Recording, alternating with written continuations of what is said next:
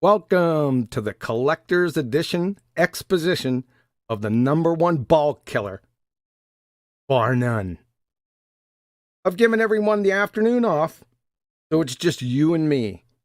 Let's call it quality cowbell time. Pay close attention, then send this gargantuan death blow to everyone you know. There was a textual error in one of the photos in the last presentation. I'll identify that here in a few minutes. It has no material impact on the argument whatsoever. And a phenomenon that's happened quite recently, some knucklehead flat earthers have decided to wield this simple argument like a 3-month-old wields a Husqvarna chainsaw. So, I'll be going through this baller chimera each week for the foreseeable future. It's so utterly devastating, folks. I'm going to kill it with such ferocity it's going to make the $6 million man crash and burn look like a fender bender. What's really cool, besides Steve Austin blushing, the ease in which the calamity befalleth it. Many thanks to Ben, Taboo Conspiracy, for bringing it to my attention, and BMLSB69 for the boots on the ground.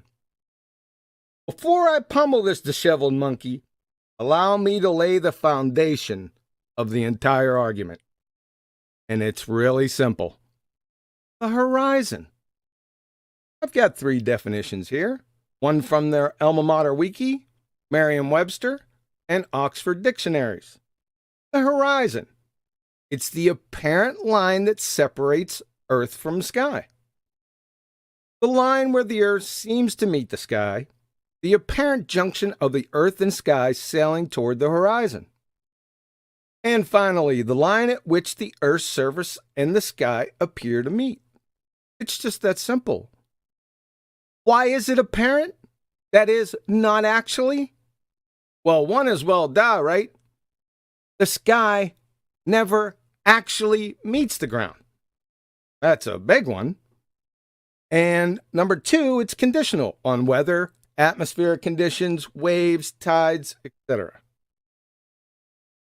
However, on the ball-tarred ball, the geometric horizon can be no more than, this is very important, critical, the geometric horizon can be no more than what its geometric constraints allow. It's based on the observer's height and the radius.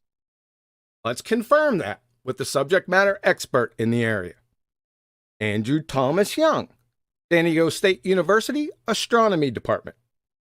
If h is in meters, that makes the distance to the geometric horizon 3.57 kilometers times the square root of the height of the eye in meters, or about 1.23 miles times the square root of the eye height in feet. That's it, folks. Now, it can be closer, the horizon can be closer than this, but under no circumstances, under any conditions, can it be any more than 1.23 miles times the square root of the eye height in feet. Hopefully, everyone understands that. Without further ado,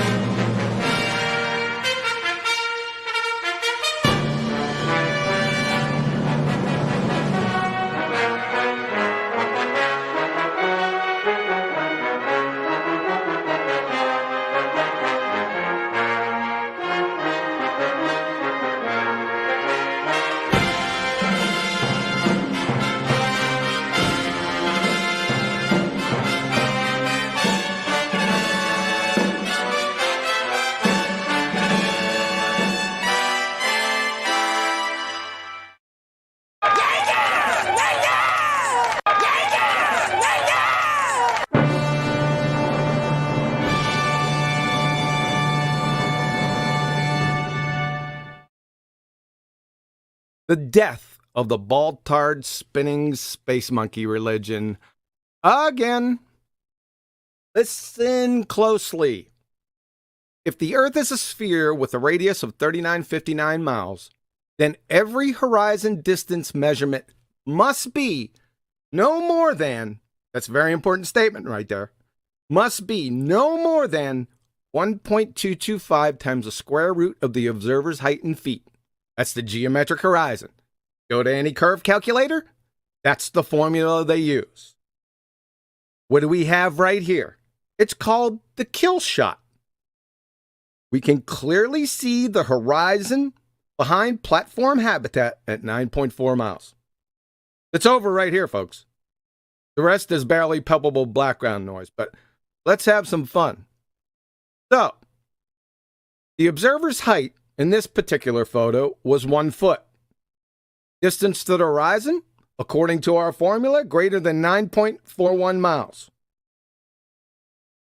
Distance to the horizon maximum for a sphere with an R radius of 3959 miles, according to that formula, is 1.22 miles. You have some big problems right here. Now, one of the rebuttals, one of the objections was that BMLS-B 69 was greater than 1 foot. Now, we're going to hammer that into the incoherent oblivion here in 1 second. However, even if he was 5 feet, his observer height was 5 feet, the maximum distance to the geometric horizon should be 2.73 miles. That means it should be before Platform Hill House, right? Even if he was standing on the shore with his camera almost in the water, at 35 feet, the maximum distance to the geometric horizon would be 7.24 miles. That is, it would be in between Platform Hill House and Platform Habitat. So that's debunked. Now for the next kill shot. Modus tollens. Holy shnikes, this is going to leave a mark.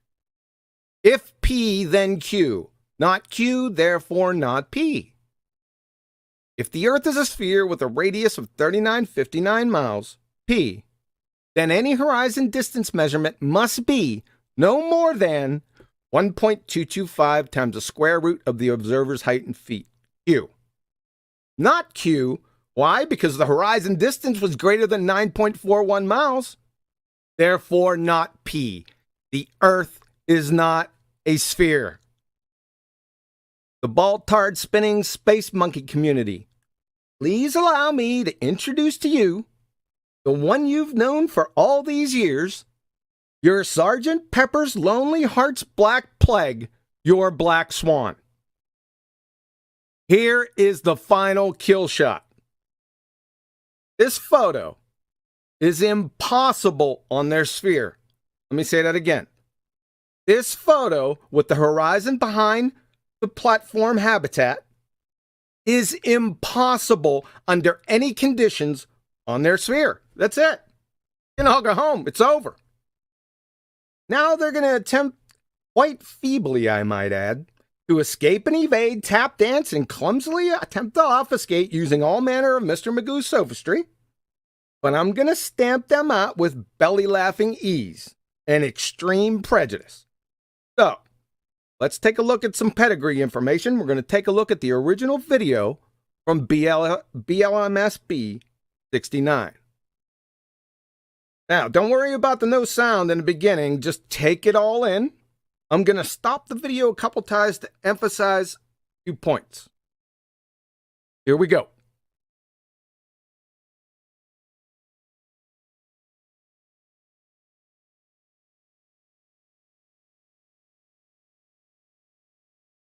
Platform Hill House. Going to identify it for you on the map.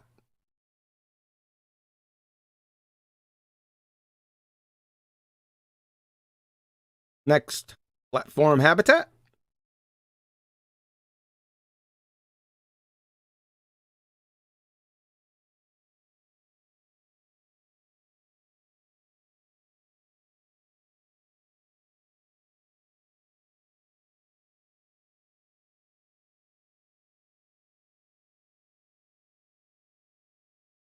Platform habitat there. He's going to orient you Platform habitat, platform hill house, observer's location. Let's get some distances, because that's all we need. That's all we're using these platforms for. Demarcating distances. So, platform hill house, the closest platform, 6.21 miles. Platform habitat, 9.41 miles. Pedigree information.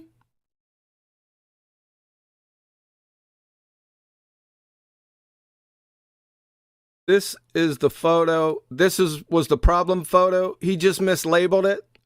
This says 1 foot elevation. This is incorrect. It's 30 feet elevation. It doesn't matter anyway, but I wanted to keep everything wired tight, so I took this photo out of the presentation.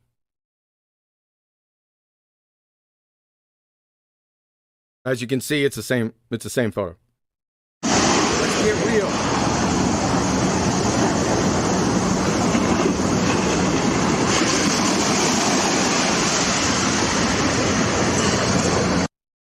Couple things here. Obviously, he's pretty close to sea level. Don't you think? I also want to get your attention over here to this landmass, right? Because we're going to pummel another rebuttal, quite feeble one, I might add, here in a couple minutes. This is Santa Cruz Island, and it's off to the right because the platforms are right here. It's going to be off to the right of these platforms. Let's continue.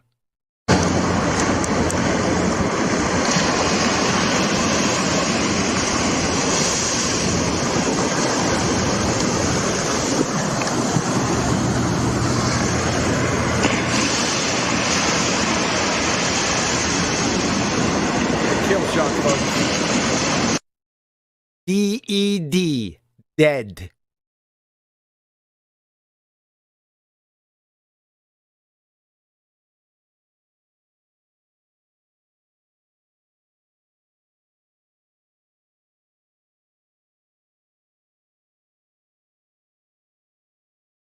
Curve calculator, one foot eye height, 1.22 miles to the horizon.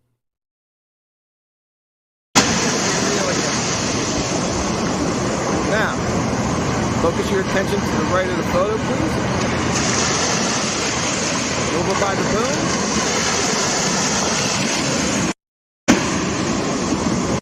Here you go. This is the end of Santa Cruz Island. It abruptly stops quite a distance away from that right platform, correct? Focus your attention over here.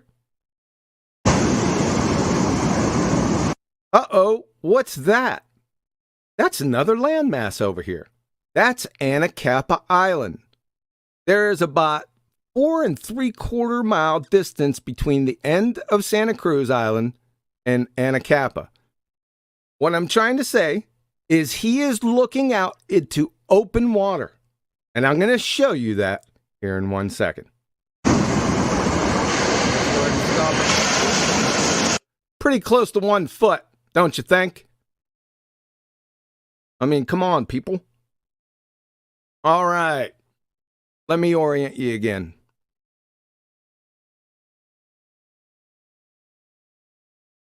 We're going to take a look at those two islands. We're going to take a look at the line of sight down the lane of the platforms and the two islands. Like I said, the one to his right is Santa Cruz Island. What do you see over here?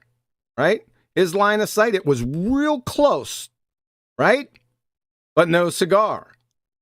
And the island to the left, like I said, was Anacapa Island. And there's 4 3/4 miles between here. His line of sight from his position through these platforms is out to open ocean. So there is no land behind those platforms. Y'all tracking me? All right? Take a closer look in here.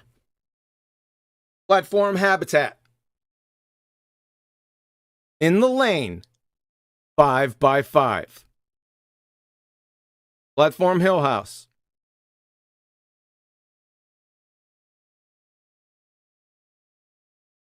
In the lane, 5x5.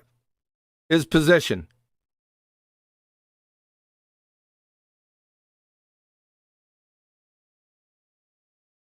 right? It's pretty close. I'm pretty close in there. We're going to take a closer look here. I don't want to go down the street view, so I'm being real careful for you.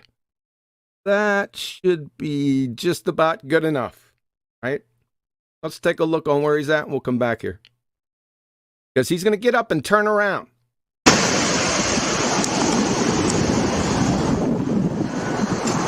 As you can see, this is the stairwell. He is just right to the stairwell, and as he walks up here, about 18 paces, he's going to shimmy to the left a little bit to align with his stairwell. Let's take a look. Right, there he goes. He's shimmying to the left a little bit. Align himself to those stairs. Right? Quite interesting. And what do we got here? Right? We got those same stairs right here. I got him just over to the right of the stairwell. This is 1 foot elevation. He's going to start walking up 7 or 18 paces. He's going to shimmy to the left and align himself with these stairs. Let me tell you something. If BMLSB 69 would go back to that same spot that he took these photos from, and I put a firecracker right at the end of this red line, I'd blow his toe jams out. Anyone willing to make that bet? I didn't think so. So, potential debunks. We already took 2 to the woodshed. The first one was BMLSB 69 isn't 1 foot elevation. Well, kind of is. I'll tell you what. I'll give you 1 to 3 feet, no problem. It doesn't matter anyway, because I took this to the woodshed in the beginning. He could have been 5 foot. He could have been at 35 feet at that same position. It matters not. Number 2, there is land or islands behind the platforms. Clearly, I showed you when we were keeping it real and with Google Earth that that's not the case. Number 3, you can't see the horizon. One of 2 things is happening here. Number 1, you need to remove the baked-on cognitive dissonance mud from your eyes. Or number 2, make an ASAP appointment with the ophthalmologist because you're dead blind. Everyone can see, just to let you know, if you look at this photo and you say you can't see the horizon, you're a horse's ass. Because I don't care. If you're legally blind, I still think you can see this horizon. You tell me. This is the kill shot. This is the black swan. Oh, number 4, the white swans. This photo was taken 2 months, same position, same observer height, same camera, same everything. This was taken in December, so 2 months after the black swan, right? No problem here, right? The sea was angry that day, my friends. It doesn't matter, though. Remember the argument. The horizon cannot be greater than that ratio of the observer height on a radius of 3959 miles. So this is before. It's fine. It's before the second platform. There's atmospheric shenanigans going on here. That's okay. No problem. This photo was taken 4 days after. This white swan was taken 4 days after the black swan. Again, no problem. Now, I watched this video. It doesn't seem that he was 1 foot. It seemed like he stood up and took this picture. It matters not, right? This is what they call a white swan. Does this observation debunk the number 1 globe killer? Look, this is a white swan. Does it debunk the black swan? No. It has nothing to do with it. You can show me 5 billion pictures or photos with the horizon before these platforms. Doesn't matter. All I need is this one. That's it. You follow? Probably not. You don't get the argument, ballers. That's the tear-jerking belly laugher. Right? It's going to be about 9 months until you can actually restate the argument. right? That's my first mission, to get you guys to actually restate it word for word correctly. Only a sentence. I'm thinking 9 months. All right, so the white swans are dead. And number 5, we all know it.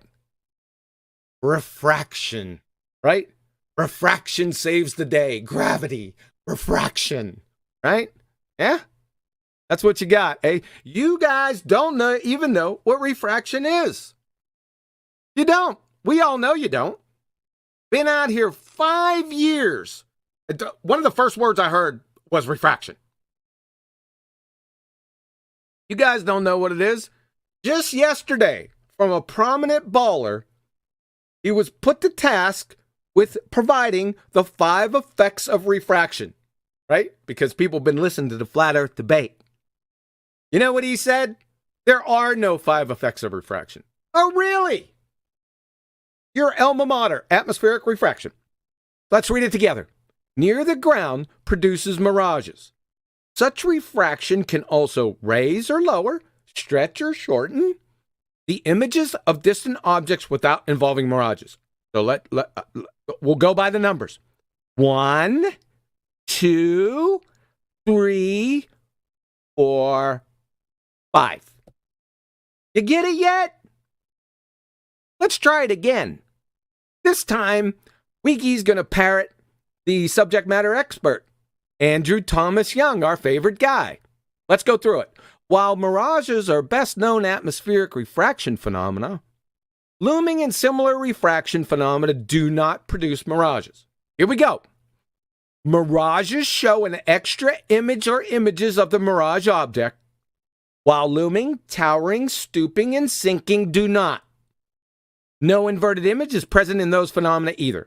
Depending on atmospheric conditions, the objects can appear to be elevated or lowered, stretched or stooped. These phenomena can occur together, changing the appearance of different parts of the objects in different ways. Sometimes these phenomena can occur together with a true mirage. Let's count them together. The 5 effects of refraction. You ready? 1, mirages. 2, looming. 3, towering. 4, stooping. 5, sinking. You get it? Now, let's take your feeble refraction and go through each one in the context of the black swan and see if it fits. Why don't we? So there are 5 effects of refraction. So is the horizon miraged? Remember what mirages are. Mirages show an extra image or images of the mirage object. So, is there an extra horizon in the black swan photo? Is there an extra horizon or horizons in this black swan photo? No? Then it's not a mirage. Get it? 1 down. Let's take towering and stooping together. From Wiki, however, this is also from Andrew Thomas Young, the subject matter expert. Towering and stooping change the apparent shape of the object itself. With towering, objects appear stretched. With stooping, objects seem to be shortened. Is the horizon stretched or shortened in the black swan photo? Is the horizon stretched or shortened? This is non sequitur. Okay? So there's 3 down, 2 to go. Sinking.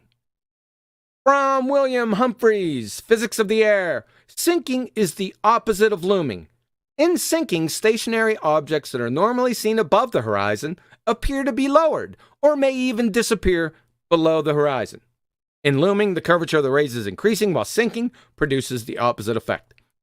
Is the horizon lowered or disappeared below the horizon in the black swan photo?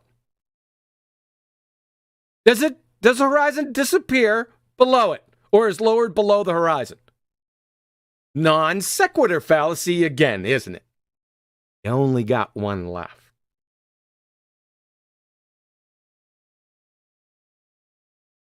Looming. From their alma mater Wiki. Looming is the most noticeable and most often observed of these refraction phenomena. It is abnormally large refraction of the object that increases the apparent elevation of the distant objects and sometimes allows an observer to see the objects that are refracted or that are located below the horizon under normal conditions. Let's take it from the subject matter expert, Andrew Thomas Young, San Diego State University. Looming, the appearance above the horizon of a distant object that would normally be hidden below it. We'll get to the rest of it here in a minute. All we need is this. Is the horizon appearing above the horizon in the black swan photo?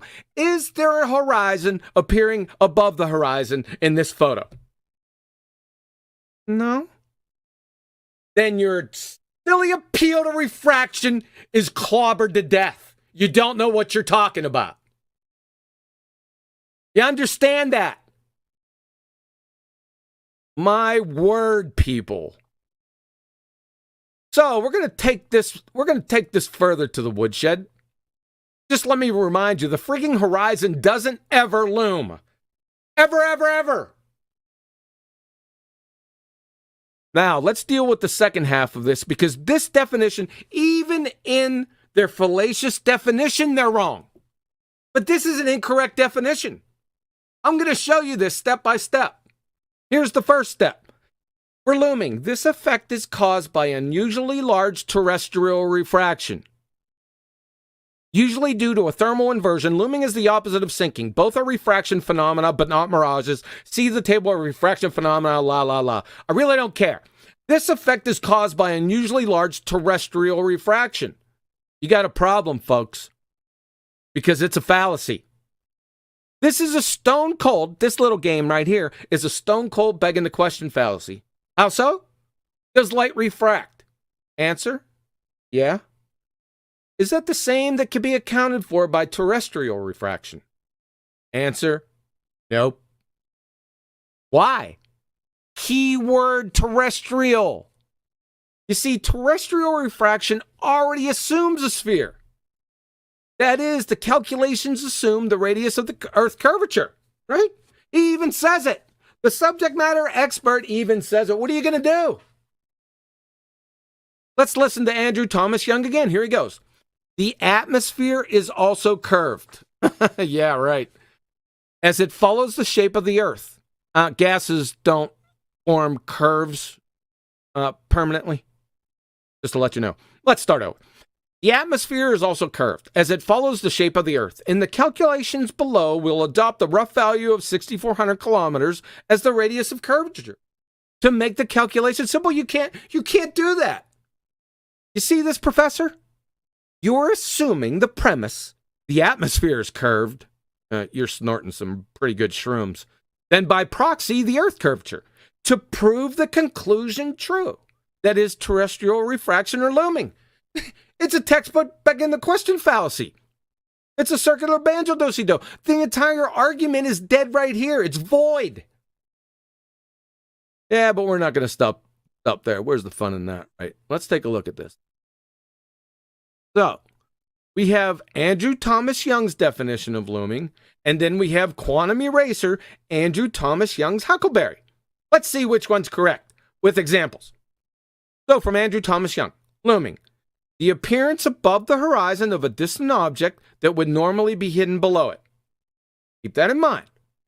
From quantum eraser, looming is nothing more than an optical illusion produced by the sky being inferior miraged underneath an object, giving you the appearance of said objects floating above a false horizon. Let's see which one of these two have some cowbell to it. All right? We'll stop here quick at Wiki. This is Wiki looming. This is nothing. This is just a blurred photo of ships. All right?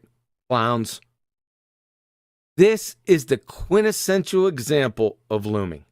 Right? And I showed this during the last presentation with a little trick. In the military, they taught us for night operations to use off-center vision. You can see better. I knew that long before the military because I did a lot of night operations before I got in there, but I digress. So what I want you to do here is I want you to look right up here, follow this along, focus on here, and you can see the horizon in your off-center vision, right? I can see it clearly, right here, right near the bow. Everyone see this? Right? So we got a false horizon right here. We have the sky being inferior mirage down here, right? And it produces looming. Whose definition is more correct? I wonder who. So we have Mick West to the rescue, right? Mick always comes to the rescue if we find ourselves in trouble. So, but Mick had a legitimate complaint here because the media was calling this same photo, right? This same photo, he took it right here. They were calling this a Fata Morgana. Now, he was right for calling them out because there is no inversion here. This is not a mirage. He's correct. He also identifies the real horizon here for you. He uses contrast. So you don't have to use your off-center vision. It's right where I said it was. Right? He also identifies the false horizon. Don't pay any attention to his shroom-induced reason because he said it was due to fog. Now, let me ask you something out there. If this was a fog bank, could you see the boat? My word, people. All right, this photo was taken, another example of looming. This photo was taken in 2014. It was the Scottish Open. Now, don't look at this photo over here to the right. Don't worry about this one. You don't even have to use off-center vision with this photo, right? You can see the horizon. I can see it clearly, right? But they go ahead and color correct over here, which makes it very clear. Whose definition is correct of looming? You got the sky being inferior miraged beneath this boat, which is giving you a false horizon, right? Whose definition is correct? Andrew Thomas Young or QE?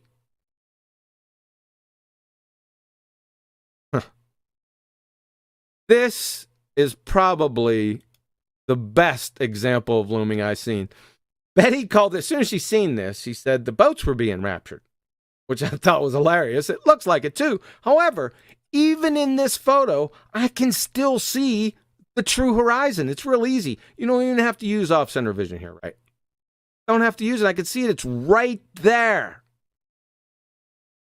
This is a great photo, right?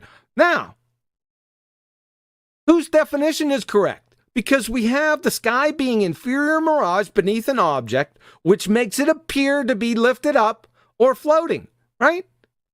You can see that the sky's being reflected here. You can see the clouds here, right? It's a collage, but you can still see them in here being reflected down, right? This is a no-brainer, man. There's the false horizon right here. Whose definition is correct? Andrew Thomas Young's or QE, his Huckleberry? Yeah, that's what I thought. I mean, this is a joke, folks. A joke. Now, let's go back up. I want to go through the argument one more time. It's going to be quick. Now, if you see this argument, let's go to this. If you see this argument presented by anyone in any other form than what I am going to lay out and did lay out before, that is word for word, including this modus tollens, with the exact same photo, it is not the argument. Is this clear? Is this clear? Let's go with the argument. Modus tollens. If P, then Q, not Q, therefore not P. If the Earth is a sphere with a radius of 3959 miles, P, then any horizon distance measurement must be no more than 1.225 times the square root of the observer's height in feet, Q. Not Q, because the horizon distance is greater than 9.41 miles, therefore not P. The Earth is not a sphere. It's their black swan. It's the kill shot. It's over. Now, like I said, if this argument is presented and doesn't go over each thing I said, it's not the argument. I don't want to have anything to do with it. I'm not signing off on it. Is this clear to everyone? Hopefully so. Now, can I please have everyone stand? For you soldiers out there, on your feet. Please remove any headgear. Do not rest in peace. spinning water ball, but in tortuous agony forever and ever you so richly deserve.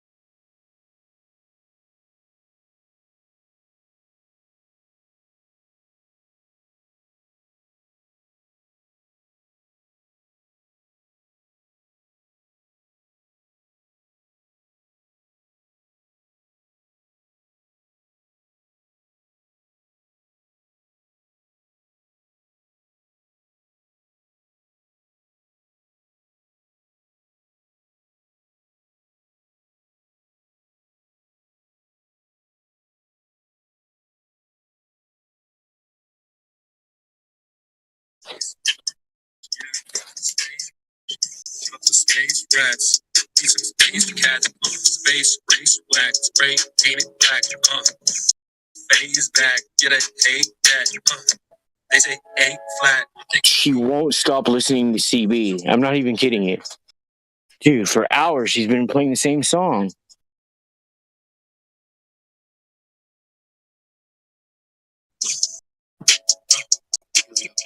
Helio, just kidding, bro.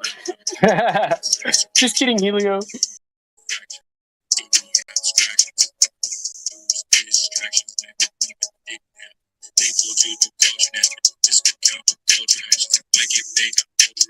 No backwards like a back doors at a front of classes. I'm on her chick, yeah, I want my glasses. Bloopers, one others, yes.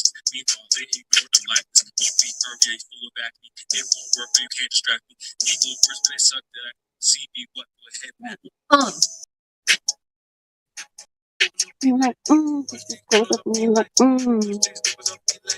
But that's good, but you're bang, you're like, See what happened to her when she goes on 24 7 Flat Earth Discord? Bad things happen to good people when you go on Discord.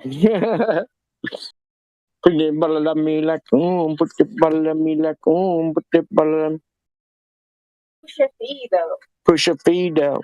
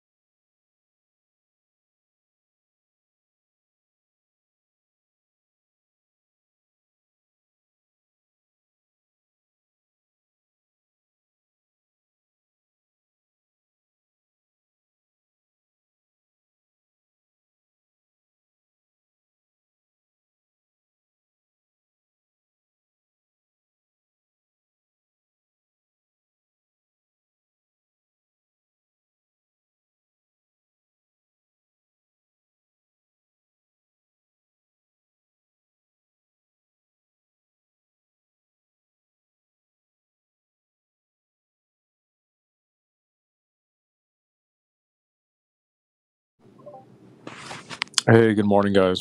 I'm gonna play the live debate, Nathan Oakley's. If you guys are okay with that, any objections, please just let me know. I'll give it a minute or two.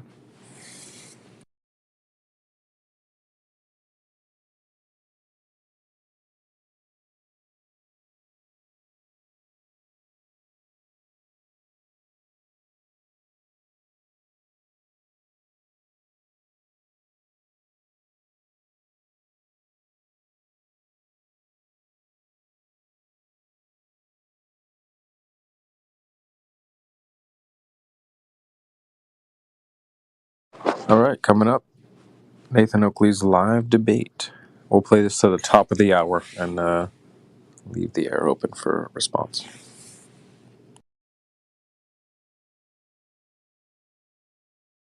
Don't be shy. The indoctrination is strong with this one. Any evidence of the distance to the sun?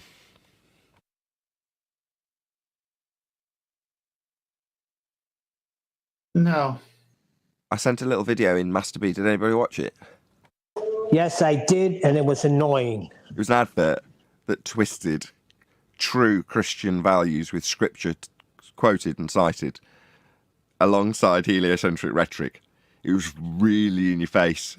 It did make me chuckle. I knew it would annoy you guys, but I thought it'd be an I shouldn't really confess to that, should I? I didn't send it to annoy you. I didn't send it intentionally to annoy you, just so that's clear. No, it annoyed me when I first saw it last week, and I sent it to a few of my flat earth friends and said, see, this is what we're fighting, scientism in the church. So I've seen it already. But they're directly intertwined, which is why I thought it would make an interesting discussion point. Because to me, there's no shock. But as a Christian that doesn't share the Catholic, Christian, Roman Catholic Church values, it's a very interesting talking point. Let's just shout out Jardu, then we'll get into it. Right, the sun is exactly double the distance as it is from half the distance from the observer. Spot on. That's mathematically correct. What? I was about to say, what the hell are you talking about? Glad maths expert Adam's here. It's double half the distance. Hold on, I'll just shout him thanks. Hold on. Jardu, I had no idea what that meant, and I wouldn't have understood it. Glad Adam's here. Thank you for the super chat. Go ahead, Adam. Yeah, it's like 1 divided by 2 times 2 is 1, isn't it? That's what he's done there. So. Not wrong. It's just scalar. Is this a clever maths joke that I don't understand because I'm clearly mathematically illiterate? No, the sun is exactly double the distance as it is from half the distance from the observer.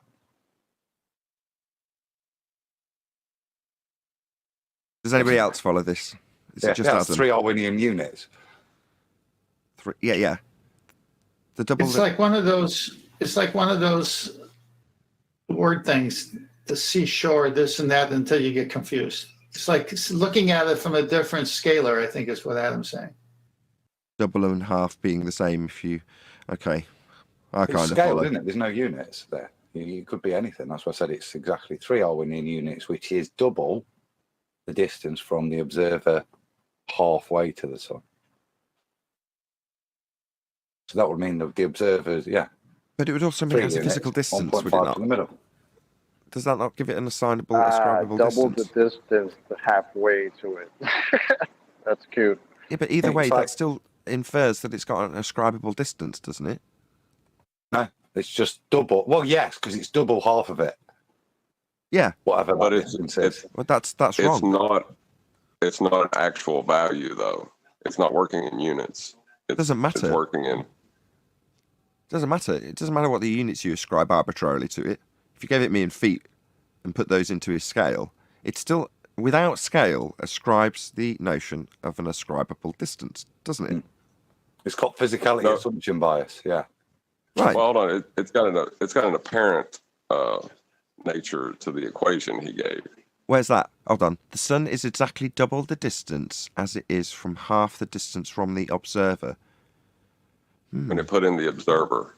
I'll get lost, Jardu. He says, how long's a piece of string, Nathan? Yeah. No, you're missing the nuance of my criticism, aren't you, Jardu? I'm saying you're ascribing something physically to it in terms of an acquirable distance, regardless of your clever use of words, which at first I didn't understand, now I do. But I'm more concerned with the actual capability of ascribing a distance to it. With scaling values, you're saying you are. Adam initially agreed with me. I don't know if he still does. I think I'm with you now. I've changed. It's not good anymore because it is, like I said, it's physicality assumption bias now. So it is assuming that there is a distance to it, which is exactly what the heliocentric model does with scaling, doesn't it? Again, it's there's a distance. No, just while, because he's paid for it. Not that I'm going to deny him what he got. You know, I am too slow when it comes to maths. So, you know, you did immediately catch me out with something that I didn't understand. I'm not going to deny it that you did catch me out. You did. You know, I didn't get it. I'm not going to lie. But once I did, which took a while, I'm not going to lie, I now am looking at the physical assumption bias. That was the term I was searching for. Arwin's not. Is he here? Well, I don't know why he hasn't piped up on I've this. said it twice to try and trigger him, but yeah, I'm surprised he hasn't obviously said not something. here. And Arwinian units. I thought that would get him up. I just assumed he wasn't here as he didn't say anything. Well, let me attack that then. Go ahead. If we assume that if physical is outside of the mind, are you saying the sun exists within the mind? He's not. He hasn't given enough information to deny a physical assumption bias in his super chat. But what you're now saying is, if we take that and expand it into perception or physicality, In general, for anyone who doesn't think that there isn't like a sun there somewhere, like there is no distance, like just because we don't know it, that's crazy. Is that what you're saying, John? Because that's what I'm saying. Well, no, what I'm saying is to say it's a physicality assumption bias, right? Is to assume that the way physical works is if it is existing outside the mind, then it's physical. Is the sun existing outside the mind? Yes. Then it's not a physical assumption bias. Why is it not a physical assumption bias if by shared experience only could you define it as only experienced in the mind? I don't follow how that does make it in a physical assumption bias. I'm now not following again. What? No, it doesn't. No. Well, hold on, let John go. Hold on, Adam. Yeah. I define physical. I said existing outside the mind. If anyone else would like to define physical, we can discuss it. But first, we need to define what physical means to you. Hold on. Just existing outside of the mind. Other people's thoughts exist in their mind, but outside of my mind. But that doesn't mean if I describe them exclusive of my own experience, that makes that physical because I've described it outside of my experience in my mind. The mind, Nathan, not my mind. The mind. Existing outside the mind. What's the mind? I was going to say that seems a bit unreasonable. How can you coalesce all of these? The mind can only be experienced by me. Or who's it? Descartes? I think, therefore I am. Well, that doesn't include you. No offense. It's not so much. Excuse me. The physical assumption of it. It's apparent position that you're ascribing the physicality assumption bias to. That's a much better way to put it. Not physical. You're just saying the location. Go on, Adam. Let me finish. That's exactly what I meant, Adam. Yes, please repeat that. So it's not to say that its location is apparent. That's not to say it doesn't have one. It doesn't have a distance to. But the physicality assumption is that where we see it and the size we see it relates to its physicality and location. Right. Now, let's say that I'm looking at it at a specific position, you're looking at it at a specific position, and we're in different positions. The fact that he added observer into his equation means it's an apparent equation as a scalar. So the position could be physical. It doesn't mean the sun's there. Hold on, did you introduce a third party into that just then, John? Because if you did, that didn't tie in with his super chat. Shout out to Jad though again, great talking point, super chat. Number one, if you introduce a third party to it, then his logic doesn't stack up in terms of half versus double anymore, because it doesn't work that way in literal reality. Yes, it does. Hold Because on. the- Hold on. if Hold the on. I want to other hear John guy- if Arwin. the third Hold on. He's part- challenging what I'm saying. I want to hear him. Go ahead, John. The third party is an observer, so it's going to be different for him. That's what I just said. And you said no. Yeah, that's, I get the what- feeling that what do you my Hold on, I Arwin. didn't Hold say on. none You'll of get your that. chance, Arwin. I promise. Go on, I John. didn't hear that. I was talking something else then. But yeah, for me, the sun would still be, I would see it in a position. Now, that position can be physical. It doesn't mean the sun is in that position. The only way you can describe that position Double is speak. angular. So you can't ascribe a position. Right. The angles observed are real. Those are not part of physicality assumption bias. It's the conclusion drawn from the angular correlations and the reification into an actual position in Euclidean space that is the physicality assumption bias. Totally agree. Okay, I'm tired of this. Hold on, John. The only thing I defined disagree with I've was defined physical. I have defined physical. Please define what physical means to you. Being of substance. being capable of, maybe I'm defining tangible, but capable of touch. That's not necessarily physical, is it? It's tangible. Having a real position in physical space. Hold on, he's already met that criteria well and truly. Hold on. The only thing I disagree with so far that John said more than anything else, which Arwin said was doublespeak, but I don't think it is, was that it doesn't preclude it, right, John, from being physical, which I would agree with. We don't know either way.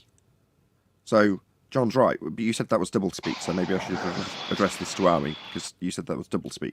It doesn't mean it isn't physical. We don't know.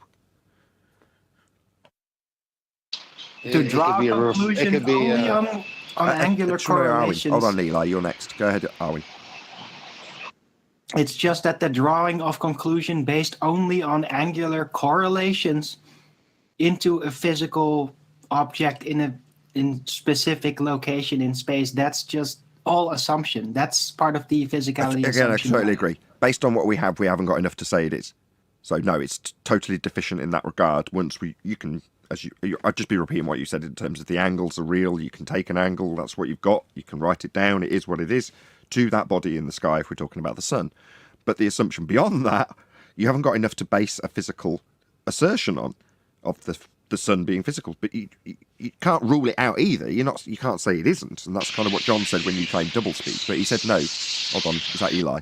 Go on, Eli. You're going to rumpus me regardless of whether I want you to or not. Go on. Yeah. No. When you said, damn, it was something you just said, and I would have added on to that. I can't remember. My last point was Can you repeat the last bit of what you said? Well, I was just saying that John's last statement, which Arwin claimed was doublespeak, was that you can't rule it out as physical. You can't say it isn't. And Arwin was saying, well, no, but you can't draw the conclusion that it is physical with the amount of information you have purely based on measuring angles to it from two different locations. Well, number one, you'd probably get different results if you tried to even ascribe a height to it. You might by chance stumble on the same maths and end up at the same height, but more likely than not, you'll end up with a different height. So how can you in any way use that information to extrapolate out a physical distance and therefore claim it's physical at all? You can't. That's Arwin's point. But John said that you couldn't not say it was physical. You can't rule it out. I'd agree with that. Because my problem with what you said is that we can't know if it is physical.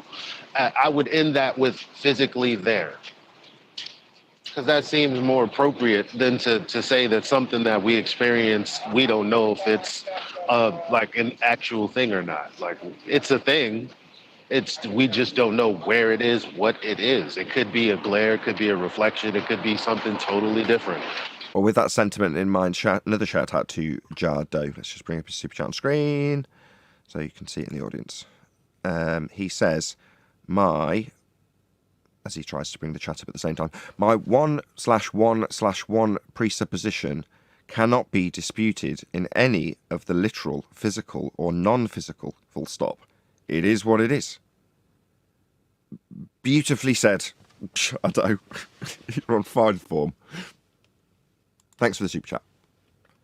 Any more for any more on the sun? Yeah, just to back it It's over there. both. Well, the statement from Arwen and what we use is it's a physicality assumption bias. It's not to say it's not physical, it's just to say whenever we view this, we apply a physicality bias, even though it's not provable or disprovable. We should consider both, but in most cases, we always assume physicality bias. Correct. Well, I would like to add on just one thing, just real quick. Where in his equation he gave did he give physical?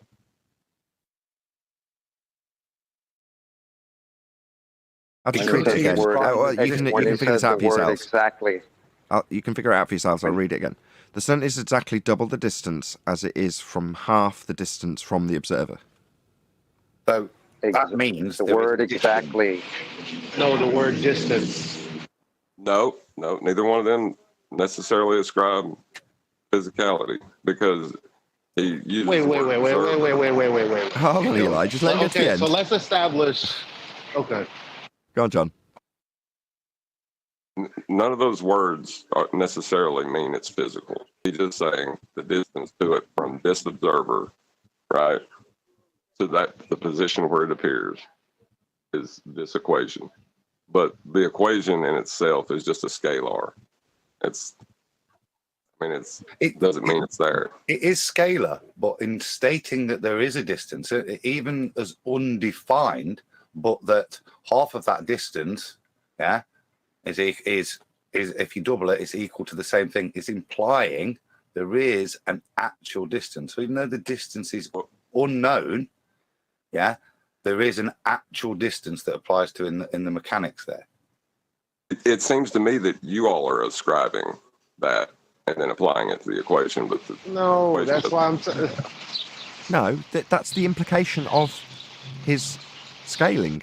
That's the implication that it's got a physical distance ascribable because of his scaling that he's saying he can measure. That's the implication, not our extrapolation. Well, see, the thing is to that observer, that's what distance it appears to be to him. And it doesn't matter which observer looks at it, that's going to be the equation that works for them. But that doesn't mean that equation, it's just a language trick. There's only one observer in the equation. The sun is exactly double the distance as it is from half the distance from the observer. Yeah? So the sun is exactly double the distance from the observer to the sun as it is from half the distance from the observer to the sun. Gardo asks, does that mean I get 3 Bitcoin? Lol. No, no, it doesn't. No, he owes us 3 after this. It's only worth about a $5 now anyway. Yeah, but distance is a concept, right? That's something. No. No. Yeah, it is. No. Measurement. No, it's not. Yeah, the concept of distance. Yeah. No, it's I mean, not. you can apply Like, it. that's You your- have to your- apply it in units. You have to apply Okay, it but in units. no, something physically has the distance when you measure it. What are you talking about? When you apply units, right? No, when you figure out when you figure out how exactly you're gonna like what unit of measure you're gonna use to determine what the distance is between you and a thing. You know it's a distance. You're just trying to figure out, okay, what language am I gonna use to describe this distance? There is a distance. What? To the There sun? is no, Ari, no. You're right, It's Eli. There is a space distance. conception. It's what conceptualization we're going to describe that distance in. Is space a conceptualization? Hold on, I think What I does follow that what have John's to- trying to say that's here. a Hold on. Let non-sequitur. me just see if I can pick it up a what fake John's putting name. down. What I think John's trying to put down is that until the point that we exercise his clever linguistics, there is no reification and there is no mathematics and there is no measurement. Therefore, there's no physical assumption bias. It's only upon us discussing it and employing his scalar do we reify it, and therefore we put the physical assumption bias into it. I think that's what John's putting down. If I'm wrong, just tell me. Well, as soon as somebody just a makes a language. That would claim be about John. an actual That would position, be John. Thank you. Yeah, it's just a language trick. It's a trick of language, and until we ascribe those meanings to it, it doesn't mean that. Well, since I literally brought up the word physicality assumption bias originally, I'd like to make sure that the details of it are always cleared up, because it is a process in the mind, right? It's not as soon as your mind just says, look, because the angles line up over the terrain somehow visually, I am just going to draw the conclusion and reify that it is a position. Now, it doesn't have to spell that all out. They just say, oh, look, the angle lines up, so it is there, right? Yeah, as soon as they do that, physicality assumption bias has gotten the better of them, and they probably don't even realize it. Yeah, you're absolutely right, other than get the better of them. Well, I think what John's trying to say is, this magic trick, which I'm sure now that he's mentioned it, I'll see it popping up all over the place, is a sort of, what's the term, where you leave as the magic trick user, the one who's actually using this linguistic magic trick, no real guilt once the person falls for the trick. It's up to the person that's having the trick foisted upon them to actually take the steps of reification, which in some ways you could say absolves the person who's instilled the magic trick of any guilt. Oh, well, I didn't tell you to reify this into a physical distance. You did that of your own volition. I am not guilty of that. Now that the penny's dropped, I am picking up what you're putting down, am I not, John? I need clarity then, John. So, with what Nathan's just said, it's not a physical distance. So what sort of distance is it?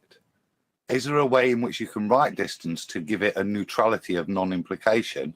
Or does it just by its own volition have that inherent meaning? No. You're focused too much on the question. Let me just answer for John. I'm sorry, I'm rumpusing John when your question was to him, Adam. No. There's a subtle nuance. Forget about the equation. What I think John's trying to say is that until we do something here, Adam, right? The question that was put out in the super chat by Jardu doesn't involve Jardu doing anything in terms of ascribing or acquiring a physical distance to anything ever. We have to take those steps, don't we? Therefore, we have to reify it and then argue that he's made us reify it. Oh, what a bastard. He's talking about ascribable distances is how I started this off.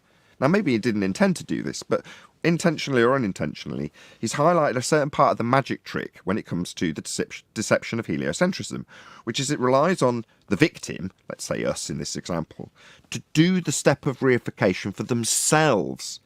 In this case, physical assumption bias of a distance to the sun. Now, this links back to the directly and overtly ascribing distances when quoting Jesus and the Bible in the advert I posted to the guys in the Master B chat, just for a discussion point. But in this instance, it's very different. It relies upon you taking the step yourself to make the reification into a reality that you experience in your mind's eye. But the person who's voiced that upon you has no guilt. Yeah? So Jardu hasn't made you do that. Now you're going through the steps of what you are doing in terms of how it's unfair that he's made you do it, to reify it, to give it a physical distance. He hasn't made you do that. Maybe I'm reading too much into what John said, but John, can you just, if I'm wrong or off or not summarising your point correctly, hopefully we'll get a response from John. That's pretty close to what I was thinking, yeah. Like, the concept, there's a concept of distance, and then there's when you apply distance in reality. There's our conception of things, and then there's their physical nature. No. Well, it's a trick that he's playing with the conception of something and using the scalar with it. I see it as a claim on his part. Just a solid claim to me. I do too. I mean, you can't. How you gonna say? Use words like the, is, exactly, distance, and say not me, you doing it? Like I don't. All right. Okay, how about this? The sun. It's a solid claim to me on their behalf. It's not. I'm not ascribing distance. He's stating there is a distance, right? It's not stating what it is, but he's stating it's physical. Yeah, that's tongue in cheek the way he describes the distance afterwards. Yeah, but he's still making a claim that the sun is a particular distance. Right. Yeah. So he technically sneaked in a presupposition. Yeah, it's his first sentence. The sun is exactly double the distance. So it's making a statement, yeah, of a claim to me there. There is no foisting this for me to interpret. What I've got to interpret is, could I apply the scalar part of the sentence, which is, as it is half the distance from the observer? Am I prepared to reify that into something to try and make this actually have any real meaning, some inference to it? But the first part of the sentence is a claim to me. It's not anything I need to interpret. Well, hold on, because we use words like the distance, is what Elijah said. I'll get to you, Adam. But the and distance, okay, how is that any different than saying the sun? Like, well, is the sun physical now? Or No. Distance already invokes physicality. The distance from me to Arwen is exactly half of the distance from me to Harperbury to Arwen or to Nathan. It's describing a distance. It's describing something physical, unless, and the way out of it is, as you did, to claim that distance is conceptual. That's the only way forward. But that, to me, a little bit naughty, because in any generic understanding, when we're describing distance, we are describing physicality between two physical things. Right, until the moment that you apply a system. One at a time. Hold on. Go ahead, John. And everyone else mute just while John's talking. Thanks. Until the moment you apply a physical a unit to that distance, you've not done anything. You're talking about a conceptual idea of distance. You're not applied it real world. No, as soon as you invoke the word distance, you invoke position. Doesn't matter, you are not adding a numerical value to it. Well, a line, okay? A line has distance, does it not? Yeah. A physical line. Yeah. Well, a line is just a geometric concept. Okay, a line's a geometric concept, distance isn't. A line's a physical thing. It could be. We'll draw it on a piece of paper, it is. Right. So the distance of a line in mathematics. Hold on. The distance of a line in mathematics, not drawn on a sheet of paper. No, not in mathematics. Then it's not real. It's in mathematics. Well, as far as I can tell, his claim has never stepped outside the realm of mathematics yet, because he's not ascribed it to anything physical. Hold on. So back to the original question then. So what's the sun then? We don't know, so we can't rule it either way. You've already disclaimed that right early on, John. You can't rule it out, but you can't say it is based on what we've got so far. One of the things is ascribable distance. That's what he's asserting. Therefore, I'm going to go with my original objection, which is basically what Adam said 3 minutes ago. No, he's definitely ascribing something to something we see in our day-to-day lives with a measurement that to be made in physicality, i.e. the measurement's going to be made in physicality. But whether or not it actually gives you the distance, well, definitely not. That's not enough. Doesn't mean it hasn't got one or it's not physical either. But he has incorporated that when he talks about the sun with a physical measurement being made to it. Because it's a physical measurement he's talking about to the sun, isn't he? Half the distance versus double. No, he's talking about it's not a physical measurement he's talking about. Where in his super chat did he say take a physical measurement to the sun? Doesn't have to say the word physical. He just invoked it by, look, half the distance. If you double that, you have the distance. And then basically not making it involved anymore. That's a trick invocation. He invoked the distance, but not in a relevant way. So it was just a trick. Doesn't need to trick anybody. The words in English. Yeah, it would trick anybody. But if you're going to take it into mathematics, then he would have had to make the statement to the obvious to go against it and say this is within mathematics. But if you read the English, then unless you're going to ascribe different meanings to the word distance, to what it means to everybody, and the sun, when you're talking about it in this sentence, the English is quite clear. There's no trickery. It's a statement of fact that the distance between me and my microphone is exactly double what it is between me and halfway to my microphone. Okay. Well, this is one of the problems with ambiguity of language. It's not ambiguous. That's what I'm saying. It's very clear. To make it ambiguous, you've got to put the other words in to allow it out of just reality. This is a physical reality statement, and there's nothing in there to say mathematically it's this, or you could calculate it like this. It's just a straight statement of fact between two things: the sun and the observer, me and my microphone. The only other thing that's happening. Well done, Eli. Once you've got your mic open, no one else is basically allowed to talk. So go ahead. No, I'm sorry. Go ahead, Adam. I thought you know. No, done, bro. Off you go, mate. I want to say something. No, Eli. No, Eli.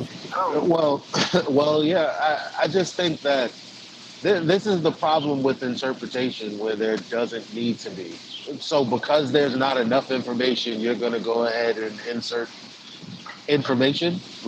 Like, no, the dude said distance. The dude said it is. That's it. Like, that's what he said. I'm like, okay. Like, the only problem is the needling of the words that you guys are doing.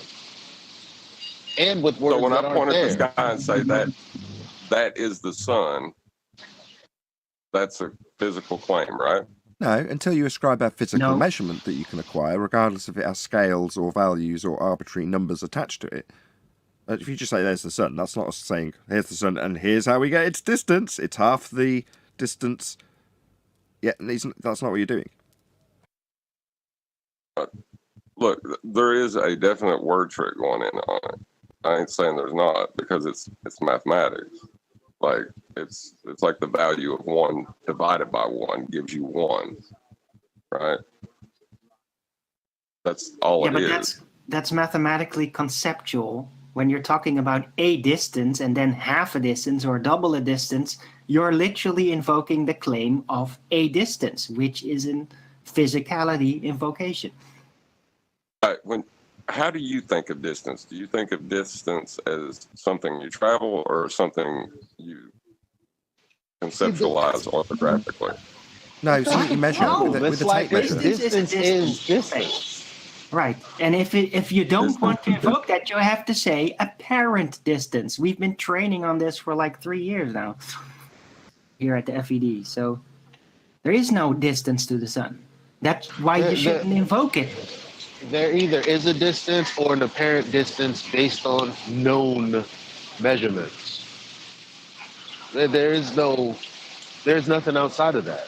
Yeah, but no distance. Unless you're talking about the distance is the distance between me loving you and not loving you, which is a totally different thing. We're not talking about that. The whole point is there is no distance measurement. There's only angular measurement.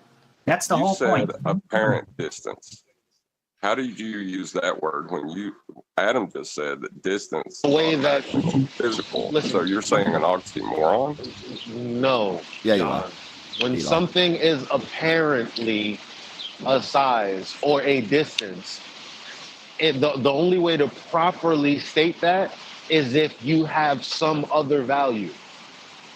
The observer. I brought that up. Not observer. Yes. Because if you have an apparent size, it's because if you have an apparent size, if you're using the word correctly, it's because you already have something physical known. Are you saying that or not? No. I'm saying that when Glovers use apparent, they're making shit up because they have no distance or size or any kind of anything physical when they're talking about things in the sky. When I'm talking about apparent and I'm saying this pole is apparently this size, it's because I already know the distance, or this distance is because I know the size. I think you're getting confused now. Apparent size is angular size. They're the same thing, right? So if you say this has an apparent size of X, well, it means that you can say how many radians it's got or whatever. You've got an angular size. That's apparent size. What you're saying is, if I look at something and say it's got an apparent, in quotes, size, you're saying, well, if I look at a sticker of a sun that's on the other end of a stadium and I'm on the ground on the football field looking up at it, you're saying, well, I can say roughly how far it is because I've got rough variables to be able to calculate it. That's a calculable roughly distance to something, but that's not its angular size or apparent distance. It's neither, because the apparent size would be its angular size. That would be if you got out something to be able to physically measure the angle that you have to it, then you can measure that. Doesn't mean you know its distance, because you don't know how big the sticker is at that particular point. But if you've got other reference points along the ground to it, you can calculate it. You can back calculate how physically big that sticker is that you're looking at. Now, when you compare that sticker of a sun at the other end of a stadium, and just discount Eli's use of the word apparent in that regard, you compare that to the sun where you can perform the exact back calculations or calculations to it. But they don't work. You change your distance, you change your angle, technically that should change its height, and it doesn't. If you move up in altitude and measure the angle, it should change the angle, and it doesn't. So none of the things that we ascribe in physical measurement terms apply to the sun when you try and back calculate it into its height to get a physical position. They never work out correctly. Doesn't mean that you can't utilise the angles to it to back calculate where it is above with great accuracy. You can. You can get a 2-for-1 out of the angle for the baseline distance, but that's it. You can't use the hypotenuse to calculate the height, because it alters when you alter the angle. Therefore, any of the typically ascribable distance assertions, which when that super chat came in from Jardot, would be assumed by anybody who John is saying, well, that's just a verbal trick that you then have to fall for. Well, no, but in general terms, any reasonable common man would have that assumption when talking about measuring the distance to anything ever. But in the sun's case, it doesn't apply. So it's the exception to the rule where the trick comes in. So you can still call it a trick. We both get to win here because it is, but only in respect to the sun, as opposed to anything else that you could measure ever on the ground that you could just literally take a walk over to it with a tape measure in your hand and measure if you were right or not. I'm not going to argue it any further, but there was the word apparent distant used, like that grouping of words. Now, fair enough. Hopefully this has been the most value anybody's ever got out of a super chat ever. I was going to say that was for such an innocuous comment. It's I was only making a joke, says Jardot. Yeah. He didn't, but I'm speaking for him. Those are the best jokes. Those are the jokes that make us think and that test our resolve. Apparently. Was my conclusion okay? When we're talking about measuring anything ever, we can just take a stroll over to it and confirm our measurements were correct. When we back engineered maybe the distance based on a few of the variables that we already had, well, we can feel very smart when we verify it. How do we verify it with the sun? We don't. Not only don't we do that, it doesn't work out correctly when we do the same thing from different distances, because you get different angles and therefore different heights. No, we just don't know. It just doesn't work out with those mathematics. Which means the sun, forbid me for being a little bit goosebumpy when I say this, is absolutely astonishing. It's the most amazing thing ever. Yeah, our sky is truly beautiful. Not only in what it looks like, but what it does. It's amazing. And we haven't got the vaguest clue why that is. We can use aspects of it to great effect. Very useful. But what it is and why it does it is beyond all of us. Now that makes me very happy. Handiwork. You can call it God's handiwork if you will. I am just truly overwhelmed when I try and comprehend why it does what it does. It's amazing. And again, as a flat earther, I can look at it without any preconceived notions about what it must be in order to do that and just go, wow, that's cool. I'd love to know why it does that. I don't. And any of the current explanations that have been offered me definitely don't explain it in any consistent way that I would accept, because they've got flaws and they shouldn't have if they're explaining it in any reasonable way. And they're not. So therefore, what are you left with? Well, a childlike wonder about what it is. That's about it. And a reasonable comprehension of how amazing it is to do what it does. But that's it. I think that's why they're jealous of us, actually, because we do have that childlike wonderment of the sky, and they don't. They're held to what they were told. Yeah, it's pretty sad. I do pity them in that regard. I think John also does. He's got too much empathy, if anything. But yeah, it's sad. It's sad that, you know, a lot of the potential for being inquisitive is robbed from you as a child. And certain aspects of the world, it's back to the Truman Show example when he sat in his school class asking about exploring. Well, that's a kind of childlike wonderment and inquisitive nature that's drilled out of him when she pulls down the map and tells him everything's already been found. Nothing for you to do. Oh, right, well, I'll get about my day filling this soda can machine or whatever it is that Truman does, sell insurance. Yeah? Well, that's great if you need the world to keep going and people to keep buying insurance. Not so great if the person actually had or may have gone on to fulfill some desire in terms of exploration. That's robbed from us all. But that's why you have guys like Jem Panda out on a day when people are trying to spread truth, screaming in pain. It's because it's the biggest part of the deception. Most people don't want to admit that they've been fooled. And in terms of my, well, what else am I offering? Childlike wonderment? Well, that's not very good. Well, the people who are in charge think it's extremely important, to the point where they've locked down the notion of exploration of the sky, to the point where they give you constant narratives about what it is and isn't, in the form of NASA. Well, that's an expensive endeavour, so it's obviously important to give the general public some sort of idea about what the sky could be, with a rhetoric that says it is this. And they've been doing that through all of recorded history, because every religion has always pointed up and told people what's going on. You know, that's kind of their MO, and that's how they control the people under their rule. But I think the Bible's the only one that says do not worship these things. I could be wrong. These things that are telling you what they are. Yeah, the lights in the sky. Yeah, you're wrong, Neil. Well, it's just like don't regard them as God, the creator themselves, because they are so mystifying, right? And that mystery leads you to think like, wow, it's so complicated, it must be God. That is something that might happen. I think it's pointing at that.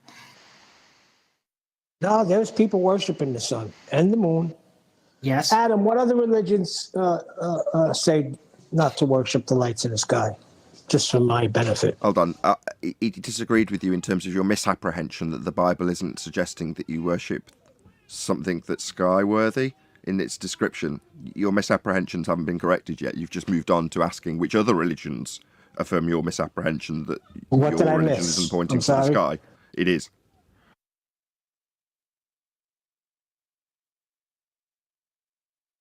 Where does the Bible say that you should worship the sky?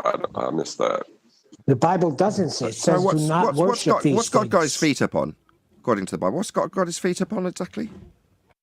Footstool, earth. What's that? Oh, really? The sky. Oh, really? That's fascinating. Sorry, what were you asking again, John? Are you worshiping a footstool? I don't Is that know. what you're saying, Does that Christian? sky that is a footstool got God's feet up on it? No, the Bible says don't worship creation, but the creator. The guy with his feet up on the sky. No, but I'm specifically talking about in Scripture where it says do not worship the lights in the sky. Let me find it. Or It's Paul the lights knows in the where it sky is. with God's feet on them. Yeah, you can worship God, but not the lights. Who's got his feet on the sky? No one's picking this up yet. No one's saying yes. But I haven't heard a single Yeah, affirmation yet of what I'm saying. I God did is- say yes. So are we clear now that they're all pointing to the sky then in some form or another and telling you what it is and isn't? Meanwhile, just to take I it away said from that. Christianity, because this is obviously a bit of a salty wound I'm opening here. Meanwhile, what Neil said earlier about them having a very specific worship of the sun, yeah, that's what the heliocentric religion, make no mistake, it is a religion, people who are watching and don't think it is. Yeah, it is. A sun-worshipping, sun-centric religion. It's in the title. Heliocentric. sun-centric. That's what this religion that you, on a ball earth, worshipping the sun with earth tilting towards it, are doing. You're in a sun-centric religion. Shout out again to Jardo, who's given me 4 super chats so far. You all failed. I win. The sun could be anywhere, but my equation will always work, says Jardo. Thank you very much for the super chat. Damn him.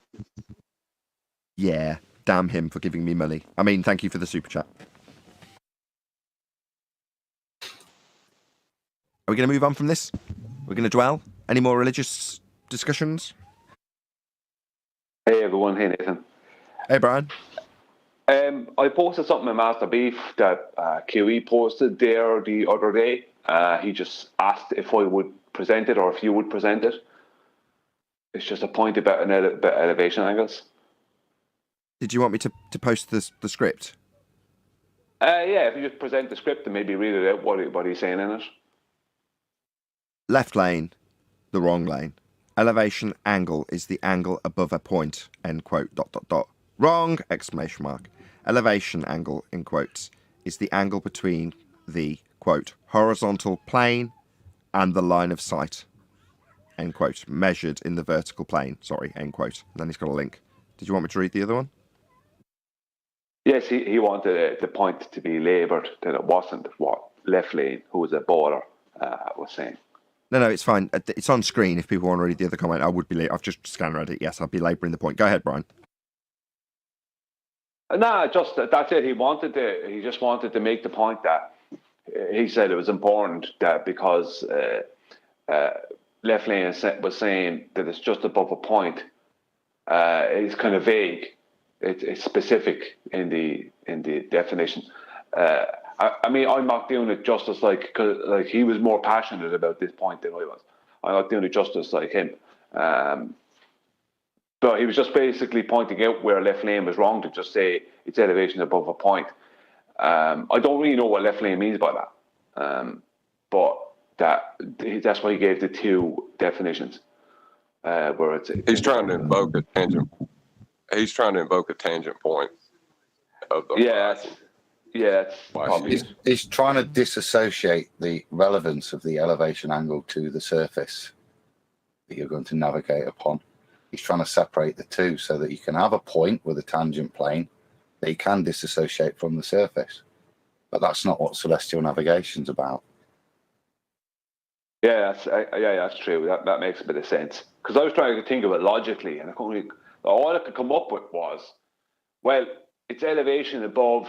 If you're talking about a celestial body above its GP point, that puts the GP point in the horizontal, in a horizontal line with the horizon. But that's not what he was talking about. That's not what left lane's talking about, obviously.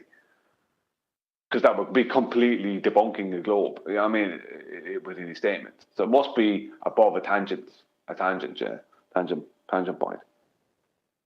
What's GP? Begging the question. What's GP? Geographical position. Oh, no, it can't be what he's talking about. They're not talking about the ground. No, he must be talking about it. Because I actually, would you believe, just till Adam and John said there, I never even thought of it. Yeah, he's talking about a tangent point. Because they always have to keep on avoiding reality, don't they? They're always begging the question secretly these days. They never say it. They're always secretly begging the question. So that must be what he's talking about, above a tangent point. What's a tangent point? It's a tangent to something, isn't it? What's a tangent to? You know, a geometric horizon, whatever, you know. When you're done, can I read something, Nathan?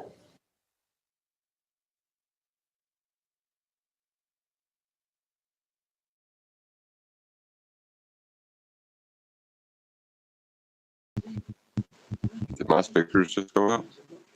May I read something? No, everyone was just in shock because Neil just didn't read it, just come in and say it. He asked.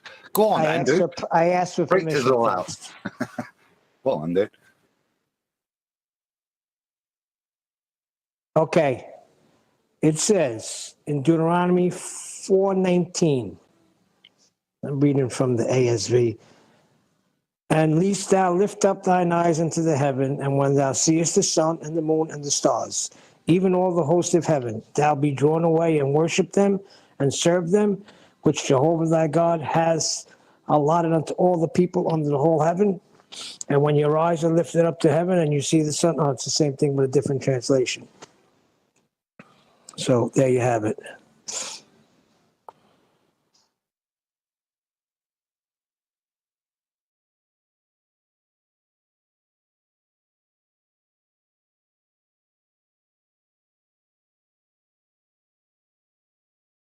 And am I coming in? Yeah, just put it on screen, people. So, unless thou lift up thine eyes unto heaven, and when thou seest the sun and the moon and the stars, even all the hosts of heaven, shouldest be driven to worship them and serve them, which the Lord thy God hath divided unto all nations under the whole heaven. Shouldest be driven to worship them. Interesting. Not sure what that's saying, Neil. It's telling you not to, lest thou. In other words, don't. You had to go a little bit in. My God has divided unto all nations under whole heaven.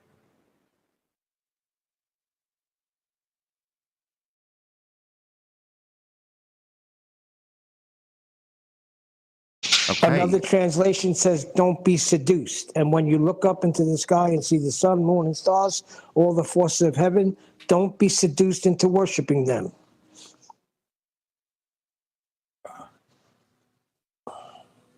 Come on, we know people worship the sun. We know they worship the moon. It's not an uncommon thing. Well, I know that the... Sorry.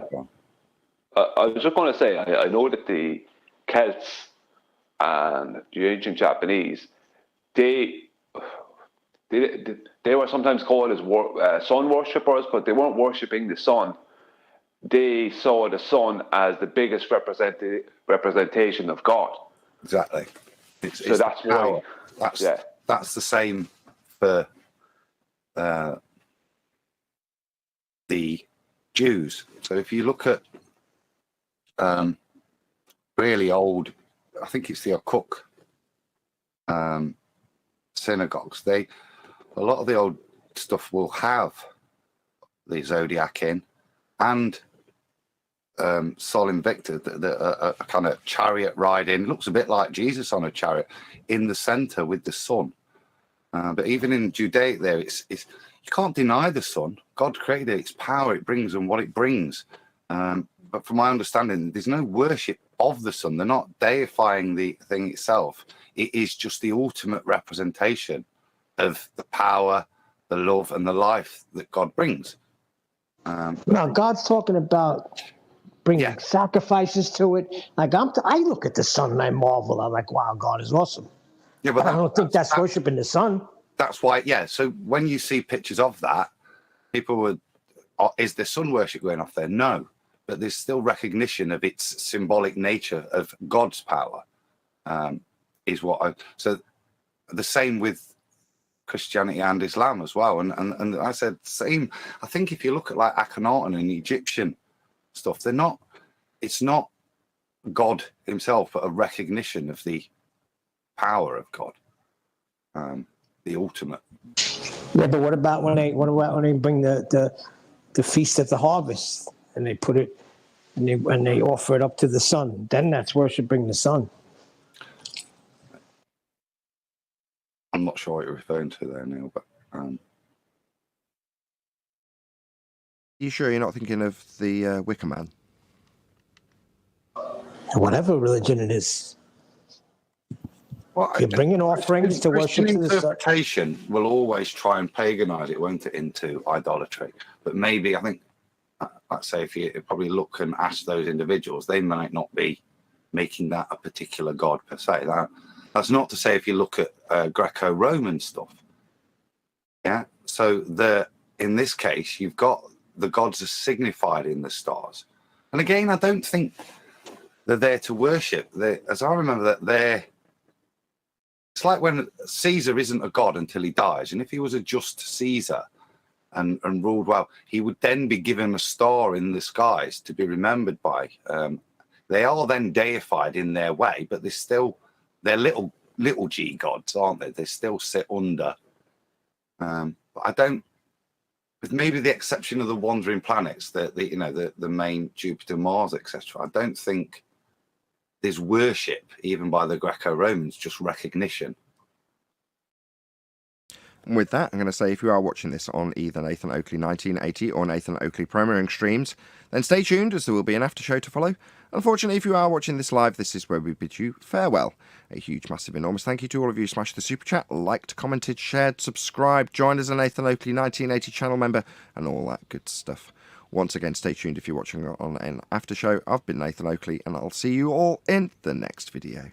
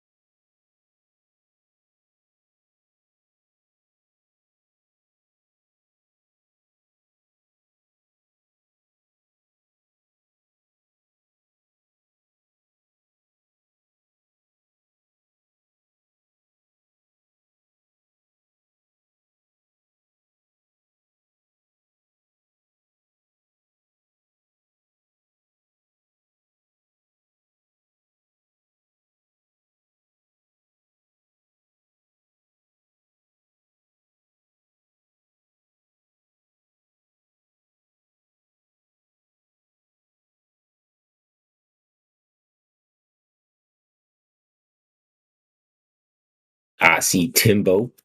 Shout out to the rest of the crew, guys. What's going on, folks? Hope everybody's doing good out there in Flatland. Mother Earth, let's go.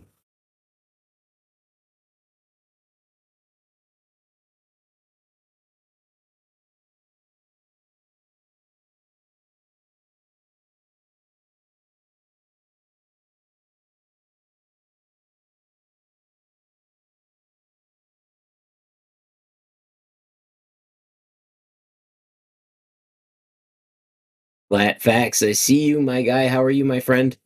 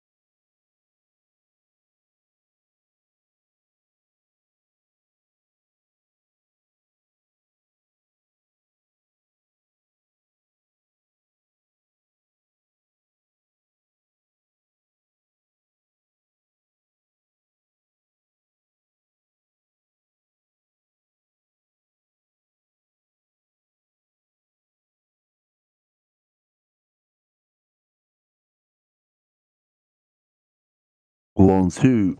Hello. 1. Oh, hey, it's working now. Hello. Oh, anybody there?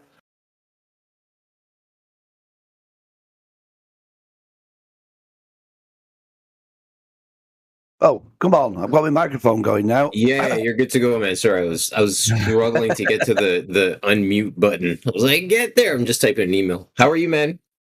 Hey, I'm good, mate. I'm good. Well, more than good. Absolutely fantastic. Yeah, sorry about that. I was, for some reason, it wasn't picking up my mic, so I had to just play around with the settings a little.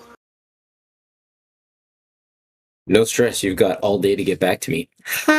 Get it all day because I'm sitting here just working and chatting.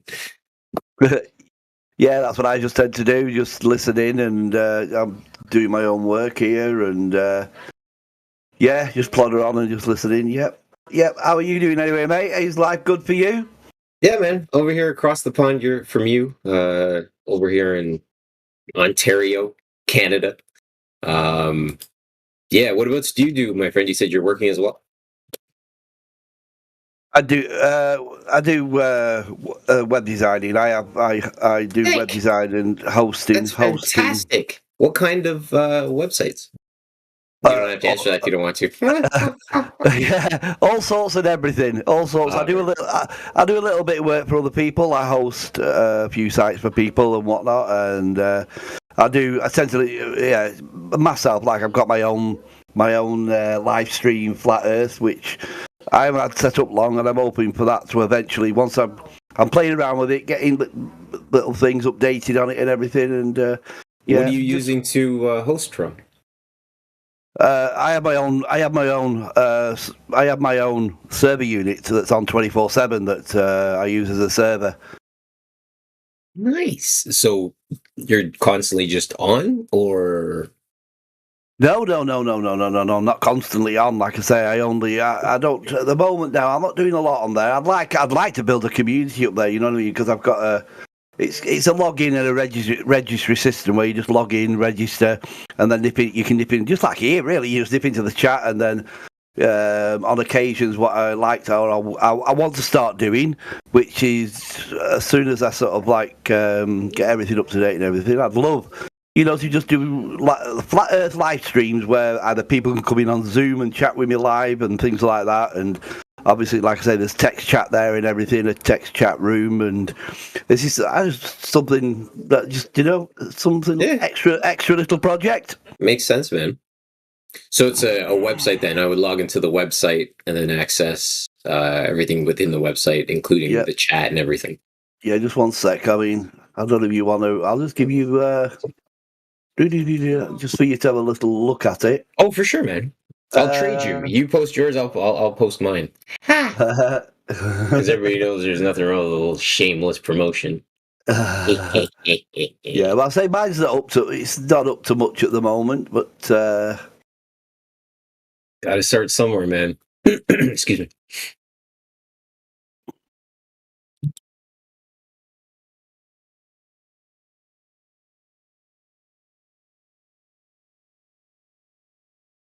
Yeah, I put a link there in the chat. Yep, gotcha. Now, I think that will send you straight to the registry. I think on that one, I'm not quite sure if you can. I'm not quite sure if you can log in as a guest. I'm not quite sure what I've set that on at the moment, or you have to register. But yeah, that's my particular website that I'm setting up at the moment. Like I say, I mean. So long, just let me log in myself and let's see what's going on.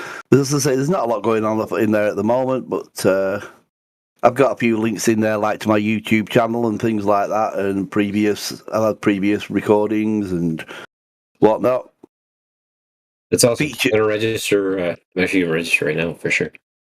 Because I mean, it's family support, right? At the end of the day, that's what I like about this community.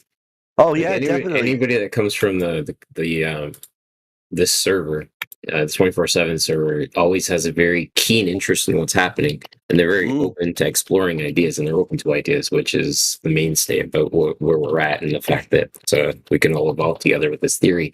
I've met a lot of people in the community of flat Earth and or theory building as to the shape of this thing that we're on, and there's still a lot of egos floating around here. There's still a lot of people that are easily offended by the paradigm shift, the potentiality of a paradigm shift, and they can't seem to get past that. No, that trigger switch is very, very, very sensitive, isn't it? That trigger switch. Yeah, it's not simple for them to react when they're. You touch them so deeply, right? Oh, I've got you. Yep, Kiwi. I've got you. Yeah, I've got yours now logged in on the system. Sick. That's You've awesome. now registered. Yeah. Awesome. Are you? You're not showing up in the chat though. Online in the chat on the page. Have you actually gone? Are you on the home page now? I just. Oh, there you are. logged Yeah, in. you've just dropped in. Buddy, this is clean. I like this. Like I say, and in the video side of it, when it starts off, just starts off with the intro, and then goes into while I'm not live. It just goes into the entry, which at the moment the featured video is the next level. So yeah, or if you just want to bypass everything, you click on the next level video at the bottom. At the bottom there, it will actually play the next level 22. So that's the featured video at this present moment in time. But I say I'm working on it, and I'm getting bits and bats done to it. I'd like to build up a community on there, like I say. I like the fact that as soon as you log in, you've got the splash. It's a very clean site. I like this because I've done a bit of web design in my past, working with like basic HTML programming, nothing huge, really basic stuff. Back in we're talking 2002, like early 2000s. I was doing basic HTML design for. There wasn't a lot of JS, was there? There wasn't a lot of JavaScript then days. No, Java. I stayed so far away from Java because of I already did like with AutoCAD. I did a bit of Lisp routine, which is a lot of text editing. So when I saw Java, I was like, no, I'm already good with text editing. In that retrospect for AutoCAD, I'm just going to leave Java alone, and I just stuck with HTML basic. Yeah, if it's while sort of like with free, because I know what it can get like in this room. once you get a conversation going, you get to know. So while I've got who's Chris V that's just joined? Oh, nice Chris, man. Yeah, man. Chris V. All right, Chris is my dude. Your He's dude. Awesome. Yeah, as in not my dude, but he's in architecture as well, and he also teaches. So he's a really great resource to have because he understands how stuff goes together and stuff like understanding how stuff gets built on this plane is very important, because if you don't understand the structure of how stuff goes together, you have no context how it can stand up, right? And there is absolutely no curve that we design for or that we observe in our everyday working situation where we're literally designing, or not we, I check stuff, but he's not, well, I don't know if he can join the chat and speak for him too much, but Chris is an amazing guy to have. So yeah, that's not excellent. No, just on that point though, if ever you're free, if ever you have if you're not busy or ever, if it's all right with you, I'd like if I could do a test on this particular live stream with you, doing I don't know if you just want to chat on there with us, but do it an hour or something on there just to see. As I say, I haven't 100% tested it out yet. Oh yeah, dude, totally. You can. I mean, feel free. I'm not in a position right now. I'm working, so I'm just gonna take in this one chat at the time. But we can definitely set up a time to test the ball out on your server for sure. I'm sure that we can definitely get that rolling. That's fantastic. Like I say, it's funny because over the last couple of days, like everybody has been doing a server, or somebody's been doing something, and I'm like, look, I'm doing 3 servers maximum. That's it. So I'm with the 24/7 crew, which this is like OG fam for me, and then I'm running with Glat because Glat just started up his server, and literally. You will be my 3rd server, my 3rd spot, and that's it. I'm done. That's it. So I really appreciate the offer, and I really appreciate the opportunity. But No, excellent. No, I look forward to that. I'm just playing around with it now. Just to, like you say, I'm just making it a little cleaner and sort of like get little niggles ironed out. So the mainstay, what's the mainstay of the page? How is it? Flash? Is it Java based? What's the programming? How does the actual site? Yeah, work? well, it's all the design and the sort of like video streaming software and everything is mainly based. Yeah, it's mainly based on the web page itself is PHP and JavaScript, and obviously on my server I run. I don't know if you're familiar with Examp. No, I never heard of it. Right, Examp. It's what hosts. It's what generally what it is. The main purpose of Examp is to host your websites within your directory, if you know what I mean. Right. So the only thing I need to do all this is a third-party domain name. Okay. So I go to a company over here in the UK. I think they're based in the UK. Just called 123reg, which I use as my third party for my domain name, and that's the only third party I use. So once I've registered a domain name with them, I just direct that domain to my IP server, and then from there on, my server controls everything. As I say, that's based on all my websites that I have hosted on there, but also obviously, like you've just registered into a registry system there, it controls all the databasing for registry systems and login systems and stuff like that. Hello. Yeah, I just took a quick screenshot just to show anybody.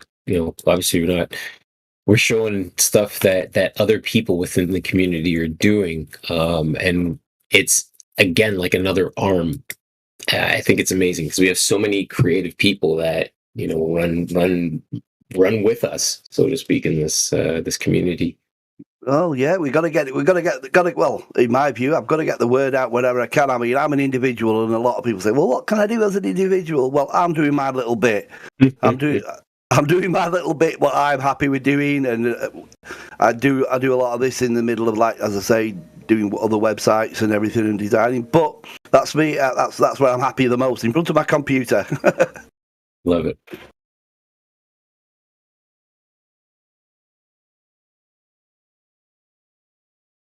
Yeah, like I say, it's got a pretty. If you go through the chat system, it's got a pretty colourful, sort of like user-friendly chat system on there, and quite easy to understand. Yeah, it's a super clean design. Very nice.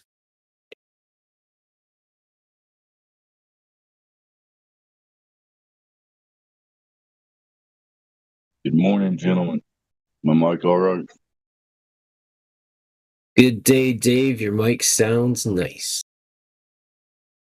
So who are you talking to here? Flat Facts, nice to meet you. It sounds like you don't think you're on the spinning balls literally existing in nothing.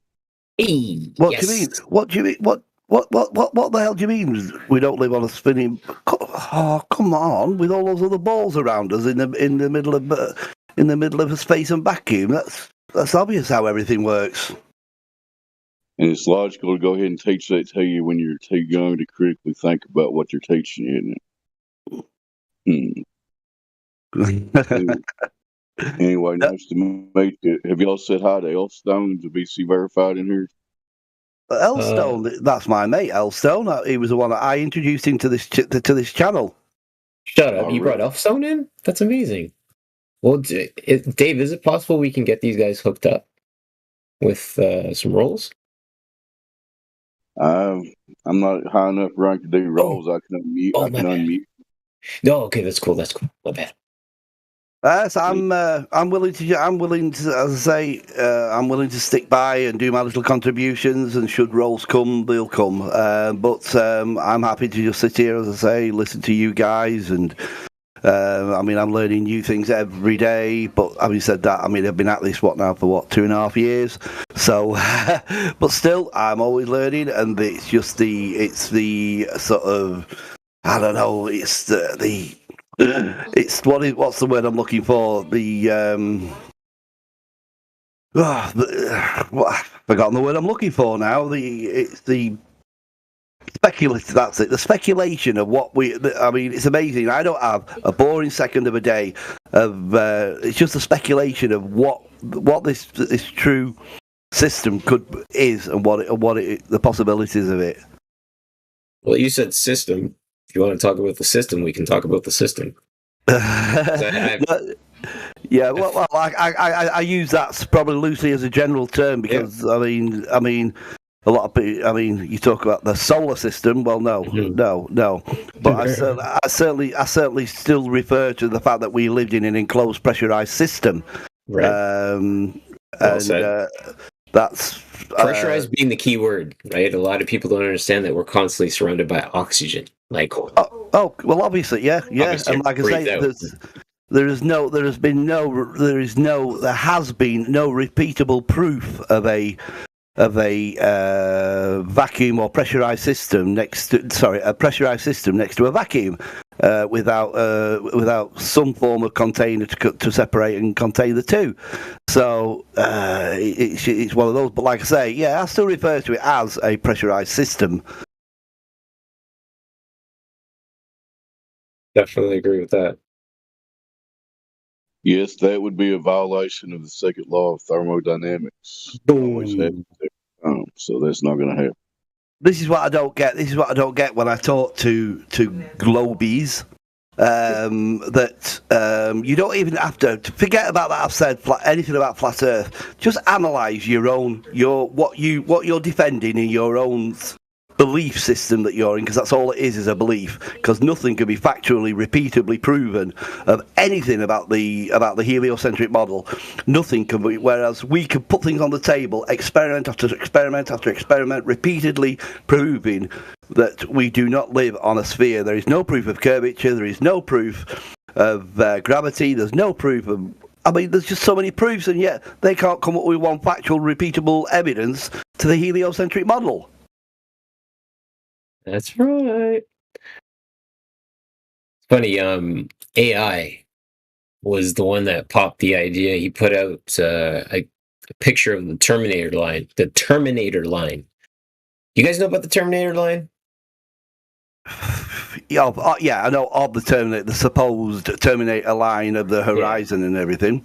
So I started thinking about the Terminator line, and I thought, well, in their globe model, the Terminator line basically portrays the sun as it projecting its rays, right? Shooting its rays forward. Because again, you're projecting its rays. But I don't think of the sun that way. And I was throwing the ball around with Chris yesterday, just explaining the idea of the fact that I look at the sun as a light bulb in a room, right? You turn on the light and the light goes on in the room. It illuminates the room, right? So the sun is not projecting its light like the headlights on a car or a flashlight.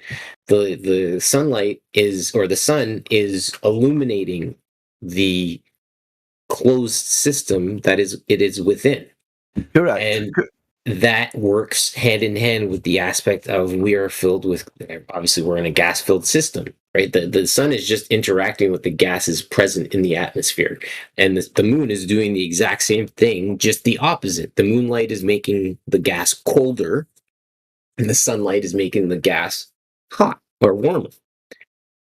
Pretty much it. It's two luminaries rotating around in the sky. We see it in a closed system interacting with the gases that they interact with. That's it. Exactly. And it's like it's the same as like when people, a lot of people that I talk to, Globey's argument is that if we lived on a flat plane, wouldn't we see the sun all the time? Well, we all know that explanation. We all know the explanation of it being a closer sun and the fact that, I mean, a street light above you is 15 foot. You know the lamppost sort of like 200 yards down the road is 15 foot high, but it's touching the bloody ground. So there's your explanation for how the sun sets or whatever. But a lot of people can't get into their head. That's it. Actually, let me pause you for a quick second. Talk about vanishing point. What you just threw there, you may have thrown it so fast, you may have trampled it over yourself. Take a second and explain that one more time for anyone who's listening, because I think it's an amazing thing to think about. What the observation of a street light going down the street. well, yeah, it's perspective, isn't it? It's everything's just down to perspective and the limitation of your eyes and the fact that the top horizon, if you will, the top horizon merges with your lower horizon, which then everything just comes together. So, like I say, the simplicity of looking at a lamppost, for instance, which everybody can do. Everybody can stand on a long street and look at a lamppost above them and see it's 15 foot above the head or whatever. Look down the street and all those lampposts that you know as a fact that are the same height as the one that you're standing under. They're all the same height, but why is that light merging into the ground? Why can't you see it no more? And then possibly, depending how, yep, that's a good one, Kiwi. But yeah, and then obviously, like you say, the perspective just gives it that sort of like vision of it supposedly going into the ground, but it's a limitation of your eyes, how far you can see, and yeah, just. It's one of the most simplistic explanations, and I have never thought of it. Wow. I've gone clip crazy. I've been clipping 3 images right now because it's such an amazing observation. Seriously. Yeah, it is. But it's such a simple observation that when people say, but then again, a lot of globies are still going by the fact that the sun is X thousands of miles away, which they're told. So you would see the sun on a flat surface and you see it everywhere. Well, no. Take that idea totally out of your head that we are a smaller, closer sun. How far, we don't know. We can only speculate. Nobody can go up there. Nobody can feel it. Nobody can measure it. So we don't know. But we certainly can observe that sun is a hell of a lot closer than what we're told it is. And the fact that on some days you can even see clouds behind it, clouds in front of it, clouds at the side of it. So it's amongst the clouds. It's within. But having said that, if I could just interject this on my own personal side of it, there's a lot of people I know that feel the same way. But as far as the sun and the moon is concerned, it's a body that's solely within your own perspective, if you will, and because this is how I portray the sun being personal to each individual person. Everybody's got their own relationship with that sun because. In their own little dome. It's like when you drive along in the car and you'll say, oh, the moon's following us, isn't it? Well, yes, it is, but someone down the road will see it in a totally different place.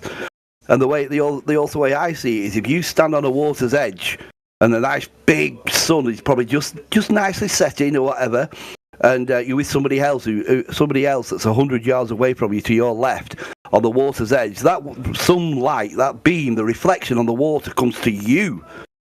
But 100 yards to the left, that sun rays are going to him. And you walk over to him, and yes, it's coming to your bowl. You're in the same because you're in his space. Then you're in his personal relationship with that sun. You move away, and that sun will follow you, and that's your personal relationship with the sun. And the spiritual attachment to that for me is just amazing. That is such an. It's a very, very humbling observation. Yeah, that's how I see. I mean, ever since I've come into this, my life has changed. I mean, people say, "Well, what difference does it make? I've still got to go to work the next day. What difference does the shape of the?" Well, no, the shape of the Earth doesn't make any difference. It's a lie, and what they're trying to keep away from us and keep us in this ball prison, and hiding what possibly could be something immense out there. We don't know because we can't go out there. There's probably something immense on this plateau, within the plateau of this flat system, and to my soul and my spiritual being since I've come into this has just opened up, if you know what I mean, and I've never been liberated as much. Sorry if I'm going on. I am passionate about this. I'm passionate about this particular subject. I just want to chime in real quick. Flat facts. That was well said and well articulated speculation, but we both admit it's just speculation. None of us know what the sun is. You know. Oh no! But if you realize when I said at the beginning, I did say from my perspective, from my point of view. Fair enough. We just try to stay on point on the live stream. If you're going to speculate, just make it clear you're good. Go ahead. Oh yeah, whenever I make a statement or a speculative sort of like comment, it is I make it known, or that it is anything pretty much we talk about. What as high as we can go, as high as we can actually physically go, or as low as we can go, or as far out as we can go. We all know, and it's speculative. Everything is speculative, and I point that out that these are my point of views and solely mine. Although I have people who I talk to. Pretty much same point of views, but yeah, I get what you're saying there, Dave. That fair enough. Just trying to make it clear. We make any claims on here, you better be able to back them up, you know. But if you're just speculating, that's a different thing. Go ahead, y'all go keep going. I just want to say real quick, I noticed we had somebody with no roles hop in, Ben, into the conversation, but we did not get an opportunity just to say hi. So if you are hearing this, Ben, feel free to jump back on in and have a chat with us. We'd love to hear from you. We will always clear the path for anyone that jumps in who wants to ask questions about this space that we reside upon. Or sorry, this plane that we reside upon. Yeah. Vlad, yeah, you the streetlight observation is it's pretty dope. Another good one, perspective wise, I've used on a couple people. Y'all probably know it, but just show somebody some railroad tracks and just ask them, buddy, are those tracks really coming together down there, or is that just your eyes playing a trick on you? And they start to get it sometimes, you know, just like the streetlight. And the follow-up question to that one, Dave, is: are railway tracks curved? Yeah, railway tracks are flat, aren't they? Well, unless they're specifically manufactured to be on a slope. I mean, they have variants, but they're generally level, put it that way. Right. So I see Chris is listening in the chat. Chris, just a question: do you think railway tracks, like if the Earth was, even there was a slight curve to it, constant curve, do you think railway tracks, we would observe a curve in railway tracks, or do you think the break I don't know how, let me go see how long the section of a railway track is. I'm wondering if the breaks would encompass, no, that's not the word. If the breaks in the track would, there's no constant curve on tracks. Okay, cool. Thanks, Chris. Thanks for the clarification. So there's no curve in railway tracks, yet railway tracks get laid upon the land longer than, I think, anything, isn't there? Railway tracks are the longest thing, aren't they? That get laid upon this earth. What do you think, boys? I wouldn't say longest thing. I'd say there's pipelines that are longer. I don't know. Pipelines, okay. I don't know anything about what's underground. There could be all kinds of shit underground. I don't know. Sure.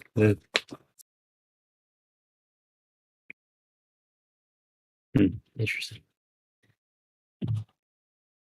I mean, we're talking about man-made objects on this earth, and you were talking about train tracks there. I mean, another one. The fact of bridges. Bridges is another one for me, where they can go for miles and miles and miles and miles. Those ones in China, the Long Dong Shang whatever bridge, like 130 something miles. Yeah, there should be like 5 miles of curvature in it. But that's it though, as well, isn't it? The actual construction workers and the construction teams or whatever have come out and it's sort of like actually factually come out and said that we do not take into factor of curvature. That is correct. As far as I know, anybody that's practically built and spent money on some project, none of them have ever come out and said we accounted for the curve or spin, for that matter, you know. Nobody ever accounts for this stuff that don't exist in reality. Anyway, y'all go ahead. Interesting that you should say bridges, because I had a long discussion with one of the Globers, Jesse's Globe. Why have you seen Jesse's Globe? And I've been talking to him about how they build a bridge, specifically a pier bridge. I don't want to get into a tension bridge, because tension bridges, side quick note, for instance, the Golden Gate Bridge in San Francisco would be an example of a tension bridge. Observe the cables, and in a tension bridge, they will splay. They will take the poles and splay them outwards so that they can keep the tension on the cables. What I would like to do is observe a pier-style bridge which has foundations. See the chat. I'm going to throw a picture in right now. Pier which goes into the bed of the water. Bed of the water? Yeah, bed of the water. The sea floor, if you will, or the floor, the bed floor. No, the water floor. Yeah, that's it. The basin. So I was attempting to basically describe how a construction plumb bob is the method at which the piers get inserted into the water's bed.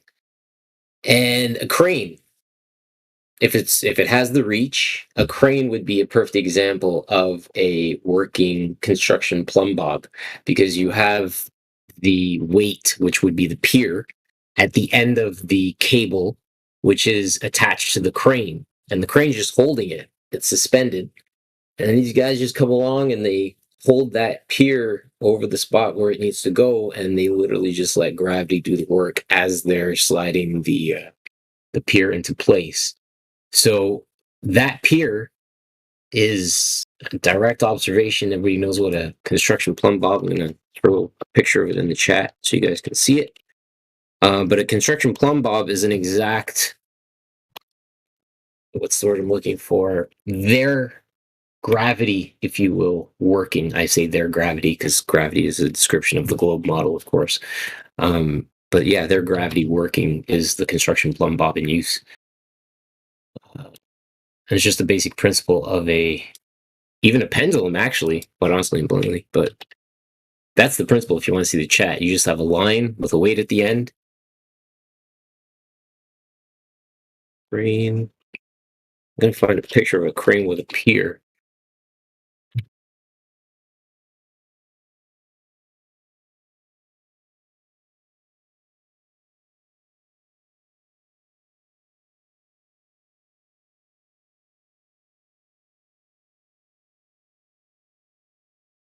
Yeah, if I had the rights, I'd probably be posting images. I'd probably be posting images left, right, and centre. So it's probably just as well.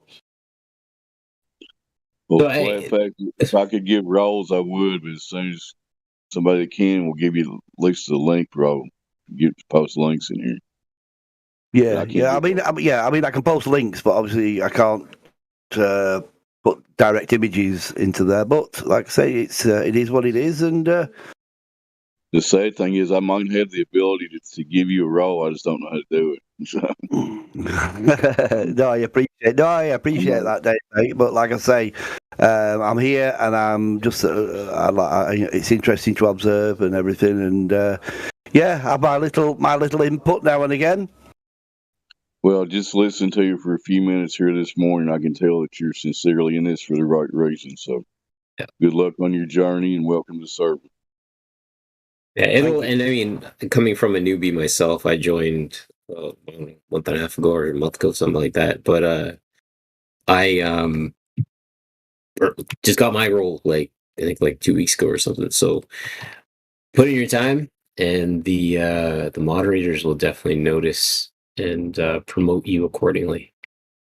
Here's an example of the Golden Gate Bridge as I was referring to. Obviously, everybody knows the Golden Gate Bridge in San Francisco, but mainly what I wanted to show was the cables, right? So this only has 2 posts that are just off land, and then it's the cables that are actually doing the work that are keeping this thing upright. Those would be I would refer to those as vertical girders.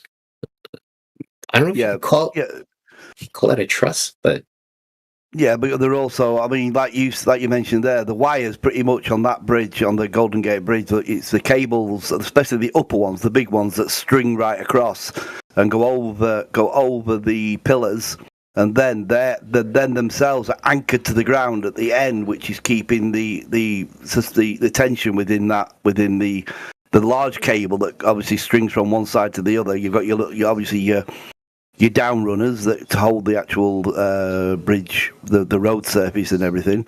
But yeah, it's not only. I mean, them pillars are probably doing, I don't know what, 60%, if that, 50 to 60% of the actual holding of it. But it's the wires themselves that have got all the tension. Exactly.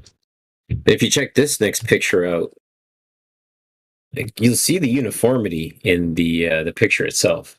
That's another thing with bridges though as well, isn't it? When we all know. I mean, I don't know. I mean, I can't understand a single human being on this earth not sort of like seeing or sort of contemplating that the fact that large bodies of water lay flat, and these bridges are pretty much the same height, however long they are. They're the same height from the water, and the water's level. Yep. And the other thing I realized last night is we observe that the world is, I think it's 71% water. Technically, we win by default because we have the vote by 71%.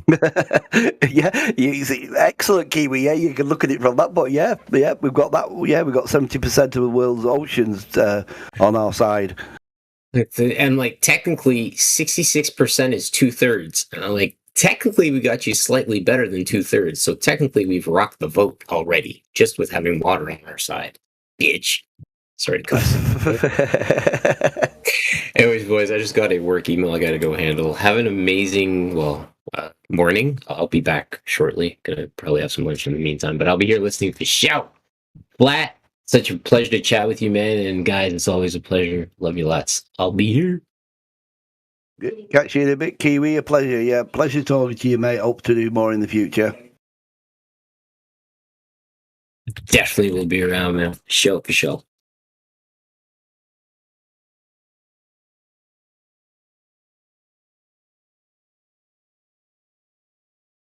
So, Flat Facts, did you say Elfstone, you brought him to the server, or her? He's we have which I've only recently within the last 2 months, I think it is, I've joined it. We have a Zoom thing goes on every Tuesday and Thursday night between flat earthers, and obviously we get the odd person coming in who's either on the fence or inquisitive. So yeah, we brought quite a few people to light on this particular subject, and what time does this start? Sorry, what time does the show start tonight? It's 7:00. So I'll send you if you want. Okay, 2 p.m. for me. That's sick. Yeah, sorry, yeah, it's 7 p.m. UK time. Yeah, 2 p.m. Eastern for me. That's amazing. Yeah. Totally there, dude. 100%. Excellent. As I say, we've got a little group in there at the moment. As I say, people jump in, and like it's advertised. It's mainly advertised like through the app as well, as in Andy, who you were referring to. I forgot what. Sorry, Elf something or other, isn't it? His username. But it was just on last Thursday, I think it was. Yeah, it was last Thursday. We were just generally, as we do, generally chattering about this. I mean, we talk about quite a few things in there, be it geopolitical, but it's a flat Earth server. We talk about flat Earth, and we try and we're bringing different people in here and there, and giving them just that little bit more knowledge or doors to go and open, if you know what I mean. I mean, it's not a flat smack. We certainly don't believe in flat smacking or anything like that. It's one of those where you want to learn, come in, we'll show you a few doors. If you personally want to venture through those doors and have a look for yourself and get the facts and figures, then that's what we offer, or that's what I like to think is what the server's all about. But yeah, I'll send you, if I can get hold of it, I'll send you a link if you want there, Kiwi. I'll send you a link in the chat to... Yeah, DM it to me directly. I know I just remembered too, also Kiwi Quantum has his show coming up at 2 p.m. today as well. But I'll definitely be attending. How long does your show go for? A couple hours? Hours. We can be from it started at 7 p.m. Usually on an average, I will sort of like say, right, I'm ready for my bed at about 12 o'clock, but it's gone on till 2 o'clock in the morning at times. Very cool. All right. Well, yeah, man. I'm just gonna throw up just a reminder on QE. So QE has his thing at 2 p.m. today as well. He's doing a debate. Why is this not working? Actually, you know what? I'm just gonna reply to his post and say reminder. And if you could send me that link to your Yeah, I'll send you. I'll your send show you. as well. That'd be sick. I'll send you a PM. Thanks, man. So I'll give you the when you go on to Zoom, I'll give you the login number and the password.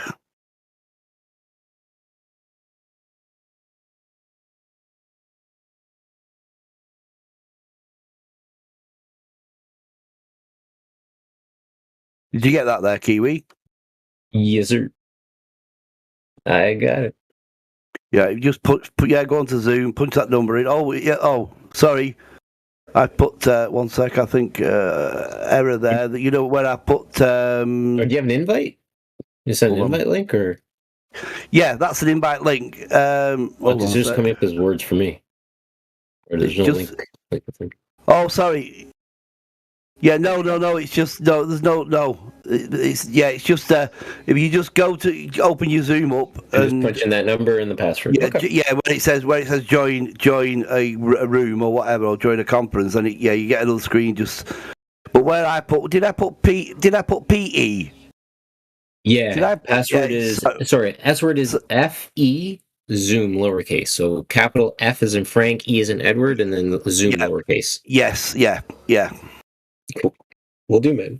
So it's FE, not PE. I think I put PE, didn't I? No, you put FE. No, you're good. You said password PW, right. and then you said FE. You're totally good, dude. Yeah, FE. Yeah.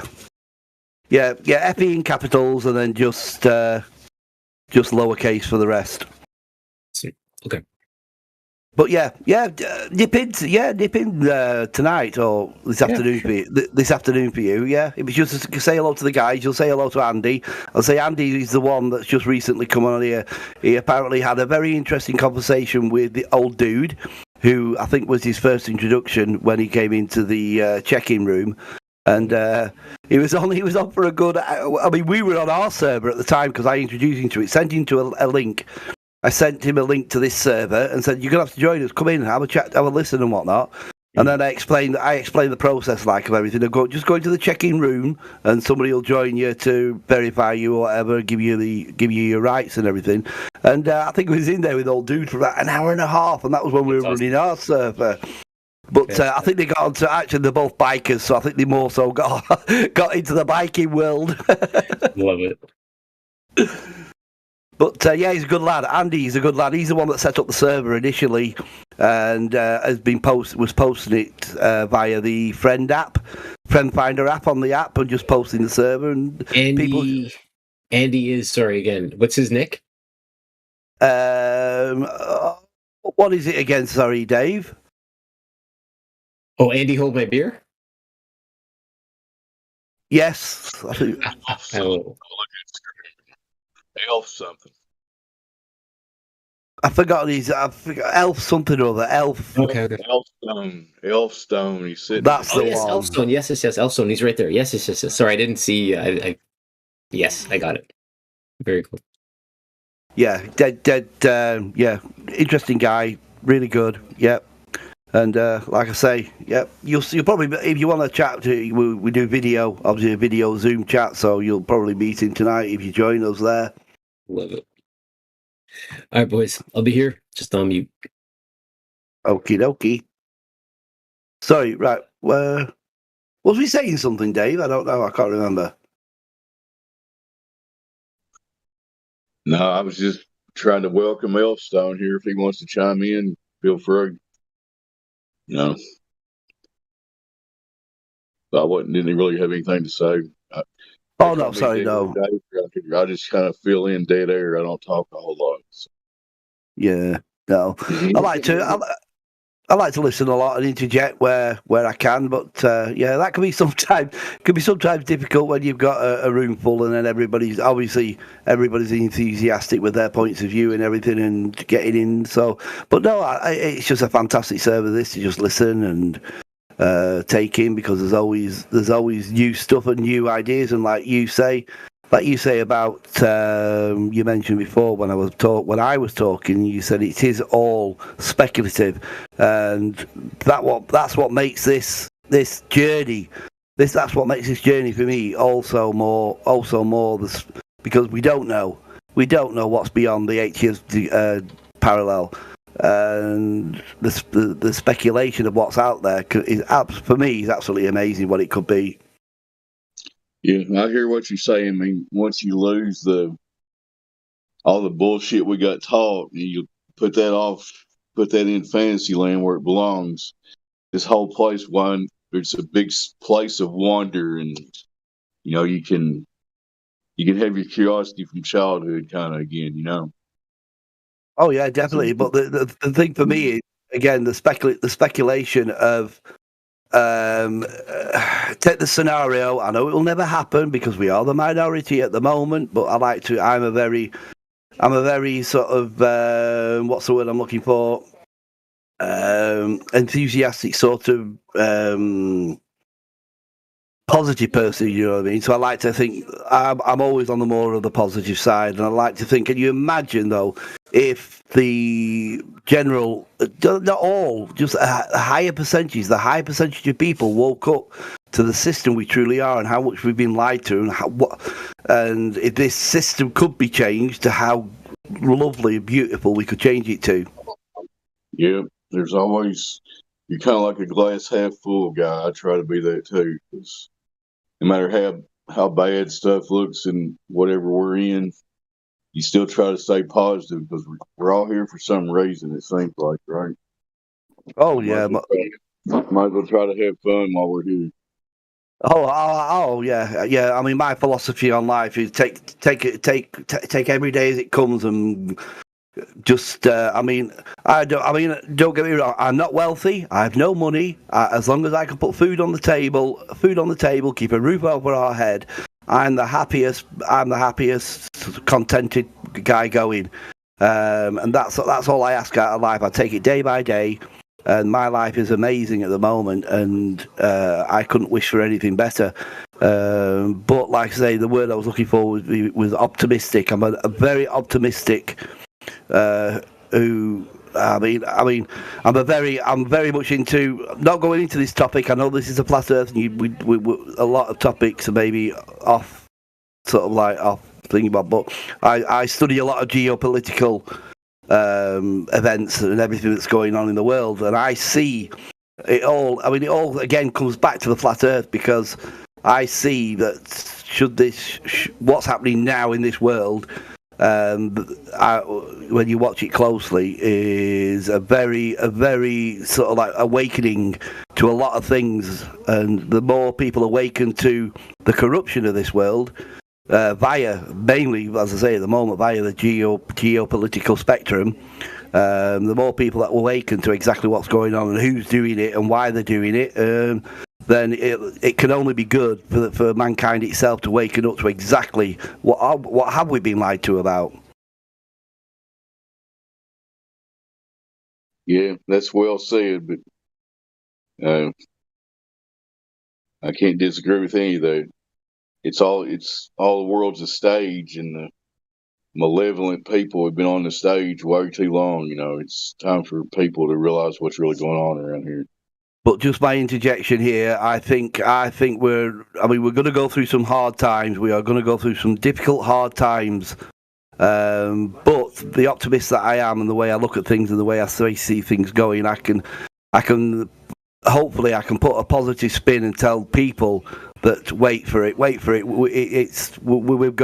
got brilliant. I'm sure we've got brilliant times to come if the sort of like hegemony who controls at the moment, or who's trying to control things, soon as that diminishes, which it's doing it now. I can see it with my own eyes now. It's diminishing. What exactly the new system will be, again, that's speculative at the moment, because I don't know. But we've got good times to come after we've got a very rough road to ride.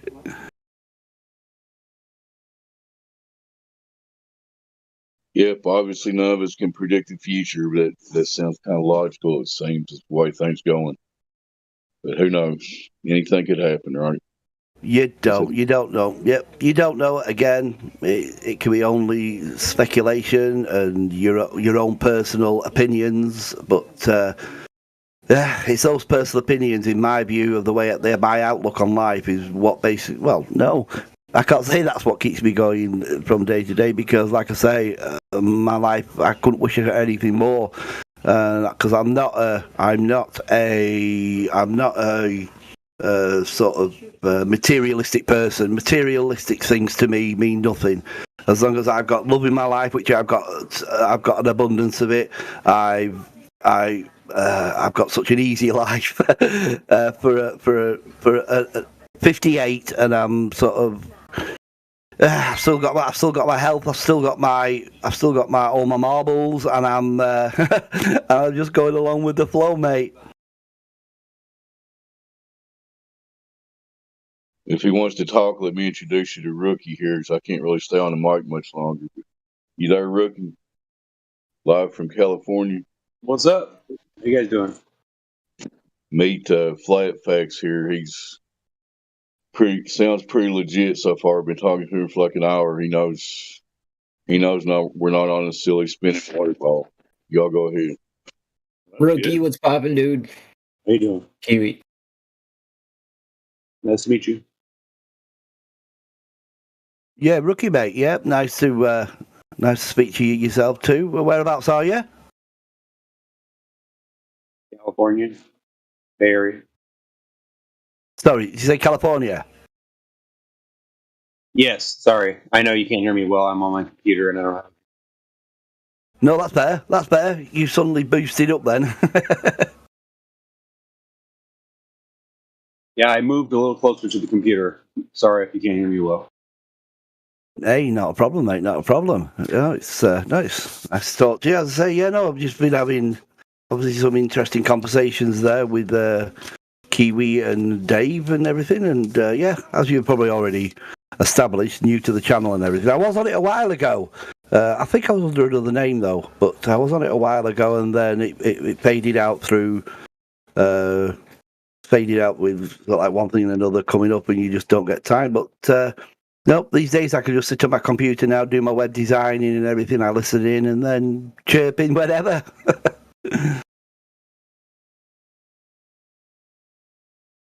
Right. There you. Well, I'm glad you're here. Welcome. Thank you. Yes, it's nice. No, it's nice the amount of sort of like. I mean, I've always seen it anyway within the. I mean, the pleasantries, and the sort of empathy and sort of just general attitude of the flat Earth community is just so heart liberating. It's amazing. Sorry, quick interjection. Flat, if you can hook up Rookie with the same info, he would be a valuable contributor to your session as well. So maybe you can DM him. Rookie, would be awesome to have you engage this afternoon as well.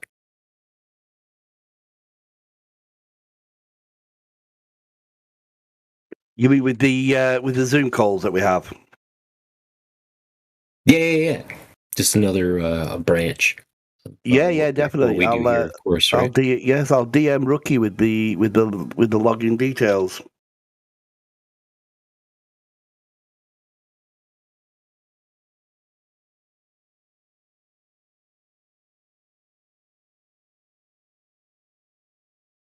That sounds good.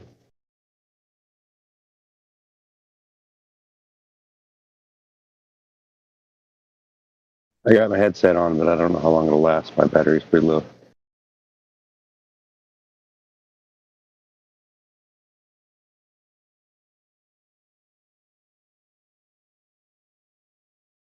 Right. Did you get those details there, Rookie?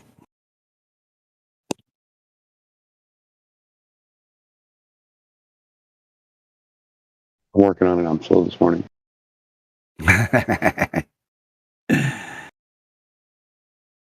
Yeah, no, all it is I don't know if you're familiar or you use Zoom a lot, but yeah, if you just get onto Zoom and join it, on the home screen, just join a chat or is it join a room or whatever, and once you've clicked on join a room, just enter those details.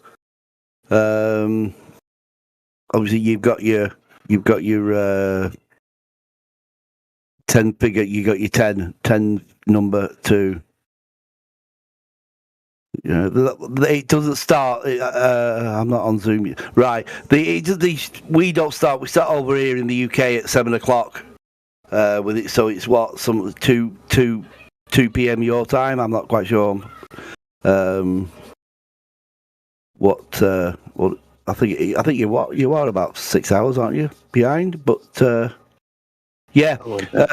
So it'd be like it starts, but we go on for quite a few hours. So if you have if through from your standpoint, from 2 p.m. onwards, we're on till like midnight, whatever, over this end, over the pond, that flat pond, you know, that flat piece of water that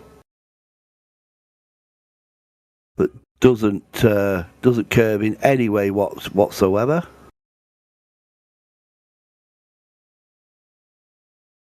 Check it out. Yeah, so to say we log in. We were usually on there. We'll be on. Oh yeah, we'll be on tonight. It's Tuesday. I forgot that it's Tuesday today.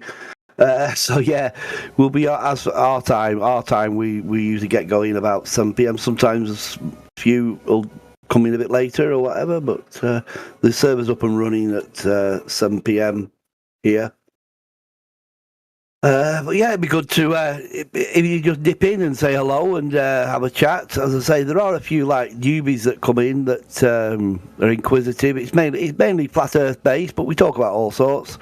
But it's mainly flat Earth based, and as I say, we get a few newbies coming in and sort of like asking questions, and which is what we want, isn't it? Sort of like if they're just asking questions and you show them doors, it's up to them then. If they want to go through those doors and take a look, then that's their prerogative. And if they don't, they want to stay in blissful ignorance to exactly what this system is all about, then so be it.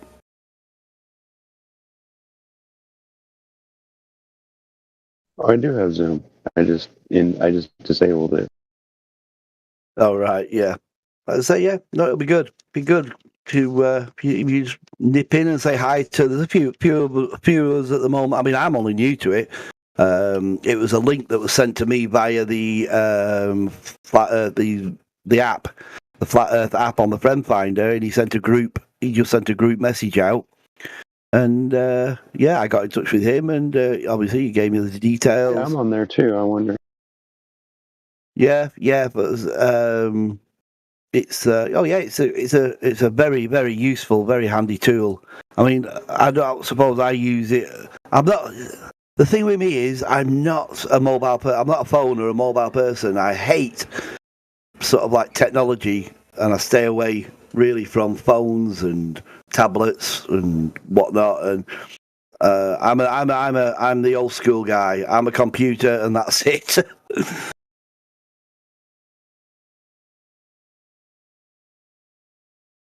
Yeah, I put my name in there, but I didn't get a lot of messages. So I don't know. I kind of just stopped going in there and looking. But I guess maybe I should check it out more often.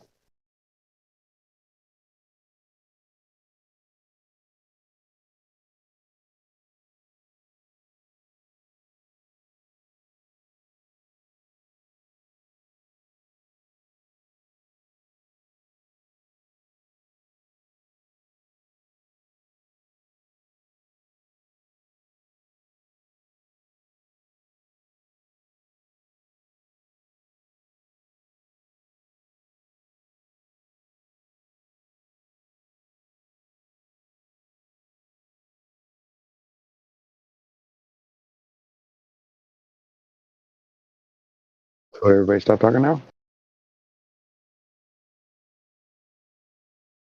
Yeah, I think there's only us two at the moment there, Rookie, that's in conversation mode at the moment. I think Dave's gone off to do something, his bits and whatnot.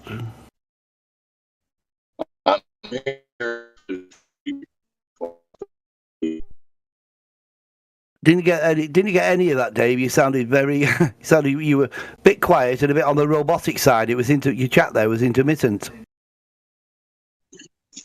Yeah, I'm driving, so that makes so that's why I'm muted. Yeah, no problem, mate. Yeah, We heard what you said there, but it was broken up a little bit. But yeah, we got it. very robotic. But there you go. Yeah, we got the gist there, mate. You're driving, and yeah, you're probably in and out of you know that transmission you're receiving on your phone from the ground cell towers. Although could it be the fact that you're receiving and you're in and out of in between satellites that are X miles away from orbiting this ball? I mean, did you go in between two satellites? I don't know.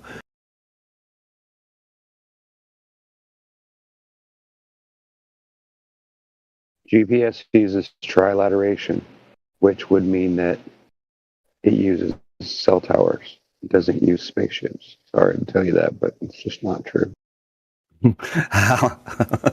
I'm with you. Yeah, it was just I may not come over so much as sort of like when I'm doing like I think about where I'm what's the word I'm looking for?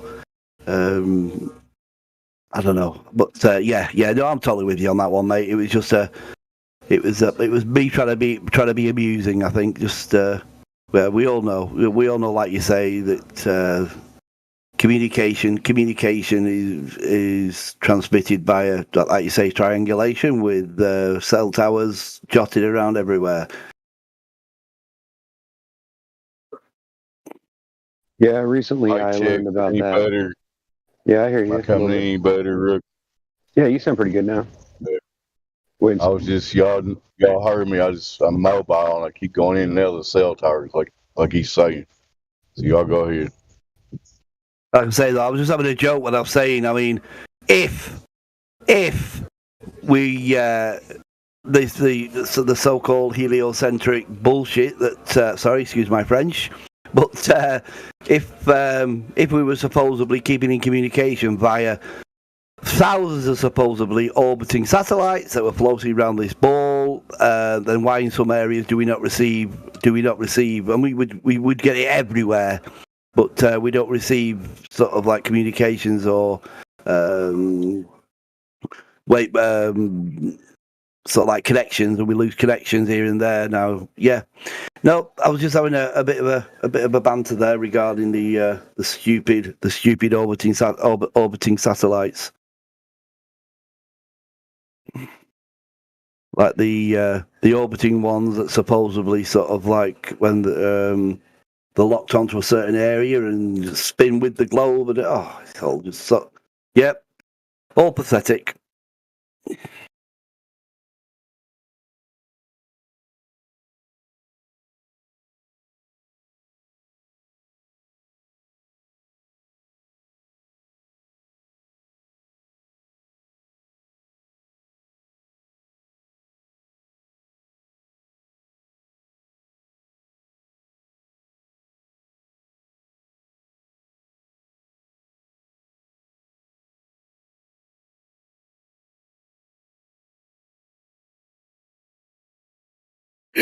Cuddy, only you, dude. Oh my gosh, only you, Cuddy. I love it, my guy. What's up? I'm literally in tears right now. I couldn't. Because I'm picturing the mask in the commercial when he does it, and the tongue. Doesn't the tongue hang out of the mask and flap around too? Oh my gosh. Cuddy, you're the man.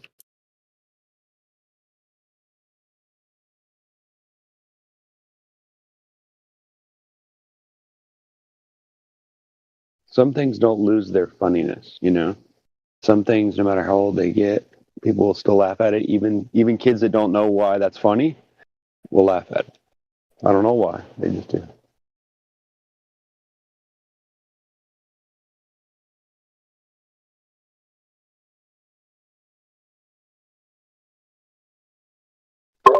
Like saying D's nuts. Yeah, I guess that can go over, but that's only funny when, they're talking about nuts. No, it's I sell smoked nuts at in bags at the market, and I made a sign that says D apostrophe. My first initials D, so I made D apostrophe S nuts. And I sell little signs, and people buy the shit out of them. And little kids will walk by and look at it, and they'll just like snicker and point. It's funny.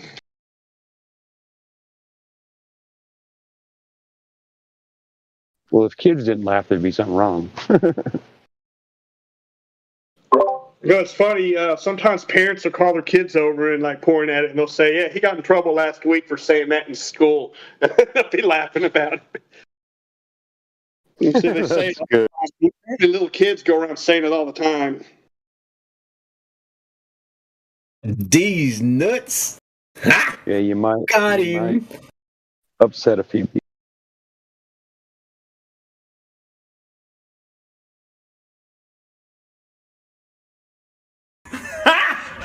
Got him. Got him. Yes, music box got my back. Well done. Thanks for winning. Choo choo. What was that?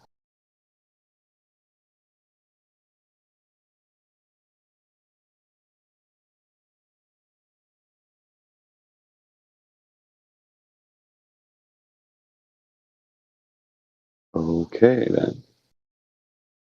So, anybody know where the curve's at? Anybody? It jumped out the fishbowl.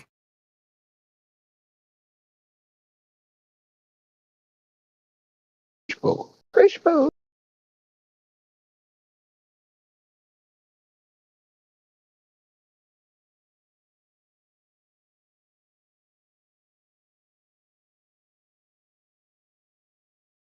If you're just asking for a generic curve, I've seen lots of those nice curves on various females.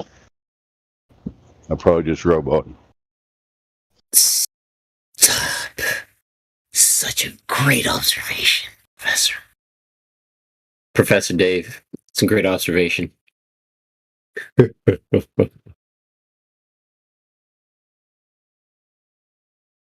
Now, if you're going to specify Earth curvature, there is none of that as far as I know. Somebody please come in and show it to us if you have it. Thank you.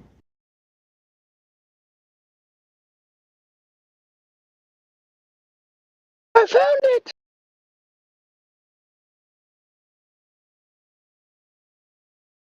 I found it! I found it! It's between my legs. Yeah, you're just trying to make me laugh at this point. No, I'm kidding. No, it's true, man. I laugh at damn well almost everything. I think it's hilarious. I think it's amazing. I love life and watching people engage with life and watching all the craziness that just comes from watching. People watching is fun. Not to the point where you're judging people. That's just me. But just like observing how people interact with stuff, like thinking that we're on a ball. It's fun. Funny. So, Rookie, I brought up a good point earlier. You know when you have to vote for stuff? I realized that the Earth being covered by 71% water, that we technically have already won the vote. Because we're winning 71% to 39. No, 29? 29, yeah. Okay. Think about it. If the Earth's composition, I get the joke. I'm sorry. Right? It's just I'm not awake yet, so It's okay. No, I know I have to slow down so you can catch up. It's all good. I'm just saying from retrospective, like literally looking at the idea that the Earth is covered in 71% water, I'm like, holy crap, we rocked the vote without even voting. Yeah, but aren't we taking their word for that? Oh, is it their word? Who claims that the world's covered 71% water? Is that their claim? That's a good question.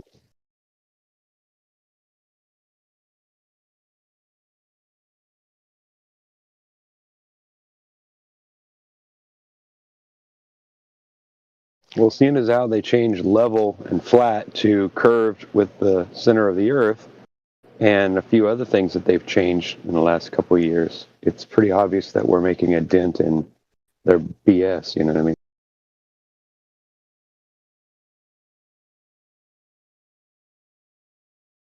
And can someone tell me why they stopped spraying the sky the last few days? That's just a little bit odd, isn't it?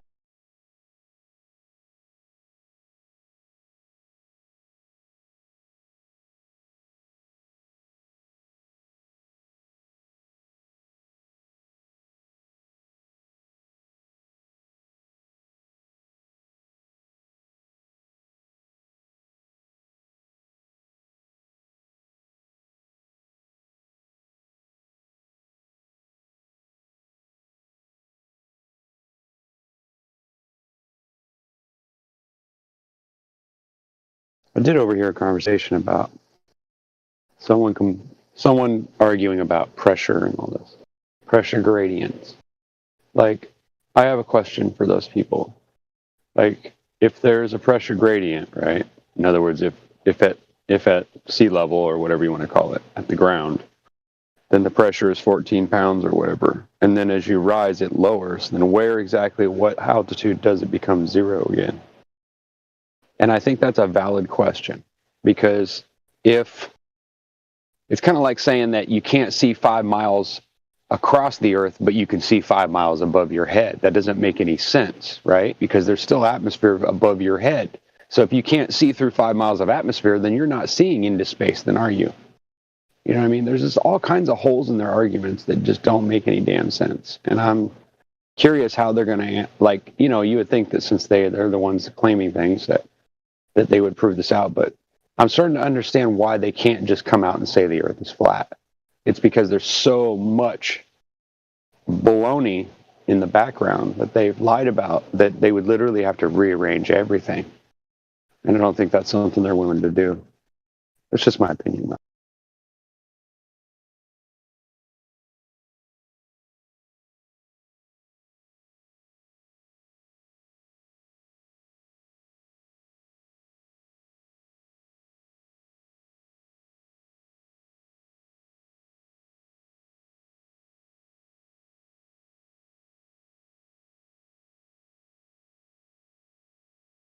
Wow, nothing?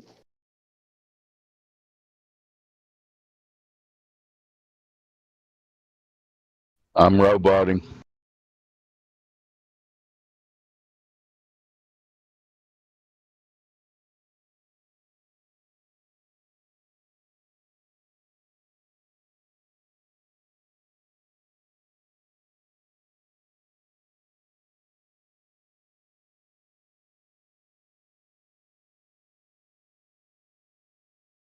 No, where are all the people that normally want to argue with me? What's the matter with you guys?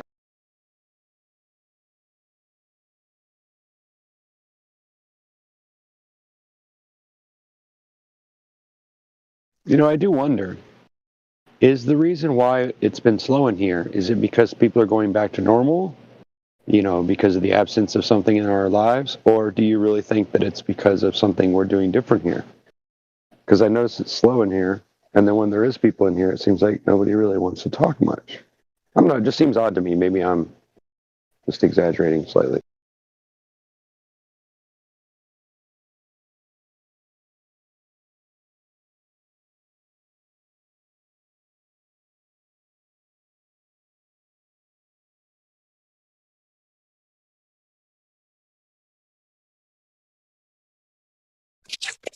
I haven't been around that long, but I think with anything, it just ebbs and flows. I would, like, right now, I think it's just a matter of, I mean, if you're available to chat, you're available to chat. But in terms, how long have you been around the server for, Rookie? Because I know you've been around for a while, right? Like a year and a half, 2 years, something like that. Gotcha. I don't know, but yeah, that could be the other thing too. Is just people are less present in their home lives, if that makes sense. Exactly what you said prior.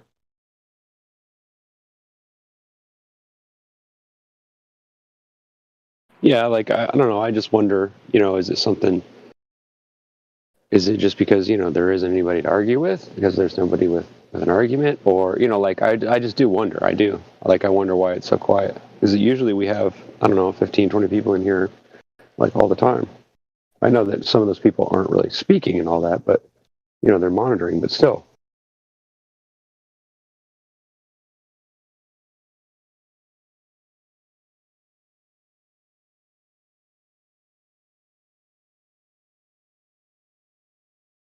I'm not saying it's a bad thing. I'm just saying I'm just curious what it is. Like what's causing it. Is it because our arguments are good, or is it like is there something else underlying? Summer.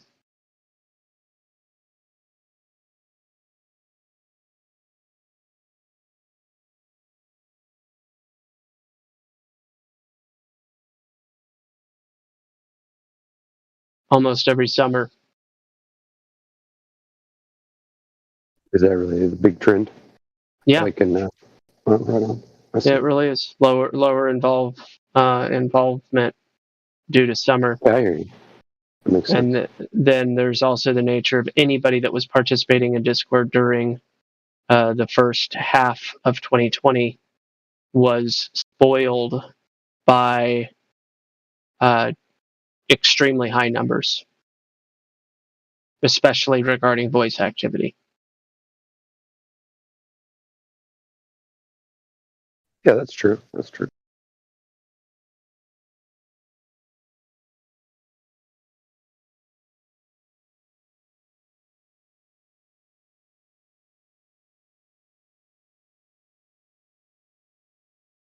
Well, now it kind of makes sense why it was put out there for us to act like that, to hide and be afraid, huh? If that's really like a big factor in all of our lives. I mean, I noticed it, not going out as much has really made a big difference in my psyche.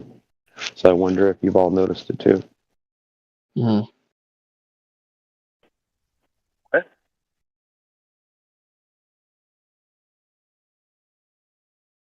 You trying to say something, Todd? Yeah, you said notice what? What the hell are you talking about? The involvement level, participation level, the numbers. Well, it's steadily declined. It used to be, since when I joined, I mean, it was like loaded, but it's steadily declined. I will say that. Ebbs and flows. Well, I was going to say maybe it's a good thing that it's slow, because maybe that means that people are going back to normal and they're feeling normal again, which is good, right? Well, like the world normal was a lot more people. That was normal. Now it's less. But what happened is that whole epidemic that really fractured a lot of things. That hit a lot of people's pocket. That whole dilemma or whatever you want to call it. That whole debacle 2 years ago that really messed up a lot of stuff. Yeah, but what I was saying, the first half of 2020, we definitely saw huge numbers of involvement. It'd be 50 people in here. Well, yeah, I mean that was at the beginning when everyone was stuck home. But then as it lingered, people started to panic because your pocket's being affected, sure, work and everything. So I don't know if it hasn't fully recovered. But yeah, it's weird how huge of an effect it really had on everybody. Like I never really expected that. As far as popularity goes, numbers and stuff like that, it just requires promotion, continually putting stuff out there. There seems to be entire categories of people that are completely disinterested in any learning at all. There's people that are that become disillusioned, which is good, but they go past the point of disillusionment into a point of either, well, it's referred to as black pilled, but or doomer, but they gain a different perspective or worldview to the extent that they no longer even understand that how to determine what is true, because they're not founding their life on any base axioms, and they basically give up and turn to hedonism as their ultimate goal. Well, if that's the case, I'm just going to do whatever I want to do and blah blah blah. And so anyway, there's all different ways that people go with all that, but the main thing as far as activity here goes is minor controversy, always stirring things up, can result in a little bit more activity. Some type of challenge, which is a different version of controversy, can stir things up and get more activity. And then just people with devoting their time to be in the VC, not just present digitally, but present audibly, like saying words and having conversation. Well, when we start talking about stuff, though that is, within a certain confine, that's not a good choice of words, within confines, right, of the server topics and stuff, and trying to, do some self-censorship and all that. Still, the more we have conversations, the more active talking there is, less recordings, more real human interaction. That too results in more numbers, but not any single person can carry the whole shebang by any means. We all have different things going on, so it requires a core group that is also adjusting and growing over time and all of that, which I think exists.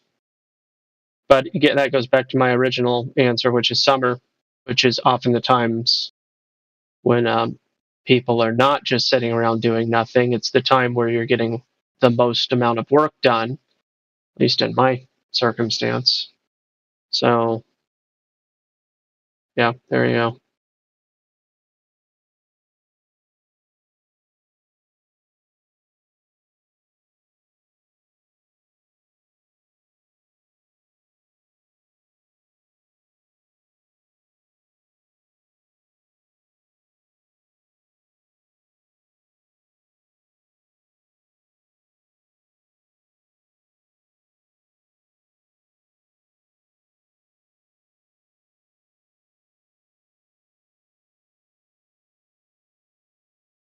Hey, I got that. I got one of them all the way down into the ground. I did it that evening, fraud. How are you gonna get it back out? Why would I do that? Oh, so you're attaching the wood to that? Is that what's happening? Yeah. Are you using those? Are they supposed to be the posts, or it's the post hole digger? No, it's not a post hole digger. No, it's a foundation screw. That's going to be the post. Okay. Yeah, 5,000 pounds each.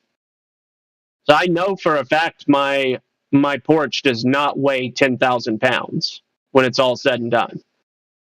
No, dude. 5,000.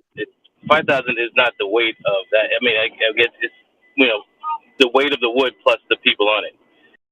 Yeah, no, I know. I'm saying that each screw is rated for 5,000 pounds, and that's not going to be a problem. Yeah, I mean, your car doesn't even weigh 5,000 pounds. So. Yeah, I know. Those foundation screws are a really great purchase. They made accomplishing, especially for up here with the stupid frost line that goes to basically to hell. Okay, not really, guys, not really. But like when you're talking about, greater than 7 feet, it's like that's messed up stuff right there.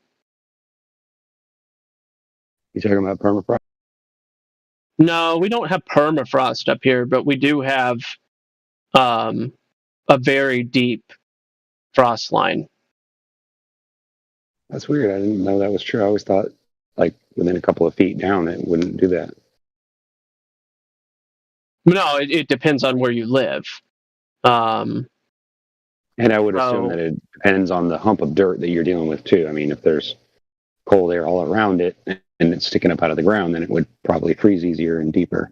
So here's your frost lines in the United States, just posted. So for instance, I'm not even as bad as it gets, but I'm in the 80-inch area. So,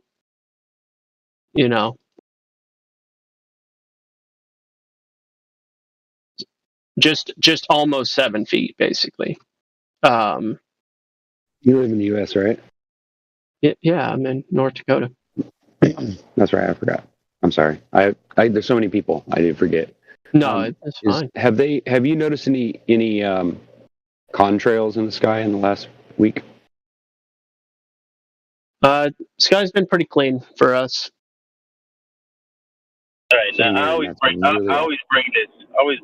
to people's attention whenever they pull up the contrail thing. Okay, what do you? I mean, what are you thinking that contrails is, bro? Well, I mean chemtrail, but I know that it's a bad topic. So. Well, I'm just saying. I mean, this is you have to use like logical and rational thought when you bring that subject up, because I mean, here's the fact of the matter is, whatever they're putting in the sky, it affects everybody, even the pilots. So if you thought, and whoever's paying for it to be done, it's going to land on them too. So if it's if it's going on everywhere, then obviously everybody's being affected by it. If it's something, even the people that are putting it there. So I don't think it could ever be it could be a negative thing, because what would be the purpose of putting that on yourself? It's like a drug dealer taking his own product and ad nauseum, just freaking indulging in it. Doesn't make any sense. Yeah, I hear you.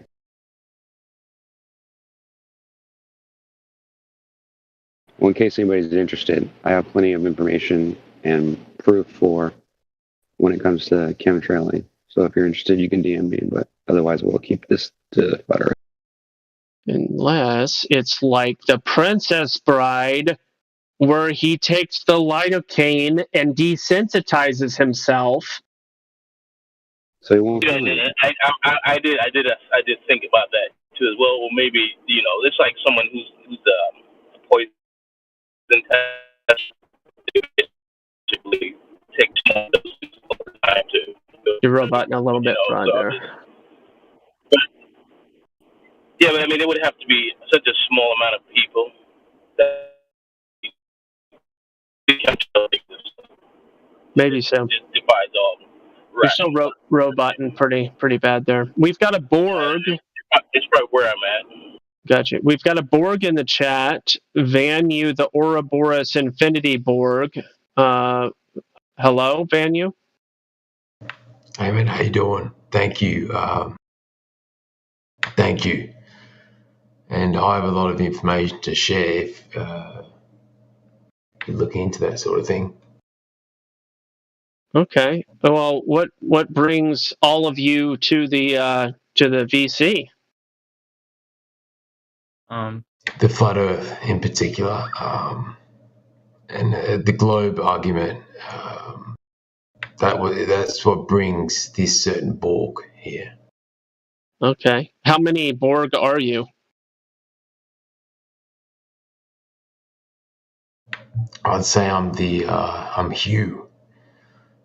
You're Hugh. You have a name. I remember Hugh. I'm broken from the collective. So Voyager? He was from Voyager, right? Yeah. Yeah.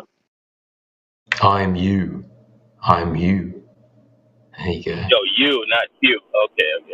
Yeah. All right. Well, anyway, so what do you understand about the surface of Earth? How would you describe Earth's surface? Well, I'd say when you define surface, you're looking at geographic mountains and whatnot. You're looking at the valleys, the hills, So you're going to see topographic geometry on the horizons. If you're looking at the ocean, you're looking at a flat, planar horizon. No matter how far up you go, it's no left-right curvature. And that's where the idea of flat Earth comes from. That is how it physically appears according to light and how the pupils perceive it. Okay. So water doesn't form into mountains or hills? You tell me. We do have oceans. We have waves. Sorry. Waves. Yeah, I've seen waves. And there you go. So water, it seeks level, but we do have waves and all sorts of movement within this water body. Definitely. Okay. Have you ever been to this Discord server or its predecessor? No, this is my first time here.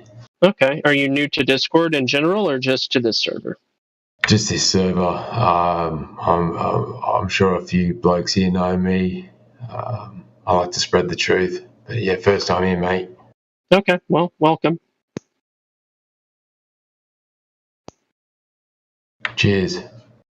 In my experience, we've had much more flat earthers finding this server recently than globe earthers looking to try to prove their point. They seem to be very impotent recently. Hello. I'm looking to be impotent right now. If that's okay. Well, that's fantastic. Another. Well, I'm all up for arguments. Sure. Jokes aside, I'm here to ask a particular question. Yeah, go ahead. So I'm curious about the stationary part of flat and stationary. I think I'm like fully on board with the flat part. I don't know where the stationary comes from, so I'm looking to hear arguments. Yeah, that's fantastic. Do you? Usually, we ask the question: do you experience? Hey, board guy, where are you from? Oh. Your accent. What's that accent? Oceania. What's that accent he has? He's somewhere from Oceania. Where's that? New Zealand? Where is it? It's in near Australia. Who's this? Where is it? Oh, you talking about me? Yeah. Yeah, you. I'm in Australia, mate. New South Wales, Australia. Yeah. Oh, he's Australian. Okay. All right. So back to what Cloud was saying. Cloud had a question. So, do you experience acceleration of the ground? No. How would I don't understand how acceleration is experienced. Would we experience acceleration if it moved slow enough? So there's a reason why I don't use the word motion. Most people would use the word motion, but there's this instant rebuttal that we do not experience motion, that we only experience acceleration. Therefore, I use the word acceleration not to be misdirecting, but to indicate the fact that according to the heliocentric model, the claim is that the Earth is traveling in an elliptical pattern. In addition to that, they claim that the Earth is an oblate spheroid. Therefore, the direction of the Earth's spin would be an elliptical pattern as well. So the ellipsis of the Earth, the ellipsis of the revolution, not just the rotation, but the revolution is elliptical, and the motion throughout the galaxy is claimed to be an elliptical pattern. So these are multiple ellipses which require constant acceleration. Okay. And slowing down and speeding up again when they hit the arc. There's an acceleration and deceleration phase over and over and over again in each of those. Except I would fully agree with what you're saying right now. I think the globe Earth model is a ridiculous joke, right? I'm more so asking about how do we know the actual Earth that we are living on is entirely stationary and there's in fact no motion. because you have no evidence that there is anything other than. Yeah, but wouldn't that lead to agnosticism? As in, like, we don't know what's happening. Don't listen to that like that's ridiculous. Because the A only lot of reason background noise, Elijah. Yep. the only reason you would ask that question is because of heliocentrism. And Gospel Bearer just explained to you why that's ridiculous, and you agree. It's the only reason your question is relevant to you, right? Well, I'm just curious, really. Because Well, yes or it's a no? claim that Yes or people- no? Yes or no? What I asked? Yes or no? No, not really. The reason I give was you an curious analogy. about the like stationary bit is because people say it's flat and stationary, and I'm curious about the stationary. That's why I'm asking. It's in contradiction to the claim that we're hurtling all over these different places, accelerating constantly. So to claim that this would be an agnostic stance, or that one ought to have an agnostic stance, would be like, how do you know that you're not how do you know that you're not an alien from planet X? Well, I don't know. You mean your mother didn't tell you came from the hospital? So Cloud, my point, and that may be the case, but from a standpoint of practicality, you would be, if you entertain any possibility, then sure, you'd be forced into a position of agnosticism. So the question is, what is your foundation for reality? What is your foundation for truth? Well, at least as it pertains to this conversation, the foundation is empiricism.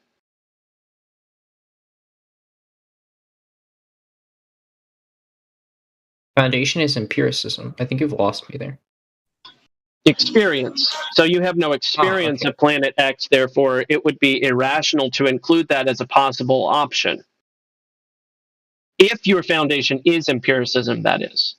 Now, if your foundation for truth is the opportunity of all things, absurd or otherwise, well, then yeah, you'd be forced to be an agnostic. Because if you entertain the opportunity for all things to be possible, then yeah, the logical conclusion would be agnosticism. Oh, okay. So what you're saying is that, like, in some wacky hypothetical, sure, this could be true, but in like a scientific standard of like accuracy, we would say like most probably it is true that the Earth is stationary. Like, from a zetetic or empirical standpoint, it's impractical, or not impractical, it's unnecessary to include the concept or opportunity of the motion of Earth because we lack the necessary evidence to conclude that that is an option. Yeah. What? Oh, I just said to even suggest it. Okay, yeah, that makes sense. Thank you so much. I appreciated that. Yeah.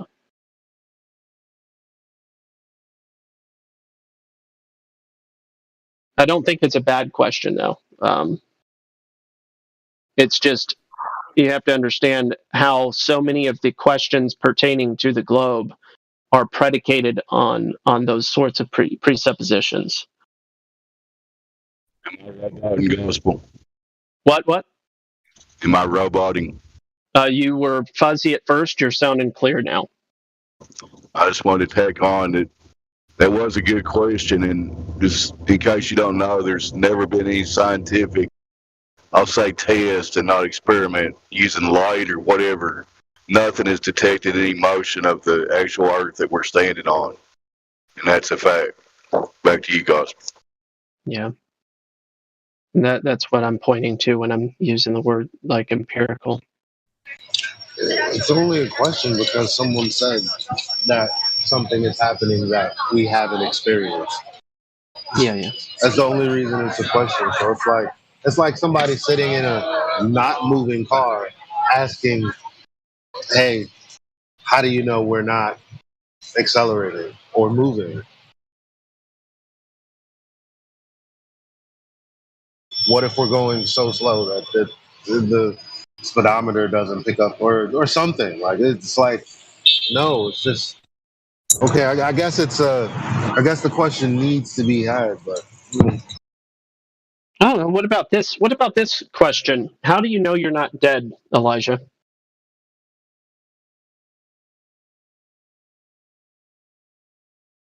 Depends on what you believe in. Does it? That's the same kind of question. Yeah. So back to my original point, empirically speaking, or is a synthetic experience, whatever. What experience do we have with death from a direct standpoint, or personal standpoint rather? Some might argue, the NDEs, the near-death experience, that sort of thing. But apart from that, the answer is none, because we are the living. So the answer to the question is, how do you know that you're not dead, is because I've always been alive. So I have no reason to suspect that I may be dead, because my state, I have no indication of a change of state from my always has been the state. But then you have this. But you have the people that will say that, well, this could be a dream world, and this is not the reality. Maybe your dreams are. Well, then it's irrelevant at that point, though. Well, then, yeah, you would have to actually. All you would have to do is say, okay, just define whatever you thought living was, and swap it out for whatever. Because that's our experience. Yeah, it's whatever I am is what I am, and I'm not something besides than what I've always been. At this point, my state of whatever I am is what it is. Yeah, but you'll never win that argument with the perfect person that doesn't have a system of belief that agrees with yours. You see what I'm saying? Oh yeah, it's about the law of non-contradiction and the rejection of it. That's why I don't even like to talk to those people that reject the law of non-contradiction. Yeah, it's but you run into those all the time here. Yeah.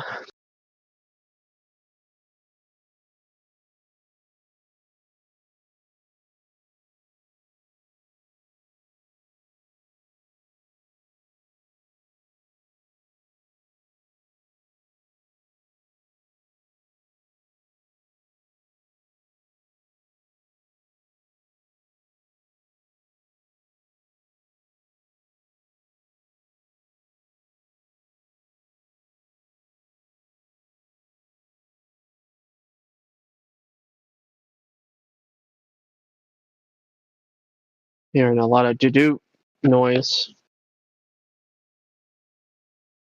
I'm cleaning my glasses so I can't see. By the who's way, joining. good morning or good afternoon, guys. Howdy.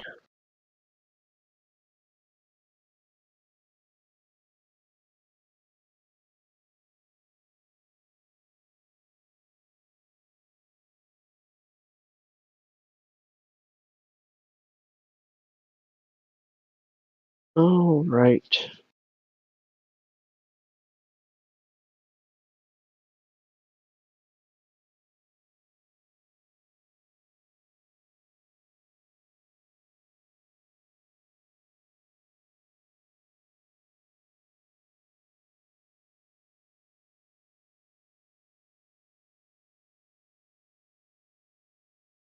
Well, it's better.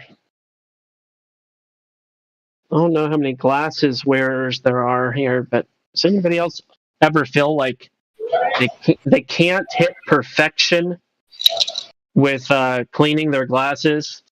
Like there's always something that's not quite perfect about them. Yeah, maybe. I mean, it does seem perfect, like on the first day, like a phone. Yeah, but after that, it's like no amount of cleaning will, it's ridiculous. Yeah. Anyway, I'm glad to have them. They do help. You know what it's like? It's like those movies where, somebody gets bumped and everything is fuzzy, and then you put them on and you're like, oh, like that's very close to my experience of putting on glasses for the first time. I had no idea I was blind. Yeah. Oh, for sure. Yeah, that's exactly what it was like. And wearing glasses threw off my depth perception too. All of a sudden, I felt like I think I felt like I was further away from the ground or something. So, like, even walking and looking down at the ground felt weird for the first couple of days. Like, I just remember back, I got them when I was 25. But yeah, it was a weird experience there for a little while. And then you take them back off and you're like, oh my gosh. Wow. This was messed up. Like, but I was thinking about driving the other day and just like I don't think I'm a danger to society in regards to driving without my glasses, except as it pertains to the speed limit signs. Like, that's the major thing that I would be having to use my brakes. 59, please. Thank you. Could I also get a cup of water? Just water? Yes, please. We can hear you, Chris. Oh, my bad. Water is good for you, though. Good choice. Good choice. And it's cheap. Get extra fluoride in that water. Ah, gee. It's always got to be a Debbie Downer. Yeah, I was gonna say, listen, if either all of the bacteria and nasty stuff that's in waters should be in there, or it shouldn't. I'm not sure which it is.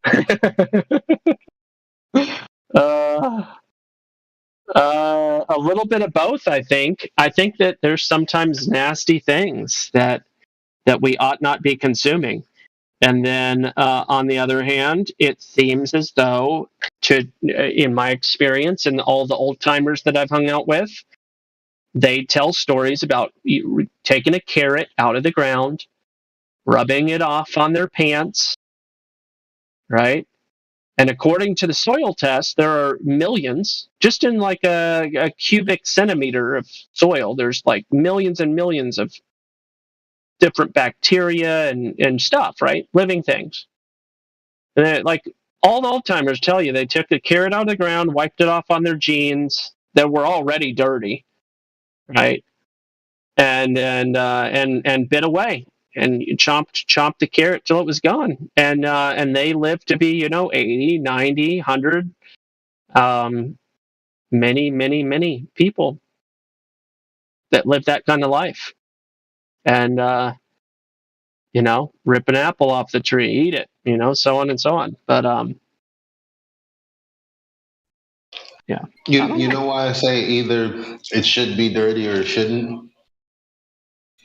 Because it wasn't until I saw Zero water filter that I saw for the first time supposedly nothing in the like zero particulates, and I was like, that's like kind of too clean. I'm not sure that's even healthy. You know what I mean? Like water without the minerals and metals in it. I don't know. That's what distillation is. I mean, that's what distilled water. And there are people that quote unquote swear by doing the distilled water thing because they know that they have enough of the nutrients and minerals and all of that in their diet. I know a couple that are in their 70s and they've been doing distilled water for 50, most of their entire adult life, basically. So it's really hard to make a case against things like that. It depends on your diet, I think.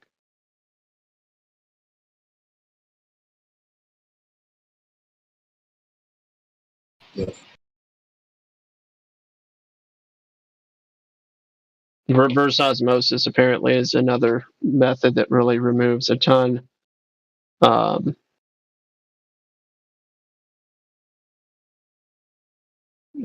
Anyway.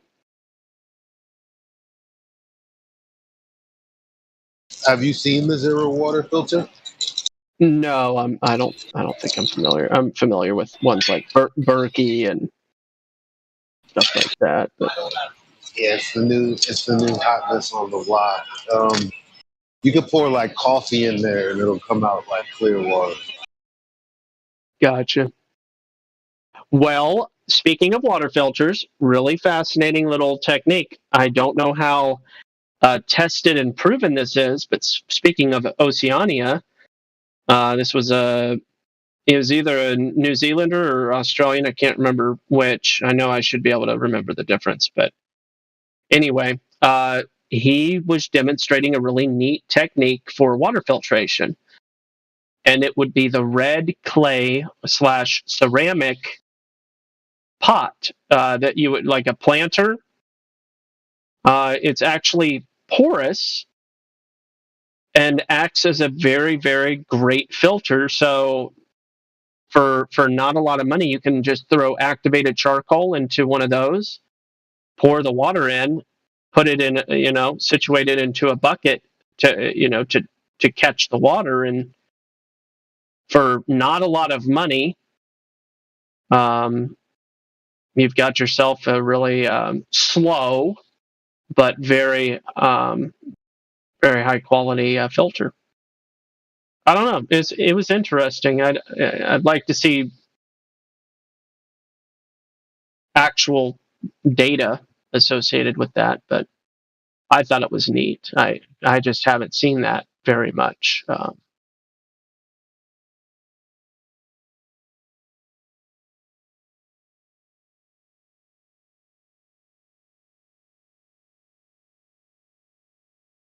See if I can make sure to post an image so that everybody knows.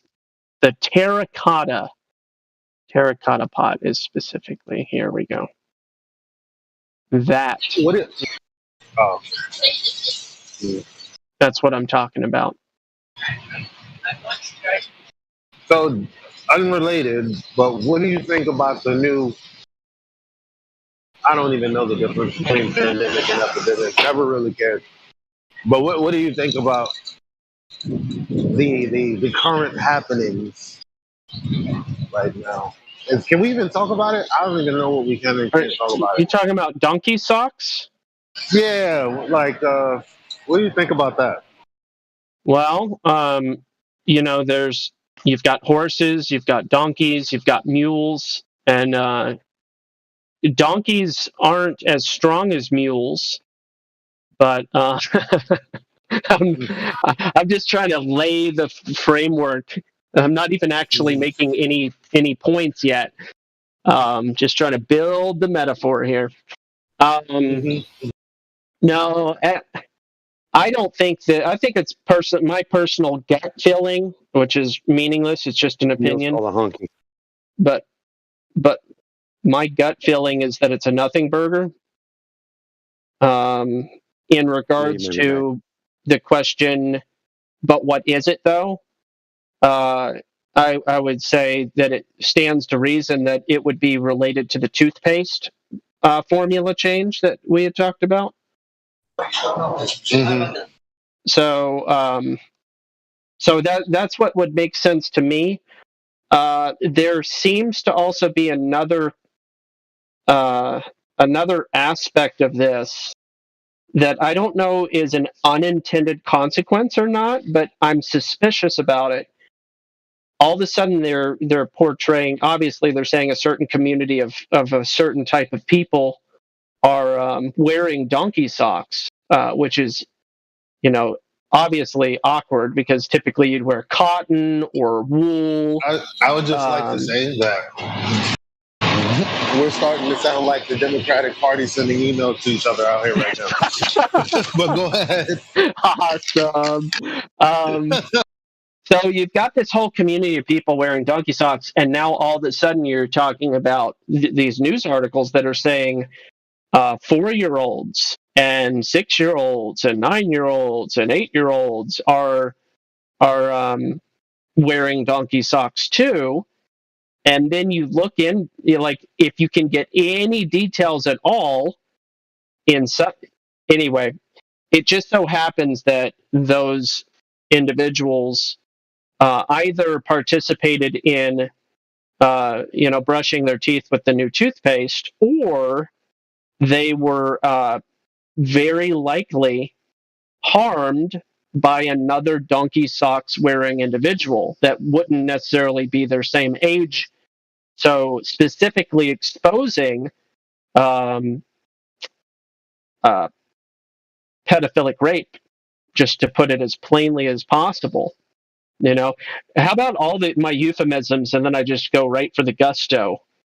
Right. Well, right if you were on Facebook, you couldn't do it. So. Oh yeah. I find that as it's either an awkward. I don't know who would be the perpetrator behind exposing that, and I know that there's like countless people out there that would just poo-poo the notion in the first place. They'd just be like, "Oh no, you would never deduce that reality from the details. That's absurd. Only a lunatic would deduce those, that conclusion based on the presented details." And I would subject to that person that they are willfully blind. But anyway, there's some weird stuff going on with that whole situation. And back to my original point, with your analysis. Yeah.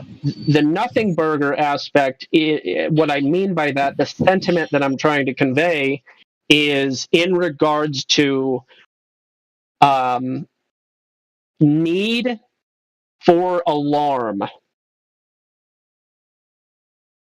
That's what I mean by nothing burger.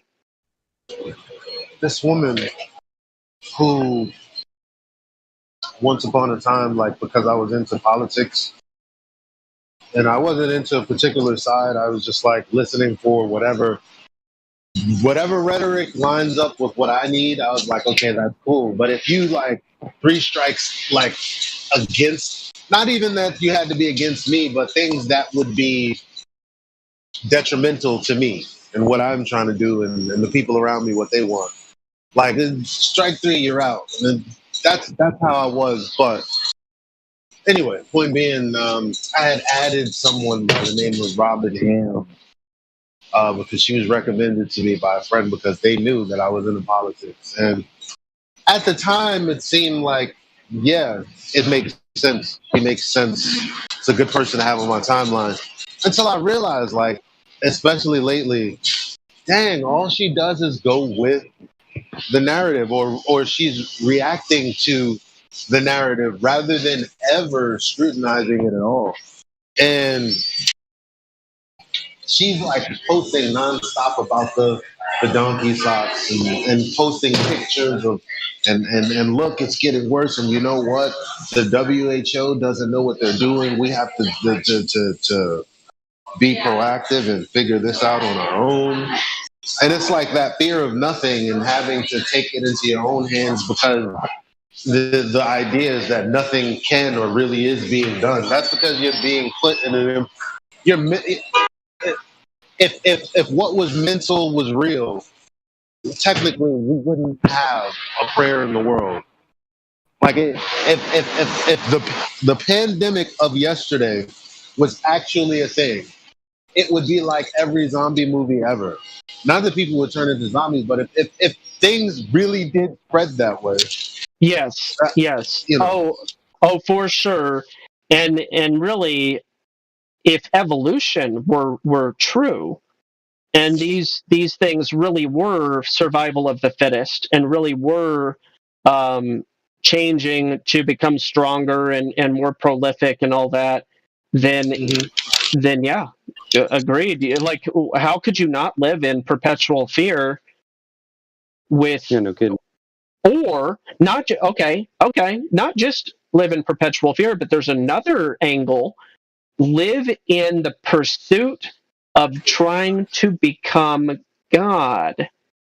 Interesting. There just so happens to be a huge swath of people who make that their life's goal. Isn't that interesting? They might just be living under a delusion that they feel that is the necessary route. And I know that that's true because we already have art imitating life, right? Where in movies, whenever some kind of pseudoscientific discovery happens, they say, "Oh, we've beaten God, or we've cheated death, or we have become God in a sense." Like it's always that whenever man makes this so-called fantastical discovery, because that's what they were trying to achieve. Because that's what they really believe. Who needs God? We figured it out. We got everything we need right here without him.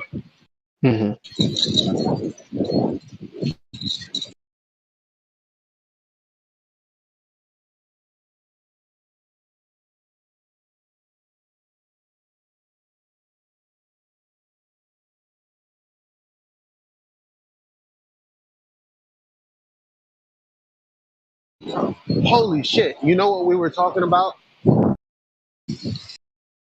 And then I started thinking about some of the people in here that have an allergy to God. Yeah. The exact conversation we just had. Whoops, sorry, I know it's loud. The exact conversation we just had with that guy, whoever that just was, is the same thing that people do with God. Well, how do you know there is a God? How do you know there's this? How do you, like, unless someone came up to you and said everything was created out of nothing, you'd never have that thought. Like, why would you have the thought that, oh, all of this, everything where I'm from, like we're like, what the hell we're doing here? What is here? The thing that make up here and make it habitable, that just happened. Like, if not for someone saying that, you would have never come to the conclusion that this place didn't need a designer. No, that's not true, man. Both are conclusions you jump to. If you weren't told about something, you wouldn't automatically be like, oh, well, then creator. Oh, well, then random happenstance. I had you in mind when I said what I said, by the way. I knew it. Cause and effect, though, is something that you experience over time naturally. The law of causality.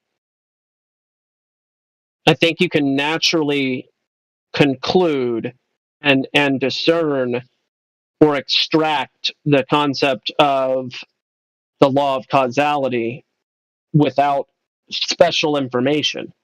Here, listen. I'll tell you this. You explained something very well, but had you not, and there's no way for you to answer this, had you not been given the tools to think about it that way, would you have on your own?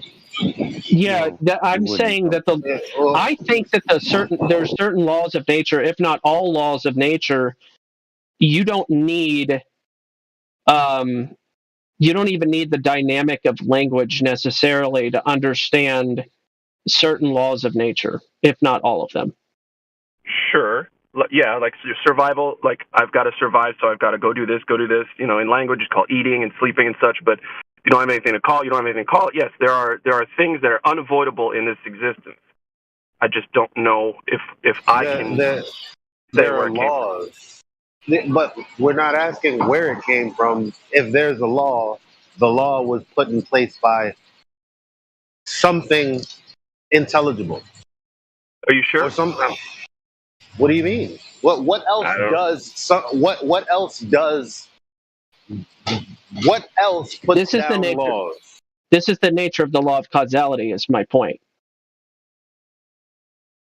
Okay, and I get it. It's logical. These are conclusions to jump to, but I need proof. I don't want, like, I don't know. It's not enough for me. Just for me, though. It's not enough. But what makes a law? What makes a pattern? What makes I don't know. I don't know what makes it, dude. No. Okay.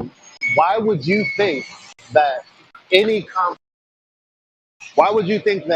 process that not just includes material but includes the immaterial also? How is there room for there is nothing that facilitated that, it just always was? Or maybe that's not what you're saying. That whatever it is, it just is without a facilitator. How could you come to that conclusion? Okay, I got to run for a second, but I want to answer the question as best I can in 10 seconds. I don't know. That's my deal. I just don't know yet about any of that stuff. And I love this conversation because y'all are fucking on top of it, right? So, I don't know. That's where I'm at. I don't know. I love you guys. I'll talk to you in a bit. All right. I was going to say I love you first, man. I didn't even think he was going to hit me with that. I love you, man. I appreciate that answer, brother. Here's for me on a personal level, and this is 100% my view, like 100%.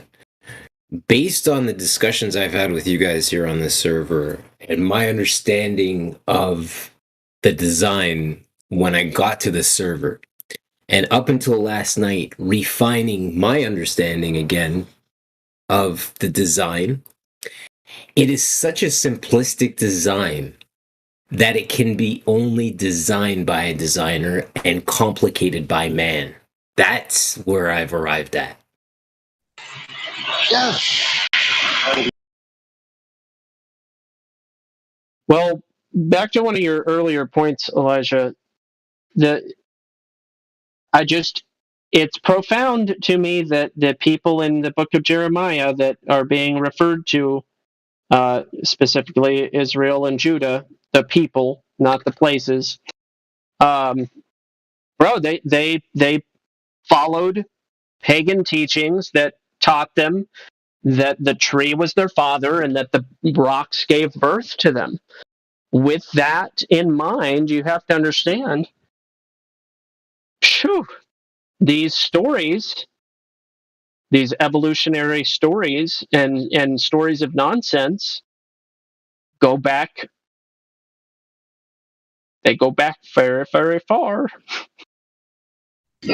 Well, if we're, and I know everyone doesn't, but if we ourselves are to take the accounts in the scripture as true, then yeah, that's pretty much because he was literally there. Well, he's literally here too, but I'm saying, like, he was physically there, and they rejected him then, according to the story, for no good reason. It's no, you know what? No, let's do this gold thing. Forget the top of the mountain, whatever's going on up there. Forget we just got taken out of slavery and all that. Like, we just gonna do what we want to do, think what we want to think. Like, that idea, like, that was when he was physically here. Okay, physical. That's another. You get what I mean, though, right? Oh yeah, yeah. No, over and over, there's a certain group of people that say that there's all sorts of excuses. There just so happens to be a claim written in a book that says you have no excuse.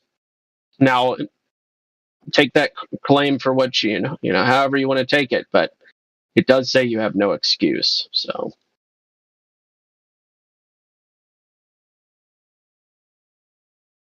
He was physically here, Elijah. Unpack that.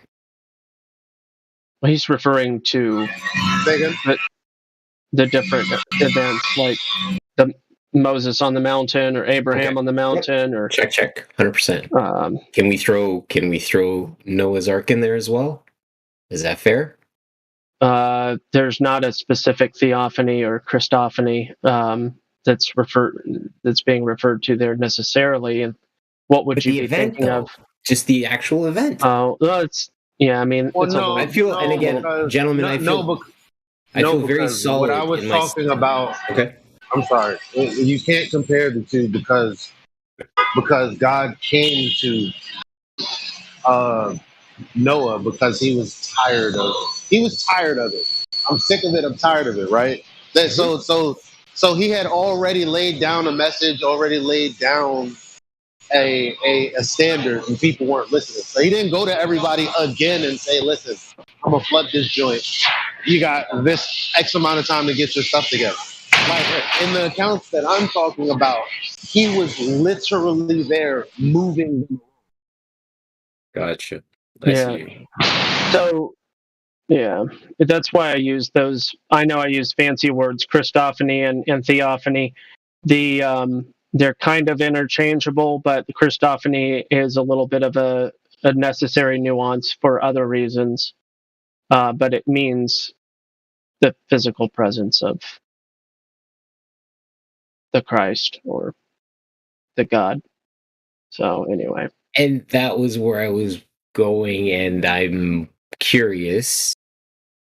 Yeah, I can't recall if I've ever asked you for your view on it, but I asked this question. What is your opinion on the Shroud of Turin? I don't have opinions on that or pieces of toast with people's face on it or any of that. But real quick, Fair enough. we've got some new people in the chat. They all came in together, so they're all friends, obviously. Welcome, friends. Yo Wavy, PT Dodo, and Link. Very, very interesting screen names there. We'll start with Link. Say hello, Link. Oh, you're gonna do that. Okay, so I'm gonna do that. All right, we'll go on to PT. Say hello, PT. Hey, hello, guys. Okay, that's better than your cohort. Good day, my friend. Thanks for being here. What brings you to the server? I was just wondering. No, I was wondering how close is Sunter? Was that a complete sentence, or are you still finishing? I hear.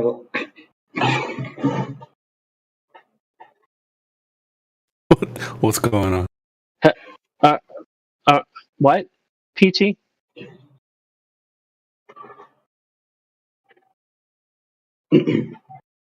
Hello? Are you have trouble finishing your sentences? My internet is bad. Sorry. I have a lot of questions. Okay, go ahead. Well, my first question is.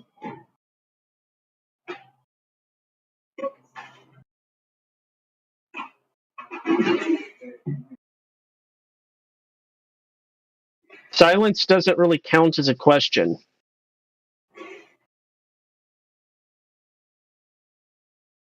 Wait for it. You said, my question is, and then you didn't say anything after that.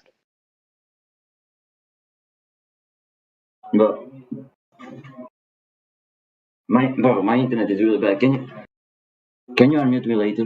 Can I talk later? Oh yeah. My internet is really bad now. Maybe give him access to the text, and you can ask his questions there. Maybe go. Yeah. His mic works, so I'll just go ahead. Yeah. All right, Yo Wavy, give it a try. Say hello. Yo, what's good? Chilling. Hi, Yo Wavy. What brings you to the server? I'm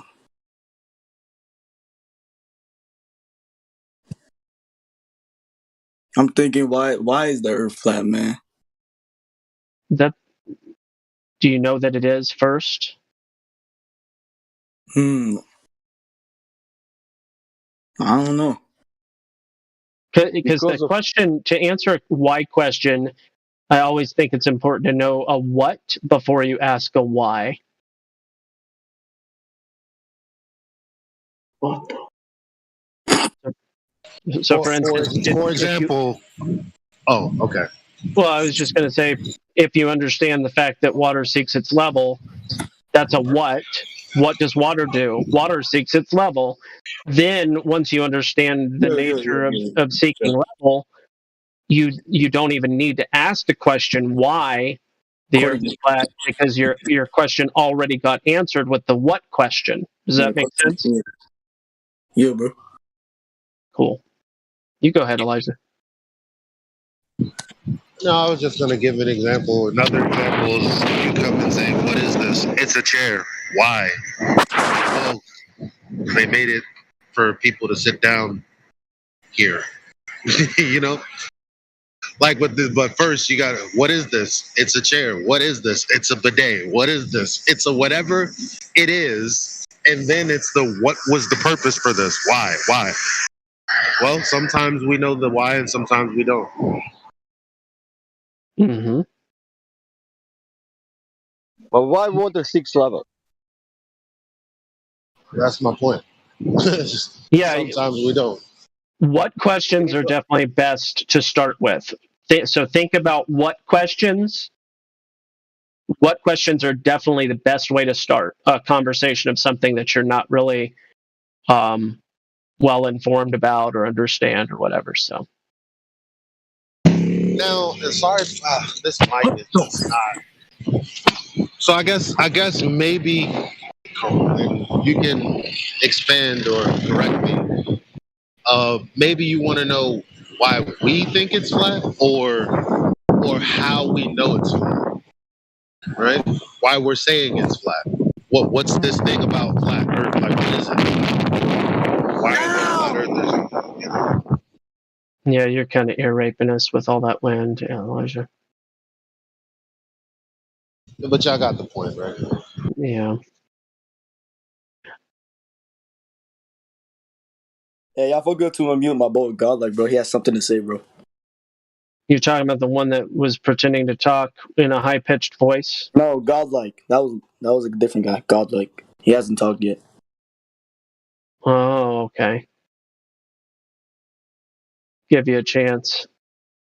GL. A slim chance, depending on what your name, like the context of it. Oh, what's up, bro? What's up?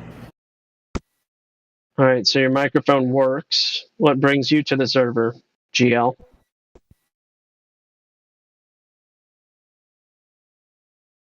Yeah, you know how my parents told me that the Earth is round? Why do you think the Earth is flat?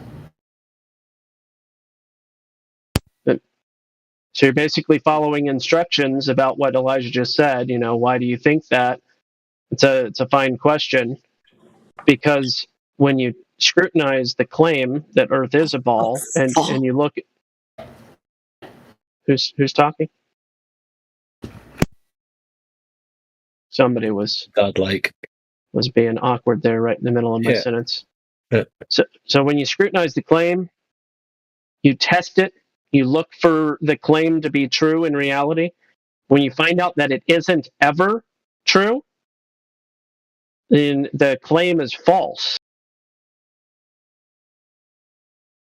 Well, what do I mean by that? What I mean by that is, if Earth's a ball, it's got physical dimensions. There's something known as a tangent line. Who is that? Bro. I went on a plane before and Hold on. Who keeps interrupting me in the middle of my sentences, making loud, obnoxious noises? That probably is Link, because he's doing that squeaky voice thing. No, Link is server muted. He can't be the one. Was that you? Nah. I'm a grown man, bro. How would I do this shit, bro? Well, that's a great question. You'd be surprised what grown men do with their time. Or maybe you wouldn't. You tripping, fool. No, grown men. No, I'm just a little good thing this is recorded.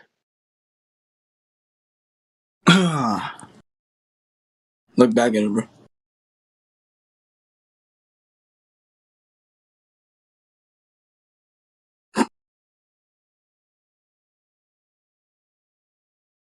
So, Wavy, is there anything that you observe that tells you you're moving?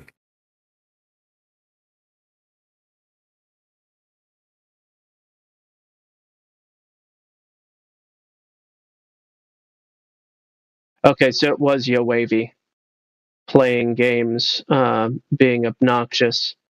So we'll just do this. I mean, I'll give you guys tries one at a time, but I'm not going to play games with making silly, obnoxious noises. You do realize this is live streamed and recorded, so all I have to do is pull it up on YouTube, scroll back the time a few seconds, and then see for myself exactly who it was that did the obnoxious thing. You can't pretend that it wasn't you because there's proof, which we like around here, proof. Yikes, that's a scary word. We see when your hand goes in the cookie jar around here. That's one way to put it. All right, Godlike, you seem to have another question. Is that correct? Yeah.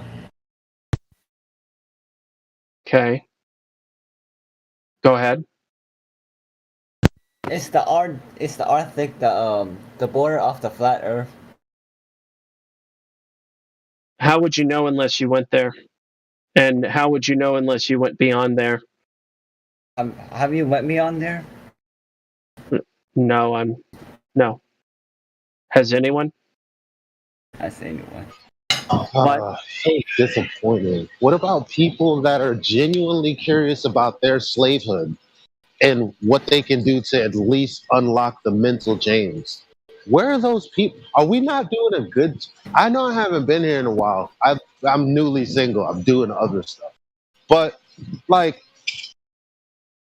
are we not reaching people? Like, what is it? Well, a group of 4 of these guys came in. You know, I'm doing the spontaneous unmuting and allowing them the chance to even skip the VC verification process, right? So you know it's wild card stuff.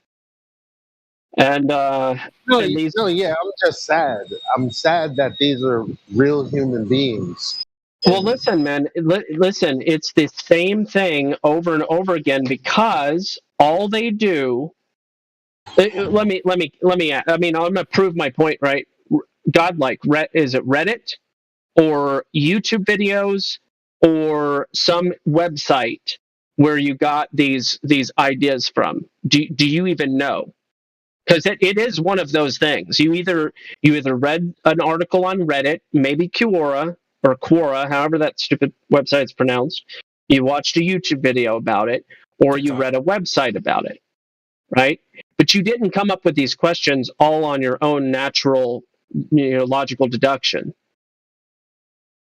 These questions are coming from a common place, and that's why they're okay. Good point, Levelist. There's so many more platforms than I'm even.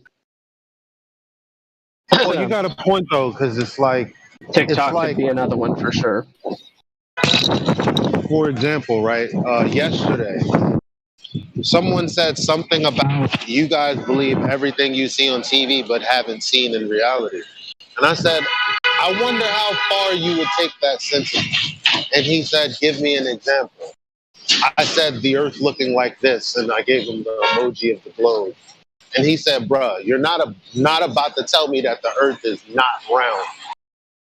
That specifically, what is up with people saying the earth is round rather than it is a sphere, it is a globe, it is like they always answer with the earth is round. That's a very particular answer. Yeah. Whenever being questioned.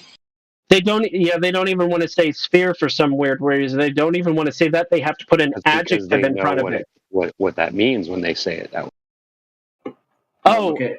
I think my internet is good now. Because this way they can fall back on in case the earth is round and flat, then they can say, oh, we told you so. Elijah, oblate.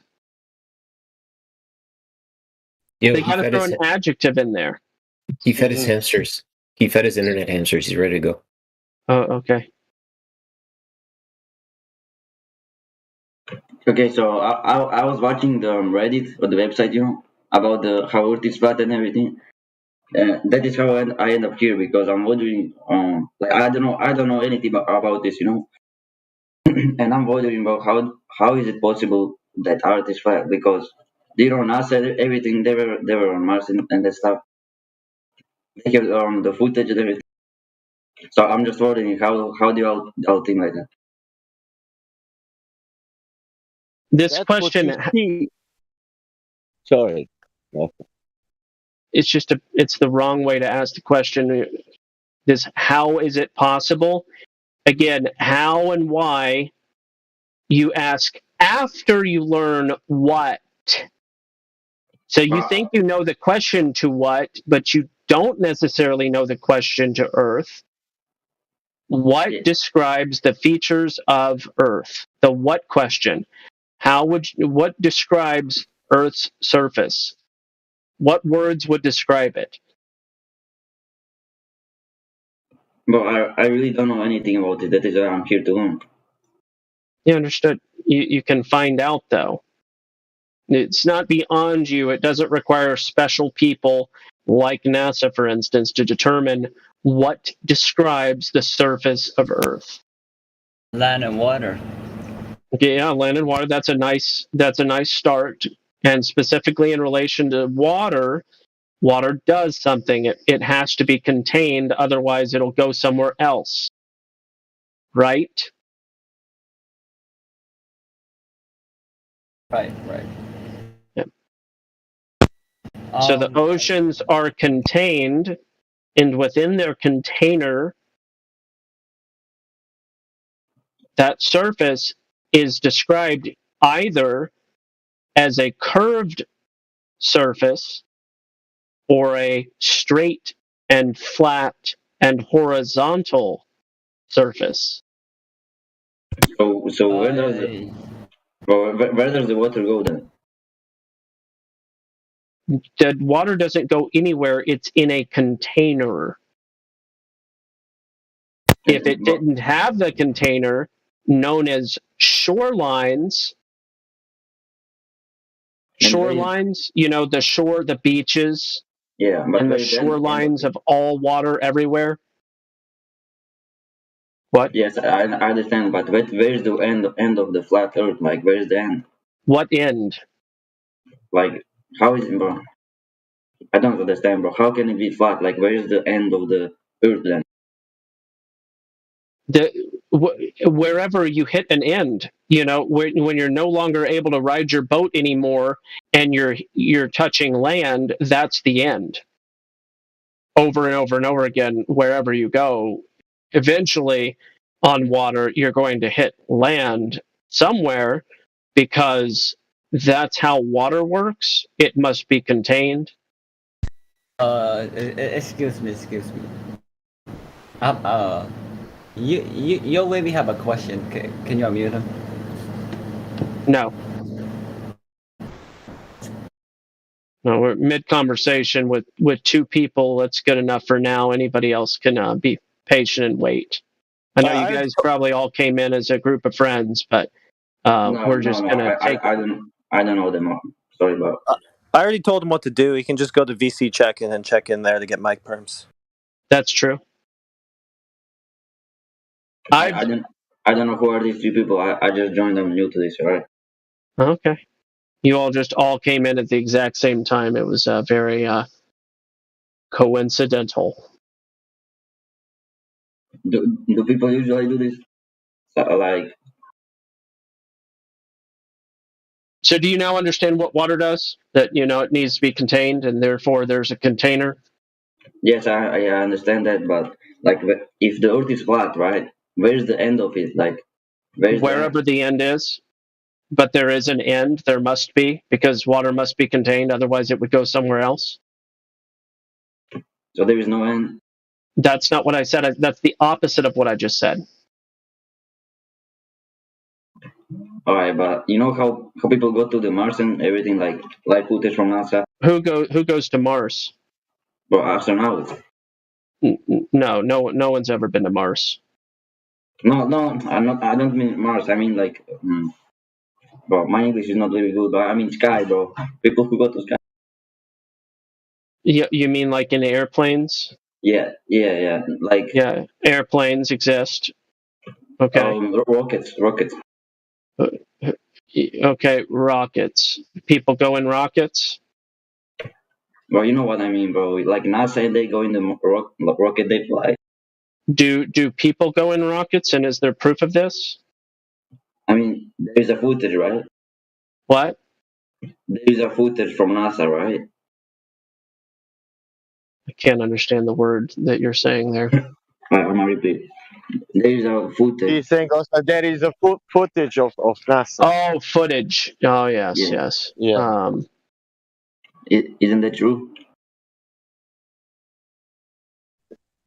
Oh yeah, there's movies and television shows and computer graphics and all sorts of things that can be fabricated.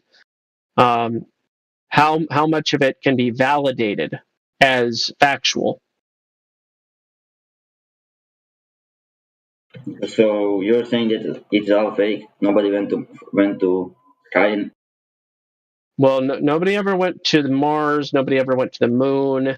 You can't go to a place that can't be how they say it is.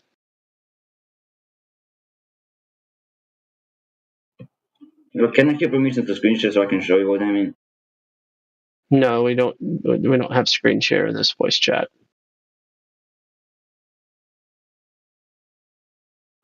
Okay. Can I send a picture in Messenger then, so I can tell you better? You can post a link potentially in the live stream voice text or words.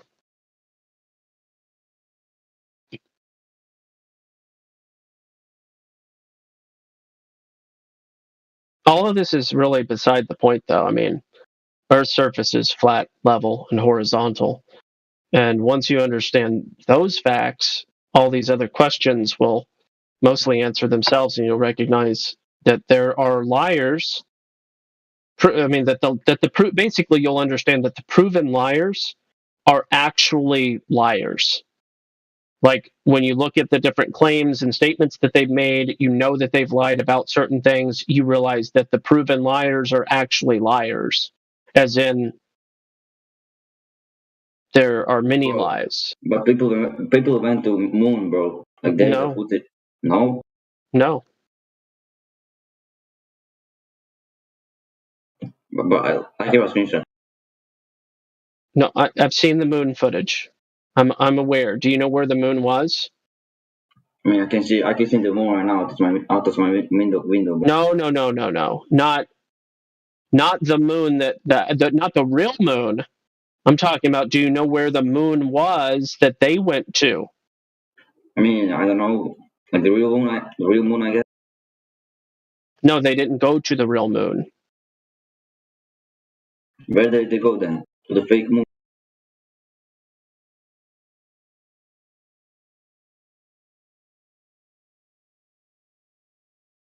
They went to a movie studio.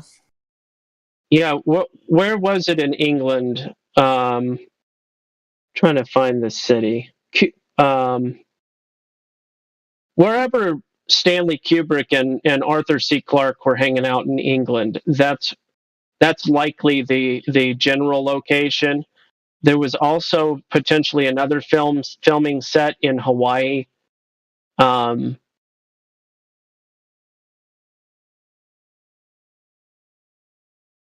But yeah, the moon that they went to was probably a handful of different locations.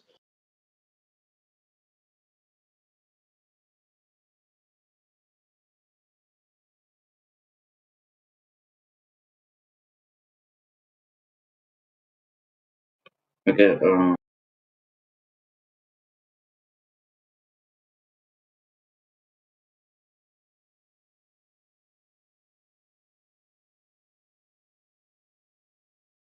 I mean, that lie is important that, the moon landing never happened. However, it doesn't change the fact that Earth's surface is flat and straight and horizontal. It doesn't change that fact. So nothing in the sky makes the ground and water of Earth stop being what it is. So in order to determine what Earth's surface is, how you would describe it accurately, you would need to look at it, the Earth, and not look at the sky, the not Earth. Bro, people have been in universe, right? No. No? No, they have not. How is it possible? Hold on. It's the other way around. The question would actually be, how is it possible that they would go to a place that can't possibly exist the way that they say it does? That would be the appropriate question. How could they go?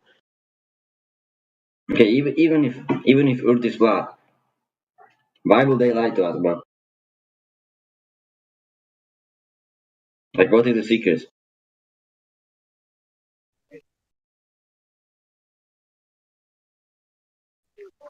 Does somebody lying to you about what Earth is change anything about what Earth is? If you can go out and measure the ground flat, does that make it a globe just because somebody told you a story about it being a globe? What does that have to do with anything? Okay, bro, so you're saying that nobody went to the universe, bro? To the universe? Yes, bro, like they fly in the sky. Oh, to the sci-fi Narnia space vacuum in the sky. No, nobody went there. But how is that? Well, it violates thermodynamics, so I'm thinking nobody went there. You think? Yeah, I think having an infinite vacuum right next to air pressure here, as we have on Earth, that violates thermodynamics. So I think that outer space is not what the sky is, and therefore no one went to outer space, period. Did you go there? Were you in outer space to independently verify this claimed thermodynamics violation? No, but I'm sure people have been there. Well, that's just a belief that you have. You just admitted that you didn't verify it. You can't. So it's basically just a religion. Bro, do you believe in God, bro? Kind of non sequitur at the moment. I mean, bro, it is just something. Like, you don't believe something that you can touch. That is kind of weird. No, I do believe things that we can touch. That's the whole point. We can't demonstrate something like outer space existing. The claimed thermodynamics violation of outer space, we can't demonstrate that. There's no empirical verification for such a thing anywhere. So why would we expect that that's what the sky would be, or that it's possible to go to a place like that? Where did you even get this from, bro? What school? I just told you, a vacuum right next to air pressure, right? What do you think will happen if you put a ball of gas into a vacuum chamber? I don't even know what it means. Well, it's just going to disperse, right? It's just going to fill the available volume of the vacuum, right? You can't have an uncontained ball of gas in a vacuum, can you? I don't know. Yeah, well, that's what they say space is. So I don't think so. Let's say you have, a birthday party balloon, air, helium, whatever, and you let go of the tie, the part that's tied that keeps the air in. What happens? I kind of just answered it within my question. You think it will explode or something? It's common that you go to birthday parties and balloons explode.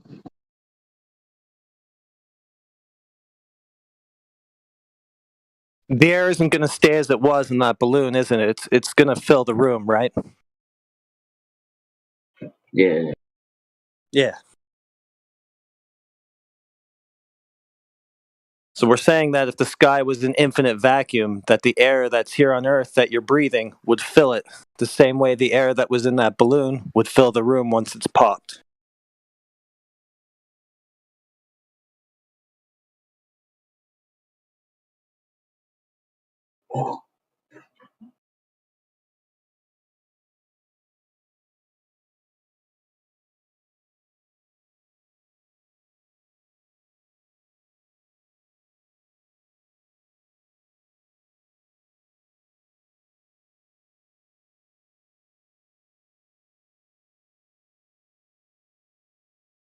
So we got to go back to the drawing board to figure out what the sky is.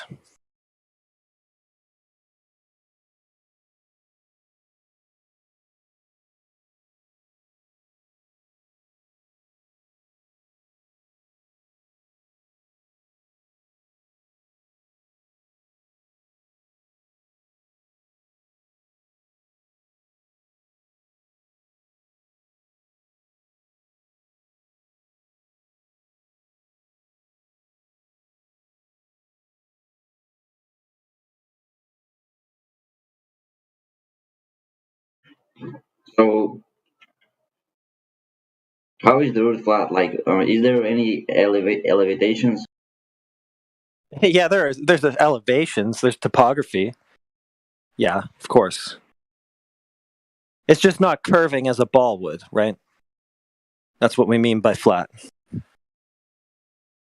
Which raises an interesting point to ponder. Land surveyors will report that elevations, everything sits above sea level. And that's how you measure flat Earth, above sea level. Sea level is the constant, and everything is just reported accordingly based on meters or feet above sea level. So is there any land we didn't discover?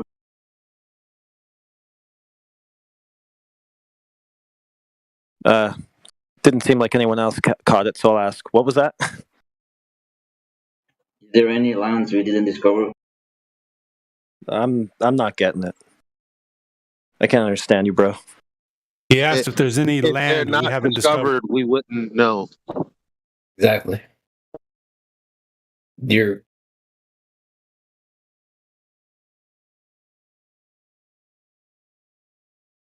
Yeah, if we haven't discovered it, how would we know? We can really only speak to things that we've discovered, right? I would say, you know what, if you guys are serious, and I don't know. No, But bro, here's the I'm serious. I'm just that serious. if you go, I'm sorry, because I really can't hear you. I'm on speaker because this headset doesn't have a mouthpiece. So just let me finish and then I'll go on mute. I would encourage you guys to go back and listen to this live stream with you on it. I just listen to the kinds of questions that you've asked. Because here's the thing, over the years, I've realized that there are these people that come in with questions, and these questions are definitely posted right on the internet, like questions that you ask a flat earther, blah, blah, blah, blah, blah. But if you think about them hard enough, they're ridiculous questions. Like, what's underneath the earth? Why would you think that would be possible for anyone to answer? That's just as an example of a ridiculous question. Okay, what's at the edge? Why the fuck do you think me, working class Eli, knows what's at a place that is potentially guarded? But why do you think that freaking flat is Earth then?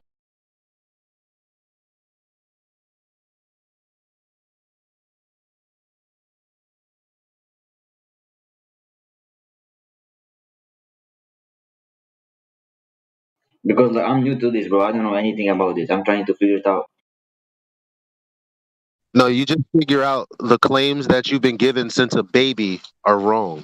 If you want to figure things out, guess what? You have to become an explorer. When I was a baby, I didn't know anything, bro. And then you got fed all these lies. But the bottom line is, when you want to find something out, you go explore. It can be.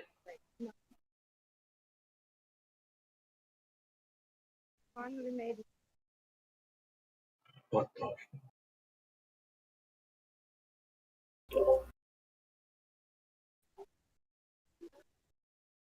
I got a little something I'd like to add if you guys don't mind. Who am I speaking to, by the way? Who's been asking these questions? Pretty Dodo, me. Excuse me? Yeah, Pretty Dodo. Okay. Now, you know what we've been told since we were in kindergarten, that the universe is this huge area. I mean, just goes on forever, so to speak. And they say there's no air in there. It's empty. It's a vacuum. Do you know what a vacuum is? Yeah, I know. Okay. So you got this little tiny ball Earth that they tell us that we live on. It's got this little thin layer of atmosphere around it, so they say. And then you've got this huge area that's 1 trillion times larger than the Earth that's empty. It has no air, no nothing in it. And if you take a ball like the ball Earth and stick it inside that vacuum like they say we're in like all the other stars and so-called planets and whatnot, you stick this in this vacuum, this area where it has no air, no nothing in it. What do you think is going to happen to the air on the Earth if you stick it in an area, like if you took something that had, like a balloon has air in it, you put it in a vacuum, in a little one they have in the lab. They suck all the air out of it, and the balloon pops and fills the vacuum with as much. It only has so much air, so it just fills the little vacuum with whatever air is available. Just instantly, boop, fills it. So the same thing would happen to the Earth if we were to be placed into a vacuum and we're a ball with a little thin atmosphere around us. As soon as we got stuck in this vacuum, the air would just automatically want to go into the vacuum. And I know, gravity. Gravity is only a theory. You can look it up. There's no evidence for it. Just maybe try to get your mind around that. How could that even be possible to stick oxygen, nitrogen, noble gases that our atmosphere is made of? You stick it inside of this monstrosity of a completely empty zone. I mean, it's got a few stars, it's got a few so-called planets, but basically there's no air at all there. You put a planet, the Earth, in there, and it's going to suck, the air is going to want to migrate. It's called entropy. Low pressure always migrates. Even including the stars are made up of hydrogen and helium, so and Jupiter as well. Right. So all of those are just shit. So what it is this violation of the second law of thermodynamics, which is entropy, which means hot goes to cold, high pressure goes to low pressure, or low to high, whichever one it is. It's something that happens every time. And so where does the pressure come from then? Where's what? Where does the pressure come from then? The air pressure of our Earth? Yeah. Well, it's produced at ground level by the Earth. The plants release oxygen. Various different things take place. All the gases that we breathe, all the gases present around and on the Earth are produced by the Earth. Yes, but according to my coordinations, hold on. What's the definition of pressure? I was just about to get to that, but go ahead. All right. Well, yeah. According to my coordinations, rockets have been in our universe, and there was a live footage from NASA, bro. Now what? The definition, read it out, sir. Yeah, the definition of gas pressure, please.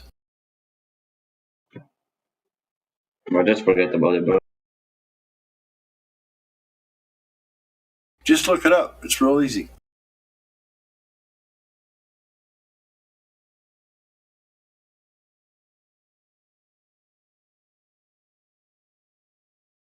There's your answer. Where's the pressure coming from? The definition has your answer contained within it.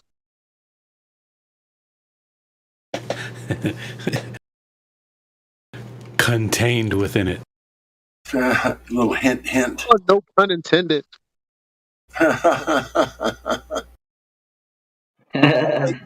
I'll make it simple for you, sir. In order to have gas pressure, you must have a container. There's no way to demonstrate gas pressure like a propane tank or any other type of gas, carbon dioxide gas tanks for welding, argon gas for welding, various different gases. They all require a container. Because without it, what happens? You can't take propane to your barbecue without a tank.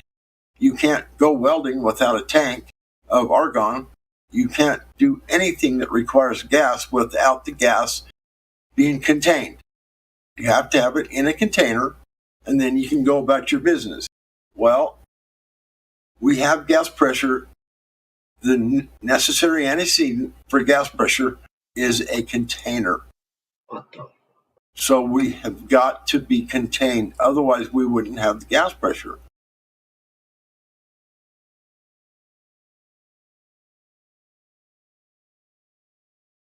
I know there's a lot here to swallow. It's kind of confusing, bro. But according to my coordinations, bro, the Earth is not flat because the water is not falling from the space. The Earth is what? It's water is not falling into space.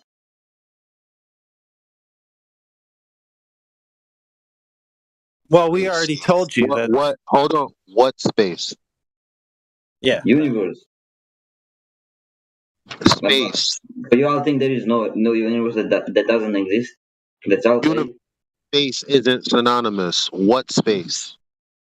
Universe, like.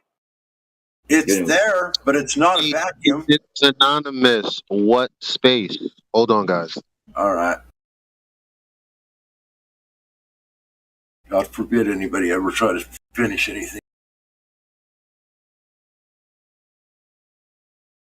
And you can. It's all right. Just go ahead. I'll just take a nap or something. Well, is the moon flat then too? And soon? The sun is flat? What space? Universe, bro. You know where the sun is and everything? The universe. What did I just tell you about the universe? That doesn't exist. No, I didn't. What did I just say? Nobody said that. Nobody even suggested that.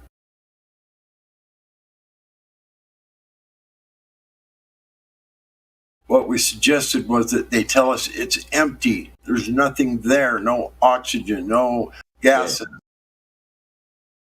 So when you put something in it that has gases, they're going to want to fill the space that's available. They're going to expand out into the universe, if there was one. If there was a vacuum. I mean, there's obviously stars and entities up there, but it's impossible for it to be a vacuum because all the stars are made of gases, all the planets have got so-called atmospheres, or they're made of gas, like Saturn and Jupiter. They say they're gas giants or whatever. Well, this gas would automatically fill the universe. It would just expand out and fill. They would be gone. They wouldn't be able to exist in that environment. We're not saying that the universe is not there, it's fake. It's just not a vacuum. Otherwise, everything in it would be stripped of its gases. Because you have to have gas in order to have gas pressure or gas existing in a mass, in a volume. It has to be contained. It's in the definition. You must have a container. I bet he's gonna bring up gravity now. I bet.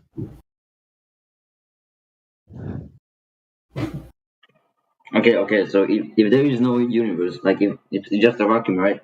So if flat is if the Earth is flat too, is the sun flat then? Like is the sun and moon flat?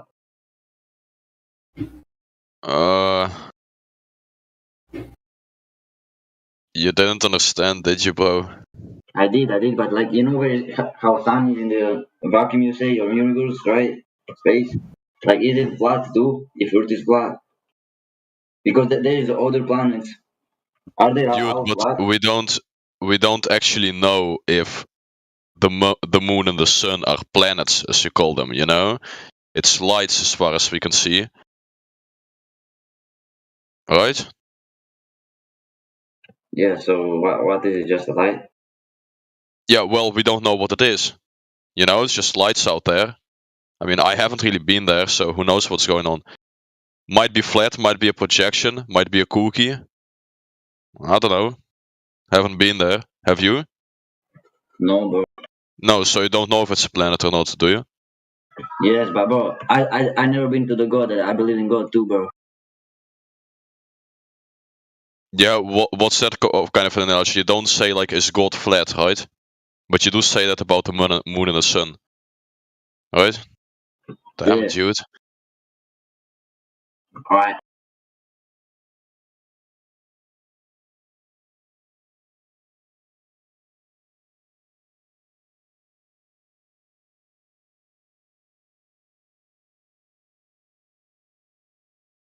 It's really a big pill for these people to swallow when they're new. I wish I had a better way to get through to these people about.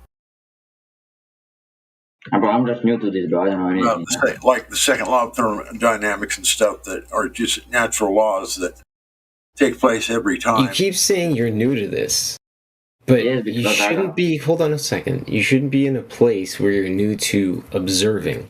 What we're asking you to do is see if you can just drop all of the man-created stuff that you've been taught all this time and look at the world, right? I use that term loosely. Just to observe, like, is there anything that you look at outside that tells you that you're moving? Yeah, I'm moving. What do you see that tells you that you're moving, my friend? Nothing. That's what I'm saying. Like, you see a car on the road driving by, you're like, oh, hey, that car's moving, right? You see the point behind it, you know the point behind it is still. You see the car moving, you know the car's moving. You look up in the sky, you see a plane moving.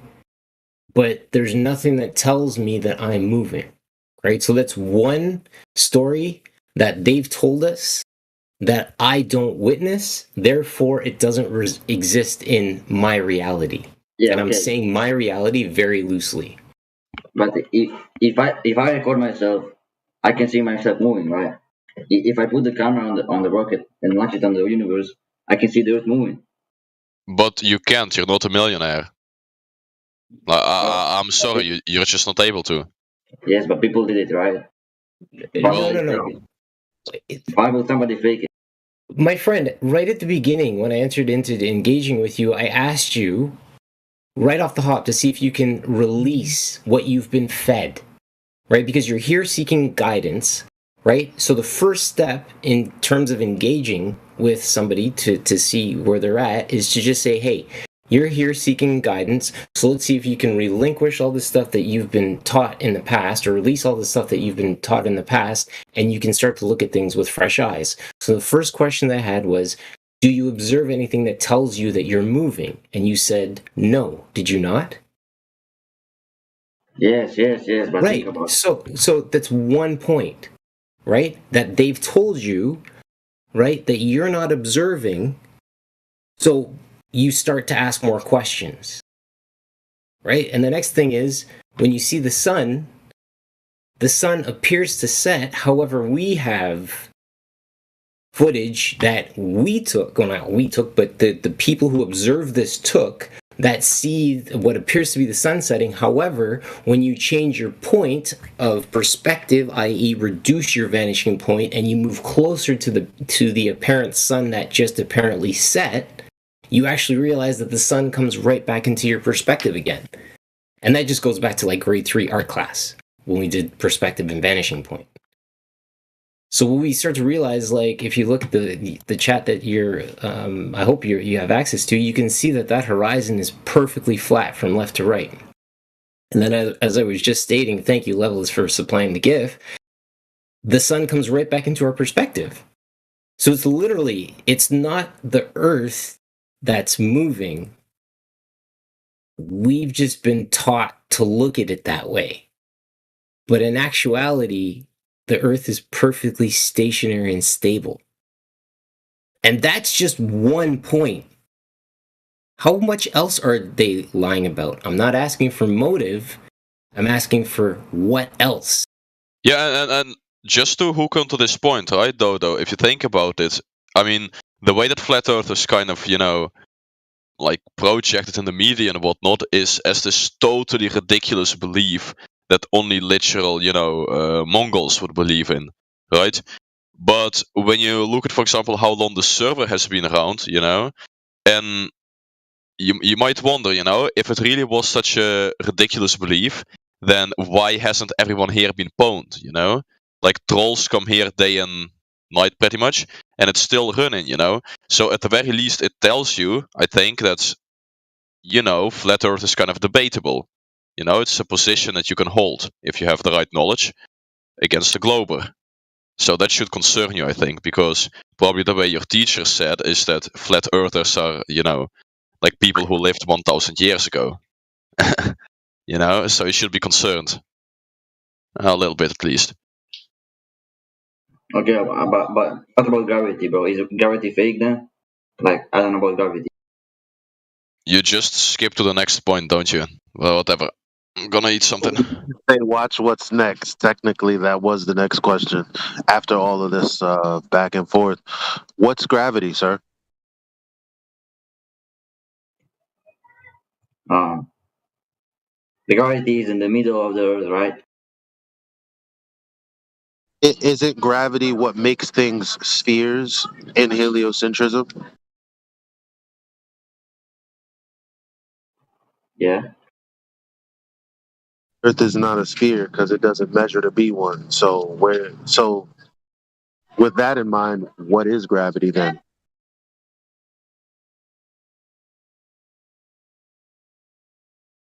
It's a force that pulls something to the earth. That's what gravity is. And where's the evidence of that? When you drop Isaac Newton, that's a presupposition. What determines that is gravity pulling things to the center of a presupposed spherical Earth? What's the evidence for that specifically? Here, it's even more fun than that. It's even more fun. Honestly, the word barycenter disproves the whole concept in the first place. Because if gravity was what they said it was, then barycenters would be real, which they say they are, but the barycenter of the universe means that stuff would fall in a different location than towards the center of the Earth because of what they call a barycenter. Technically, even if barycenters were generally local, you have to incorporate the sun to establish the most relevant barycenter to our locality because they say we're orbiting. Therefore, that requires a sun-Earth barycenter at the very least. And guess where stuff doesn't fall? Into the sky.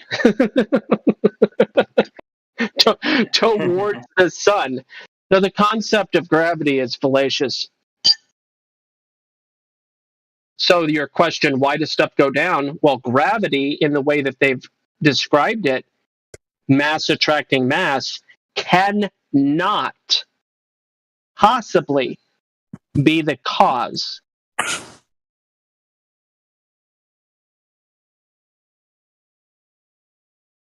Do it. Google your barycenters and realize what I just said, sadly, disrupts your entire Newtonian belief system.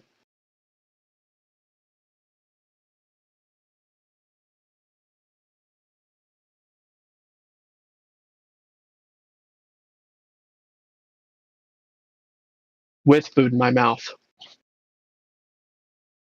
So you think the earth is flat? Nope. What do you think it is? I know that water seeks its level. I know that there's a crap ton of water on this place where we live. Okay. I know that we see way too far for there to be an obstructive curvature blocking our view. I know that we see too short I know that we see things being obstructed at distances much too short for curvature to be the explanation of the obstruction, and therefore, because curvature is both nullified and falsified, I reject the notion that there is curvature on account of all observations ever. And I also reject the notion that images that are not purported to be photos in the first place cannot replace physical demonstrable reality. So I accept the physical reality for what it is, as opposed to what someone may say it is.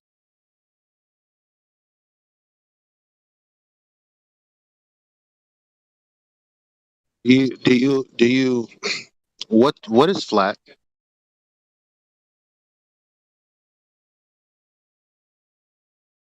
Know what flat is to be asking that question? Well, Didn't ask you, sir.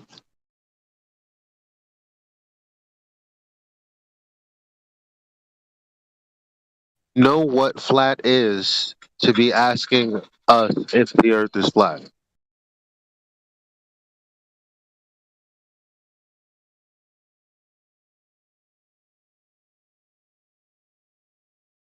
Okay.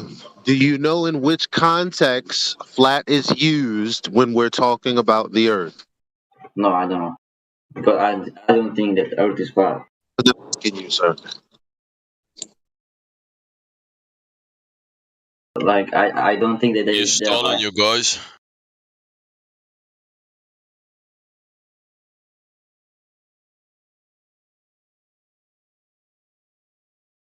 What's with the telegraph style communication? Is it or carrier pigeon style conversation? He's playing telephone with somebody. He's playing telephone with somebody, man. And at the end of the day, there's no forward progression. This is just stagnant waters.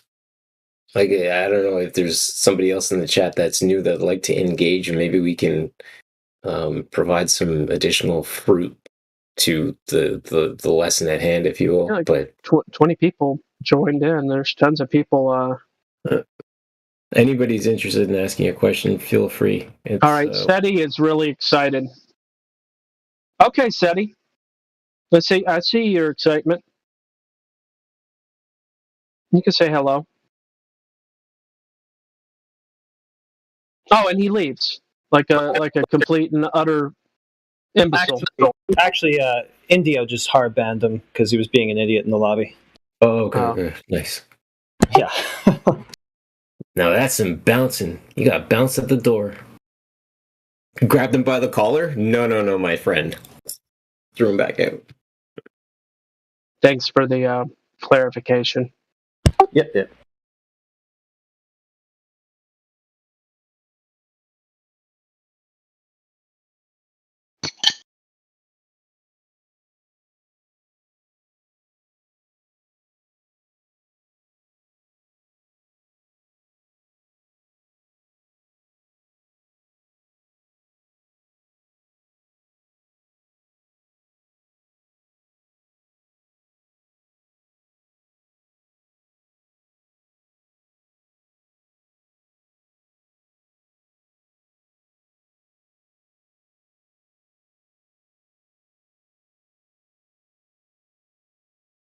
All right, let me go with.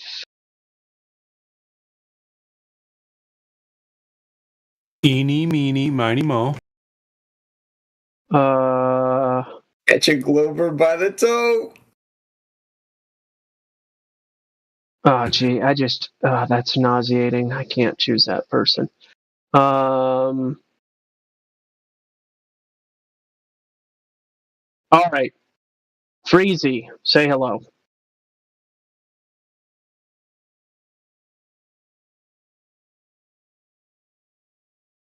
I think you're very most of the time. He's been here for a while.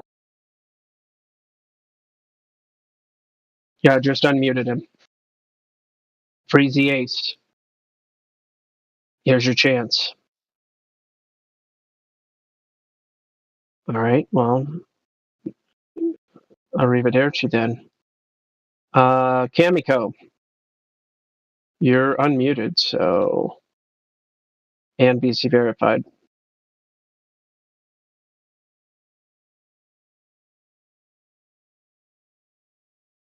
Got any questions, Kamiko? I see you unmuting yourself.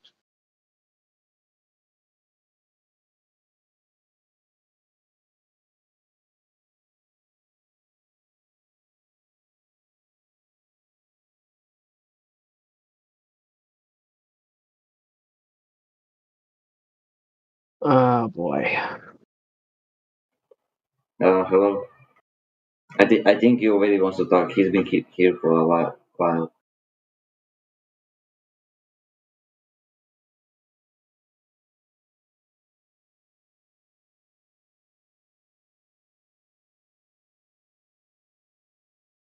Does that dude have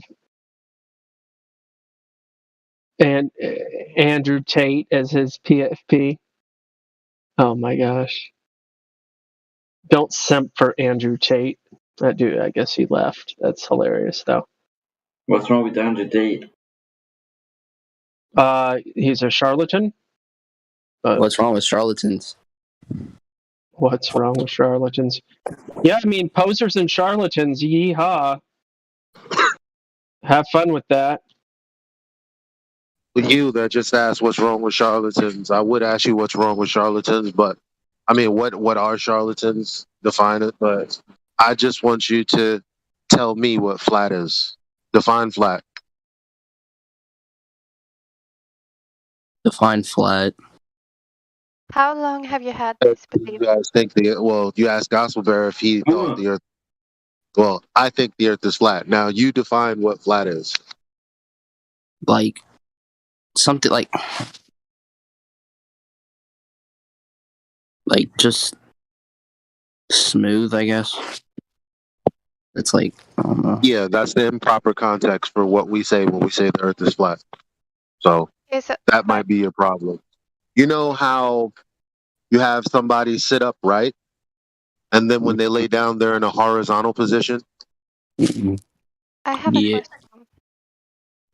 So if you have a question, hold on, Elijah. Kamiko, I hear you talking, but you keep on interrupting. So if you have a question, you need to wait your turn. Yeah, wait like me. I've been waiting for hours. No, you haven't. Go ahead, Elijah. Yeah, so next question. Can a ball be laid horizontal? Exactly. No, it cannot.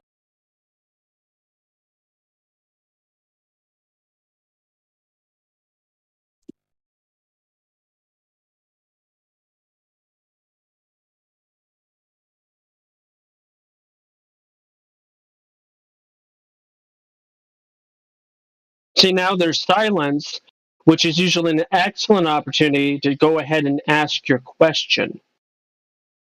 Okay, then I will take my question then. So if Earth is flat, then it must be like ends on the Earth, and wouldn't they be like very popular tourist places, like end of the world? I would build my hotel there. Why does a horizontal plane necessitate you being able to get to the edge? What? Does a horizontal plane necessitate us being able to get to the edge?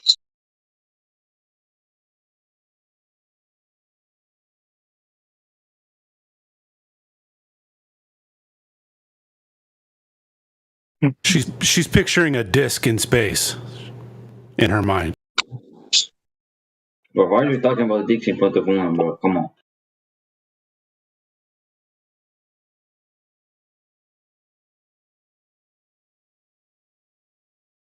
It's like the only thing I can do is to these kinds of questions that they have like plastered all over Google is just to ask better questions in the face of them.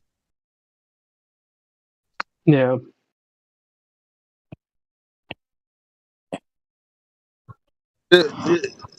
Oh, well, yeah. Never mind.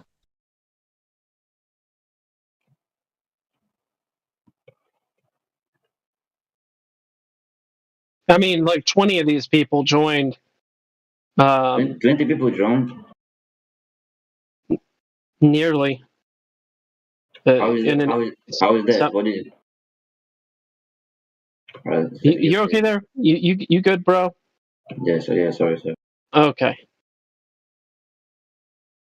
But the issue is they came in together. They think that they're going to accomplish something.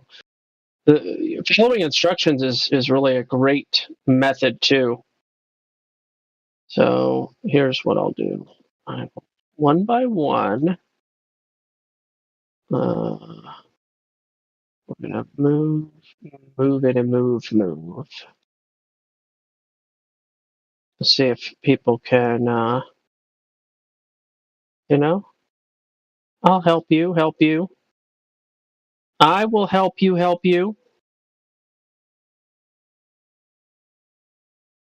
Move there. Move there. And then move. Reports.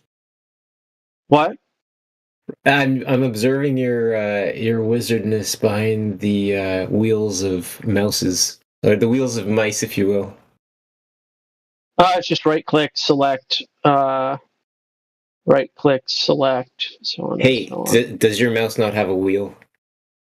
I do have a wheel on my mouse. See? I was right. Also have a roller, or the roller ball. So how do you have this combo wizardry mouse that you? Anybody else who doesn't wear a mouse, doesn't use a mouse? I don't use a mouse. No, I can go to Vanilla Sky School. I'm a finger game. Alrighty. I think that's everyone. There, if they come back down here, though, there will be problems and repercussions. If they try to come back down here, I'll just ban them. How about that? I will just ban them for not following instructions.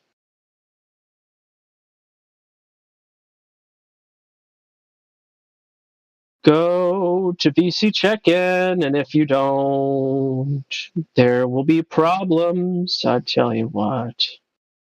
And I will strike down upon thee with great vengeance and furious anger.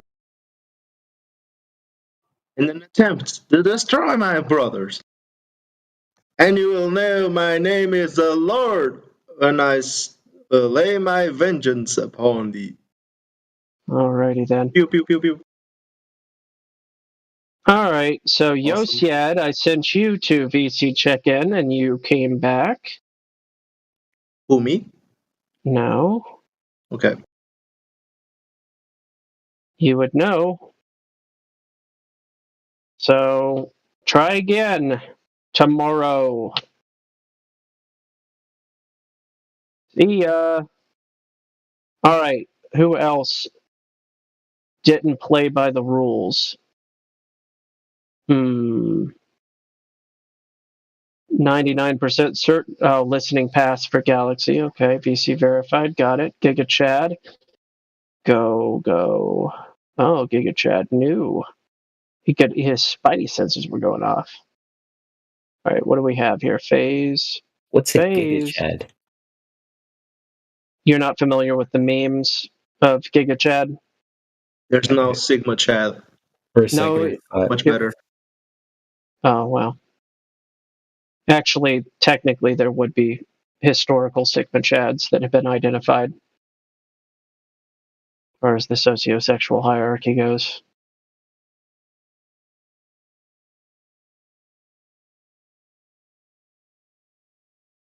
All right. Disconnect. You have cognitive dissonance. Eradicator. But we'll give you a try, Eradicator. You've been sitting around for a while. Say hello. No? Gone. Okay. Game play. You're gonna get moved to VC check-in. Elias. Move to VC check-in.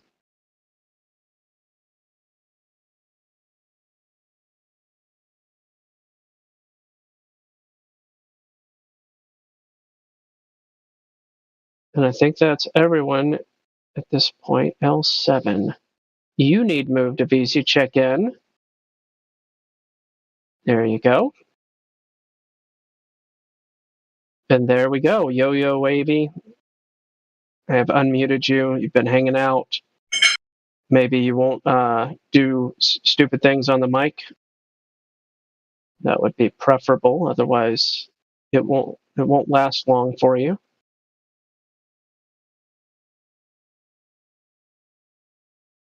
Eradicator, I tried to unmute. Every time I say their name, they just dip out of the live stream. How funny.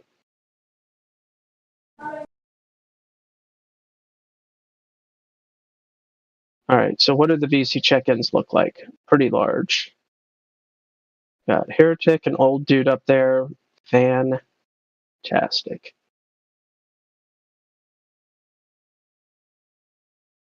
So if anybody'd like to go offer a little support to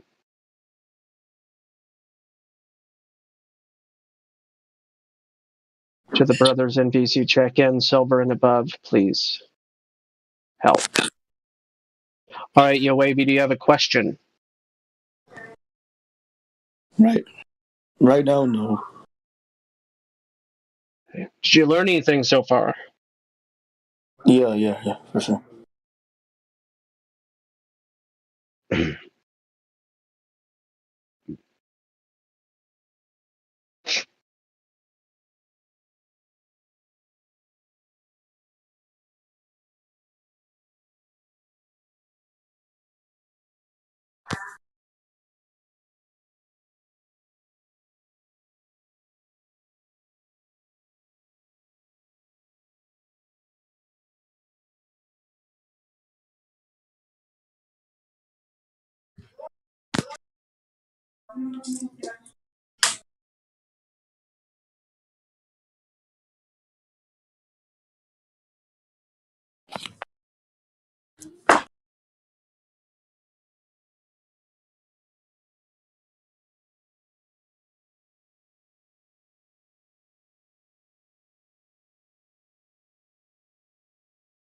Dead chat.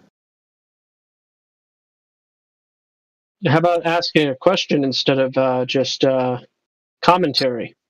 Okay, so how long have you believed? And what made you change?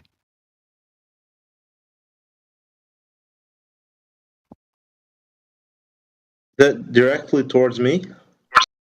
Yeah, like the main speakers, the people who run this. Elite? Kamiko. Yeah, the elites. Kamiko. If you discovered that you were adopted, Yeah. okay, and somebody asked you, why do you believe that you're adopted? What would you say?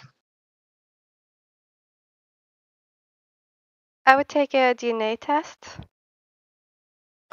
No, that wouldn't be a logical conclusion to this.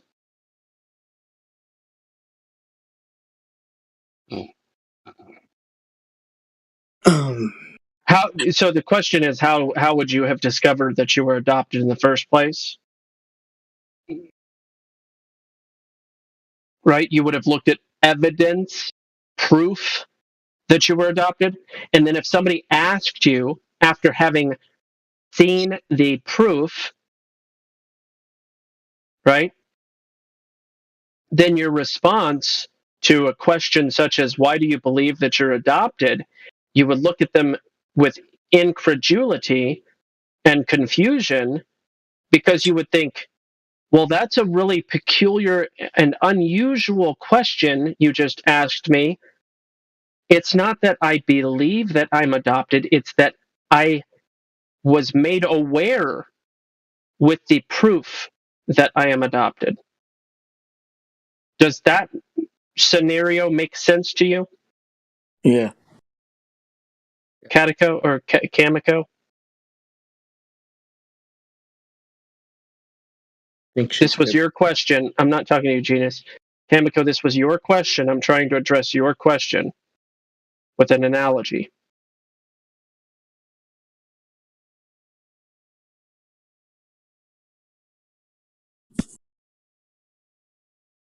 Apparently, you are unable to reply. I'll just assume that it's a lack of ability rather than willingness. Excuse me.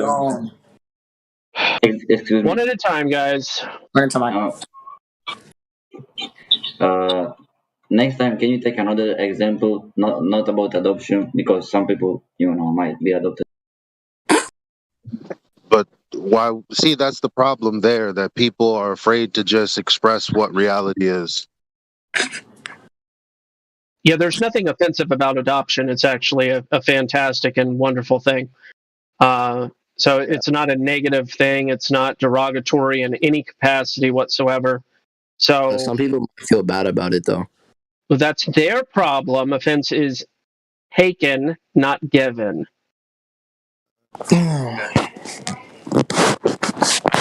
All right, Yo Wavy, you need to mute yourself. This is your last warning. You keep on making obnoxious, nonverbal utterances. Yo Wavy?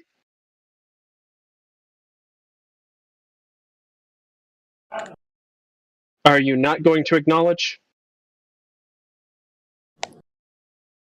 Okay, well, I can force your acknowledgement then, if that's how this is going to go. He may have a problem with internet, bro.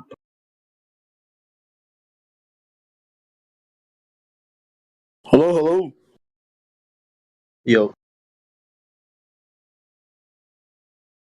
Manage your mic, folks. Manage that mute button. Don't be obnoxious. Repeated behaviors will be sifted out. Kamiko, are you back yet? Take that as a no. Next question. Oh, but of course, the question in everybody's mind, but you never actually answered the question, the heart of the question that she was asking. You never actually answered the question. Well, I like to expose the fallacies in the questions first and then answer the heart of the question. So the heart of the question is answered by the refutation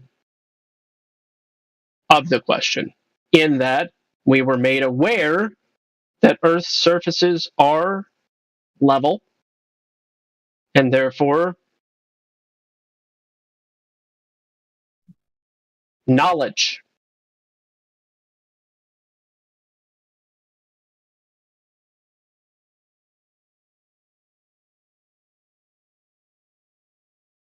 It's the same as the question when you go, hey, but what about all the other planets? Oh, this word other that you use, this little word other, is a presumptive word, assuming that the thing that we are on is also a wandering star. But I didn't know, why are you saying that planets are wandering stars? Oh, because this is the definition of planet. Because the planets are the one thing in the sky that follow a slightly different pattern than the normal pattern. Thus, they got a different name, known as planets, wandering stars. What indication do we have that we are one of those? None at all. Not empirically, not zetetically. But if you listen to stories that are both unverified and falsifiable, just with things as simple as the second law of thermodynamics, for crying out loud, well, you no longer will be assuming that Earth is also a planet. But you can come to this conclusion in many different ways. Yeah, you can think a lot about if Earth is not a planet, what is it then? Like, what do you think? Earth is Earth. Earth is the place where we live. But that's just the name, though. Like, you think that it's not you think it's not a planet, so No, I know it is not. yeah. So if you think it's not, how come you think Earth is just Earth? Like it's just called Earth because it's a planet. We are not Planet a wandering planet star is in the sky. synonymous with sphere or ball. So seeing as that it doesn't measure that way, that's why it's not that. Colloquially, at least, yes. Yeah, but because Earth is not a wandering light in the sky, that's why Earth, the thing that we live on, that's why it is not a planet. Is because we're not a wandering light in the sky. It's impossible for us to be a planet. Cool.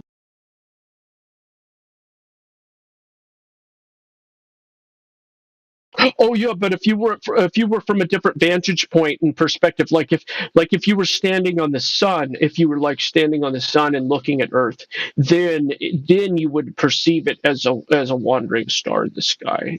In that case, it would be a planet if you were standing on the sun.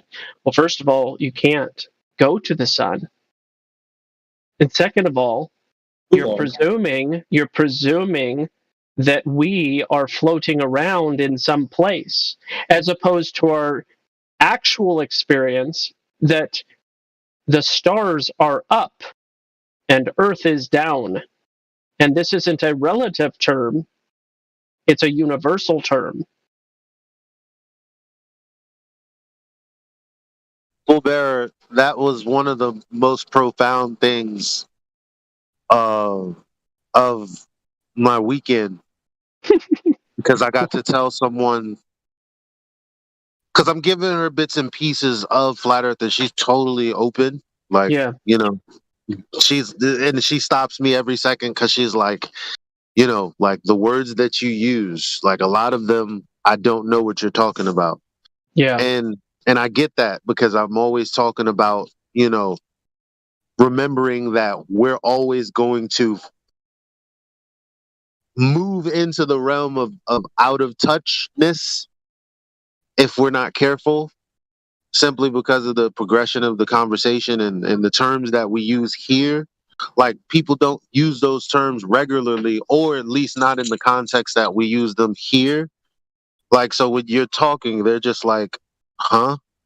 But bottom line is I told her, because she does believe in God, but she said that because of the way I question things in the Bible and stuff, it's not that she didn't believe in God, is that she questioned the way that I questioned it. Then I had to like kind of undo all that.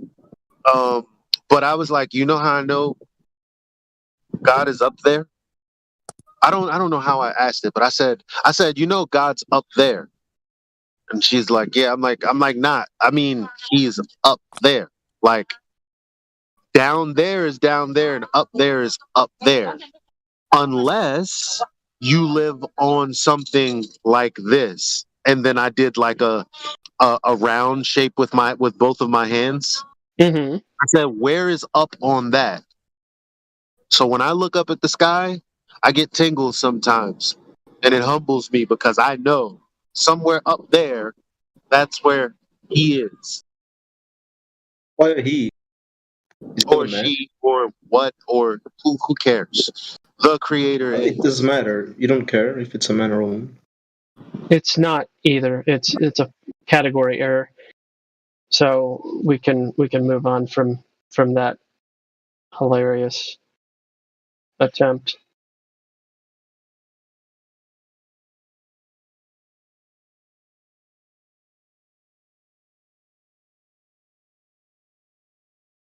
All right, PFP of a globe with the name Genius, and you say Earth is real, the globe is not. How would you describe Earth's overall surface? It varies. It goes up and down. You know, if it's in the mountains, it typically goes up and then it goes down when you go. Well, when you kind of fall off of it, you go down. Water is always the surface of water seeks to be like like if you draw a line on the surface of the water, it looks like a straight line. If it's rested, of course, the ocean moves, so the surface doesn't always appear that way. But if it's like at the sea, the horizon, it's like a straight line. So if most of the world is just water, I think water behaves the same if it's in the ocean and the sea, right? It's like water is still the same thing. So it's probably mostly like a straight plane of water. Like if all the water was ice, you can just walk like in a straight line. Mm-hmm. But then you'd hit something because water has to be against something, otherwise it's just gonna keep going. So there's some kind of perimeter. Not a perimeter, like a. It's a fine word. It's okay. So yeah, I think perimeter's a fine word. There's a container for the water, not for the earth. But yes. Yeah, for the water, but it can always be the earth, the ground itself. But something has to stop it eventually. If it's just like one drop of water in a table, it can like not need one. But I think the earth has too much water for it to not need one. I think it's just logical that you kind of need something to stop all that water going somewhere. So that's what I think, But as far as I know, calling it Earth because the ground is called Earth is dumb because most of the world is water. But when you think about it, where we live is usually the ground. So, I mean, you can live near the sea, but still you're living on the beach where is ground. So we call it Earth just because where we live. If we were a fish, we would call it, water Earth or something. I don't know. It's just that like most of the world is water, so we should call it water world or something. Blue world, whatever. Yeah, but where do we live? I mean, the vast majority of people spend the vast majority of their lifetime on land. Yeah. I live in Europe, if that answers your question. Yeah, well, I'm just saying we don't spend the vast majority of our lifetime on the water. So yeah, that's what I said before. If the reason we call it Earth is not because it's not because we look at the world and we think so much water we should call it Earth. Makes no sense, right? So we call it Earth just because we spend our lives on Earth, yeah. touching the ground and seeing the ground and stuff like that.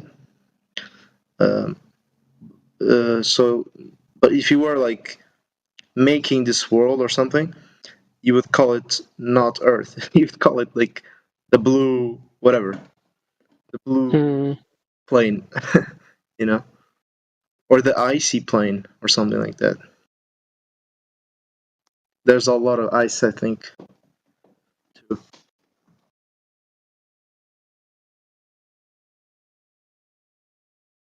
Yeah, I try to stay away from those words like flat or space or anything like that because they trigger the minds of the people who are trying to like understand science and how they were brainwashed. Because if you say those words, people just not listen to you. They'll just think of what Google Images show them once, So I try to speak differently than all those words I was taught. Speaking of images, if I'm coming in real quick, what made you choose a globe as an icon? If you don't think that's real, It's my kind of humor, I guess. I gotta say, okay. I have a. See, my icon is it's no globe. I'm a total antithetic. Sorry, go ahead. No, I accidentally talked at the exact same time as you did. Go ahead yourself. I was done. I was just pointing out that he's got an icon of a globe, and I've got red / mark no globe. So it is pretty opposite. Mine is reality, and his is an image. I just wanted to debate the point where you said you didn't want to bring up using a certain word. Well, I have a problem with that. I think people should be able to use whatever the fuck words they want. I mean, that's the fucking first damn amendment in the United States Constitution. And then, but aside from that whole idea, though, okay, or what? Like, how far do you take that? Like, can I talk about satellite? You know. Because You can you say said whatever space. word you You said like. you want to talk about space. But, you want to be careful using that word. Well, where do satellites exist in? Like, but that, and then then you say, well, what is a satellite? Because that's a whole other discussion. But I mean, it's got to be in space, or now do we have to say upper atmosphere or something? I don't do that much effort. I just try and avoid those words, just to make people understand. It's like that video. I think someone here showed a video on Lobby where a flat earther, was talking to a globe earther, right? He was just trying to explain how the globe earther believed in everything that the flat earther did, but when he was asked what the shape of the world was, he just said it's a globe, even though every question that was asked to him and every single one he answered showed that it's only possible that the world is like a flat Earth, right? So but at the end, the question was, "What's the shape of the world?" And he said a globe, and he just thought back into every single answer. It doesn't even make sense in his answers and what he believes in. So it's clearly a contradiction of what he's saying and what he believes in. Who are you talking about again? A dude asked questions to a person, and he was a flat earther, and so he asked him questions like about the water. If it's in a glass, is the surface of the water leveled? And what if it's this lake what we're looking at right now? And he says it's also leveled. What if it's the ocean? I mean the sea, and he says also leveled. Well, what if it's bigger than that? And he says, well, also leveled. What if it's bigger, etc. So it became an universal. Regardless of the size of the water, he always said level, level, level. And then he asked him the shape of the world, and he said a globe. So it doesn't make sense. How can a globe have leveled water? So he kind of contradicted himself in what he's saying and what he's believing in. There were other questions too. So you kind of just relaying a conversation at this point, like. I mean, what's the moral of the story? I guess is what I'm wondering. That you can say things that you don't believe in. Like you can say one thing that you think is the truth, like it's a globe, but every time someone asks you, like, is the water surface leveled? And if you keep saying yes, it doesn't make sense. It's contradicting itself. So make sure to know what you can actually observe and what you count as knowledge, and what you think what the world Absolutely, is. man. Don't talk about shit you don't know about, because then you're just lying to yourself. And if you're just lying to yourself, what the fuck are you even doing, right?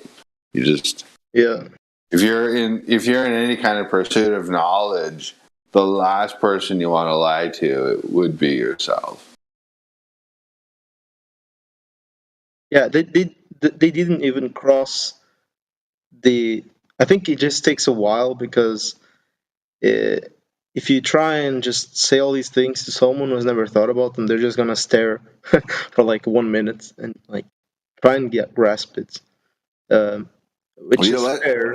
Considering these shapes of things, like of the earth and the way the water works and the sky and our world, man, I think you actually nailed it right there. Or maybe I just did. I don't know, but I'm just glad we're talking about this for a second. This is one thing I've noticed with people. People and it's just not with. Excuse me. People love convincing themselves of things that they're not actually sure about. They want to believe certain things, and they'll jump to any conclusion because they want to believe something, even if they don't know why they believe it or if they can prove it. And that's not, in my opinion, that's not like I guess that's why applying the scientific method takes so long, because you have to go one by one and really try not to make mistakes. Because if you just have a lot of beliefs and they all point towards the same thing, you're going to be like super convinced even though you have no evidence. So if you take the scientific method and you take it one step by step, every other thing you believe in is going to make you like angry, because it's just nothing makes sense anymore. So it's like a painful process. You just stick with the truth. In reality, everything is just going to line up, though. So less to remember. Yeah, I understand what you're saying, but as you're trying, you're going to be going against what you already think. So it's like there's what you want to happen and what's the truth. What you want it to be real and what's the truth isn't always the same. So it's like going against what you already think is the reality. But if it's with evidence, of course, it's going to be easier. So it's not like you're going to fight against yourself if you have actual evidence. I have a problem having to follow the scientific method all the time, though. Like, sure, it's a good tool, but if that's like some kind of like religion of truth, like I have a problem with that. You're not supposed to. You don't use the scientific method for all inquiries. Yeah. Perfect. Yeah, that's what I like. I like that. That's good. I agree. That's how So I think it do should you be like use that. the scientific method for Elijah?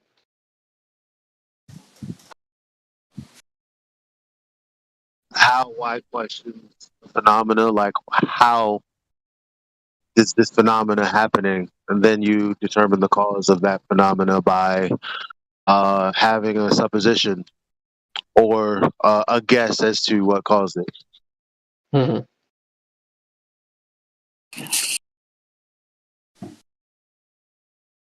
A hypothesis test. He's screaming across the room. We heard you, Glad. Correct. We can't use the scientific method against the scientific method, though. Like, is that what's happening right now? No. I was saying that like sometimes the scientific method, in my opinion, not only is it not worth using, it's not even appropriate to use it in a lot of circumstances, because the world and the universe doesn't always work like that. It doesn't like fit into this little box that you don't use it when you can't use it. Perfect. Exactly, gospel. If you can't isolate the variables to determine an exact cause, then you can't use it. End of story, right? Yep.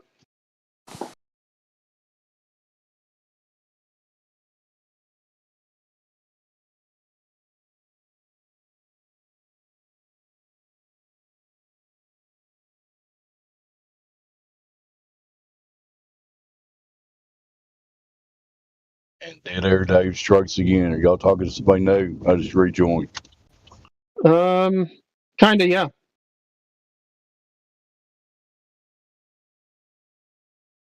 That was genius. Looks like he dipped for now, but he's been around for a few days in the lobby and stuff. He'll be back for sure. Okay. Yeah, there was a little miniature raid, 15 to 20 people. I guess none of them survived Heretic? Most of them got cog disc before they made it to the VC check-in. And then most of the ones who made it to the VC check-in just dipped while I was in the middle of explaining things to them. And then we were just left with the few that we had. Well, thank you for doing what you were doing. It was evidently a Roblox raid, from what I could tell, listening to check in there. Same here. Yeah, I saw Roblox in all of their profile descriptions. So, oh I don't well. know how is Roblox the game. Does that happen on a flat plane or is it a ball? I think that's another game on a plane. Okay. So they have background to understand this stuff from. It's perfect. Sorry, go ahead, ET. I cut you off to say nothing, basically. No, I'm kind of the same. I'm just thinking out loud. I was just thinking, we were talking about water level and everything like that, and like the legitimacy of pretty much anything. Like, when I just conversation about like half an hour ago, whenever that was, you guys were talking about space and the reality of space. Does anyone like? Okay, I see Elijah in this room. We used to be pals. God Rockin'. Oh man, I see some classic names here. What do you guys? Have you guys in the last year or two? Have you noticed anything different about like Have you changed your perspective on like space, the reality of space, or what it could be, or you maintained, or have you like doubled down on your perspective, or what's up? There's really beautiful Anyone? lights up there, and they make a calendar, and they demonstrate the reality of cycles, and those cycles can be used for different purposes, such as planting and harvesting gardens and crops, and possibly other things that we may or may not be actively aware of. Lights in the sky, yay! Sounds like you're still lost in space, ET. Is that true? I'm not lost in space, man. I've just been open-minded the entire time. The whole time, man. And yeah, I probably made a couple of mistakes along the way, but maybe you did too, you know? Let's just be honest here. No, it's cool. Do you think you can go there, though, I guess is the main question? I think it's quite possible. I don't know how far out. I don't know. Well, let me ask you a question. Where do you think space begins and ends? Because there's supposedly limits, right? So I'm not convinced that we've found the edge yet. There seems to be some inferences that someone could draw that we did find the edge during certain government testings that took place in the 1940s and 50s, for instance. But apart from those inference type situations where you might conclude that they found an edge or a limit, so to speak, I too think that the limit could be beyond our reach. yeah, I also wonder that all the time. What do you think happens when you go out into the sky with a rocket ship?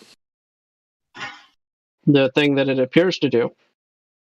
It goes in a parabolic arch. Okay. What would happen if, in your opinion, if you were to shoot a rocket that went directly upwards, not in a parabolic arch? Then it would go until it couldn't go anymore, either due to fuel or other limitations. What if we built a gigantic one and it wouldn't run out of fuel? Yeah, I said other limitations. Okay, what can you think of? Name those other limitations. Well, the containment of our atmosphere. Oh, okay, so yeah, that's what I want to know. So I just built a gigantic spaceship. Let's just pretend somebody did, and it's getting sent upwards. It's not curving around. It's not going in an arc. It's going straight up. It's actually going diagonal to the supposed spin, so it's going right up. So what's going to happen to that thing?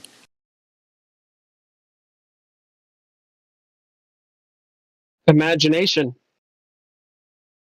The reason I answer with the word imagination is because has this ever been done? Otherwise, your answer is only a consequence of your imagination.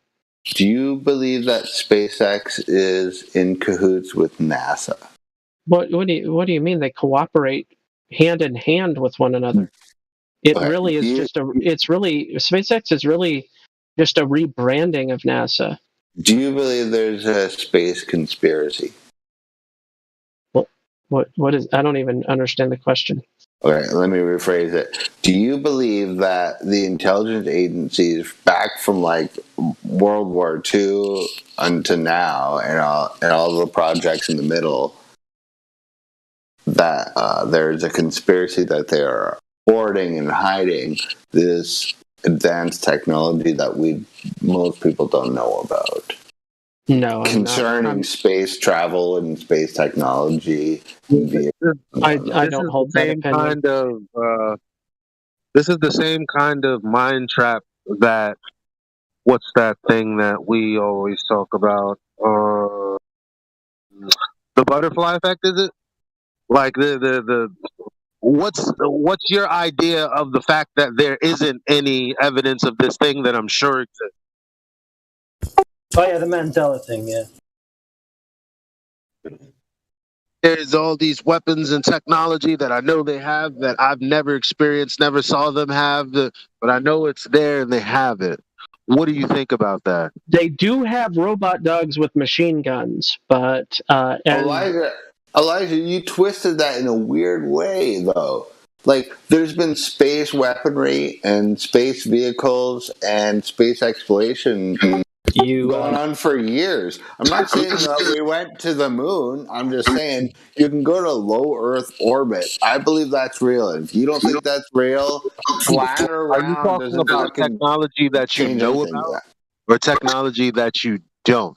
Because if it's hidden technology that they won't let out into the public, then how the hell can I speculate on something that I haven't experienced ever? No knowledge. Yeah, that's all he's talking about, AT. That's all he's asked the whole time. He's just asking everybody to speculate. Yeah. Which is can we go around that one more time really quickly? Just to how do be you clear. speculate about something that you don't know anything of? Like, the question is, what do you think about the hidden technology that no one knows about? Where do I begin? Yeah. There's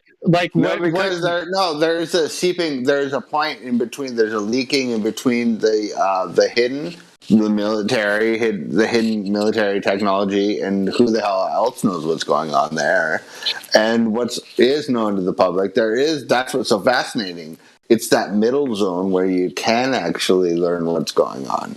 And I can learn, for one perfect example, the space plane in the Boeing X-37. It's a space plane, you can go do your own research. Look up the X-37. And then, even back from like the 70s or 80s, where you have the SR-71 Blackbird.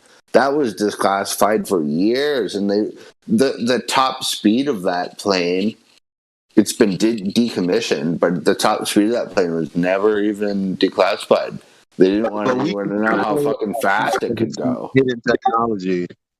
So, and maybe that's what you meant. Technology that's not hidden. So here's my question on this speculation journey. What do 7 colors of Orangala smell like?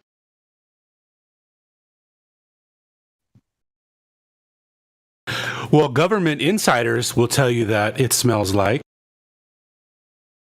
Okay, good answer. I would say fish. Fish story. Good answer. I like that. Smells a little fishy to me. Yeah, I got you. Okay. Yeah. And they're buying it. I believe, though, that there is a and I highly encourage people to look into it. There's like a secret space program. So whatever you believe about space, so if someone told you space isn't real, I'm not saying don't believe that. Maybe it isn't real, but there is an area outside of Earth that does exist, and there is there's a military program mostly created within the United States military program, but it definitely is global, I believe, as well.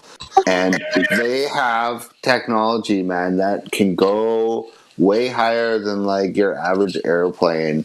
And they not only do the tests up there, I think they have like regularly scheduled aircraft that's way higher than your average Boeing aircraft. Oh, you think that's funny? Dude, if you think that's funny, you have no idea what's even going on. Nobody's even laughing. How high do they go? Higher than 35,000, for sure. To it though. Like, are they I mean, low Earth orbit, I guess, would be the maximum. Okay. So, are you implying that they're actually orbiting something, or they're just going to the altitudes that they call low Earth orbit? I know what you're saying. Yeah, I think we can agree that it would be the same technical altitude, which would be somewhere between 35 and couple 100,000 maybe. Well, no, hold on. They say low Earth orbit is 190 miles up. Well, yeah, I'm messing up my numbers with my miles and my feet, but yeah, we're talking about low Earth orbit here. It's a big distance, but we're talking about 1 million feet. Okay, man, you could make that a lot of ways. You could talk about feet versus miles, and we could all sit here and do all these little calculations. A big distance We're talking is between U.S. and China. That's a big difference. There's a big difference between 30 and 60,000 feet and 1 million feet. Okay, yeah, we all know that. So an airplane goes at 35,000 feet, and low Earth orbit is a giant gap from, you can just Google that in like a second. I can't think of it at the top of my head. 1 million feet. I just told you. Okay, there you go. Yeah, you win. You win. So there you go. And anyway, so how do you verify that they're using tech at 1 million feet altitude? How could I verify that? Well, what do you think? What do you think all these satellites are? Do you think they're fake, or do they exist even? Are they like little blips on computer screens, or do you think that like the altitude of them are like completely or inaccurate, or do you think maybe they don't even exist at all? About how you know they get things up to the place that you claim that they're getting them to, and now you're diverting to what are satellites? No, well, we can go back to the first argument if you want. In radio waves, when you have multiple radio antennas, and you emit a signal through all of these antennas, you will have a point in space of resonance. And that point of resonance can act like an emitter antenna, although there is no emitter antenna in that point of space.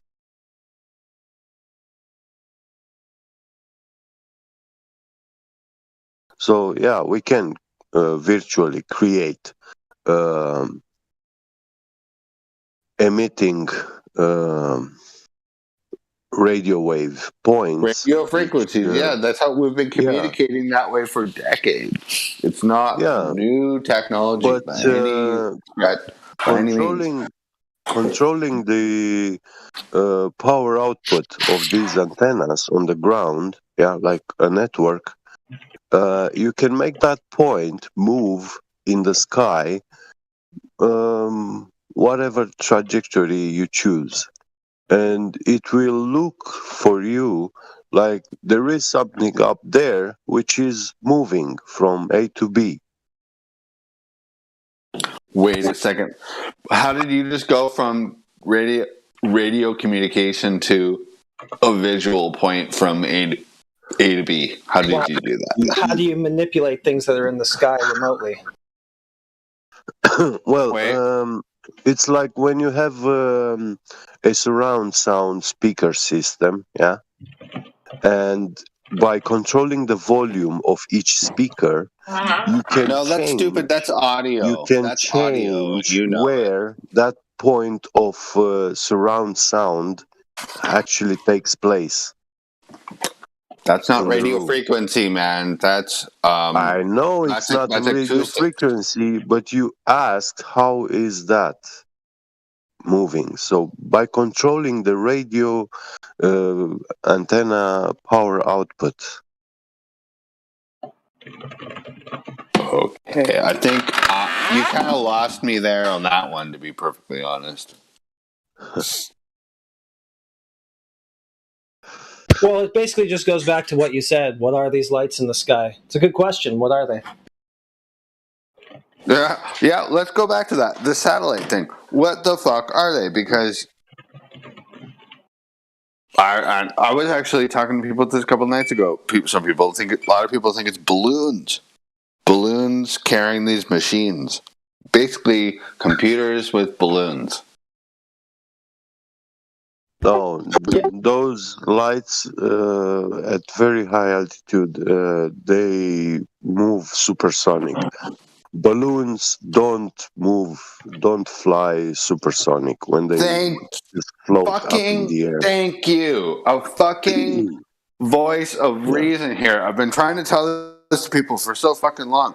These balloons can't move that fast unless they have some kind of like crazy ass steel mesh thing supporting their structure. Yeah. Even then, their little rubber or plastic balloon thing would. I don't know. I don't think it could survive those speeds at that altitude and those temperatures, which would be cold, where plastic could get all shredded up.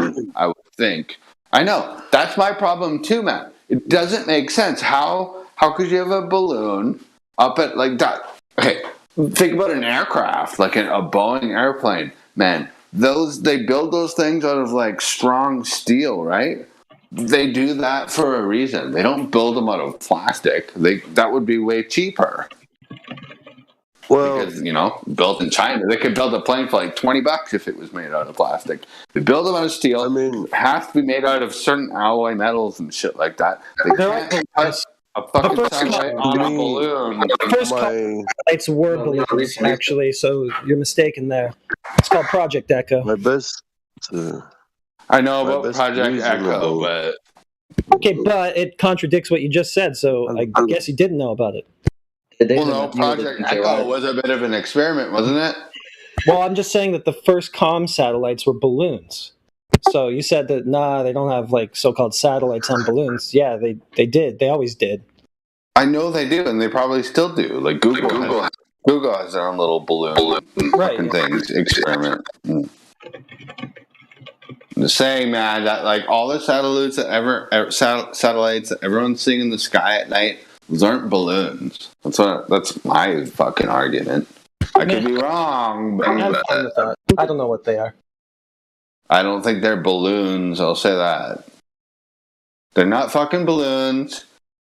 I think they're probably little fucking robots. Listen, we don't even need to go into this fantasy speculation land. We already know that the military complex, they do have secret projects. Yeah, they do have high altitude drones, which are flying high. Yep. They also have fighter jets capable of flying very long distances at very high altitudes and very high speeds. I'll tell you what, if you wanted to not hear about flat Earth and speculation, having some fun with our stories, then this is a neat deal. Well, hey, you know what? I keep those lights. Guys, can I get two? Can you guys like what's that called when you patronize someone? When you argue with someone, when you know they're wrong, but you kind of go along with the little story anyway, just to get through the conversation, or just like beg the question. Yeah. Sure. Okay. Can we do that for just like 1 fucking minute? Just 1 minute? Oh man, if I held you to just the 1 minute, boy, I'll tell you what. Anyway, I'm just being a dick. Go ahead, guys. Let's do that. Let's do that for like 5 minutes. Can we do that? You give him 5, he'll take a day. 5 to 10 minutes, and that's all I want. No, it was 1, now it's 5, now it's 10. It's gonna be. It's gonna be 10, It's gonna 10 be. and no more. 10 and no more. You've already had about 25 minutes, bro. Yeah, how about Jesus Christ? Before we go into ET speculation, can we see if there's any new people on here first?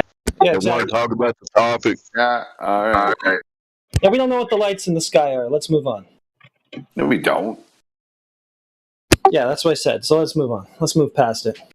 No, we move past what? We were just getting to the heart of it. We were just really breaking shit down, and then I was like, okay, let's get really fucking into it. And you're like, let's move on. Move on from like the heart of the matter. It's gonna be spitballing for like the next 3 hours if we let you take 5 minutes. So I don't know. Maybe somebody new wants to speak about the server topic. Wow. We got PT Dodo still here. He Yeah, I'm here. I'm so sorry. Last thing, the word you were looking for wasn't beg the question. It was placate. To placate someone. Anyway. Entertain their shit. That's what it is. Sorry. Go ahead, guys.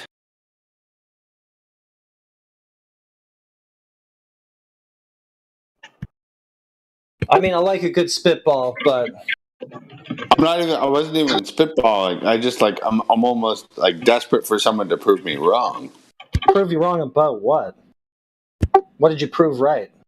Well, were you listening to the last 30 minutes of conversation? Yeah, I listened to you babble on about unverified lights. They're still unverified. They're still unverified.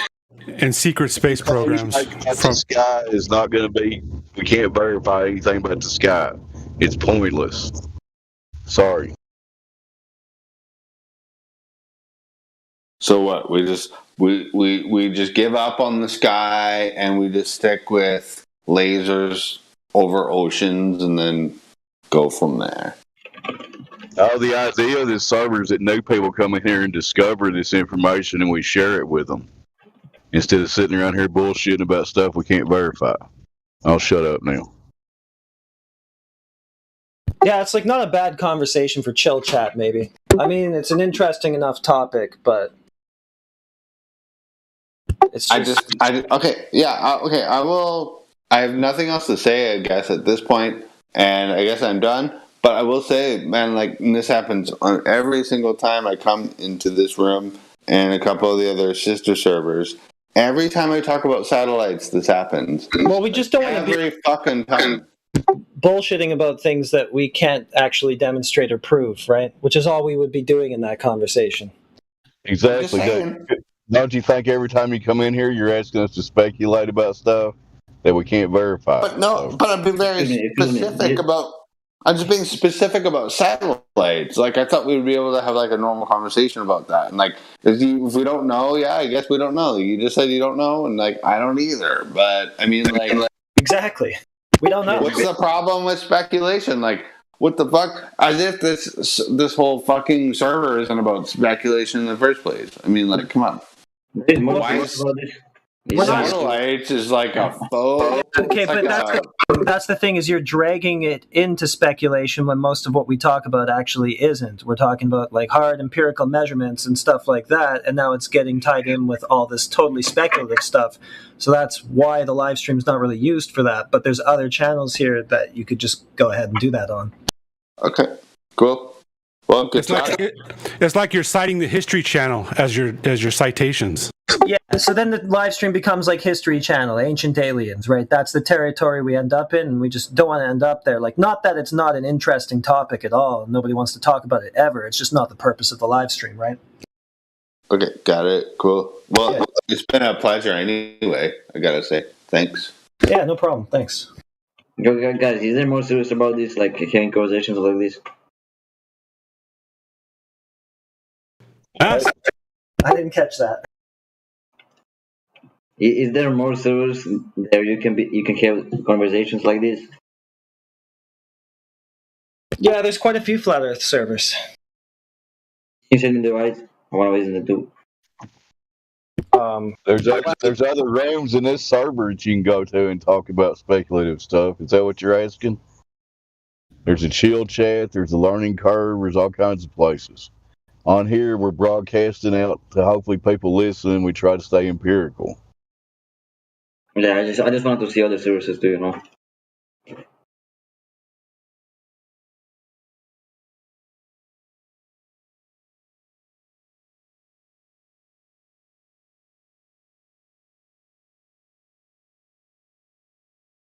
So do you think the Earth is a ball, PT Dodo? Hey,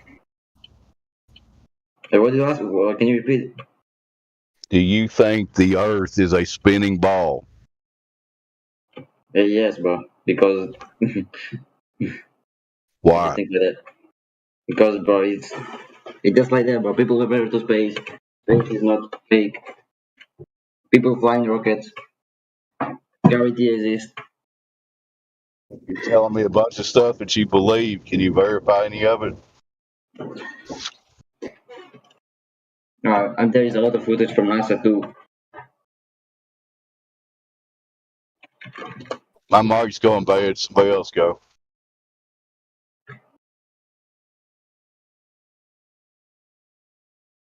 Can you verify footage from NASA? I can verify that a lot of what they show you are cartoons. They have a lot of verified cartoons. Can you verify that they have any actual footage from what they call outer space? No, I'm not into that, but like, I don't think it's fake. Well, so then you just take it on faith that it's what they claim it is. Yes, but why would they fake all of that? And there is a lot of things you can work on if you can flat. It doesn't really matter why they would do it, because that's not really the first question. The first question is, does this match reality? And if it doesn't, then I guess they... It does. What doesn't match reality? May I ask you a question about? Quick, I just want to say real quick, he's kind of contradicting himself now, because a minute ago he said, well, no, I can't verify it. I basically just have to trust them. But now you're saying, oh, no, it matches reality. Well, if it matches reality, that means that you can verify it. So how do you do that? Bro, I don't work in NASA. I don't know. Well, then you can't verify it. You can't prove that it matches reality. It's just right back to what I said. You have to just trust them. You have to just take their word for it. And your only rebuttal to that is, well, they don't have any reason to lie to me, but you don't really know that either. You can't verify that either. So the thing to do is to take the globe claim and see if it matches the Earth, see if it matches reality. And if it doesn't, then sorry, there's a lie. All right, so employees from NASA are lying, like all of them? I don't really know what you just said. Bro, so all NASA employees and the employees from other companies are lying? If their claim doesn't match reality, then I guess they're either wrong or lying. You can take your pick. I don't really care which you go with. Can I ask you a question? All of them, bro. What do you think the 24-hour ISS feeds are? Do you believe that? I'm not saying you're right or wrong. It doesn't matter what your answer is, because I'm not trying to disagree or agree with you either way. What do you think they are? Do you think that's 24/7 CGI being continually reproduced, like in a computer, and then broadcasted?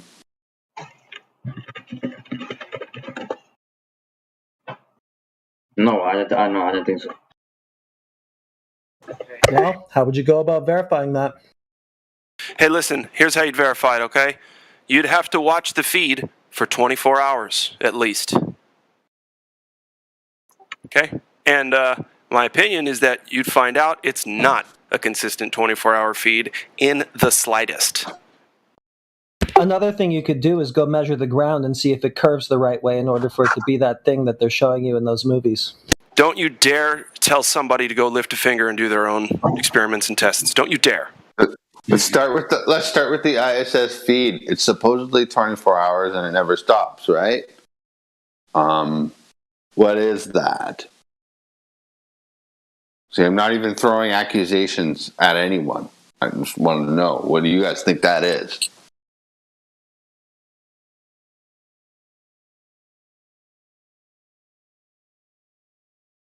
See, he brought AI computer. Maybe that was his opinion. Maybe it is this fucking AI computer feed. So, bro, where are the all satellites from then? Like, if you think it's space, where's all satellites from? Like, how are they in the space and showing that they're not flat? Can you say that again? Like, Can you repeat that? how did people launch satellites in the universe? How is it out there, bro? Have you never seen a Hollywood picture about space? I don't know what you're talking about. Have you never seen a motion picture, a movie about space or space travel or aliens or planets? Have you never seen anything like that? Not really. Are you kidding me? Bro, I don't know what you're talking about, alright? Have you ever seen a space movie? I think the accent is too strong. Yeah, like Aliens or something, right? Yeah. Okay. They fake it pretty well for movies. Why the fuck wouldn't they be able to do it for space? Alright, so nobody was in the universe, that's what you're saying? Nobody? It's not what I said. No, but you're saying that the people cannot go over there, right? No, because you can't have gas pressure without a container. But that's a different conversation. Yes, so how are there satellites over there in the universe? Sorry, how did they what? How do they stay over there? How did we put over them? Like put what? Satellites in the space, in the universe. What verification do you personally have that satellites are floating above your head?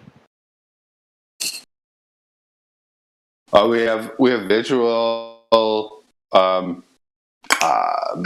that's not enough proof. That's not enough. Did you visit? Proof. I'm just saying evidence. We have evidence of these things. You have opinions that match numbers that everyone made up. Yeah. Who visited a satellite? The problem is, did you visit a satellite, confirm what it does, where it is, etc., before you'd come in here and make a claim about them existing, doing what they do?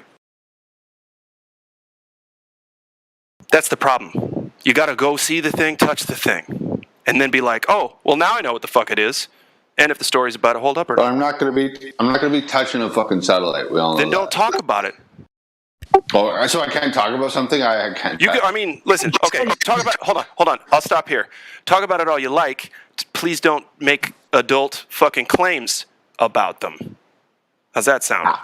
I was just interjecting when you guys were talking about the difference of the realities between the satellites existing or not. All right, but take it back to flat Earth.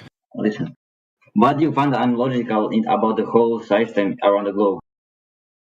Like, what is unlogical? There's no curvature of the Earth, so it can't possibly form a sphere. That's what's illogical about it. We don't have to even go there, actually, friend. What are you talking about? Heretic. I'm talking about, like... That's where we have to go. I understand the concept. You're just a real left, right, and center. Like, we're trying to talk to a noob. Okay, where do we have to go instead of the ground? But there are tests that prove there's a proof. There's a proof of what? Sorry, I can barely understand you, guy. There are tests that prove that it doesn't prove. Well, that's just it. There aren't, and all the tests prove that it doesn't. So that's the whole problem. So if you could show us the tests that you're talking about, which don't exist, then maybe it'll be something else. But so far, all we've seen are tests that just prove that it doesn't curve. So that's the issue right there.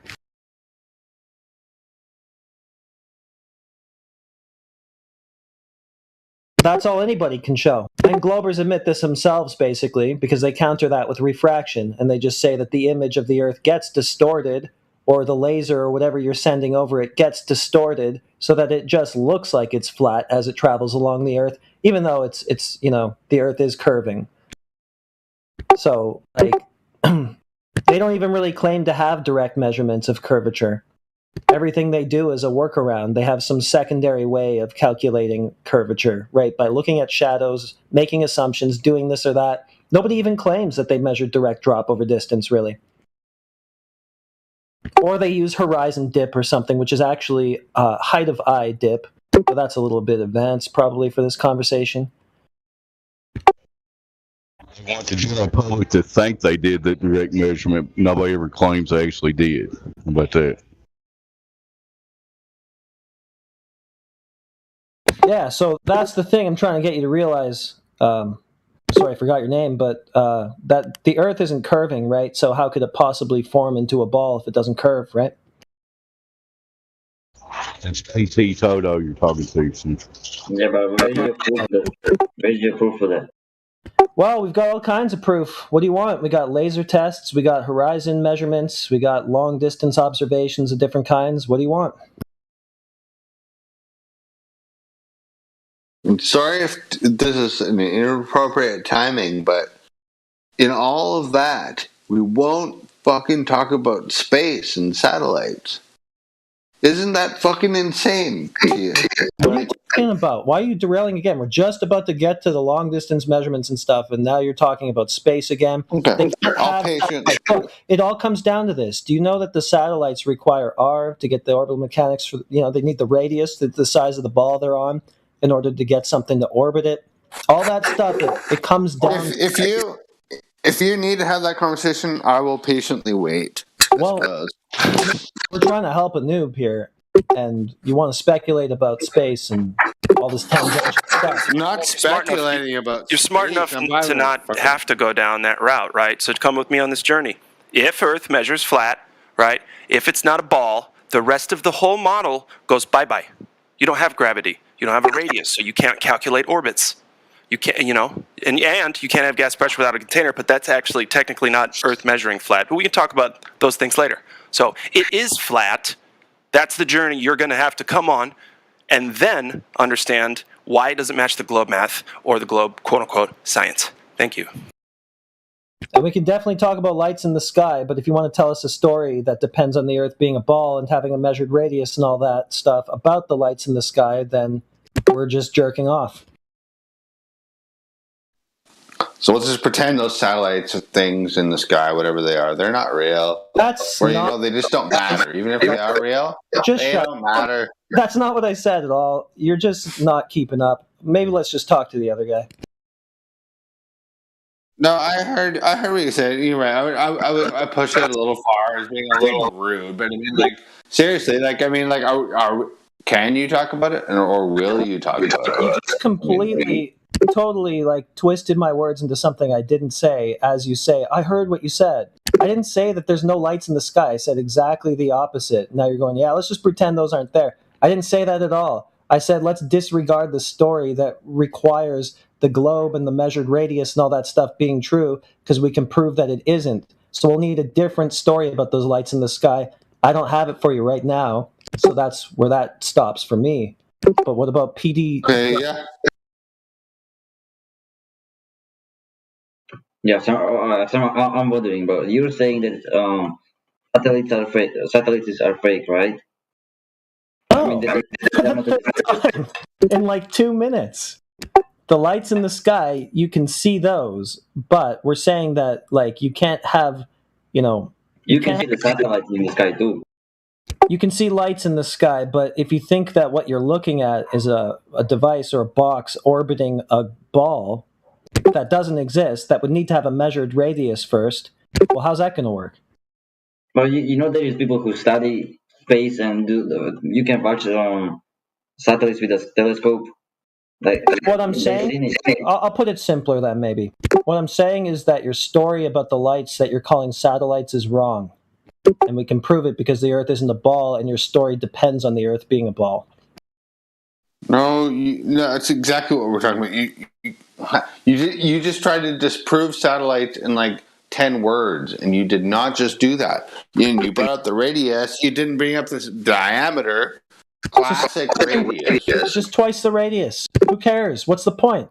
We can express it as a circumference too. Exactly. Why would you even use the word radius?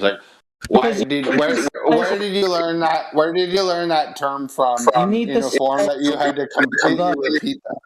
You need the size of There's I think this guy's drunk. Yeah, he's drunk as fuck, and he just. No, I'm fine. We can talk about the radius or the diameter.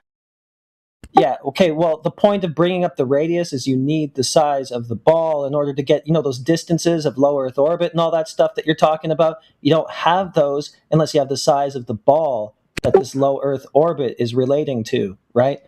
You don't have anything for orbital mechanics without knowing the size of the ball first, so that is the purpose of bringing up the radius.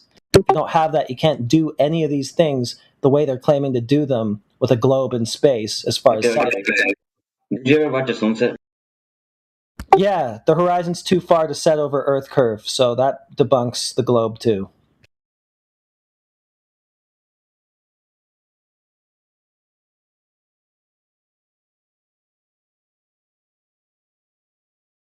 So now what? Yeah. How does ships work in ocean? Oh, well, they just go too far away for you to see them. How does it work that they go too far away for you to see them? You think that they're going over an Earth curve obstruction. Then we can just get out a high zoom lens and zoom them right back in. What happened to the Earth curve? Are we zooming around the Earth curve? Where's the end of the ocean? Like, where's the end we can see? There would be, all bodies of water are contained, so there would be a shoreline. That would be, I guess, the quote-unquote end. All bodies of water have shorelines, right? They're contained. But did anyone ever see? Yeah, lots of people have seen the shorelines of beaches, and yeah, what are you talking about? No. Antarctica. Shoreline at the end. Did anybody see the shoreline at the end? So you're talking about the end of the. Well, I guess it depends on how you want to define it. The shoreline that would contain the oceans, I guess, would be Antarctica. Is that the end? I don't know that everything just ends there. I mean, like if the Earth is flat, there should be like the end. You call it shoreline, right? Yeah. I just told you it's gonna have a shoreline. So if we go over the shoreline, over the? I don't know. I haven't been there. Have you? So nobody have been there, right? Nobody knows about that. The Navy claims to have explored it. Ask them, but you probably won't get a straight answer since they'll just tell you live on a ball. So I don't know what you should do about that. Maybe go check it out for yourself if you can get the permits. I don't know. But you brought up sunsets, right? Well, that's a good thing to bring up because that debunks the globe too, because the horizon that the sun sets over is too far to be Earth curve.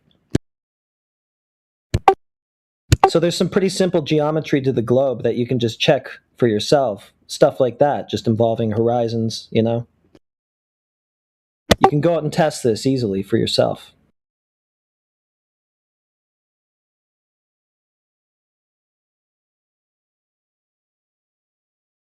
Why not? Do you want to hear about it? Sure. All right, I'll post a pic. No, but wait. How does the time zone work then? Like the time zone? The sun moves around. It only illuminates so much of the Earth at a time. Oh, so I'm going to have to let you know that it's also smaller and closer than the globe story says it is. So that's how it only lights up part of the Earth at a time, and it obviously moves. You see it move throughout the day. So, yeah, that's another point that you'll want to pick up on. It's not us who are moving. It's it, the sun, the thing that appears to be doing the moving. I mean, unless you can debunk Einstein and come up with some kind of optical experiment that proves that it's actually the Earth that rotates. So we are not moving at all. The sky is not moving, nothing is moving. Stars are not moving. Earth is stationary. So far as I can tell.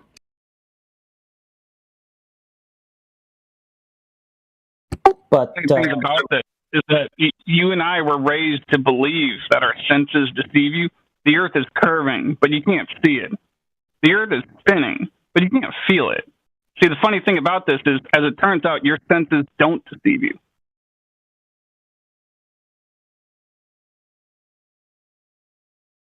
Yeah.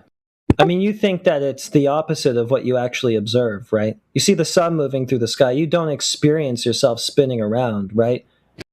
And if we asked you where the proof is, you'd probably say something like, well, it's a really big ball, so it has to rotate kind of slowly, and you can't feel it because it's constant motion, blah, blah, blah. You'd have some sort of excuse like this, but where would that get us? We still wouldn't know that the Earth is the thing moving.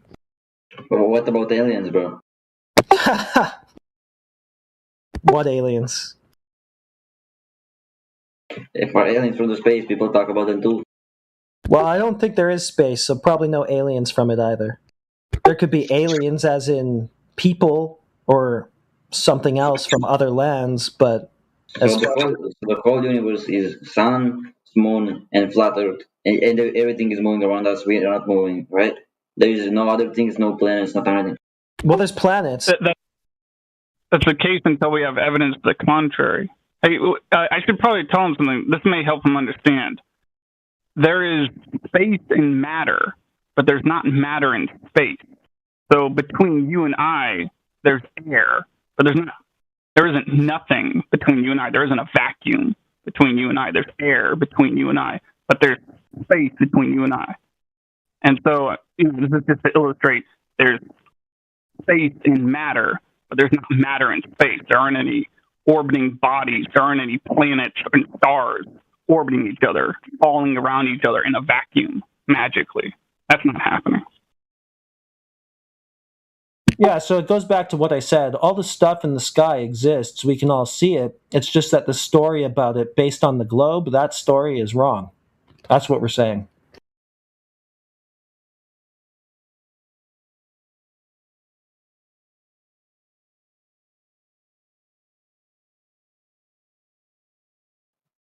So is the sun and moon flat too? Hey, PT, do you ever intend on actually doing any research for yourself? Have you ever watched any videos at all on this subject? Yes. You realize if you scroll down to the bottom of this server, there's 40 or 50 different channels on all these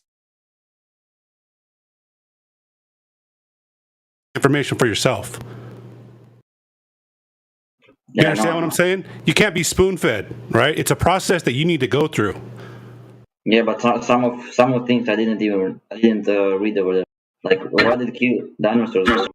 Well, okay, we don't need to go to dinosaurs, but you asked, are the sun and moon flat? I don't know, even having to ask the question suggests that you can't tell either way. Listen, brother, this is going to take a lot of personal looking deep. You're going to spend a lot of time in the deep end of the pool. This is worldview changing information. It's not just is this conspiracy theory right or wrong? This is going to change your life if you take it seriously. We're not lying to you. This is factual stuff. Someone else is lying to you, and you grew up thinking that. One of the best feelings in the world is to catch a liar at their lie. Is it not? Well, one of the best feelings in the world is to think critically. That's what we want you to do. We want you to think critically about what you were taught in school and just think for yourself. And why would we lie to you, PT Dodo? Why would we do that? Why would we lie? No, I don't think you're lying. I think it's just your opinion, but I don't think that your opinion is really true. Well, the thing about opinions is they really have no bearing on objective reality. So any of us can have any opinion we want. It's not going to change what reality or what the Earth is. So, what's the Earth? I wouldn't be here if I weren't excited to show people the actual truth of this place. This is not opinion based. I don't do that shit. Not anymore. I used to hang on opinions, right? I used to talk about space. It doesn't matter. The only thing I can prove in this subject is that the Earth observes and measures, most importantly measures, flat against the globe math. So it's not a globe. Once again, we don't live on a spinning ball. Once you understand that, it will change your life, but it's about admitting to yourself the truth instead of just thinking our opinion is this and we're just defending some guess. This is the real deal, my friend. Hey guys. I just joined in. I was invited to the server yesterday and had a pretty good conversation. I'm a globe believer, but I'm interested in honest discourse, and you guys seem to have like a good faith approach to conversation. So I was invited here last night, and I'm back. But I heard something about our inability to observe the moon and determine its shape. I do disagree with that. I think that we can tell that the moon is spherical at least. Without making any implications on the Earth. Well, lay it out for us. Well, if you observe the moon over the course of a month, you can watch it change its orientation in relation to the Earth, and you can see different angles of it, depending on how it sort of gyrates in its, I don't want to use the word orbit because that implies a spherical orbit. You can at least tell that the moon moves in a way where you can see different sides of it at different times. And You're talking about libation, right? Yeah, exactly.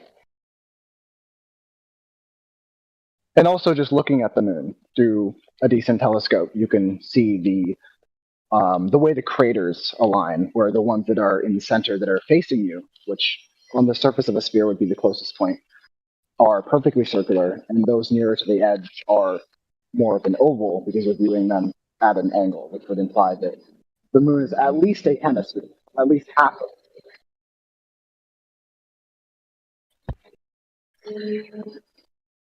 It kind of looks like a rock, but I haven't been to it to be able to say. I can't say that it's a rock with the sun's light shining on it either, so I don't know that those things that you're looking at on it are shadows or so forth, but... Yeah, I'm just saying, like, looking at the moon without any presumption, one would assume that it is spherical, if you had no prior understanding of what it is. Well, you may, but I wouldn't. Speak for yourself. Okay. What is the lunar eclipse?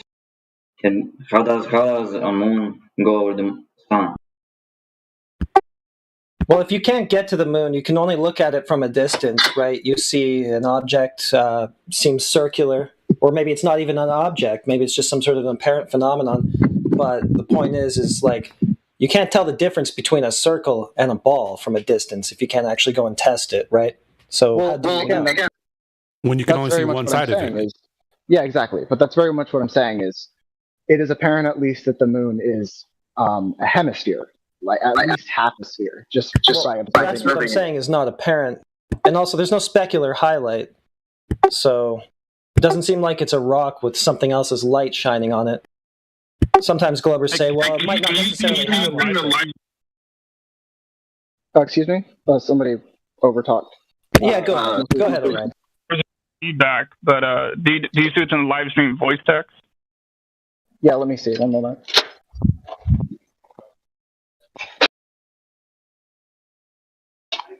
It's a basic illustration how just looking at something isn't really a good way of determining exactly what it is. I agree. I'm just saying. Directly validate any claim of what it is.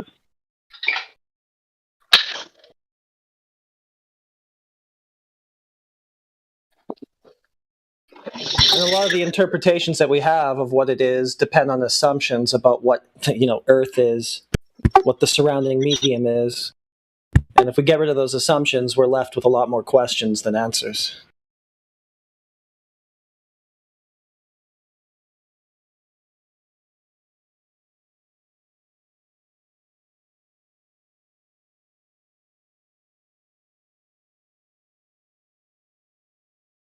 If you do away with the radius, you do away with the orbital mechanics, right? How do you get the gravity to have this spinning, tidally locked ball up there, etc.?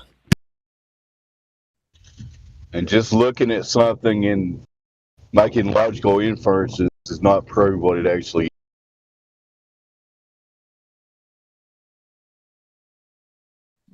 Yeah, again, I'm not making any claim as to what the moon actually is in its nature. I'm just saying that observing the moon from Earth with no presumptions, to me, implies that it is spherical, just because of the way the craters look and the way that it moves. But I mean, you're already making assumptions when you call them craters, right? You already are making assumptions. I'm using the most convenient word, right? Well, yeah. Okay. But I think that you do not need to concede that the moon is flat in order to be a flat earther. Well, I don't really know what the moon is, though, is the thing. Yeah, but again, if we're just trusting our own senses and we're not trusting anything else that we're told, the moon appears to be at least a hemisphere. If we can't see the other side, obviously we don't know, but at least half of the sphere, based on the way that it wobbles in the sky and the way we can see different angles of it at different times. Yeah, the libation's a thing. So to you, the person that mentioned, you know what I'm talking about with libation.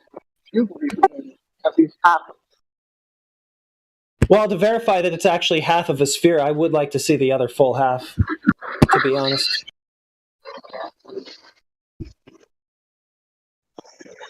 Could be some sort of other optical effect, or I don't know. This goes back to what is the moon. If it's some sort of like apparent phenomenon or something like that, then it can't be a gyrating, wobbling sphere, right?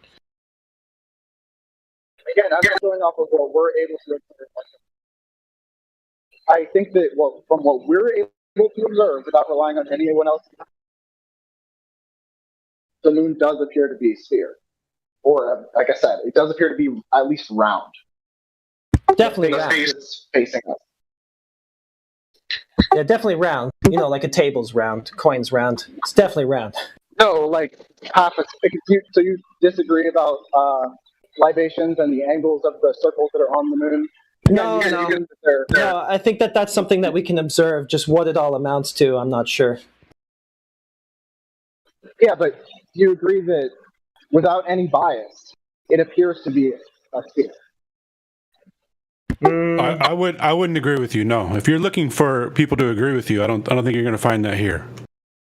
That's like the sixth time you've asked for agreement. I think that people here are intellectually honest, and I think that. I just don't really think. Aside from the libation, you don't see the other side of the moon, right? I mean, if it were a spinning ball, if it were ever to speed up or slow down, even a quarter of a mile per hour or less at all, eventually the thing would turn around completely. You'd see those other sides, but all you see is the libation, and it's just back and forth, and I don't even know what that actually amounts to. The globe story that they told us, to me, doesn't add up at all on any level, starting with the radius and starting with the fact that this thing never turns around, et cetera, et cetera.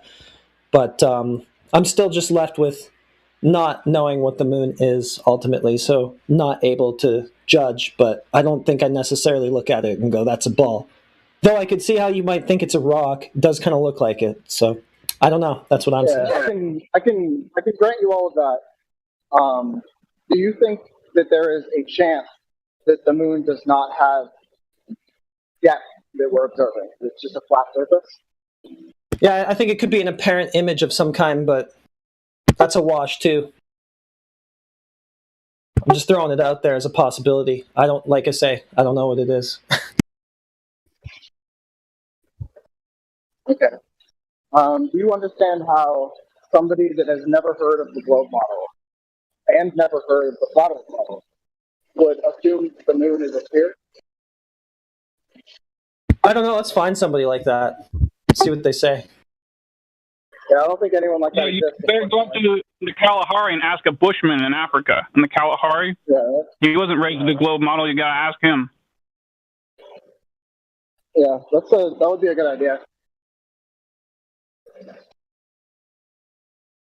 I don't have access to that. Yeah, because all of our minds were tainted with heliocentrism growing up, so we all had that thought, embedded, programmed into our brains, right? That it was a spinning rock and all that. So we're not good people to have. Again, you do not need to assume heliocentrism to assume that the moon is a sphere. I think that is a more. How would any of us know? Because that's the worldview that all of us were brought up. No, again, I'm not saying you know. I'm saying if you were to guess the space just by looking at it and observing its nature, your first guess would be a sphere versus flat. Yeah, I'm saying that none of us had that experience because probably by the time we were all old enough to look at the moon and maybe hazard a guess as to what it is, right? We were already, knee deep into the heliocentric lore, right? No, I agree. None of us have an unbiased perspective on what the moon is. Yeah. But again, with the libations and with the craters, for lack of a better word, and the angles that we view it at, can you concede that you at least understand what I'm saying? Like, it seems to be a sphere more than it seems to not be a sphere. Wait, hold on. I gotta correct you there. You just said a second ago, none of us have an unbiased opinion of what the moon is. The moon is an unverified light in the sky to me. How is that an unbiased opinion? That's not a biased opinion. That's just acknowledging reality. That's not even an opinion. An observation. Yeah, we seek like an objective opinion. Obviously, we all do. But No, what I was what I'm saying is referring I have no. No, hold on. What I'm saying is I have no opinion. I have no guess. I'm not making any claim of what the moon is. I have no guess of what the moon is. So how do I have a biased opinion about what the moon is? How do I fall into that category? do you I have don't. you don't have any opinion of what the moon might be? No, I don't. I have no opinion of what the moon is. You've never thought about it? You've never harbored a guess? No, I'm not saying Given I've what never you're thought doing? about it. I just don't. I don't have like what I'm just pointing out that what you just said didn't make coherent sense. That's what I'm saying. All right, and what I'm saying is, like, I'm not doing a philosophical interrogation of you. Like, I just think that you must have, at least given the knowledge you do have, considered in your own head without making a concrete claim, like, what is this thing? And what do I think it is? And what is it? So you're right. I've asked myself, what is the moon? What are the stars? What are the sun? I've asked myself this question. The problem is we don't have enough information to form a proper stance. Yeah, I agree. Yeah, but I just don't dwell on them. I just don't see the point in dwelling on it for more than a few minutes at a time, like every few weeks or months. Yeah, I agree. I mean, I guess I think about it a lot more often than that, but the point is, like, as far as regular conversations out loud goes, I mean, it's kind of, I guess maybe you haven't been hanging around in this, circle for a while, but the point is it gets to the point where it just all boils down to it's just an unverified light in the sky until you have the instrument to actually figure out what it is by directly validating what it is, along with many other things in this world we'd like to directly validate that we can't at the moment. So once you have the right to do that, which, you may not have the right to do that because there are restrictions of what you can do with airspace. And, so you need the technology to do that, you need the right to do that, and then you need to do that. Those are the 3 steps you need to take. And just talking about it up until then, it's just kind of pointless. I agree. Again, I would have much more of a problem with somebody that confidently asserted that the moon was not sphere than I do with someone like you. You seem to have an honest opinion on this, or an honest perspective. But like I said, I've been involved in these kinds of conversations before. I Level Up is a member of this server that introduced me to this because he wanted me to join voice chat. And I've had 2 months of conversations with him about this topic. So if you guys...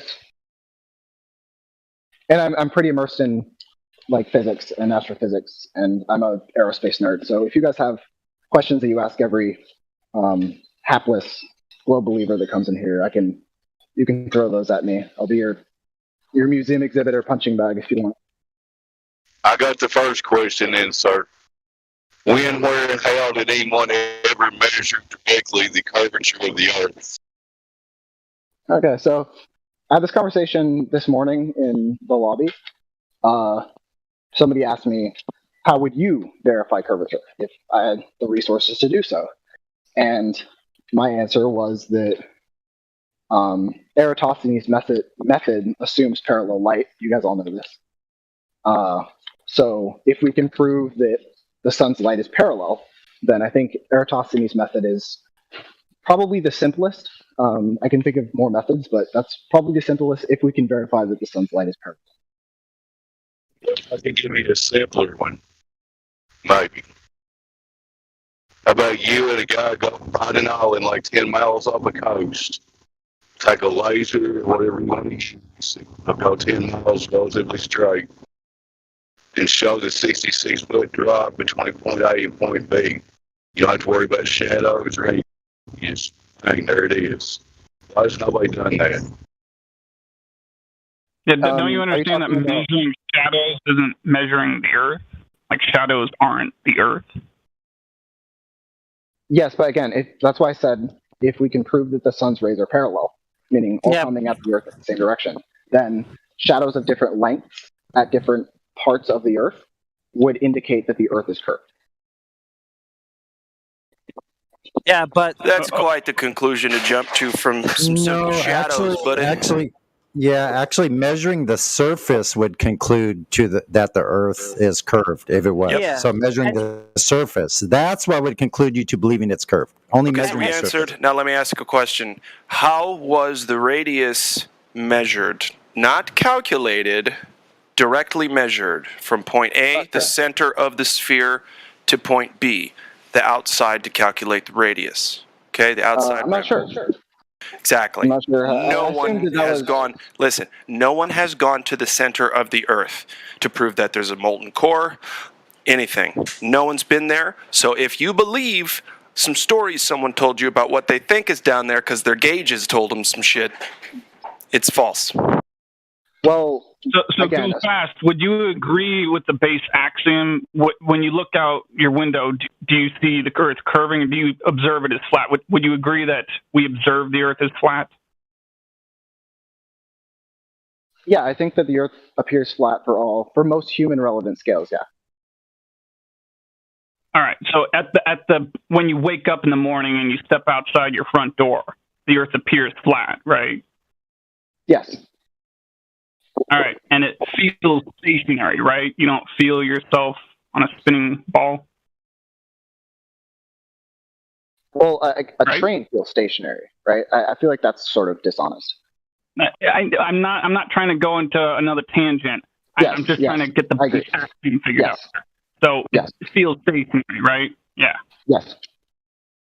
All right. So wouldn't you agree that our base axiom knowledge is that it's flat and stationary until we have direct evidence, definite evidence to the contrary, direct, definite evidence to the contrary? And when I say that, I would mean direct measurements of curvature and direct measurements of axial rotation. Because these are two extraordinary claims. Since you and I both agree, when you step outside your front door, you see it as flat, we both feel it as stationary, then it's an extraordinary claim to say that the Earth is a ball and it's spinning, because it certainly doesn't seem that way. So that's an extraordinary claim requires extraordinary evidence. Otherwise, it should be dismissed. So we're asking you, do you know of anyone directly measuring the curvature of the Earth, not messing around with sticks and shadows and hypothetical this and hypothetical that and conjecture this and conjecture that, but just directly measuring the curvature of the Earth? I feel redundant asking this because I feel we've already falsified the radius, but I'll give you the benefit of the doubt. Do you know of any time anyone's directly measured the curvature of the Earth in a reliable, sensible way? What kind of observation would you consider a direct, reliable measurement? Like, give me a hypothetical. All right, assume that the Earth is a sphere, and give me a hypothetical that would validate its curvature to you. Drop over distance. Yeah, I'll tell you exactly where my standard of evidence is, because I have a high standard of evidence, but I have an appropriate standard of evidence. In fact, I think anyone who has a standard of evidence different from mine is crazy to me. So I'll tell you exactly where it is.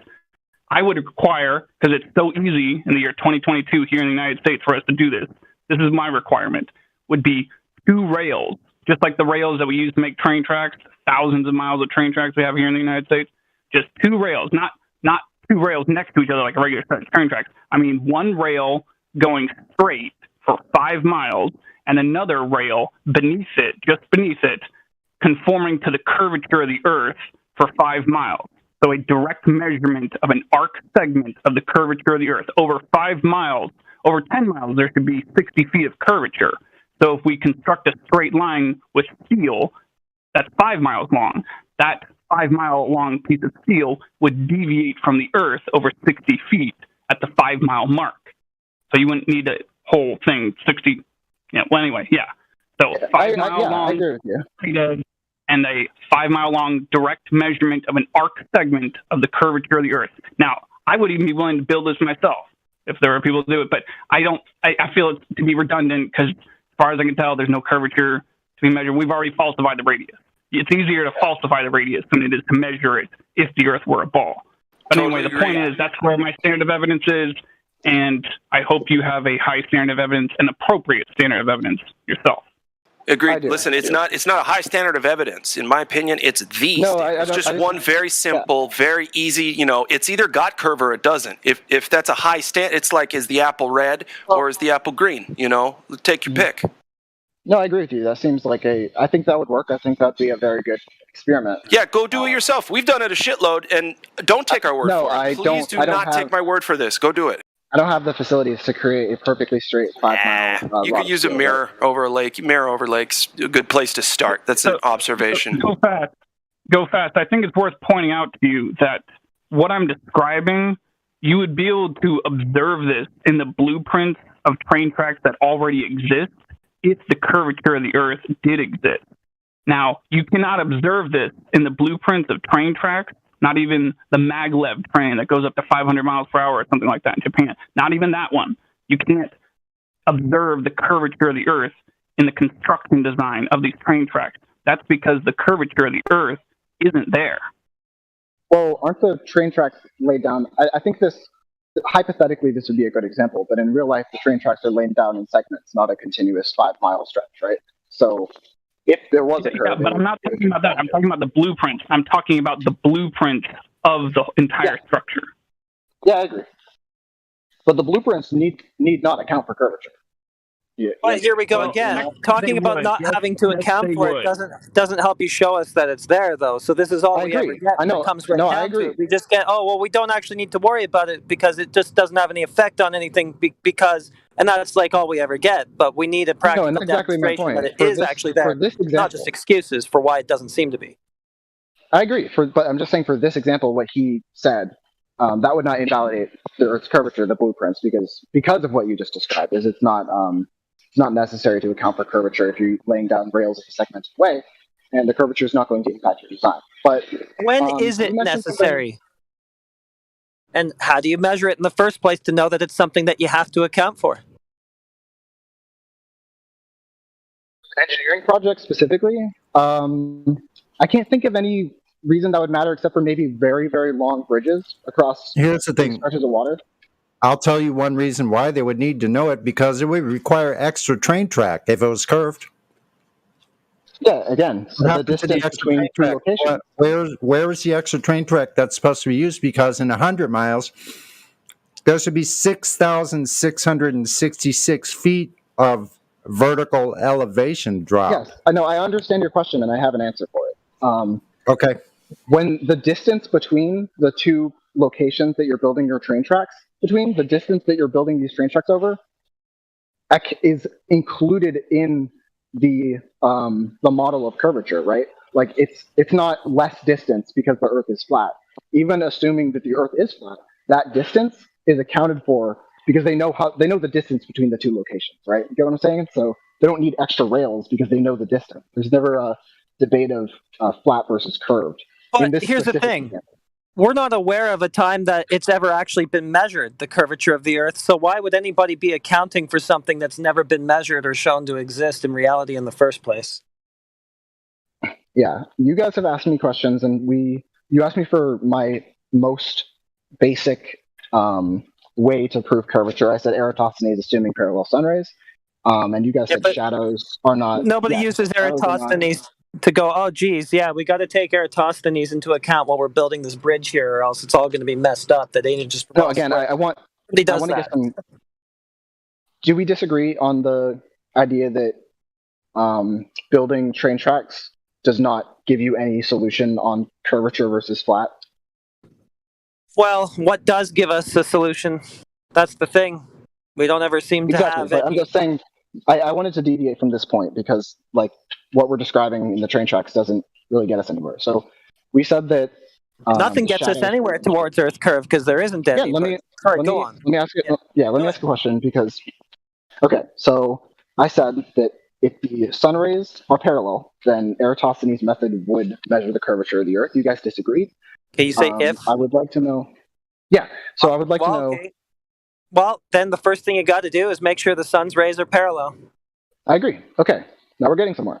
So, can you think of an experiment that would verify whether or not the sun's rays are parallel? Because I can't. I don't know. Globers often show us those top-down pics, from above the clouds. They're just supposed to show parallel shadows, right? Yeah. And they're not parallel.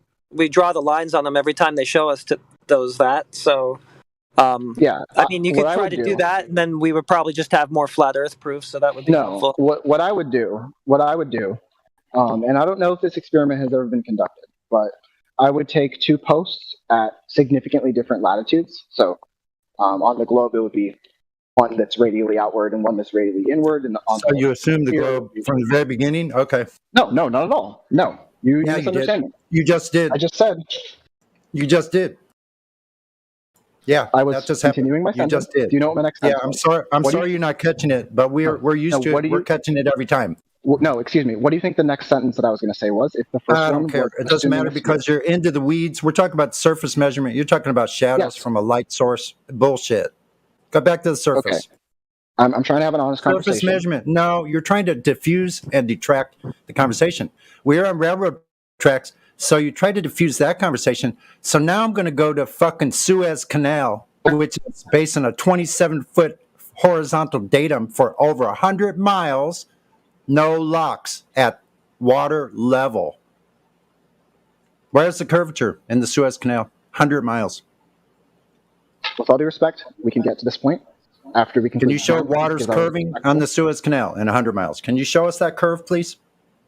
We can get to this point. I'm having an honest No, conversation. we need to get to it right now. No, we're getting to it right. We're already on it right now. That's what we're getting to. Is anybody else change it? Is anybody else interested in the point that I was trying to make? Stop trying to fucking change it. No. What is the curve? Where has the curvature of Earth ever been measured? Period. I was giving an answer to this question. No, you just need to answer it instead of going to something else. The When sun's was light it isn't parallel. physically measured? Again, thank you. I'd like When to was it return to physically the topic measured? Again, yes, I can do before that. we were interrupted. Hold on. No, Everybody calm down shut really the fuck quickly. up. It's okay to say I don't know, by the way. No, really, because you're an adult. You could say that you don't know something. Okay? Yeah, No, I either agree. give us I know the that. direct measurement of the curvature. Either give us the direct measurement of the curvature or just go somewhere else because you're just talking shit right now. You have Does no proof for anybody feel like anything I've been you're saying. dishonest with you? Yeah, you're being dishonest because you're a glober. You have no Also, choice. Is that dishonesty? Yeah, globers have to be dishonest because there's nothing in reality that we can observe, measure, test in any way that shows it's a globe from any source. Sonny, I love you, Do buddy. you You're coming feel in a like little I've hot. made? You're just coming in a little hot with your Yeah. attitude. I love you. You know feel I like love I've you. made some kind of concrete. Thank you. Yep. Yeah, I'm trying to be honest here. I haven't made any claim about evidence. You asked me how I would prove the curvature or invalidate the curvature. I was describing an experiment that would do just that, and you interrupted It's me. not. So it's not again, an experiment. Measurements are not experiments. okay, let me describe this measurement. Man. And you tell me if you think that this would invalidate or validate the sun's rays being parallel. Okay? Just grant me that. Because I've granted you all the time that you want. Okay? We're not So, even talking as I about was the saying, sun rays. if We're you talking think- about the Earth's curvature, bro. Okay. Yeah, where's the Earth's And curvature the measurement? first thing Direct I said when I measurement. mentioned Eratosthenes That's a secondary was measurement. It's a secondary. You're using a secondary source. You're not using the primary source. Surface of Earth. So we need the direct measurement of the surface of Earth. Do you have that, or do you are not allowing me. Do you You are have not it? allowing me to present my point. Okay, well, I'll allow you to be muted. So, do you have it or not? Why can't you answer a simple question? Do you have the direct measurement of Earth's curvature or not? I'll unmute you so you can answer. I have not made any direct measurement of the Earth's curvature. Has anyone ever made This is why we're having this conversation. Has I anyone believe ever so. made? Has anyone ever made it? I believe so. Okay. Well, how'd they do it? where, when, and how? Okay, first I want to know why you think Eratosthenes is not a direct measurement. Who, where, when, and how? You said you knew, so now you're going to tell us who, when, where, and how they did this.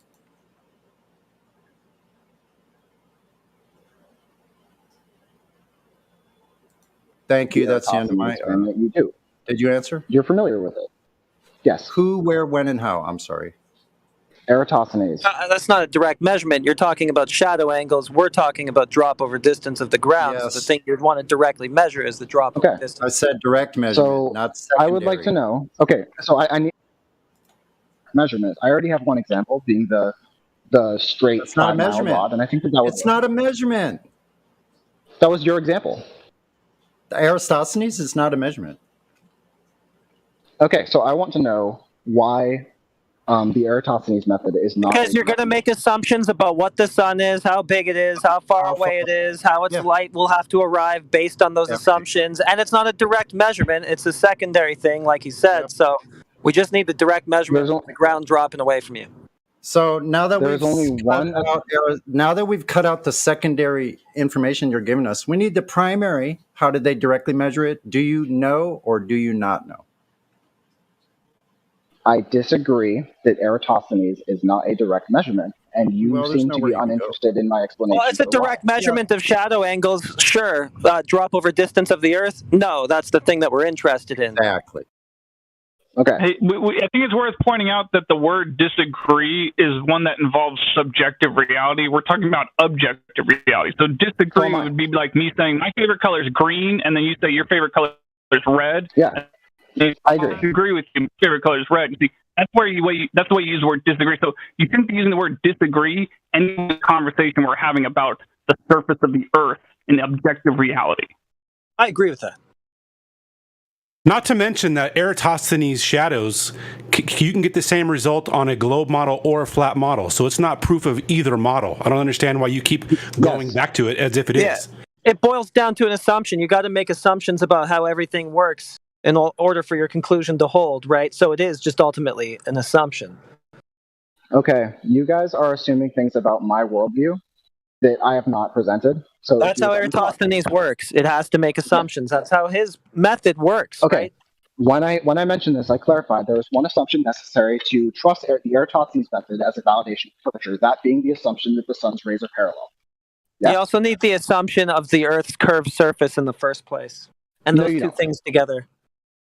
Yeah, but now you want to discuss a hypothetical test that you are never actually going to ever do. So why are we going down this road? Because I believe this test has been performed. Well, it'd be a lot easier for you to just go out... Present the evidence to us then. And look at a horizon. If you have a landmark that you can judge the horizon distance by, that would be a lot simpler than this whole thing that you're trying to do. Why not just do that? We can go that way as well. We can do long distance observations over obscurity of geometric horizon. Yeah, well, why not do that? What's the reason that you would want to avoid that? I don't want to avoid that at all. I'm happy to have that conversation. All right. But I think that it would be intellectually honest for us to find conclusion on this conversation before you move to the next one. If the horizon is supposed to be the leading edge of a ball, then directly observing it, right, would seem to be a more direct way of going about this than messing around with shadow angles and then making assumptions about the sun's light. Okay. I'll use a direct observation that anybody can do. And we directly observe the horizon beyond 10 miles when it should be at 1.2 in order to be a leading edge of a ball. Then what? Okay, so instead of something that I have not performed, I'll give you a observation that anyone can do. And you've heard this a million times, but I want to know your response to it.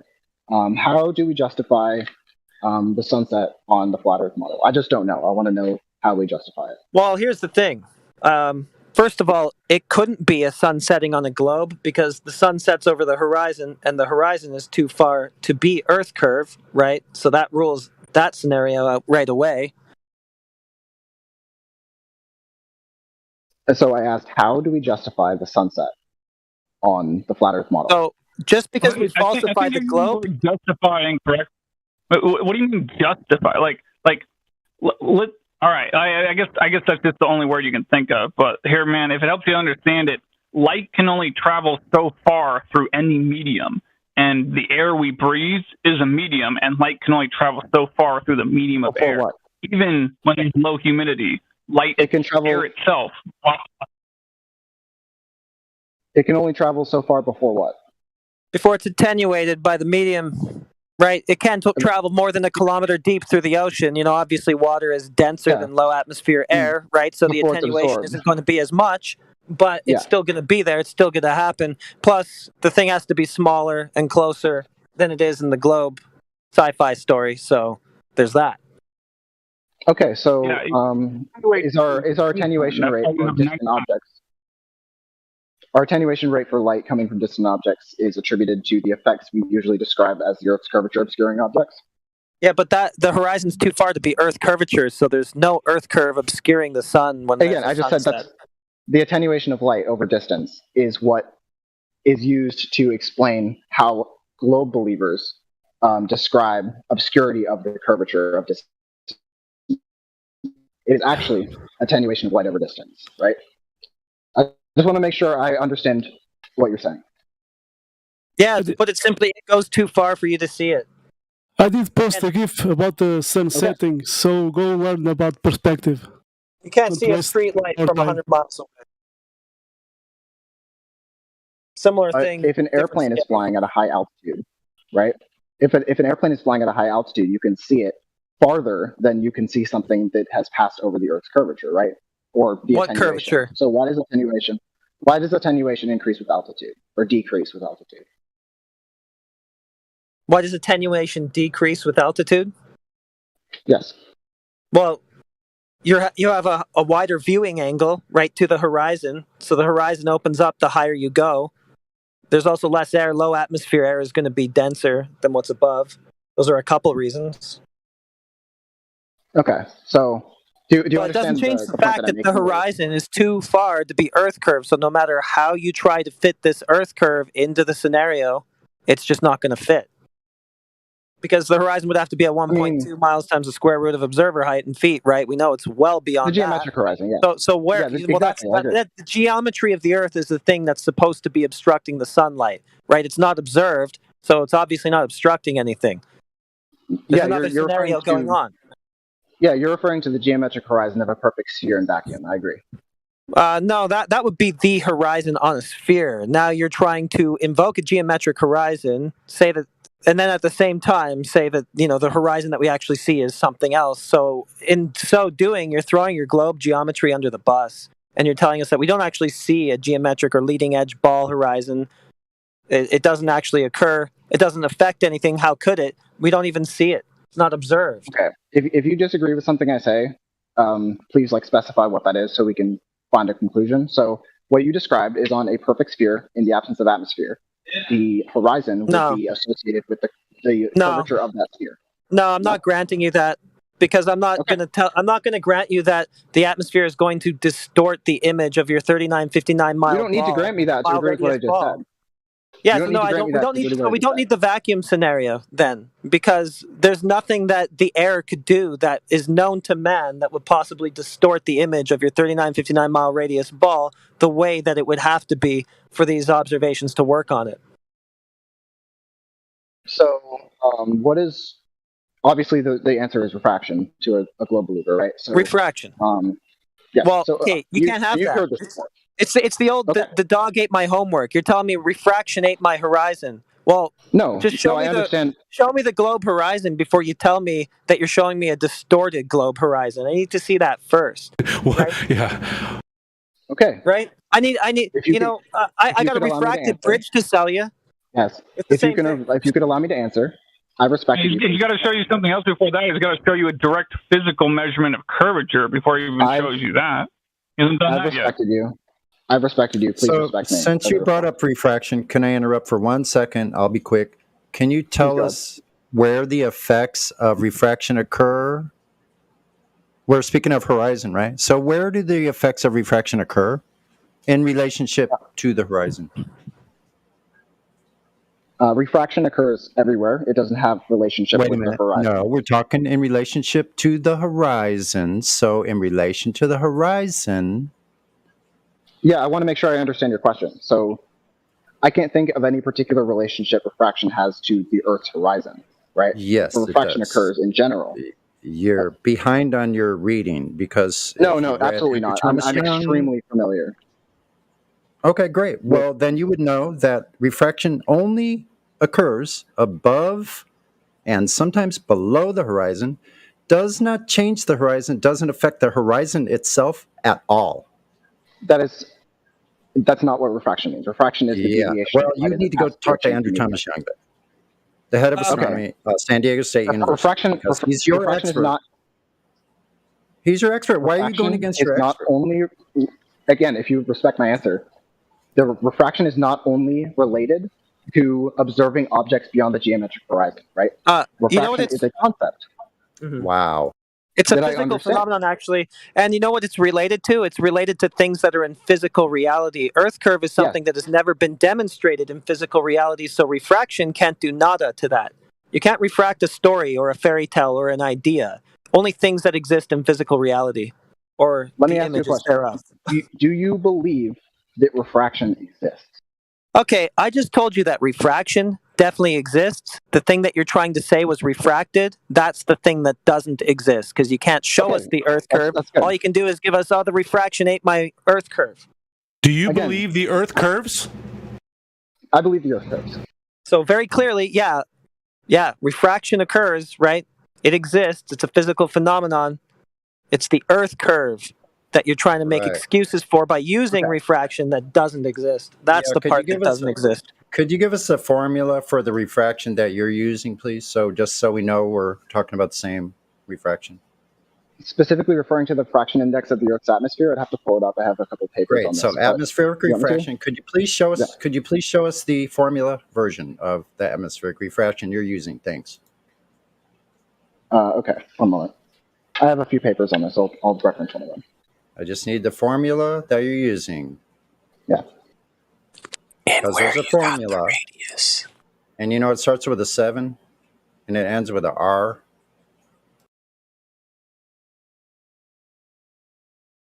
Yeah, we need to know where you got the R. Plus, your presupposition all over yourself. Atmosphere is a misnomer. Yeah. I just end up using that word atmo. because You can't use atmo and sphere at the same time. They don't correlate. Gases don't have any shape unless they're contained, unless you're going with that Earth is a contained system, because that's our argument. It is contained by a physical container. Because, you know why? Because it has to be a physical container to hold gases to create pressure. If it wasn't physical, it can't hold anything. So I believe do you want the formula? It was the one that you were referring to. All right, let's get it. You already know. All right, I'll post what you already know, but what he described is the formula. Post it anyway. For atmospheric refraction specifically, obviously refraction differs between different materials. let's say I got a horizon. I'm seeing it at 10 miles at a 1 foot observer height when I should be seeing it at 1.2 miles if it's the ball edge, right, that it's supposed to be. Does this formula account for that?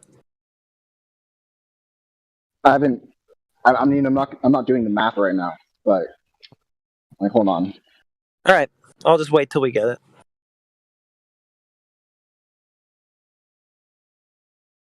It's the same one he was talking about. Let me see. No worries. And when you find, please find where he's saying that extending horizon also, please. Yeah, refraction is not dependent on the Earth being curved. You all know this. You're just asking me to. Well, in order to have a refracted image of Earth curve, you do need Earth curve in that scenario. Yeah, that doesn't disagree with what I just said. So, we agree refraction exists. We agree that refraction is not a solution to observing objects beyond the geometric horizon. That's where we're at,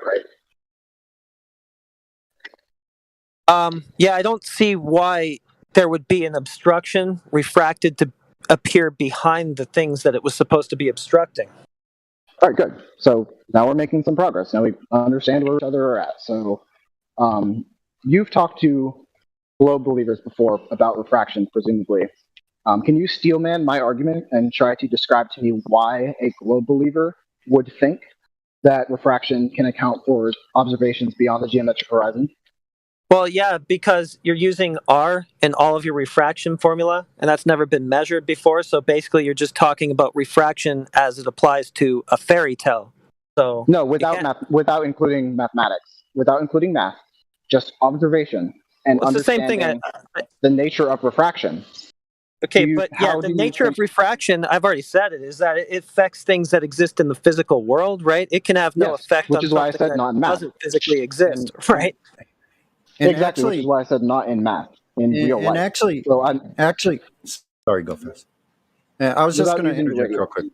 I was just going to say, refraction, if you want to talk about it in those terms, yes, more realistic terms of what refraction is, it can only limit your vision. It's not going to extend the horizon. What I was trying to get to before is refraction only occurs above the horizon.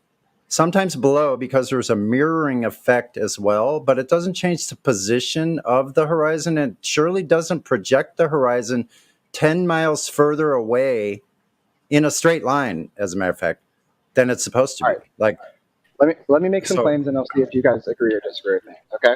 So look, I think the contention we have a lot of times is go fast that people, I'm not going to like put you amongst all others, No, but please. a lot of people that come in with the globe, they use this refraction argument, but they don't have any citation of when it's actually used, which is my big pet I peeve do. here. Is I have when like someone the says something conclusive. is wait a minute, I'm almost done. So I know I'm Alright, kind of go. long-winded, but just let me finish. I'll be done quickly. So they come in with this refraction argument, and they don't have a citation as to when it's actually used the way they're saying. So we're just going, you're making stuff up, and then the next person that comes in does the same thing in slightly different order, and they change their story.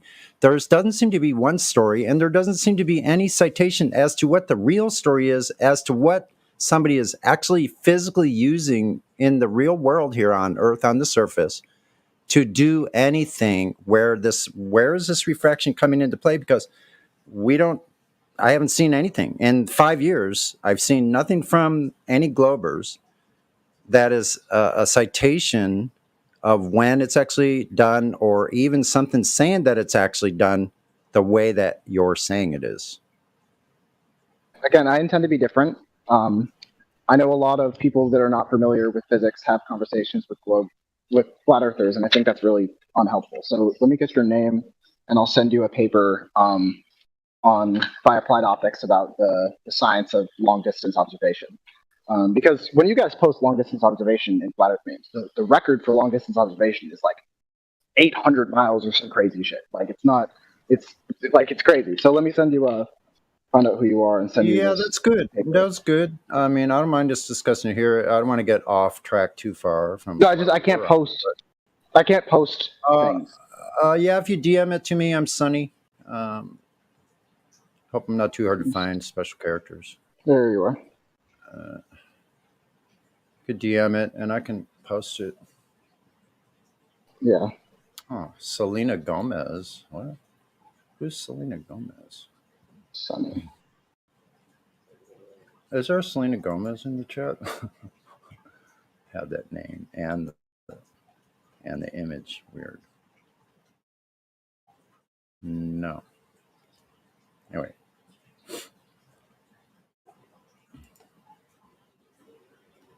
There's a Benihana in the chat also. Just to kind of check in with new people as well. We're not gonna. I think this is a good conversation to kind of stay on. Yeah, I was here yesterday. I've been talking to one of the members of this chat in voice chat for about 2 months, and he wanted me to come in here and interact with you people. So let me see. I'll send this to you. Yeah, this paper is really good for having a comprehension of at least the globe perspective. Well, the globe perspective is fine. Look, we're pretty familiar with the globe perspective here. What is not correlating, what's not jiving and not lining up at all for us is we that have gone out and done our own observations ourselves. Where over and over again, every time I live right on the coast in Southern California. So I can go do these every single day. Every time I go near the water, I'm seeing another one that just totally blows any of this curvature, because literally, here's the scale. You think it's so hard, or that it would be hard. I do not. At 5 miles, 16 feet of drop is quite a bit, and that is very easy to see, even with the naked eye. But if you have an aided eye and you have some focus instrument, even a cheap binoculars will do at 7 times, you could see 15 feet of drop easily. As a matter of fact, you could pretty much zoom in with anything better than that to the actual shoreline where the waves are breaking, if you know the height of those waves on average. What is the word for, what is the global geometry word for the bulge of the Earth's curvature? I saw it a few days ago. For the what? The rise of the Earth's curvature, there's a word for it. The sagitta? Yeah, thank you. Wouldn't that be an explanation for why the horizon over water rises to meet your eye level? And if not... Well, why would it move? No, actually, no. Listen. Because think about it, if you're on a ball and you're rising up from the ball, the only thing the horizon could do is drop further down. You would have to continually look down. Like, for instance, if you're going up in an aircraft, you would see this horizon drop noticeably as you rose up to 30,000 feet. If you could see the horizon the whole time, you would be looking at a significant angle downward at. This is the way geometry would work. Think about it. I If agree. you're leaving a No, ball, I the agree. ball's getting smaller and smaller, and the curvature is being easier and easier to see Yeah, because you're I agree. you're I often farther away, say, right? Mhm. often say in response to people telling me you can't see curvature at X height, you can't see curvature at X height. I say, well, like mathematically, you can observe the curvature of a sphere of any size from any non-zero. Mathematically observed sounds like kind of an oxymoron. Yeah, we don't do it mathematical. No, again, assuming. Look, when you're doing mathematical observations, you're looking at a piece of paper. Yeah, got Yeah. it. So what Again, about- I want us to find. Let's assume that radius is 3,959 miles. Let's assume that. Yeah, let's try that. Well, the thing is, it's like, why would it matter how high you go? Why would you ever expect to see something that you've never measured on the ground by going higher? If it doesn't exist. No, I would never imply that you need like elevation in order to observe curvature, right? That's why we're having this conversation about refraction. But what was our original point? We've deviated a lot. We were having a conversation. Well, you were just trying to tell us that refraction moved your horizon. The dog ate your homework. Again, I was And not only that, I want to know how refraction moves all rigs on the distance what it is. Yeah. This is why I asked if anyone has had conversations with. I have a question for you. How refractions move the object what is taking petrol from the sea, and it's on the same distance? How it's moving on that distance, but that is the distance. Yeah, how could it move this object that we know is at a known distance and move it beyond your geometric horizon? How can the globe do that? And then on a different day, would move it further or closer depending on conditions Thank you for on that. the surface of the ocean? Yes, this is a great question. So, do we agree that refraction means the deviation of light dependent on the density or temperature of the medium through which it is traversing? Yeah. Do we agree? Okay. First, one thing to move further with this thing what you said. Can we agree that we can see 1.2 miles geometrical horizon on the globe? Can we agree with that? Assuming no atmosphere. He's trying to set the floor for his excuse for why we don't see that. I'm not. I'm making no excuses. I'm not just wanted to assuming agree- nothing. I'm telling you what is the numbers. I'm not assuming Hold nothing. on, Sasha. There's something going on. So we need to clear this first before we move on. So you said, do we all agree that that light will change direction? Refraction. Snell's law, Refraction. The yes. definition of refraction. Yes, exactly. Snell's law, isotropic medium. It means more than one. Air and air, or air and more dense air, is not two mediums. And for instance, Sonny, you don't have a stacking of densities getting more dense as they move away from the light source or the image. That would be required to have that. Now, listen, what we have in the atmo above the surface, especially above the ocean, you have movement, convection, conduction, transfer of energy, humidity changes. It's constantly in motion. You have winds blowing. Some are touching the surface, some are not. Some are going upward, some are going downward, some are going sideways, and every other imaginable direction that these forces are moving, as far as what I just explained. So you don't have a homogeneous. Look, you have an inhomogeneous freaking mix of soup of densities. They're swirling around in every direction. You don't have this stacking like you would have to have from me, the observer, to the object out in the distance. You don't have what's required for that type of refraction. I will try. So we need to agree. I want to be radio today. Today, I want to. Sasha, stop. So could you answer? No, you need to concede. You need to agree with what I just said. Do you agree with that? Air is an inhomogeneous substance, a soupy mixing of gases. I feel that you just stated a contradiction, and I want to say what that is. Yeah, so I would like to say what that is. So you said that refraction can only occur during changes in a medium, and then you followed to explain that refraction can occur within a medium of changing variables. Only isotopic medium, like glass to air, glass to water, water to glass. Okay, so can refraction occur in a single medium if the density of that medium is changing? Yes, it can, and it only has the ability to limit your vision or limit your view of the vanishing point. That's all it has the ability to do. In the future, to block. Please do not. In the future, please do not imply the refraction can only occur during changes in media. Because No, I said it has to be two separate medium. Yeah, for the type of you're talking about Snell's law. Yeah. Your atmospheric. Listen, your so-called atmospheric refraction requires 7/6R. You don't have the R like we've been telling you. I'm not talking about mathematics. I'm not talking about material. I'm talking about the real world. Well, in the real world, is there Earth curve that is being refracted? In the real world, is there a radius that you can apply refraction to? This is what's in contention. That what's being told as the real world. That's what we're challenging. Okay. Yes or no? Refraction can occur in a single medium. Right? Yes Not according to Snell's law. No. And when it does, listen. When it does, it only has the ability to change direction, angular direct, not a bend over an imaginary curve. It can diffuse your view. Yes, it can make it look wiggly. It can make it, but that's above the horizon. It doesn't move the horizon out to where you need it to be. Especially like in infrared, Mount Canahu seen at 255 miles. Infrared. There's no refraction. 98% of the refraction is gone. So you can't use 2% refraction. Yeah, that's a good point. Because really. The infrared shot we see further than we do in the visible light spectrum, right? Yep. So now what's happening? There's supposed to be supposed to be less refraction for infrared. That's taking out any effects of the atmo. You're only seeing the infrared.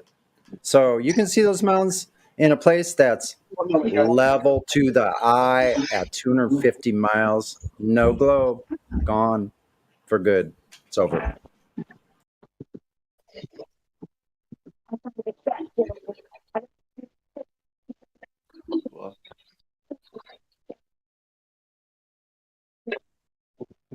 Robotic.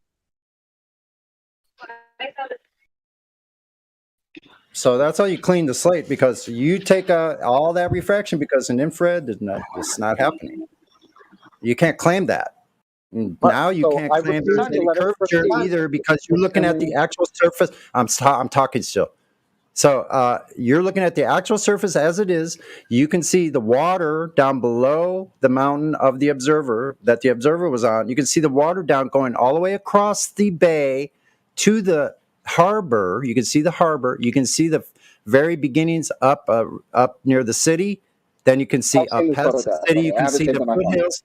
You can see it all the way up, rising the whole entire time, all the way up to the however high elevation Mount Canahu is, something like 14,000 feet. I did a very in-depth analysis of this. Well, good. Well, your curvature is supposed to be somewhere in the middle of that water, and it's supposed to be a mile over that mountain. In your analysis, did you find the geometric horizon that's supposed to be in that picture at 116 miles? Yes. You did? You found the 116-mile horizon? Okay, cool. I want to hear this. I believe I got it to be 171. Oh, okay, so no geometric horizon. Before we proceed, I need to make sure what each other believe. So I don't believe anything. You're the one who brought the belief here. I'm just dealing with what we can see. Can you do something like this? Can you post Excuse me? Can you post any Can you post any publication what it's saying like this? We have this phenomena. Listen, we have this phenomena, and that phenomena extending horizon. It will be written for sure somewhere in some publication. Do you have it? Yes. Okay. Can you post it? What's your name? Can you post it to publication that somebody? No, I'm unable to post it. I can send it to you. I got one of your. Wait a minute. Send Hold it on. to me. I'm Sasha. I have one of his. Just relax, everyone. Take a breath. I got one of his images, but there's a problem right here. Waves. So redirection is not a curve. Change in the medium. You have to look up change in medium. Refraction of light is the most commonly observed phenomenon, but other waves, see, Sorry, can I read that? it's in the voice. It's in the live stream voice chat. Yeah. In physics, I want to see where is written horizon extends with the refraction. Yeah. In physics, refraction in the redirection of a wave as it passes from one medium to another, the redirection can be caused by the wave's change in the speed or by the change in the medium. Refraction or light is the most commonly observed phenomenon. Here's his PDF. What's the PDF, Sonny? Yeah, there's a link to the PDF in there. Here, let me post that link 1 second. But can you DM me that, because I will post it. You said that you cannot post it. You Here's said that the you link. have the I just posted it, Sasha. I just posted the link. Okay. Wait a minute. That says Discord. Is that the same thing? Yeah. Should pop up. Hold PDF. It says applied optics. Below the horizon, the physics of extreme visual ranges. Yep, they're talking about Kanahu here, 440 kilometers. Excuse me.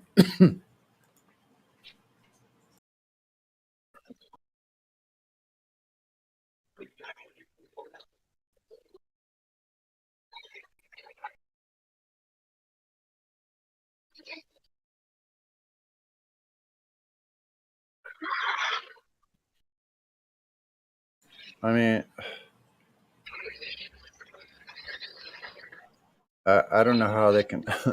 What are they trying to say? Let's see. Hold on. Yeah, there's no atmo. There's no atmo happening in infrared, so that's cool.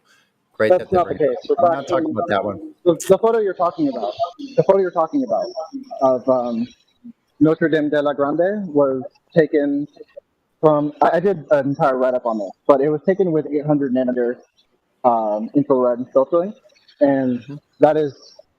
It was like 0.004% deviation in refractive index for 800 nanometer versus 700 nanometer being the edge of visible light. So this was barely an infrared camera. And infrared radiation is affected by under refraction. You still don't have the geometric horizon where it's supposed to be. In the middle, I was explaining to you. It should be a mile above that last peak. That peak. It should be a mile above the peak. Your Sagittarius should be a mile above that peak, and that's about in the middle of the water, or right at the harbor is where that geometric horizon should be. It should be towering over anything else. Is your Earth curve? It's not. And we have even 1,100 mile. I'm not sure. Hold on. In infrared while in flight at 30,000 feet, 35,000 feet. Tolan Media has infrared. You could see at least 800 miles. Hold on. I disagree with what you just said. But if you use the Earth curvature calculator and plug in the observation of Notre Dame de la Grande in the infrared, you don't even need refraction to justify the observation of those lines. Yeah, you simply just cannot have the objects where they are and have a completely flat horizon as well at the same time. It can't. It can't be. Thankfully, I'm happy to skim it because I did all this math yesterday. I don't know how you just ditch. I don't understand, Go Fast, how you all, and I will put you all together on this one, how you all just ditch your geometric horizon like it's a fucking rotten potato. I'm not even assuming refraction to justify the view of those mountains. The geometric horizon is not obscuring the view of the most distant mountains, even with no refraction. If you plug in the numbers for that observation into your Earth curvature calculator, those mountains are visible. I'm just saying you're incorrect. Either your connection or your mic is shit. I gotta tell you that it's terrible. It sounds all muddled, like you're talking inside of a cloth bag or something. How many horizons we have? Oh my gosh, Sasha. But because we are speaking about geometrical and visible, we are speaking about geometrical horizon and visible It is. horizon. It is good that we stay on this horizon topic though, because that's the problem. Like, there's this whole misdirection of what the horizon actually is. Now, in anything that you Globers are saying, you're going to have to tell us how freaking perspective. How did you delete perspective completely out of anything you're doing with what you're looking at? So I things no understand longer get smaller when you Globers start talking about the horizon. Things stop getting smaller with distance. Is that how that works? No more hashtag shit shrinks. No, now it doesn't shrink when the Glober starts talking.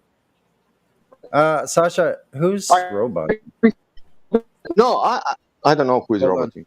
Hold on, you're roboting. Go fast. Try again in a second.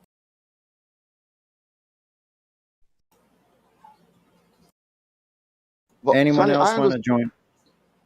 I only want to understand. We have a horizon, and that is something what is not geometrical horizon. That's what we see. That it's a parent place. Yeah. Okay, great. Now, where is geometrical horizon? There is geometrical horizon. Geometrical in a mind. Okay? Is my connection okay? Yeah, it sounds better. It sounds better. Try again.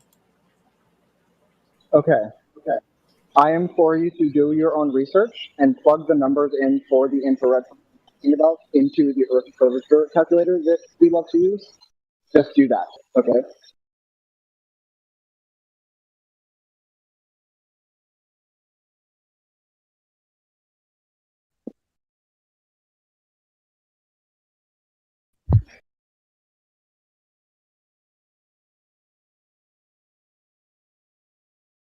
I can give you all the sources for this if you want to. I am only interested about that horizon. How they make battles during the Second World War, or it was forbidden to invoke refraction at that time. I mean, it's like this. It's like we talked about the. I talked about this before. At 5 miles, here's the scale we're talking about. At our scale, I don't really have to like do all that stuff because I can do my own observations. At 5 miles, I should see 16 feet of drop. When I can see like 6 miles out to the point and see 6 foot waves, they should be how far under? Like 6 foot is big. Actually, the waves are like 3 to 5 feet. Most consistent area on the whole West Coast as far as wave height, 3 to 5 feet, all year round, every year. That's the average. So if I can see these 3 to 5, like if I can see a 4 foot wave out at the point 6 miles away, past Tourmaline Surf Park, where I am, I can see that from Ocean Beach. That's 6 miles. I can see the waves breaking out there on the point out in the water beyond the land, higher than like my line of sight. It's like. Honey, did you present him a black swan? I'm about 6 feet above the water, so my geometric horizon is supposed to be at like 3.5 miles. Like that means everything else drops off. Well, how do I still see the waves breaking that are less than this drop is supposed to be, and I still see them on the water level breaking? This is like I don't have to go do crunch numbers about Canahoo anymore. After I can do that, yeah. Sonny, did you show him black swan? I'm very familiar. What'd you say? You're very familiar. Are you familiar with that black swan oil rigs and things? Yes, I'm very familiar. I have it on my phone. Can you tell me one question? The water 10 meters behind oil rigs, is it physical or optical? 10 meters behind your geometric horizon? No, 10 meters behind oil rigs. Is it physical or optical? Is it water behind oil rigs? 10 meters. Is the horizon physical or optical? Yeah. No, Sonny, no horizon. I'm asking you, is it water behind, 10 meters behind oil rigs? Is it physical or optical? Oh, okay, gotcha. I'd have to have the image so like I can know where the geometric horizon is in relation to the oil rigs. We can put the image. I got an image for you. Hold on 1 second. Thank you. Darn, my other login. Actually, thank God. Thank God this place is here because I can pull up some of my images I recently lost. Well, didn't lose, but they've been cordoned off. Whoever did that, thank you. Stopped me from using my login to connect to the internet, period. Anyway, let me find... There it is. Somebody's fucking with my stuff now. Literally or even weird shit. better, Unexplainable stuff has been happening with my computers and even better question. That a distance from one to another oil rigs, is that physical water or optical water? But I digress. Yeah, you can see where the heck is that? It's gonna take forever. So in the future, in this conversation, I'm going to remain on one topic until we find resolution to that topic. Yeah, so we need Sunny, to. Absolutely. Yeah. Yeah. So I'm gonna send you the stuff regarding the French infrared photograph because that's what we were talking about. Okay, here we go. Here we go. This is helpful image. Hold on. Sorry it took so long. In the voice text, yes. Sonny, this is it. If you could refer. If you could refer to your DMs and then get back to me. Sure will. You don't want to answer the question. Yeah. The infrared photograph and the conclusions that the image draws in the caption are untrue. That is simply an invalid meme. But wait a minute. It says that the distance to the horizon is 117 miles. Well, where is it? Because that's before the town. You can see the town and the foothills behind it and everything else behind it all the way up to that mountain top. So where is this 117-mile horizon from the observer? It's supposed to be there. Where is it? It's not there. It's missing. Are you calculating your geometric horizon from the altitude of the observer? Right? I'm going by what you gave me in your DM about Pic Gaspard. Yes. Pic Gaspard. So, distance to the object, 255 miles. Eyesight level, the observer level, 9,136 feet. Distance to the horizon is 117 miles. So, right there. Where is that? Where is that horizon? I'll post this also. Hold on. Please do. Let me see. So everybody else can follow along. Oh, shoot. I can't. Thank you. How can I do that? Copy image. Unable to copy image preview. Okay. I think I can still post it, though. What? Let me go to voice lines. Let me go back. Make sure I'm in the right place. I'm a boomer, and I still know how to do all this shit. I'm pretty impressed with myself, actually. I don't know any boomers that know how to do all the shit I do. Okay, hold on. What happened? I posted my last image. No. 1 second here. Something's going on with copy image. I don't understand that. Oh, hold on. Maybe if you answer my friend request, go fast. Yeah.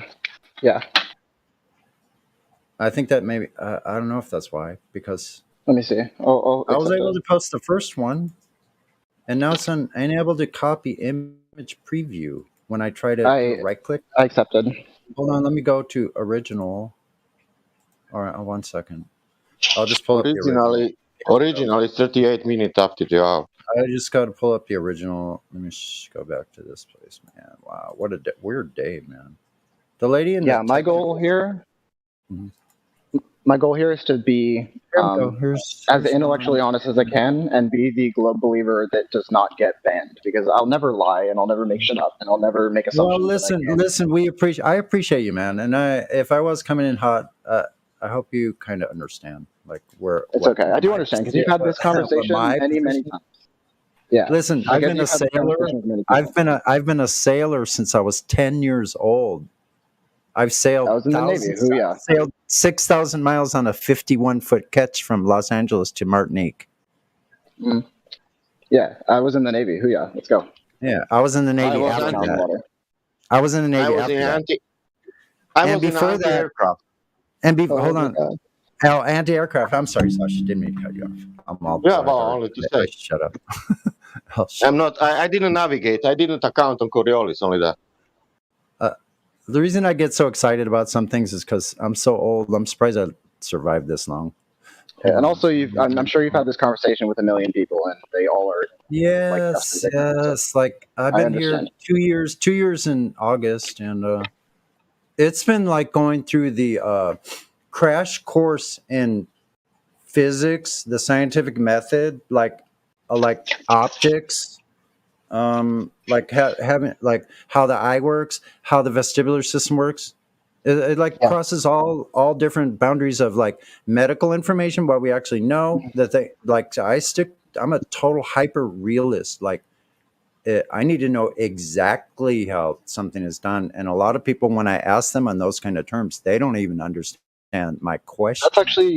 That's my very what it justification means. for being involved in this conversation. Yeah, right. Is having conversations. I've always been an aerospace enthusiast, and I've always been fascinated with physics. But having these conversations has motivated me and justified my education about these things way more than anything else since I've left school. Yeah, and that's kind of my quest also, is to learn as much as I can. Like I want to know the answer. Like I want to know what the truth is about this earth I live on. It's still... All right. Did you send? I'm not next to my phone. Just let me know when you send that. I know. Like I said, I'm boomer. I do have. Sorry. Hold on 1 second. I got it now. Here's the second part of it. Oh, you. Okay. I have a little lack of sleep. Right now too. Hold on. Here we go. I got both of these together now. Finally. Thank you. Okay. There we go in the live stream. There's the first two. So yes. So we could talk about this with Pic de Gaspard. We have the image there. That's an astounding image that I don't think the globe has. To me, there's no way the globe has an explanation for this, because even when you look behind the mountains, you see there's a line behind all of them that's darker. I think that's the actual horizon, and it's covered up by all the clouds in the sky, because as that horizon extends out further away from us, it actually rises up further and further. The further out it goes higher up in relationship to our vision. Okay, so thankfully, I just did a massive write-up on this observation 2 days ago, and you're right. The geometric horizon is about at the shore. The purpose of this photo was to, I can send you the whole photo. Have you seen it? It's incredible. But the purpose was to photograph Notre Dame de la on the shoreline, which is just past the geometric horizon. So that was so how can you see, how can you go fast? So how can you see everything extending further up and further out at the same time, and say that your geometric horizon is somewhere before those last peaks, when you can see everything between them? On the ground, you can see how the land, you can see the terrain changes, all those changes in the terrain behind the hill, behind the town or the city, should be beneath your line of sight. How do you explain that?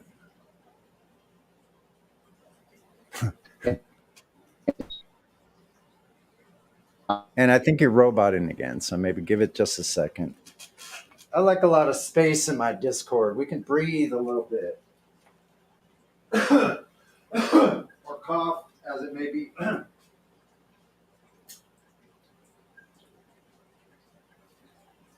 it may apply in your area. Sonny gets kind of weird when he runs out of pots.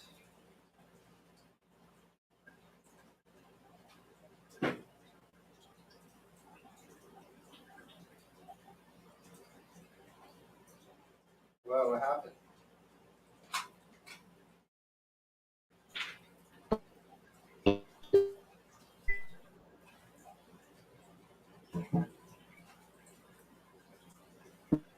I got the right to keep from hiding, and I'm bound to keep on riding.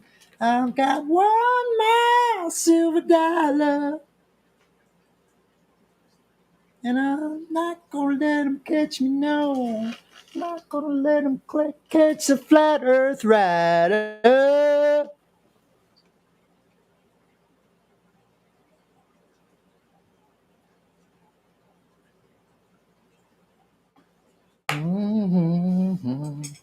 What happened? Did everyone drop out? Did I drop out? I'm here. I'm looking for the original photo. Oh, okay. But I want to say first, as I'm looking for this, so you can respond. This image aligns exactly with what is expected from the globe model. So, and the photographer mentions that in his blog about taking this photo is he had to. So he's trying to photograph something that's just beyond the geometric horizon. It's at the shoreline. Which is what That he's trying makes to no photograph. sense. That makes no sense on And- like a third grade level of logic, because a third grader could say, okay, well, I might said let me just- continue. I might justify what I said. Yeah. Go ahead, man. His objective in taking this photo was to photograph something that is on the shoreline, a church. And that church is just beyond the geometric horizon. So he needed to take 3 different attempts over 3 different days to get the atmospheric conditions required to have refraction account for this church so he could photograph.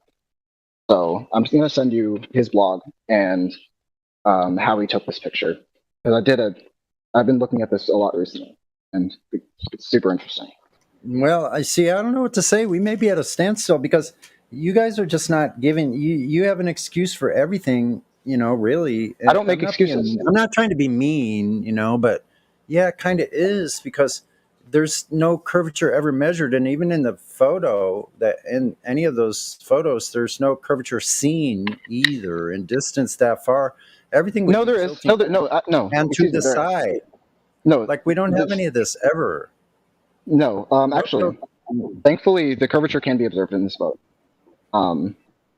But the point that I was making was the observations that are made are not in violation of the geometric horizon or global math. And Yes, the they are. person Yeah, who took the photo knew that. I have to respectfully, completely disagree. Respectfully, though, because it's supposed to be before right at the harbor. You said 117 miles. So it's not there. Everything should be dropping off after that, and it's not. Geometrically, that's all that's required, is it for it to drop off at that distance, and it's not. So that part, the dropping off, is absent. And we haven't ever seen any line of sight where it shows the globe curvature as it's prescribed to us with these amount of drops.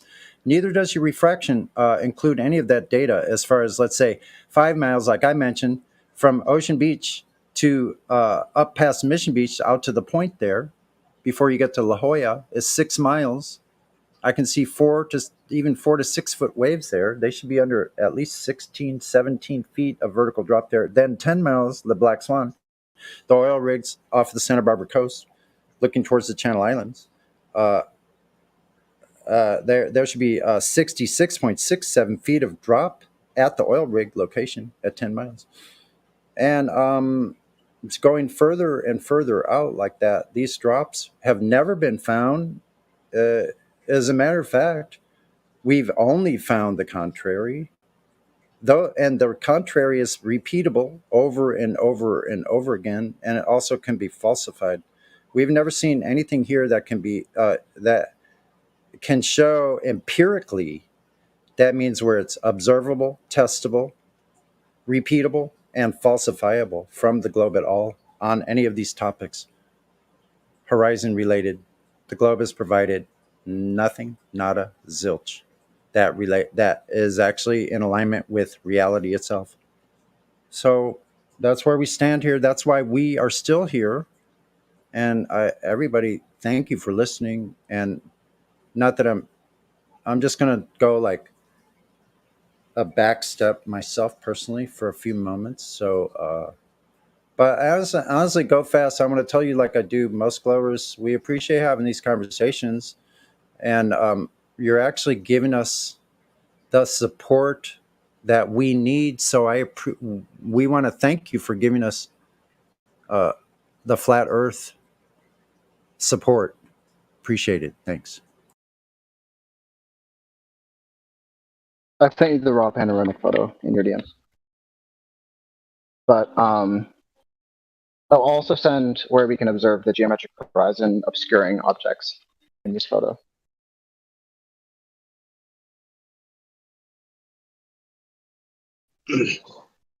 Ooh, the geometric horizon, huh?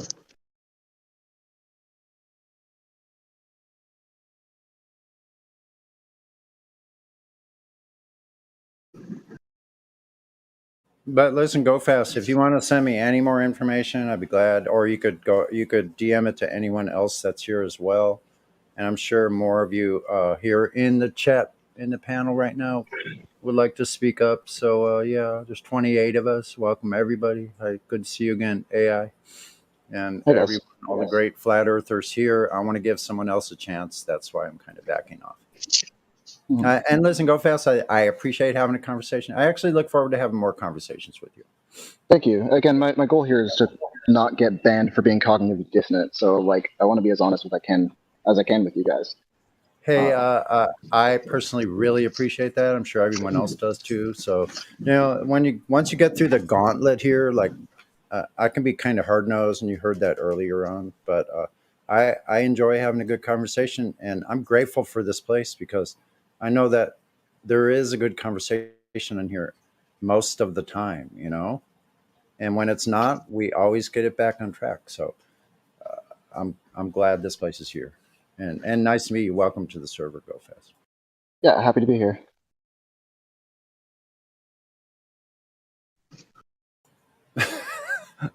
And then the text chat starts with their humor. Yeah. Anyway, what in the heck is a geometric horizon? Anyway. The geometric horizon would be where objects begin to be obscured by the curvature of the Earth if you live on a globe. So the point at which you can no longer see objects behind the curve, where the curvature starts to obscure objects, is your geometric horizon. Assuming a perfectly flat sphere without changes in elevation. Assuming a perfectly what? Assuming a perfectly flat sphere without changes in elevation. A flat sphere? Yeah, like without changes in elevation. Wait a minute, flat sphere. Hold on. Oh, okay. Misnomer alert. Do you not know what I mean by like no changes in elevation? He means like when your basketball gets a hole in it, and your basketball gets a hole and it gets flat. Yeah. A smooth sphere. Sphere. Say smooth sphere 10 times real fast. Smooth sphere. Smooth. Okay, so yeah. Anyway. I'll go. Fuck's sake. Now he's roboting. I caused it. It's my fault. Sonny put a glitch in the internet and caused ripples to occur back to his device and make him robot. Isn't that amazing? I didn't ask for all these superpowers, but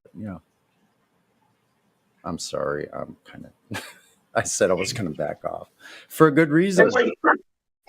Didn't Neil deGrasse Tyson say if you scale the Earth down to a bowling ball, that with the elevation changes and stuff, it would be as smooth or smoother than a bowling ball? Yeah. Yeah, in theory. Yeah. Anyway, so it sounds like this geometric horizon is Sonny, a calculation of a sphere. Holy fuck, dude. Go ahead. Okay, AI was talking. You're going to have to wait. Go fast. Go ahead, AI. Yeah, go ahead. All right, now you're going to have to wait for me to finish my ice cream cone. All right. We got to listen to it. That's your punishment. Okay, I guess I'm stuck. I better stay. Okay, go ahead and ask. Take it.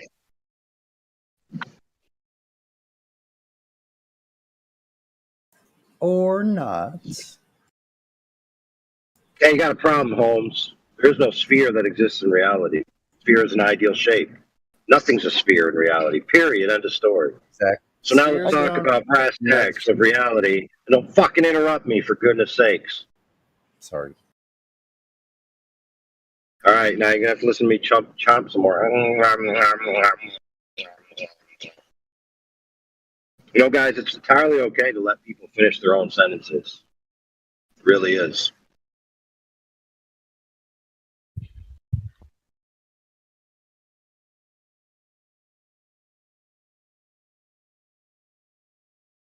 No grammar was harmed in the making of this live stream. Anyway, sphere is an ideal shape, doesn't exist in reality. Okay, so if you make calculations on a sphere, right, that's calculation in an idea. You try to apply it to reality, it's not going to match, ever, under any circumstances. Never. So again, what's a geometric horizon? Is it a calculation of a flat sphere? No, it doesn't or exist are you in real saying life. it's just where, yeah, so it doesn't exist in real life. So why are we talking about it? Because you guys are using it for your math that you do. That's why I referenced it. I wouldn't have referenced it because I don't like conceptual or material things that don't exist in real life. But Like a sphere? Yeah, perfect. Exactly. Okay. Perfect. So then basically you just see something disappear from the bottom and you just assume that there must be a physical object blocking it, right?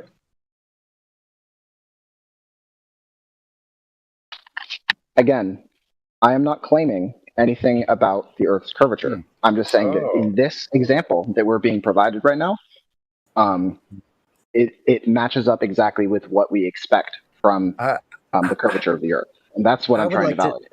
I would like to know all the details now that you say that again. I would like to know all the details of how that lines up. One more. I'm getting one more picture to send you, and then Can someone give him image perms? Because I'm not always going to be like I'm here a lot, but if I'm not, you got the wide view one. Yeah, that's a good one. Let me open that. Yeah, I love that picture. It's like beautiful. The story behind how he took it is like really cool too. Let's see. Get that. There we go. Yeah. So you understand that the geometric horizon in this picture, if the Earth was a sphere, would be just at the shoreline, right? I think you mentioned that previously. That's where it's supposed to be. Yeah. So if the Earth was an ideal shape that doesn't exist in reality, yes. So why even bother finishing the sentence? Because it ain't. Yeah, because that's what he said. Yeah. Because that's But what he it's said. not. But it's not. I agree. I agree. Mhm. Welcome to Flat Earth. So. Yep. That's the only So answer I can as give on Flat Earth. I'm sending. Yes, it truly is flat. There Okay. it is. There's the proof. Did you get me image perms? I can send this in. I don't know. AI should be able to give you image. Can you give him? Yeah, image I sent perms? you. Hold on a second. Let's look. Not at the moment. Kind of. Oh, he's only VC verified. Okay. AI can't do Yeah. it right now. It's okay. I'll earn it. I'm not going anywhere. problem. But I sent you. I'm about to get it. I'm going to my computer. Who else? Is there another mod in the chat with us? Yeah, I'm about to get it. Oh, okay. All right. Who is that? I'm trying to get to these other.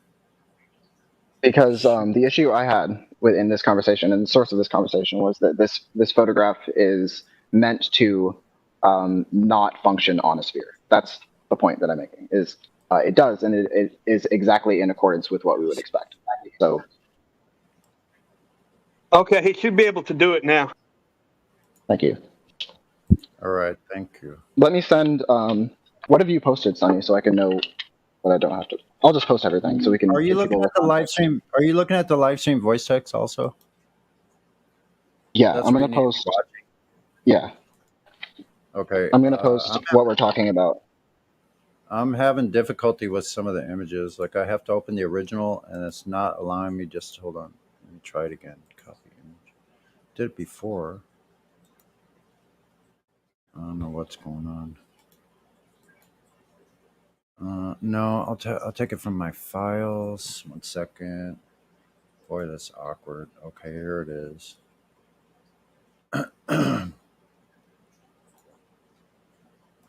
So, yeah, this should be right.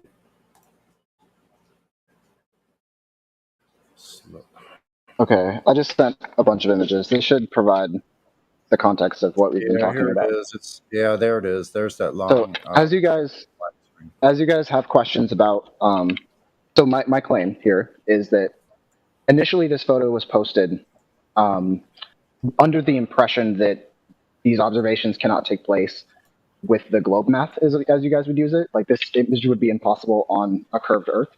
I'm just posting all this stuff to validate that this is not only possible on the curved Earth, but it makes observations that are only possible on the curved Earth. So that's all the images that I just sent. But I don't understand because just everything after that Sagittarius is supposed to be dropping off, and it's No, not. like I said, assuming that the Earth is a perfect sphere, which does not exist. We have changes in elevation in the real world. Oh, okay. I see what you're saying. So conceptually speaking, that's amazing though, because I never thought of it that way. Some of it is lined up. Have you heard the thing? I find this fascinating about our optics of our eye, that they actually reverse engineered the globe based on how our eye works. And the resolution limits of our eye has something to do with 0.02, which is exactly what like the 1.22 times the square root of the like observer height in feet is like those formulas are related to the way our optics of our eye works. Have you heard that before? No, I've not. I'm unfamiliar with what you're talking about. Yeah, because that like I'm not like you're fair. How new are you to this topic? I've been talking to a specific flat earther that's in this server for about 2 months, pretty consistently. But how long have you been talking about flat Earth from the beginning? Only 2 months? I took a break for a few years, but I was first introduced to the topic in 2015 when Jeranism and the flat Earth community was blowing up for the first time. Okay, so the first waiver. You're a first waiver. Yeah. Yeah. Actually, I actually did a Skype call with Jeranism in 2015. Fun fact. Oh yeah. Yeah, but I haven't approached the topic. I returned to this topic after a few years, just a couple months ago. I took a couple of years off too, actually. I came back. I came back a couple of years ago.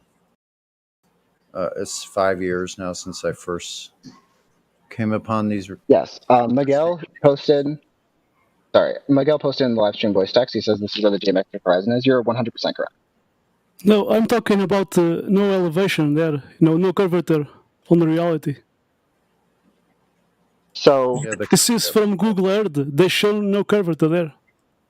So can we agree that past where your geometric horizon is in this photo, which is just at the shoreline, objects would begin, if the Earth was curved, objects would begin to be obscured by the curvature of the Earth if they are, yes. Yeah, if they're at an elevation that is lower than what is necessary to compensate for the Earth's curvature, right? So that is the point of the stadium that is next to the Notre Dame de la Grande. So the stadium is 200 feet tall. The Notre Dame, the church, is I think 500 feet tall, something like that. Let me find out specifically. It's 505 feet high. Can I see? Where is he? Can I see the entire image? I see a cut-off image. Let me see what you're talking about. On the live stream voice text, you'll see it where I think it's either you or Miguel posted it. Yeah, you posted it. I posted it, yeah. And the very bottom picture. Yeah, that's just telling you the height of the stadium. Okay. Then going further. Okay, you're gonna put more. No, that's just telling you the height of the stadium. So, did I not? I could have sent the height of the church itself, but it's 505 feet tall, and the stadium is 200 feet tall. So, as you can see from what Miguel posted, the geometric horizon is just at the shoreline. So, you cannot see the stadium in this photo, and you can see the church because the church has elevation that allows you to see it despite the geometric horizon, and you cannot see the stadium because of that curve. I think they're having an earthquake right now. Whoa, shit, that's weird, man. Let me know when I'm back. Can you hear me? It's okay. Okay, so the stadium, if the Earth did not curve, you would be able to see the stadium in this photo. So This photo was posted initially to show that this is impossible on the curved Earth. But not only is it possible on the curved Earth, but it makes an observation that is impossible on the flat Earth.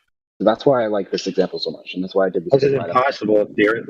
Why is it impossible if the Earth was horizontal? Because you see objects that are being obscured at the geometric horizon. Yeah, but the thing that doesn't correlate is the thing that you're missing altogether. That is, you can still see things behind that place where you're saying they're obscured, and Because they're of their not going elevation. down. They're not going down. Because of their They elevation. should be going downward. You Why can aren't see they them going because of downward their after elevation. that point? What? You can see them because of their elevation.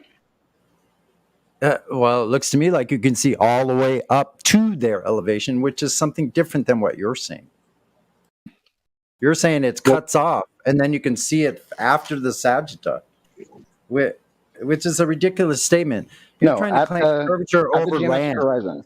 At the geometric horizon, the Earth is curving downward. What about the curve of water that's supposed to be in front of the mountains? Yeah, that's what's obscuring the stadium. There is the curvature of the water. No, it's not. No, it isn't. Okay, No, it isn't. so No, because why in do the you think that? 255 mile one, you can see the entire shoreline and everything, all the water before the shoreline and the harbor, then the city, then the foothills behind it. Yeah, like you said, the geometric horizon is about at the shoreline. You can see everything behind the shoreline, and it's still going up. Yes, due to its elevation. Yeah, elevation, right? So no curvature. Thank you very much. No, the Earth is curving down after the geometric horizon. It is curving down. You're talking. You're saying one thing, and then Let's isolate You're using. let's isolate the confusion. Wait a second. You're using double speak. It sounds like 1984 to me. It really does. Let's isolate the confusion then, because I'm not. Textbook. No. Yes, it is. Yeah. What I'm saying is correct. You're talking out both sides of your mouth at the same time. Yeah, you're saying it is, but it isn't. Yeah. Let's identify why you feel that way, because I would. No, it's not that I feel that way. It's objectively that way. The way I'm saying is the way it objectively is. You're saying it's something other than what reality is showing us in front of your own face. And I'm Explain sorry the contradiction. You're a contradiction. Yeah, exactly. You're a flaming contradiction. Are you talking about the picture with the arrows on it? You're talking in contradictions. What do you mean? Well, I would like to have him explain where I've contradicted myself, because I want to clarify. Because you're saying that you're saying the sagitta is at that specific place, but we can see the foothills we can see the shoreline from the water that's flat, by the way.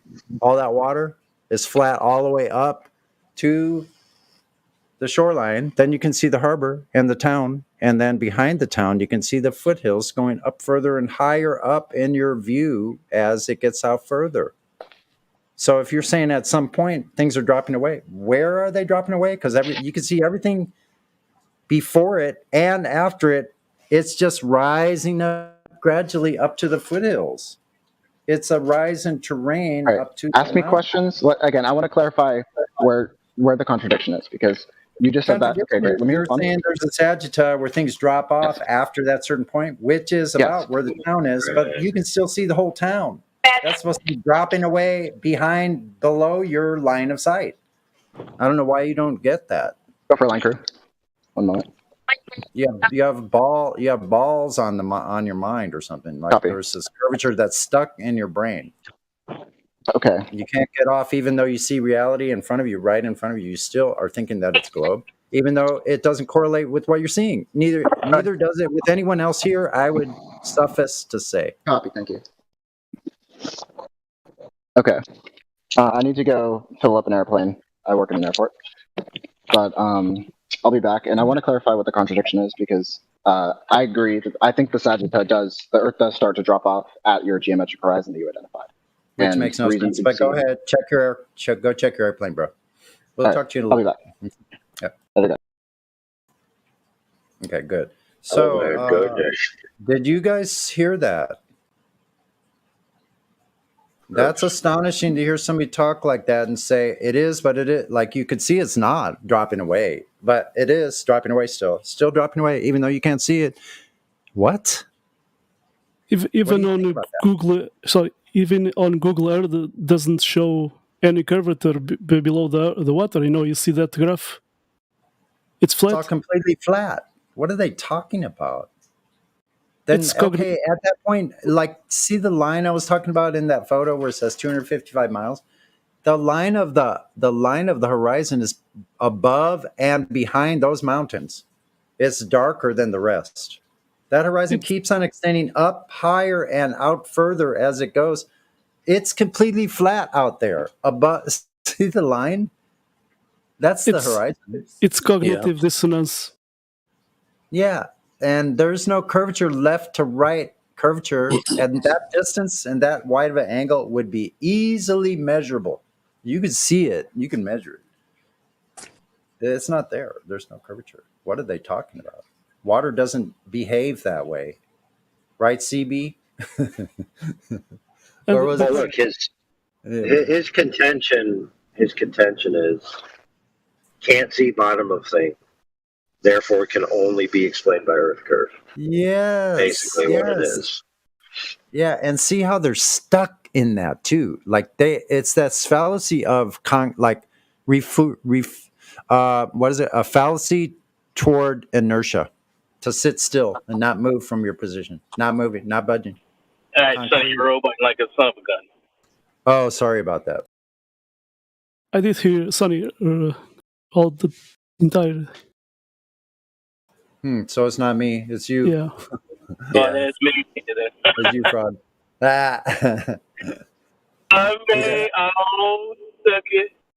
How was that visit? You had a long visit with a gospel bearer, huh?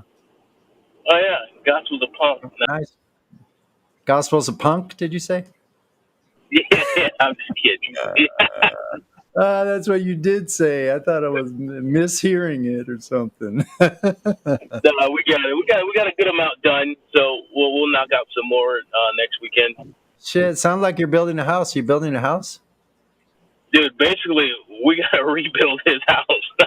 You're rebuilding his house? Fucking awesome. That sounds great, man. I don't know how much information he's divulged, but he had the cement guy come look at his basement today, so that's probably why he's not on. Whoa. Well, anyway, wow, that sounds like fun. Yeah, you gotta be not at all. Mr. Roboto. Yeah. Interesting. Yeah, so I'm making my own kombucha. I'm making my SCOBY. The SCOBY's already starting to form on the top. It's freaking great to see that. You know what I think the problem is? Huh? I think the problem is that there's confusion between different observations. Because there's an observation that is longer than this one, I believe. Yeah, that's true. And I think in that one, we used to talk about it in the past, where the top of the mountain is supposed to be a mile below the curve. And I think it got confused and people referred to this image of the infrared at 255 that's supposed to be a mile below the curve. And so there's a discrepancy there, I think. I think some Glover noticed that and has spread that around, and now they're basically, saying, oh, it's the wrong claim. I'm saying the wrong claim is being attributed to the wrong image. Hey, what's so I got to go back and find the original. AI, how you doing? Not too bad. How about you? Good to see you, AI. Good to see everybody.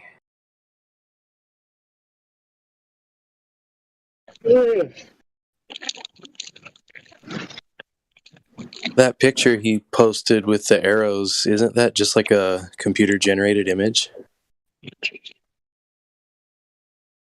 I think it's I could be wrong, but I think it's supposed to be a blown up section of the panorama infrared shot.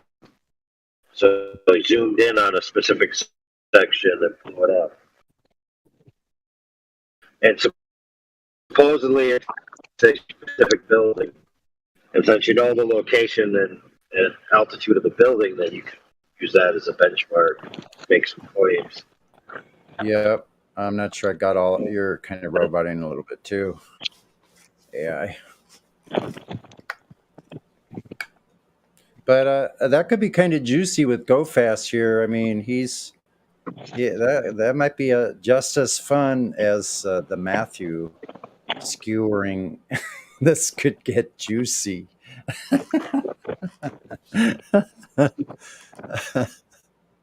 Using cartoons as evidence doesn't make any sense. If you zoom in on that picture with the arrows, that's just completely computer pixelated. Like, it's not a picture or a photograph. I don't know Yeah, why. so viruses. Hey, can anybody hear me? That's Smurf. Yeah. Hey, Smurf, how's it going? Hey, everybody. You know what else is computer generated? Are viruses. Yeah. Shh. Not supposed to use that. You could get You could get what is it called when you get not a gold star? You could get a demerit. Okay, don't talk about that. Oh, I've already lost all my gold. Check it out. I'm sorry. I couldn't resist on the subject of computer graphics. I'm sorry. I won't bring it up. You just got to learn to use words properly. Just say, the phony little spiky ball sci-fi movie, the sci-fi movie released 3 years ago with the elusive spiky ball in space, the killer spiky ball. See, you can say it like that. Just you don't have to use their words. Use your own You words. got it. You know what? And it was all computer generated, like cartoons. Yeah, exactly. CGI computer spiky ball. There you go. Cartoonic. Yeah. Yep. That's all right. Didn't mean to change the subject. I just couldn't resist myself. But no curvature scene is what we're on here. We're on about that. I don't see how anyone in the right mind could say that no curvature equates to curvature or perfectly fits into a curvature model when there's no curvature there. Measurably, where's their fucking measured curvature? That's all we're saying. Well, and that's a reason flat Earth matters, is once you see this lie, you can see others. They use the same, they do the same thing with each way they lie. They just make you a fake picture and tell a story, and then a bunch of hearsay goes around and everybody believes it. Yeah. Yeah, it seems to be the same crew of liars. Yes. Well, I mean, we could tone down our language a little bit. Like I'm doing better recently as far as my conversation skills, as to actually having a conversation and not being such a dick and using like really harsh words. Like I don't know, because like if my motivation is to like, who's interrupting me? That's me, buddy. You know I love it. Why are you interrupting me, man? I'm great at interrupting people. I could interrupt people all day. I'm really excellent. If you need somebody interrupted, just say Smurf, please. Yeah, me too. Like we're all experts at interrupting. We're really good at it. That's why it's so hard not to. I know, dude. That's the hardest part. That is the hardest part. I've got very poor communication skills, so Sonny, take over. No, so it's okay. They're not poor. We're all learning. We're all on some like learning curve as far as it goes. So I don't think there's any comparing or anything like that. It's just I think for myself I can just do better. So I want to improve on my ability to communicate and and not get distracted by my emotionality that I have myself or the other person's personality, which classes with my emotionality, to stay out of those areas and to just stick with like the principles. And it's actually been really fun having this conversation because I did come off kind of hot at first because I was all hopped up on coffee and I hadn't eaten yet. So like these things, we don't live in a vacuum. So everything applies. But anyway, just having a better conversation, a more efficient conversation, And learning how to even back off from my own self and go, well, is my ego involved in what the statement I just made? And that's a yes or no question to myself. So anyway, Hey, Sonny. But you're right about the cursing, though. I'm terrible with it. So I don't even know. That's the worst part. Giving up the cursing, man. Oh my god. and then once you learn how to control that a little bit, you can use it so it's effective. Hey, Sonny, let me tell you my strategy. Excuse me, pardon me. I'm not a good speaker. I'm a very poor communicator. But when I'm frustrated, like with global, Why is he yelling? say what? That's how he talks, dude. I'm sorry. I'm I sorry. mean, I'm yelling. I have the air it's really loud. Am I yelling? Yeah. It's not your fault. Oh, guys, I'm really sorry. I'll put the phone further away. Is it better? No, you just have some really sensitive people, Smurf. Some people are really sensitive, so they get butthurt anytime somebody starts yelling. You can turn Smurf down if it's too loud. I'm sorry, y'all. I just did. I gotta I'm tell about you. to turn. Okay, I gotta tell you when I'm frustrated with. Oh my Let me God. tell you, with people, I remind myself that everyone in the world is here because God wants each of us to be here, and we're as many people exist in the world as God would like to be in the world, and everyone we encounter it is because God made it so.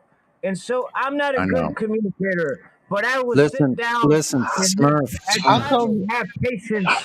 How come people I don't have like to patience come here with everyone. sober I don't to know. talk I to don't us? know. I know. Smurf, look, have you been drinking again? Yeah, I haven't had a drink in over a month, but I relapsed today. Okay, well, I suggest you not come on when you're drinking. Try to get off of it, man. Really serious. Like, because you're not listening to the social cues. You're telling us that you're not good, but you're portraying exactly what you're saying you are, and so it's not sounding real good. So if you could just back off, maybe when you're drinking, doesn't sound good. Okay, buddy. I'm sorry. Yeah, I'm yelling over an air conditioner, and I'm drunk. look, I don't want you to be sorry. You're a good communicator, and you're doing fine, man. Just like hang in there. Bro. Yeah, hang in there. But when just technically speaking, your sound is very very loud. So when you do come back on sober, you just try talking a little softer Okay, I'm because you have sorry, a guys. very loud voice. It's a high amplitude. Yeah, So the only thing that's not fair about that whole thing, that whole situation, because like only because with alcohol, the thing is, alcohol is legal. So I mean, he has a right to be here, honestly. I know. So, but a lot of you guys coming here, you're freaking high, right? So, Yeah, it's not. It's what's really. the difference? It's true. It's true. Like I really have no right. I'm no arbiter. I'm not the alcohol police. I drink from time to time. No, I didn't say don't come here under the influence. I Right. said, how come is it you never come here sober? Oh yeah, he did. He was Okay, for a while. okay. He was for a while. Yeah, I messed up today. Well, I've had my I problems. haven't had a drink in over a month, but I messed up today. But I love you guys, and I know the Earth is flat. And I just wanted to say that I'm not a good diplomat, and I'm a very, Sonny just said I am, but I'm really not. I'm really not a good diplomat. I have to go to court because I'm in legal trouble because I'm not a good diplomat. But I got to tell you that I try to say that we all come from God. We're in His world. God put all of these adversaries so that we can have patience with. I think that the world is a test of patience. What do y'all think about that? It's a test of free will. Oh, well, let's get into this. Is it a test of patience or free will? Which one is it?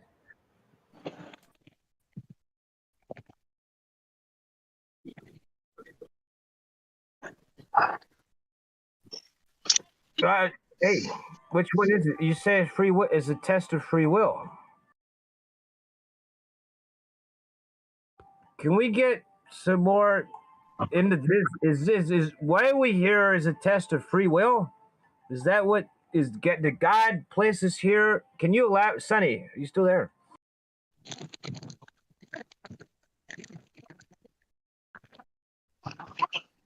Hey, I just said it's a test of patience, but Sonny say is a test of free will. Well, what do y'all think about that?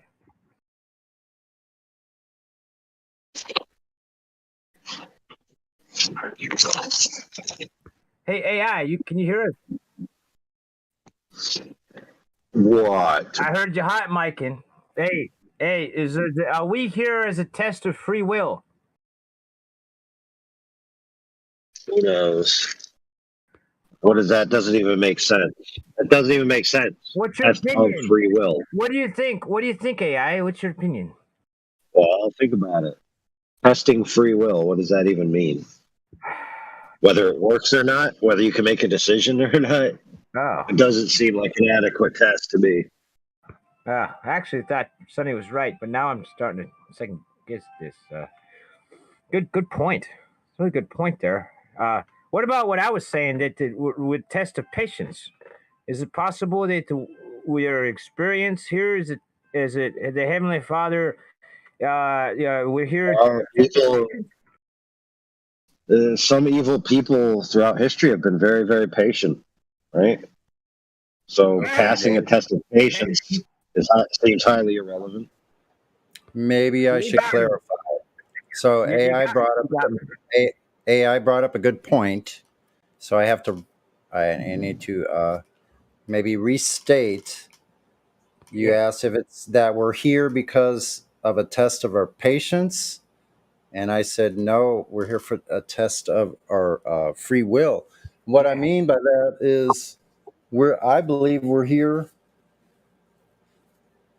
because I'll have a choice to make about the right thing or the wrong thing to do. So that's a test of, will I make the choice? Will I make the right choice, or am I going to go with the wrong choice?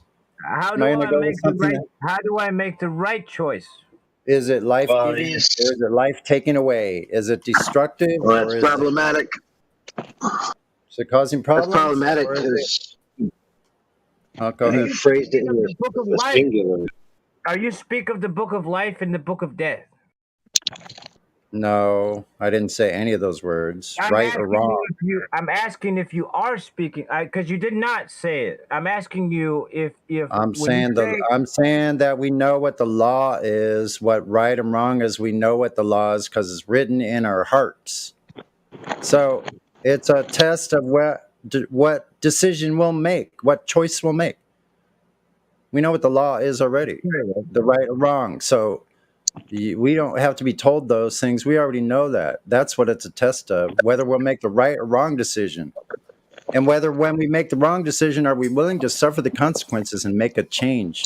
Or else lead us to ultimately destruction of ourselves. I hope that made it more clear. We will be judged for our what do you think will happen, Sonny? At some point, we'll be judged for our choices. I have no idea. I have no idea what the judgment day would be like, but I do believe there is one coming. Yes. How soon do you think that? I have no idea. I have no timeline, bro. I don't know. I don't know any of those questions. You have to ask the maker, our maker. Even the sun doesn't know, dude. The Lord Almighty himself are who you need to be asking those questions to. I don't know. I'm just a simple, human, with all the errors, all the mistakes, every possible, problem, human. All right, Sonny, question for you. A lot of them. Question for you, Sonny. Do you think that your higher self agreed to be here? I don't know. That's something I've contemplated with. I believe that I possibly could have requested to come here for whatever crazy reason that would have been as a spirit that I've heard this before, and I don't know why it resonates with me, but I may have actually agreed to come here myself What I'm saying. And what I'm saying is that are we going to look at it from a negative standpoint, or are we going to look at this from a positive experience? Because I think our higher self would want us to engage in this experience from a positive standpoint, not like a victim mentality type thing. Definitely, and that's the kind of the choice I'm talking. Those are the kind of choices I'm talking about. Like, what kind of frequency am I going to radiate myself? Like, we can change that frequency ourselves with my intention, with my thought. Like, we can change it to I can change it to a positive place if I choose to. So those are that goes along with the decision making I'm talking about. Doing the right or wrong thing. I was told by a rabbi say, you want to become godlike, and you become godlike by becoming a transmitter of energy like the sun. You start out like a plant or an animal, vegetative, conductor. Hey, listen, Man, I'm trying to say, you're receiving the energy, you become a conduit, and then you become a transmitter. And I'm trying to say, I'm sorry, you tripped me up, man. I forgot what I was saying, but I was trying to say we're made in the image of God. What's up? Are you saying that if you are like that, it would be self-evident? Is that what you're trying to say? That it would be self-evident, right? No. I was trying to phrase a question for you about, but I lost my train of thought. It's something to do about we have to transmit conductive energy, and then we have to be giving. We have to give and help.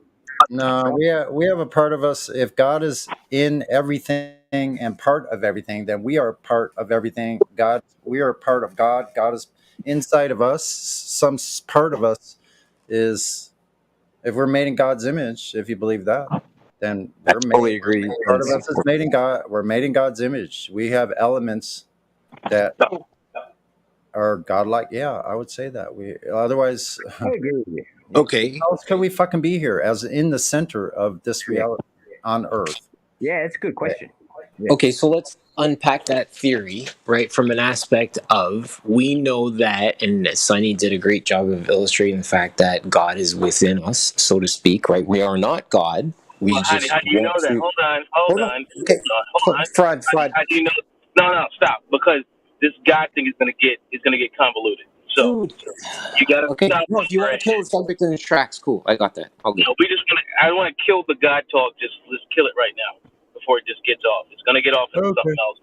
So let's just kill it while it hasn't budded. Just leave it alone.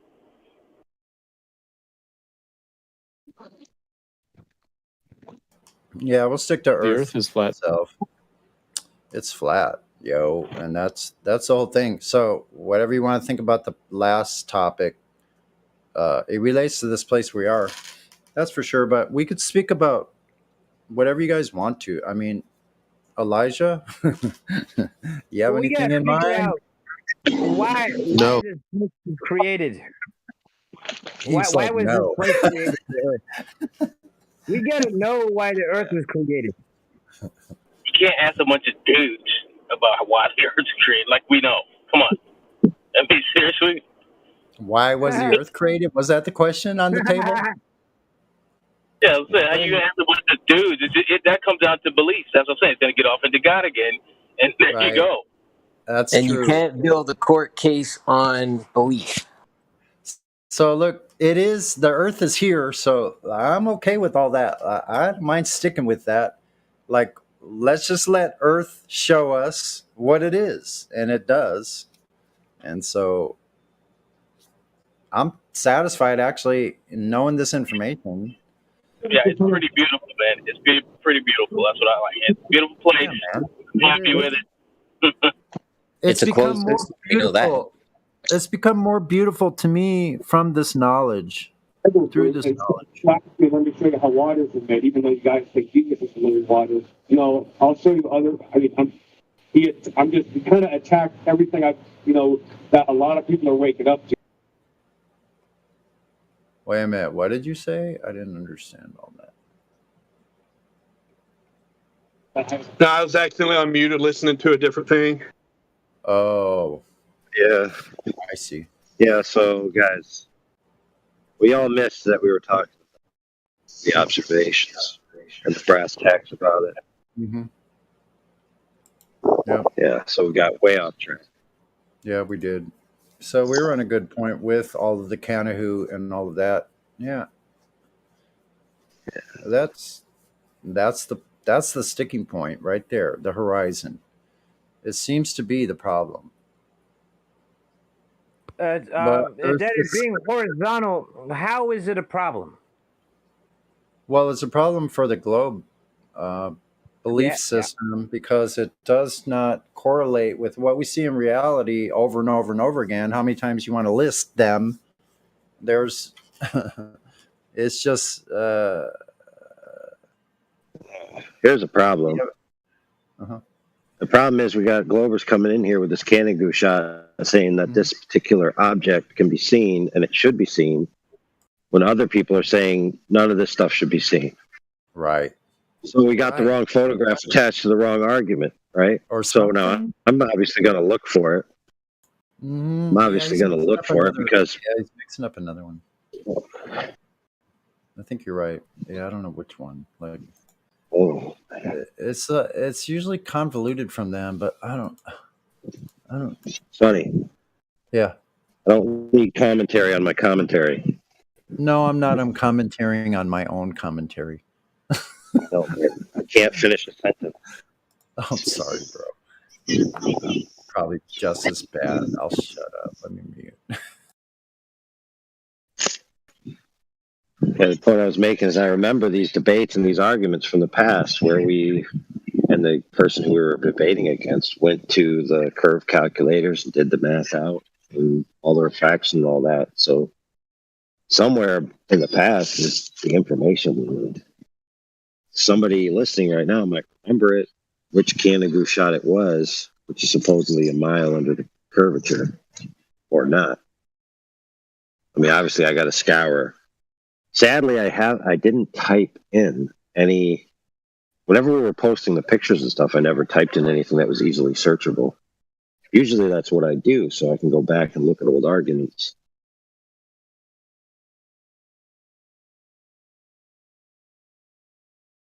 Yeah. The point is that he's not the first one recently that's brought up this point again, and they think it's now a quiver in their, arguments.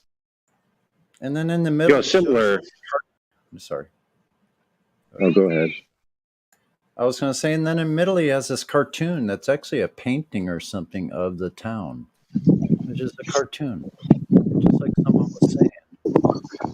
I didn't quite catch it. I go, what cartoon? I thought they were all actual photos. This one is a cartoon. It's a painting. What? Of the town? What? What the hell? That's part of your I evidence? didn't with the see any arrows on it? painting of the town. The one with the arrows on it, that's a painting. That's not even a real image. Is That's it? not a Is that a painting. real image?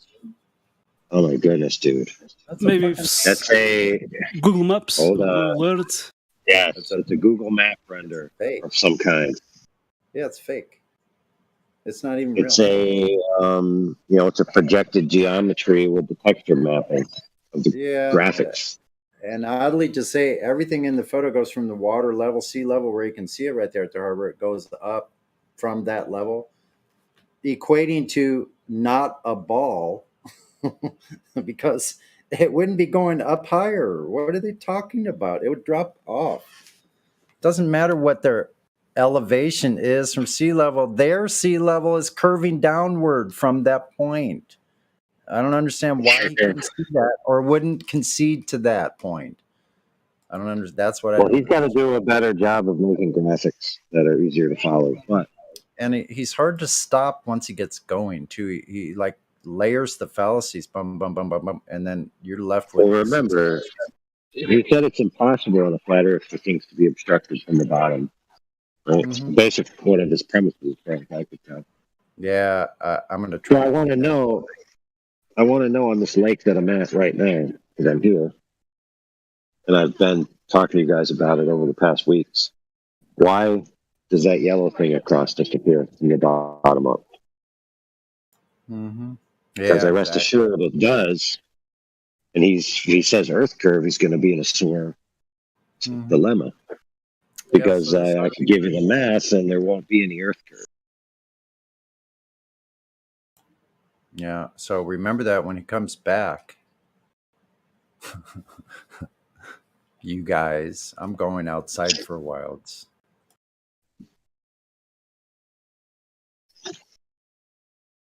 So AI, this is a buoy you're observing? No, it's like a floaty, kayaky thingy-majingy. It's a plastic thing that sits on top of the water, right? Right. Yeah, it's a buoy. Spring in between it, measures the level of the water, make sure that stuff stays on point. Thanks. No, it's not a buoy. It's a kayak or something, isn't it?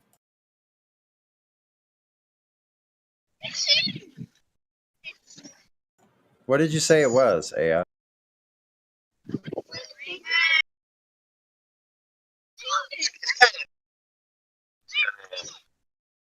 Are you at a birthday party, AI? Sounds like it. Are you at an amusement park, AI? The interesting thing is, I hope he's going to answer this. The interesting thing is with the buoy, right over that distance of 300, and I think you mentioned before 330 feet. A buoy's like even a plastic thing that sits on top of the water is maybe going to give it maximum a foot off the water. Yeah. And based on a curve, you should not be able to see that not one lick. Mm-hmm. Mm-hmm. I'm gonna start doing these kind of observations once I get a camera of water lines of ships. What did you just say? No, bro. All right, whoever just said you shouldn't be able to see it, I want you to go to Earth. Who said that? No one said that. Get the legit. Where? What? No, it was me that said it. Yeah, but what did you say? Okay, from my understanding of, because you mentioned this before, you see a plastic thing that's sitting on top of the water that's 330 feet away from you. Is that correct? 333 meters. 333 meters? Holy shit, that's like almost 1,000 feet, guy. Yeah. Even further. Yeah. Okay. That's how far it is away from you? That's like a quarter mile, almost a quarter mile. Wow. That's insane.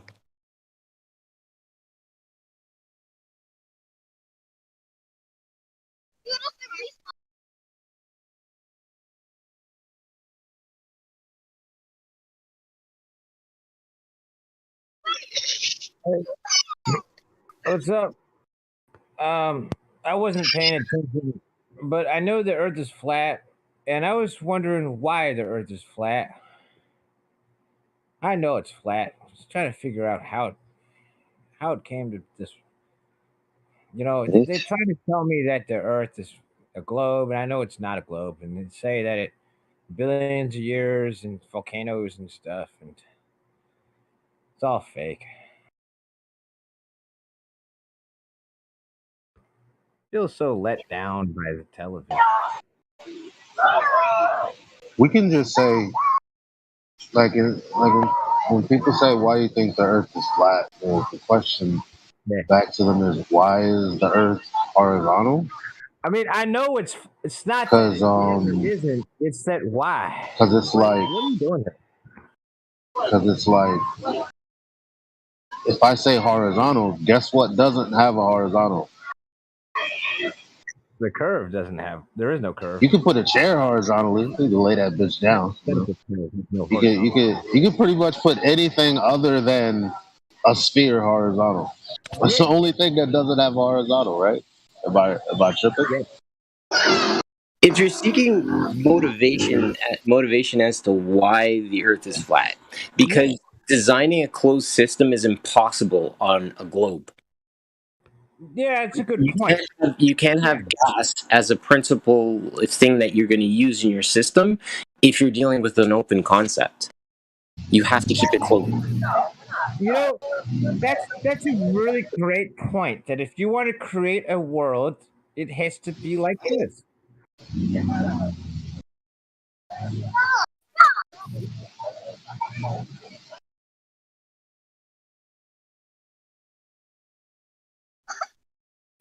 I guess the reason the world is flat is because it has to be. Does that make sense? Yeah, and you also know that the creator knew that people would want to build things upon his creation.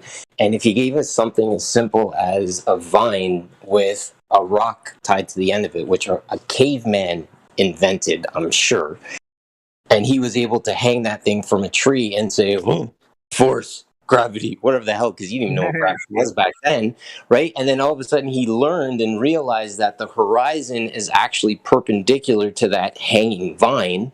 That is literally observation of level by their use of, I mean, nowadays, gravity, right? But like, it like the creator knew that people wanted to build stuff upon his plane, so why would he make it difficult for them? Check this out. Let's review this. Who, what, when, and where. Okay, what is the world? We guess is the heavenly God, something, creator. Okay, how and why? Why would be because it has to be. Why it's flat. How is, we study this all the time.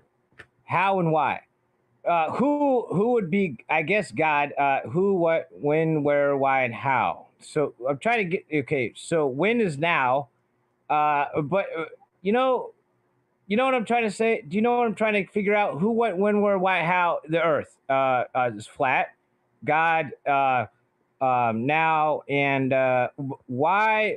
Well, why and how are very similar. Do you know what I'm getting at?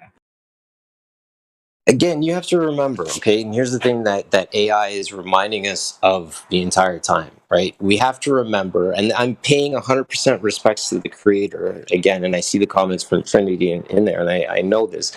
But again, guys, we have beliefs, right? But in 2022, you can't build a court case on beliefs. You need evidence, right? So this is why I'm so heavily reliant upon the fact that this system is closed because of the use of gas. And they talk about the luminaries. And luminaries is literally the stating, like, a lumen is how you measure light output. It's not projection of rays. It's literally, I turn on a light bulb in a room and the light is illuminated, or sorry, the room is illuminated by the light. Yeah, go on. Yeah. No, that's just it's just no. I don't want to convolute what's in front of us because of the issue of, like, obviously being respectful of the channel and where we're at. So, pardon me, sorry, AI. I was trying to reset something. Yeah, go ahead. What were you saying? No, I was just saying from a standpoint of, like, we have to be respectful of those that we engage with. Sorry, guys, I just warming up dinner. Those that we engage with, right? And some people right now don't want to go there. So we can present the aspect of the fact that we're in a closed system because, right, we're constantly surrounded by it because we breathe it. I'm not seeking to say that, like, we're held in place by the gas that we interact with, but I am saying that there is gas in this closed system that we're in, and it's so perfectly designed that it's so simple. Man has literally sought to complicate the fuck out of it. Sorry to cuss, but that's all that man's done. Complicated it.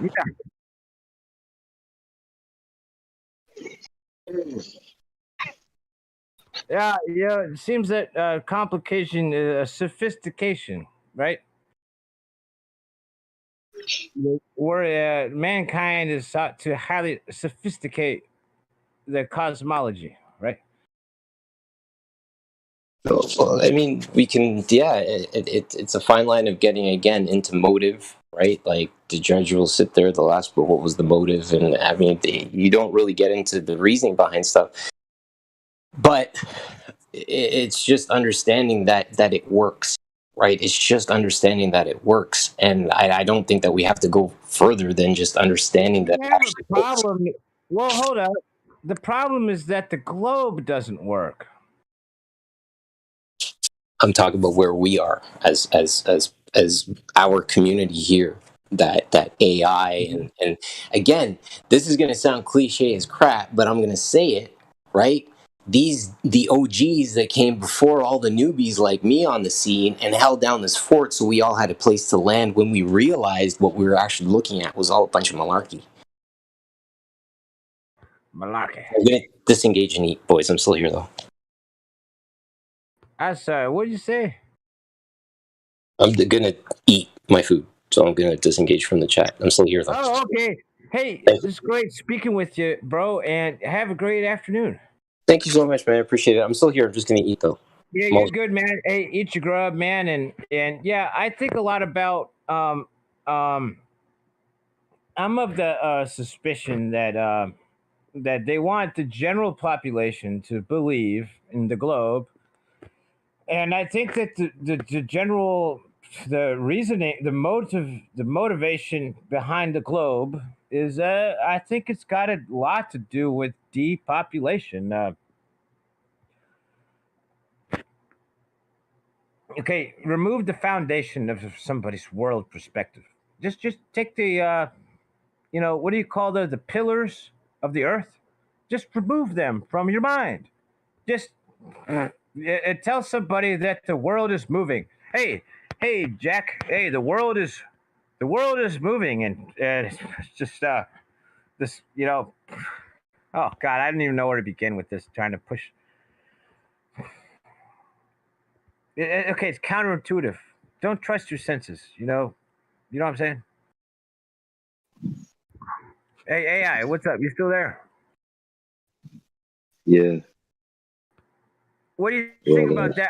I'm thinking that the population level, depopulation is the motivation behind the globe, because the globe has to do with a lot of things, evolution, and they like to tie it into overpopulation and the small blue marble, and there's not enough space, and this tiny blue ball with limited land, and for all we don't know, there's more land out there that for all we don't know.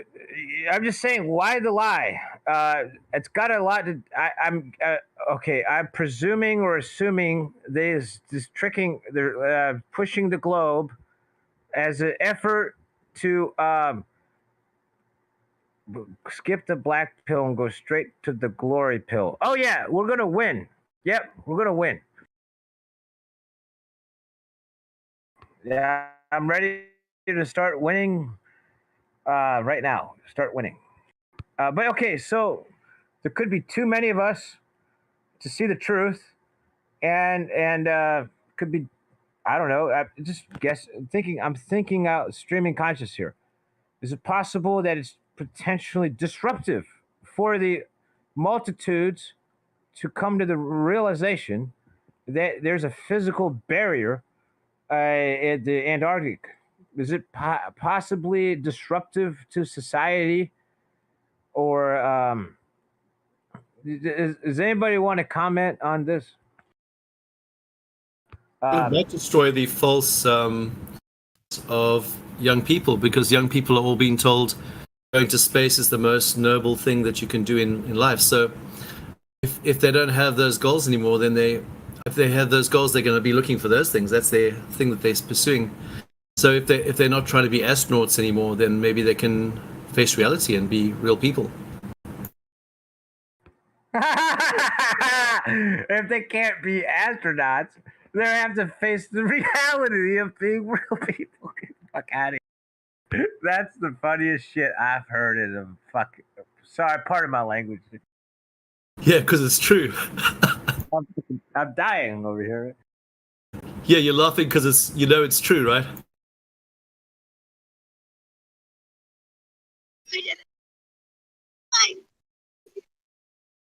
It's the saddest thing is the true. If we can drop our dreams of being an astronaut, we may have to. What's that word? Confront the reality that we have to become real people in the real world. If we just drop our delusions of becoming astronauts.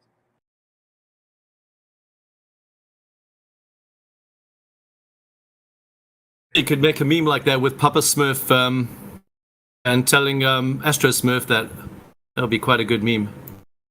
Yeah, it tells little Smurf, don't go do that. Don't dream of being astronaut. Stop it. Well, I think it's also associated with like typically masculine values, you know, because to be an astronaut, that's like being a pilot, but then doubled, you know. I think that like in the perception of many young boys, it's like you have to be an absolute Chad, you know, to to go to space. Like you need to have good eyesight and you need to be able to withstand the pressure and whatnot. Like you need to be a Chad to be an astronaut, you know. That's the kind of meme that they implant, right? But Dude, yeah. that's hilarious. How you explained that like they gotta withstand the pressure, man. You're right. It's so funny because you're right. You know. Yeah, like, dude, you got to be a total gym tyrant, you know, to go to space. It's like so dangerous out there, and Oh yeah, dude. Oh, it's the final frontier. You gotta yeah, be a real wild man to go out there in the final frontier, man. You gotta handle yourself under pressure in the lack thereof. yeah, hell yeah, and I mean, I do think that as long as that kind of like cool image keeps on persisting, then you know, um, like if you're a young boy, you know, like what do you want to do? You want to do the Chad thing, like maybe back in the days, being a warrior was, you know, the ultimate Chad profession, and then that's what young boys want to be. You know, that's what all of them want to be. But right now, it's fucking going to space, you know, joining the Masons or some shit. Because you need to join the Masons to even, you know, touch that stuff or anything. Like if you have anything to do with it, then yeah, you're involved. Oh, dude. I've become notorious with the. Or I don't know what's going on with the Freemasons in my local area. I've been a disturbance. They've been how so? I've been making a point that the Earth is flat, and I've been getting a lot of strange reactions from the Masons in the area. How do you know they're Masons? Like, do you go to the lodge or something? Oh, they've been trying to recruit me. Really hard, man. They're trying really hard to recruit me, and I just flat smack them every time. Every time I see the Masons, I flat smack, and you know they give me some weird. I could give you examples, like I was visiting a neighbor. There's a lot of Masons in my neighborhood, and I was visiting one, and I said, "You know, the Earth is flat, right?" And, and the dude said to me, he looked at me like with big, wide open eyes, and he said, "The world has changed a lot," is what he said. I'm like, I don't think the world changes from being flat to being a globe. I think only our perspective may or our imagination may change, you know. But I've been getting a lot of strange you know, I know they know it's flat. You know, like I went to another Mason's house and he had a flat Earth clock. He had a clock that showed the Antarctica all around you, and in his bathroom on the wall. And it's you know anyway. You know, I could go on and on about little clues, indicators. That, you know what I'm saying? Yeah. I've made a disturbance around here. You know, what's up? I'm back, by the way, guys. Yo, welcome back. Welcome back. Hey, I was just talking about the Freemasons and how they know the Earth is flat. What do you all think about that? I've never been exposed to a Masonic lodge, so I don't know what they talk about in there. Wow, you never been exposed to a Masonic lodge? Well, Smurf, that's actually one thing. When you speak of going to a Mason's house, do you mean that you went to the lodge, or that you just went to the guy's house and the guy, you know, happened to be a Mason?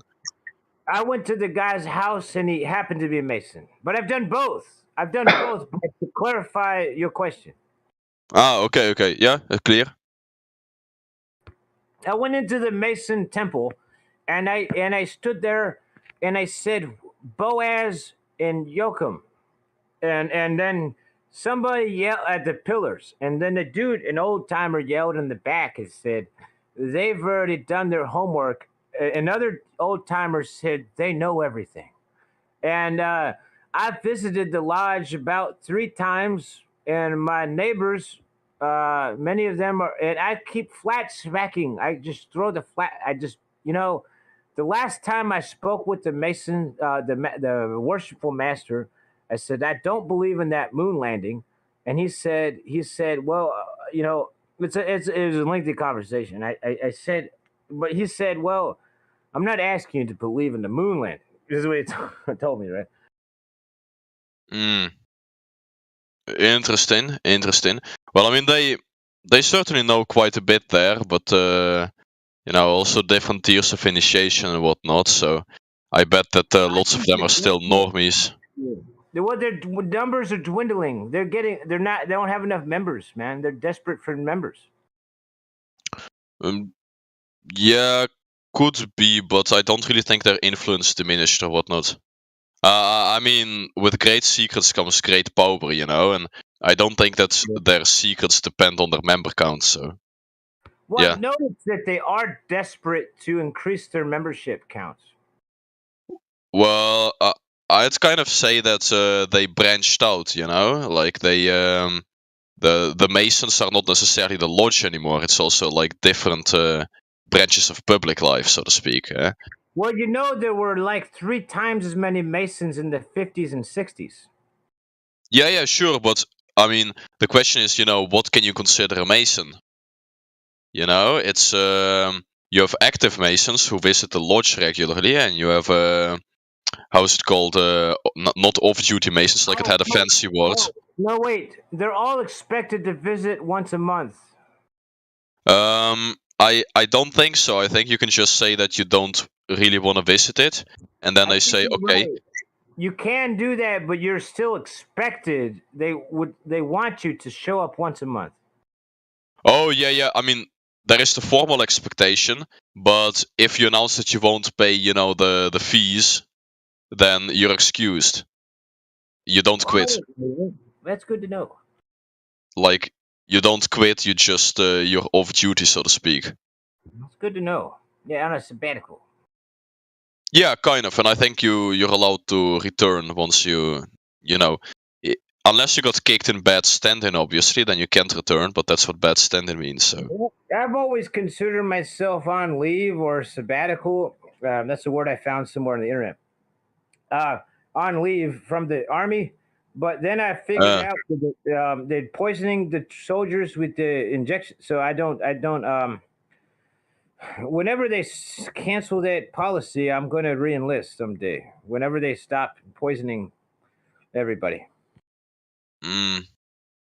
Yeah, I don't know. I'm just not too big of a fan of that. But if the values line up with your own values, you got to do it. Where are you from? Me, Europe, North Europe.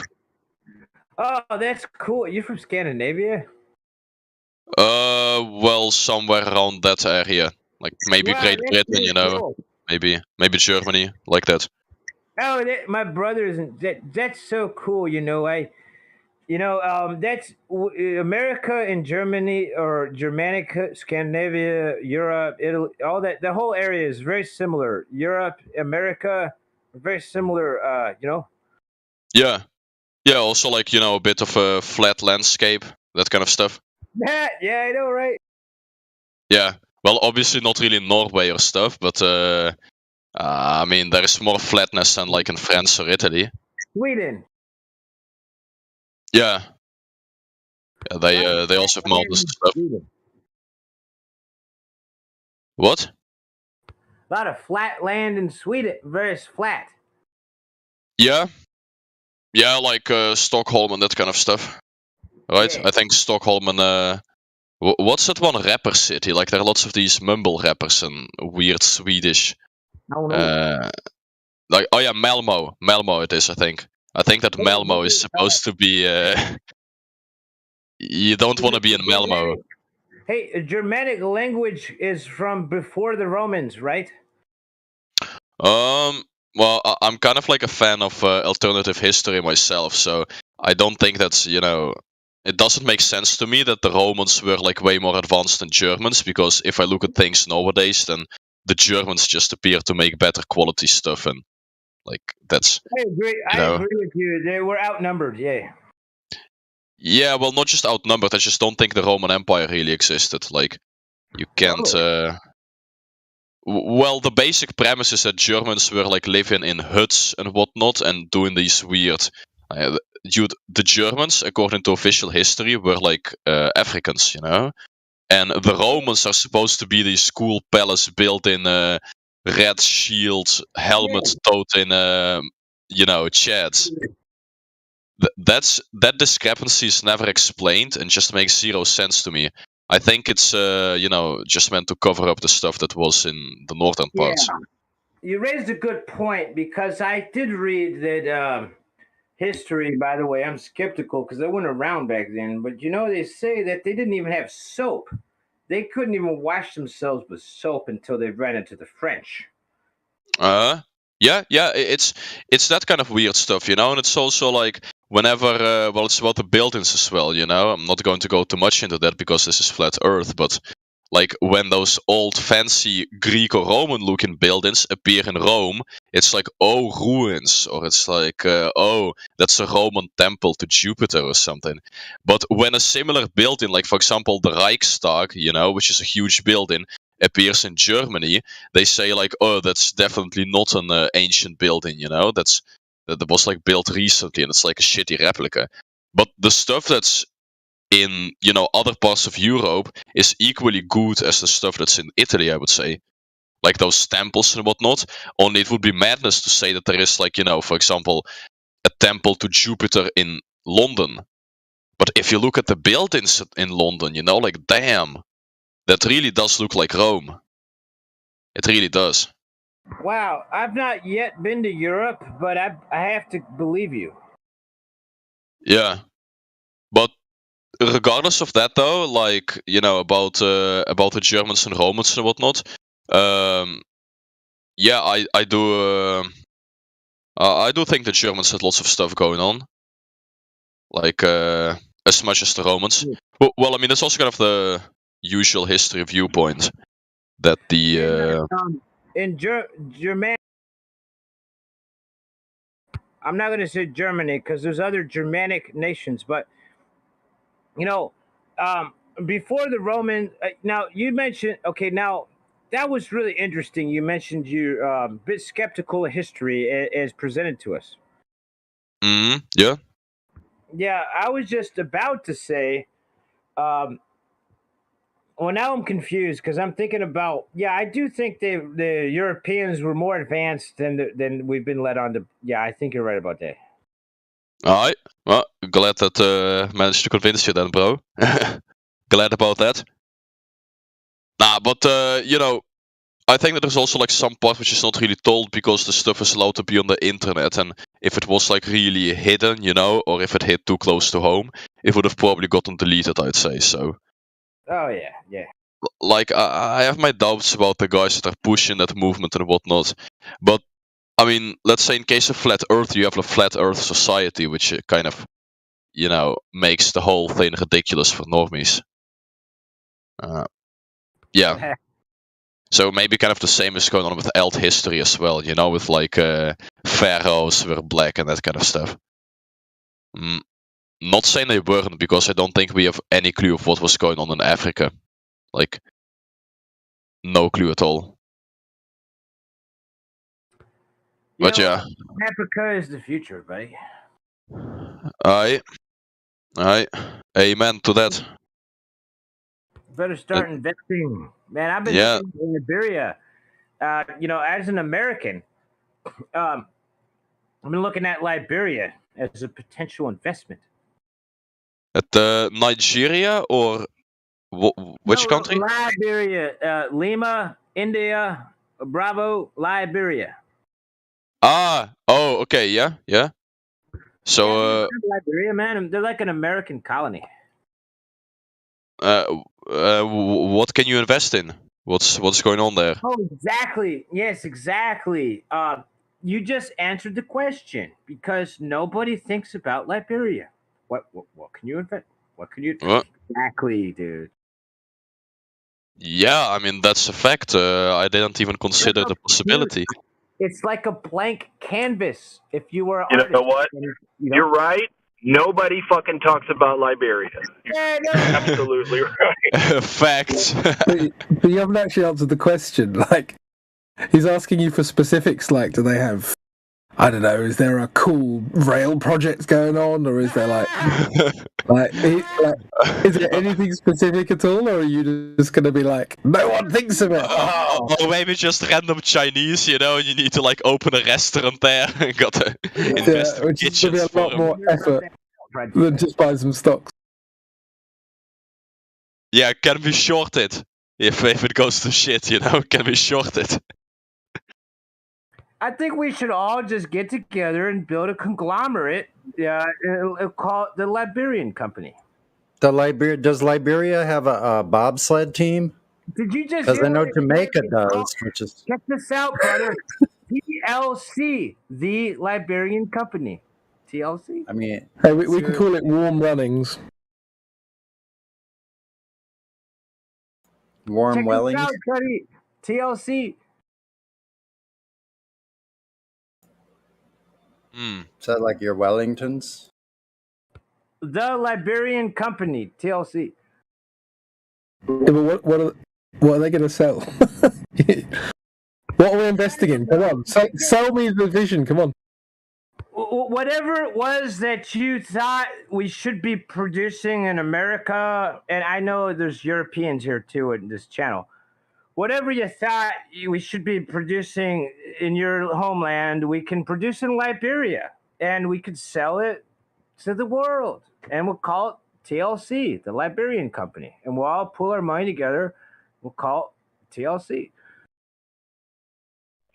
Hey, say Liberia one more time. Liberia. Dude, that sounds like some kind of a political party. I'd vote for that though. It's like, I'm a Liberian, not a Republican. Yeah, it's like a new American. I'm a Liberian. Exactly. I'm not a libertarian, I'm a Liberian. Aha! Yeah, it'll be the new thing. We're all going to get Liberian passport. We'll be the new Liberians, and they'll have to have a civil war to get rid of us. Damn. Dude, on an old map here, it's called Negro Land. Hey, my plane. I'm going to get a boat or a plane. I'm going to call it the Conquistador, and it's going to be my flagship in business. Liberia has a GDP per capita somewhere like $1,000 or less. So our money will go really far. We could begin a production factory, make a flat Earth maps, calendars, posters, flat Earth stickers, flat Earth stuff like that. What's up? Flat Earth Liberia. No, just kidding. Hey, isn't Liberia the country that dismantles all those ships? They have the ship graveyard there. I didn't know about that. Isn't that Liberia? It might be. Does that mean we can get a good I deal think on it is. Let's see if Sonny's memory is working correctly. It seems that like 65% of Liberia's exports are ship related. So yeah, I do think it's the ship graveyard as you mentioned. Wow, that's good news. That's great, man. Let me check. Did someone verify that? Let me see. We can get a fleet to attack Antarctica. We could actually where is we could plot an invasion of Antarctica from Liberia, dude. Could drop a hack in New Carino on the South Pole, mate. Anyways, guys, I also have to go. So, thanks for the convo. Hey, man, it's been a pleasure speaking with you, and you're always welcome aboard the Liberian ship when we attack the ice wall. Thanks, Captain. I'll head on for the ride when it's about time. Take care, Ocean. It's about time Yeah, someone thanks. pays attention to Liberia. Joke's on you. I'm actually in Liberia right now. Oh my gosh. Whoa. He's Bro, in the make South a- London. He's Dude, in the South post- London part of Liberia. Post on 4chan with a Liberian flag.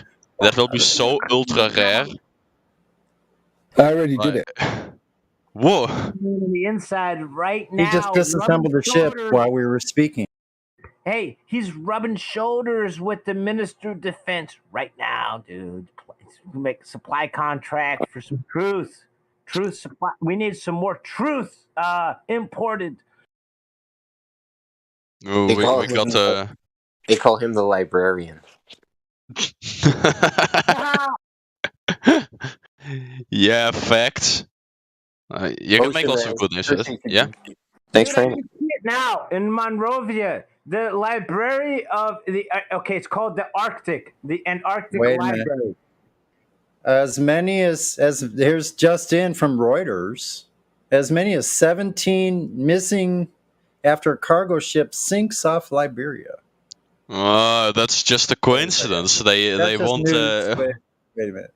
Okay, that's just Yeah. news. Wait a second. Don't worry about that. So, let me see. Where is that? Wait a second. I know that isn't it? I know it's one of those countries where they dismantle ships, like literally right on the beach. What? I think they do it in South India a lot as well. Like seen kind of a documentary or something on like Yeah. these entire families and generations growing up just on that's all they dismantling do. ships. Makes sense. We could build a shipyard there. I guess if I go on YouTube, I'll find the video, but I can't find it when I just do a general search. If we could get 10 people together in this channel, we could build a shipyard in Liberia. We could build a fleet. I gotta sign off for a while. I'll talk to you guys later, man. Okay, I'm also gonna check out. Was a good talk, Smurf and Sonny. Take care. Yeah. Hey, good Yeah, time take care. to talk to y'all. Good So, day. have Have a great good day. evening, buddy. Hey, Smurf, what the Yeah, fuck are you thanks. talking about, dude? See ya. Sorry, hey, I'm just trying to save the world from the Luciferian The agenda? Talking about that fucking agenda? yeah. Nobody cares, dude. Yeah. You know what I mean? Yeah. Sad as it is. Sad but true. What's the curve? I'm just an investor. That's all. I know, buddy. And I just cut you off at the knees. I'm sorry. You know it's all love. I'm just smurfing around. You feel me? Hey, you all good, man? Just keep smurfing. I'm just an investor.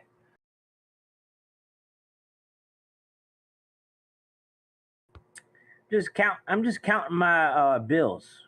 You know, looking at Liberia, looking at Antarctica, just looking at the map, looking at the bills. You know, just looking at the buoyancy, looking at gas pressure with the container, and looking at Liberian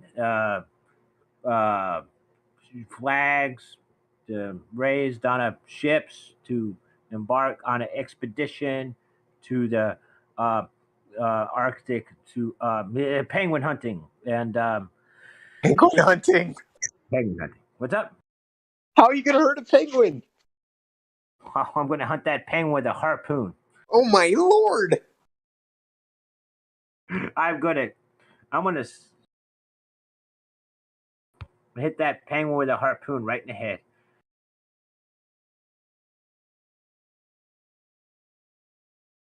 I'm gonna use that penguin blubber as cooking oil, man, in the frying pan. Cool. Yeah, it'll be in the Liberian Library of the Arctic Expedition. We've lost. Okay, everybody, except failure. We've lost. We lost Europe. We lost America. We're going to Liberia. Everybody, we're going to Liberia.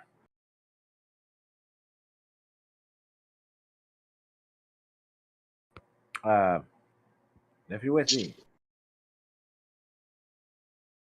All right. Hey guys.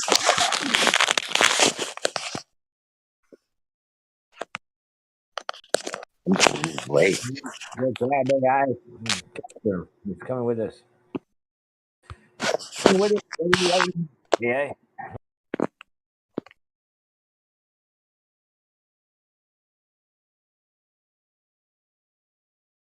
We're going to go to the ends of the earth.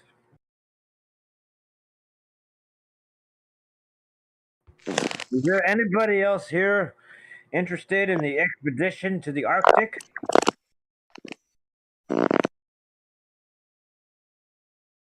No. Hello, Vance Balls. How you doing? What's up? You want to go to Antarctica? What are you saying? Is the Earth flat? Yeah, you should be able to see my roll. You want to go to Antarctica? Not necessarily, no. Why, you pussy? Why would I want to go to Antarctica? Same reason that we all want to go. So, because it's a cool place to go, unless you're a pussy. I don't know about that, Chief. Fine. Fine, don't go.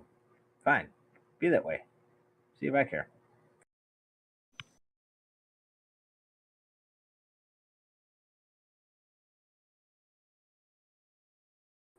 Why what are you scared of the cold? Why don't you go there yourself? Maybe I will. But why don't you want to come with me? What, are you scared?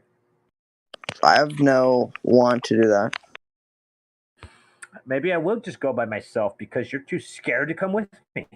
You know, what is it about the Arctic that frightens you? Is it the cold, or are you afraid the penguin's going to bite you in the neck? Because it could happen. Are you afraid of a penguin going to bite you in the neck?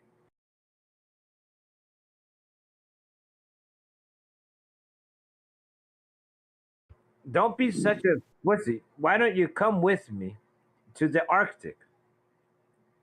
Why don't you just come with me? Oh, man. All right.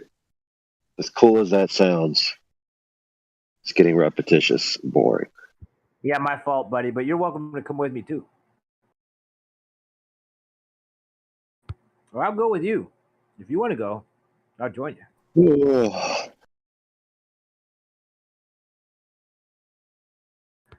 Okay, AI, we could talk about how we don't have enough resources or budget. Yeah. Why doesn't somebody talk to Vaz and see what's up? I tried that. What is up, Vaz? What's going on? What's up, man? Vaz?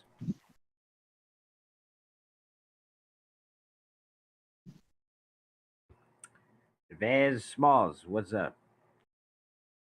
What's up with you? What's up with you? Just chilling. Chilling on what? Good. You seem kind of new. So, what's your opinion on the shape of the Earth? I have a tag. I don't think so. Hold on, let me check. Says flat earther. Yeah. I don't see no tag. Oh, that's because I'm using Allegedly. a retarded machine. What is Liberians' thought on the shape of the Earth? Oh, that stuff is flat. I mean, we have Vadvid Shivandi. He seems to be a globe skeptic. Yeah. Well, how the fuck is that possible now? No, man. I'm just flat earther. I just want a new tag.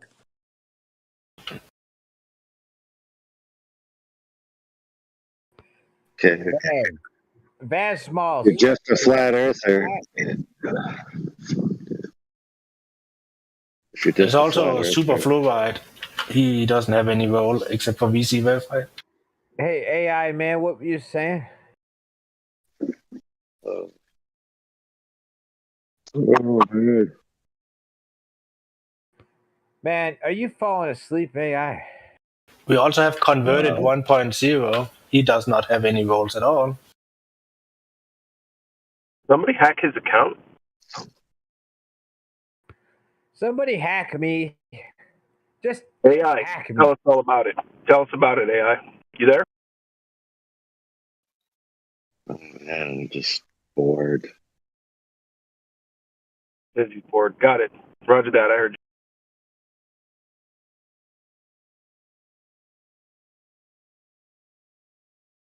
AI, man, you're only half awake, are you?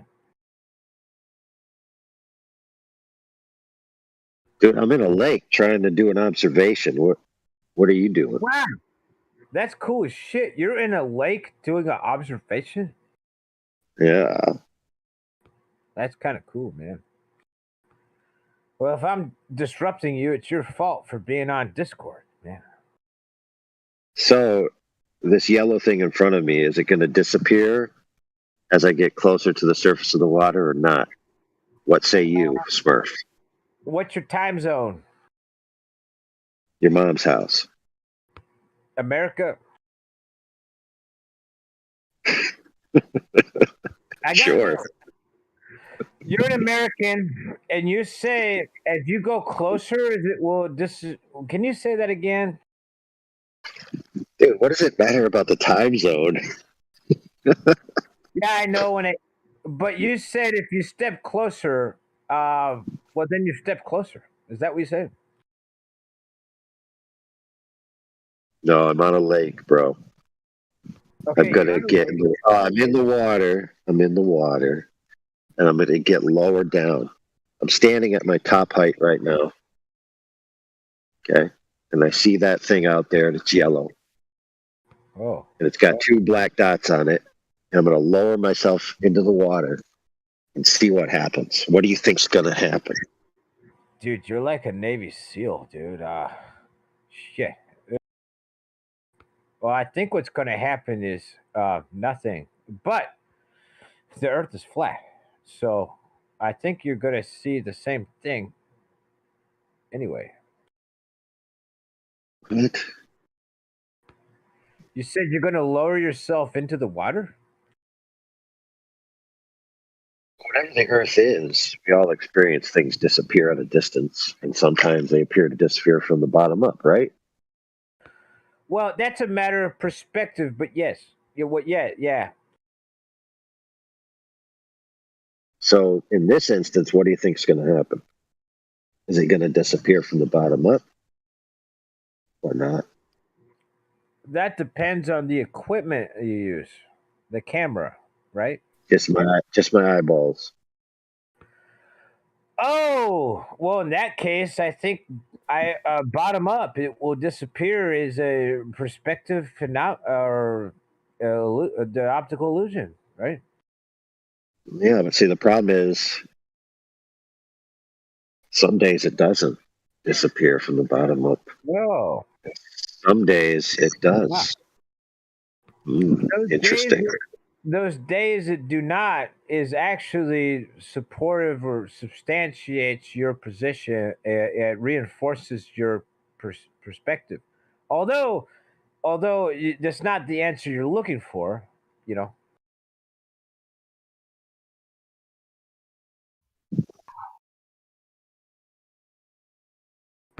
You're trying to say that you're in a lake right now. Yeah. That's hardcore. Watch, you can hear some splashes. Listen. I heard that. I don't know It's if you got like heard real thick slashes, man. I think that's a bubble bath. No, he's in some thick water, man. So you're in a lake. You're in a lake in Texas or America. You can have a bubble bath in a lake if you got enough soap. Sir, did you just say thick water? Did you say thick water? Yeah. Like water that's dude, extra thick water. water. It's got some Dude. extra water in it. Yeah. You weren't here. You see, listen, he's laughing, but the problem is he wasn't here yesterday when we read off all the specialty water brands, and one of them said it was extra thick. Oh, I missed it. For real. For People real. will believe anything.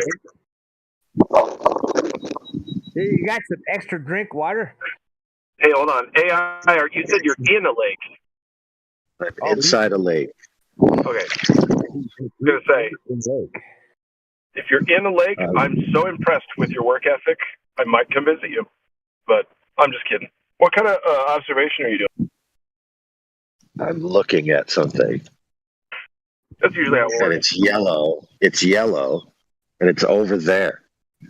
And I'm going to lower myself down closer to the water. And I'm going to see what happens. You're going to listen to the So water what and do you're you going to look at think? something yellow. Yeah, what do you think's going to happen? I think You're you going should to do the swim. thing. I think Is it going to listen, disappear? I think the thing for which you are looking, you will find with your eyes. Yes, but is it going to disappear? Or I not? believe you should swim. You should swim to the thing. And Listen, it investigate the might thing. disappear bottom up, but that I don't know what that makes. You know, what does that say? I don't have any children. If I were you, I would go investigate the thing. Do you have children? Those are two wildly different topics. Yeah, they don't go together. That's not a sentence. No, they do. If I had children, I might be wary. May not go risk my life, but okay. Well, what? I may go investigate this. I want to go see what this is. Well, you know, he is right. You never know when there's a non-fossilized dinosaur lurking in the water. You know what danger? There could be some danger waiting.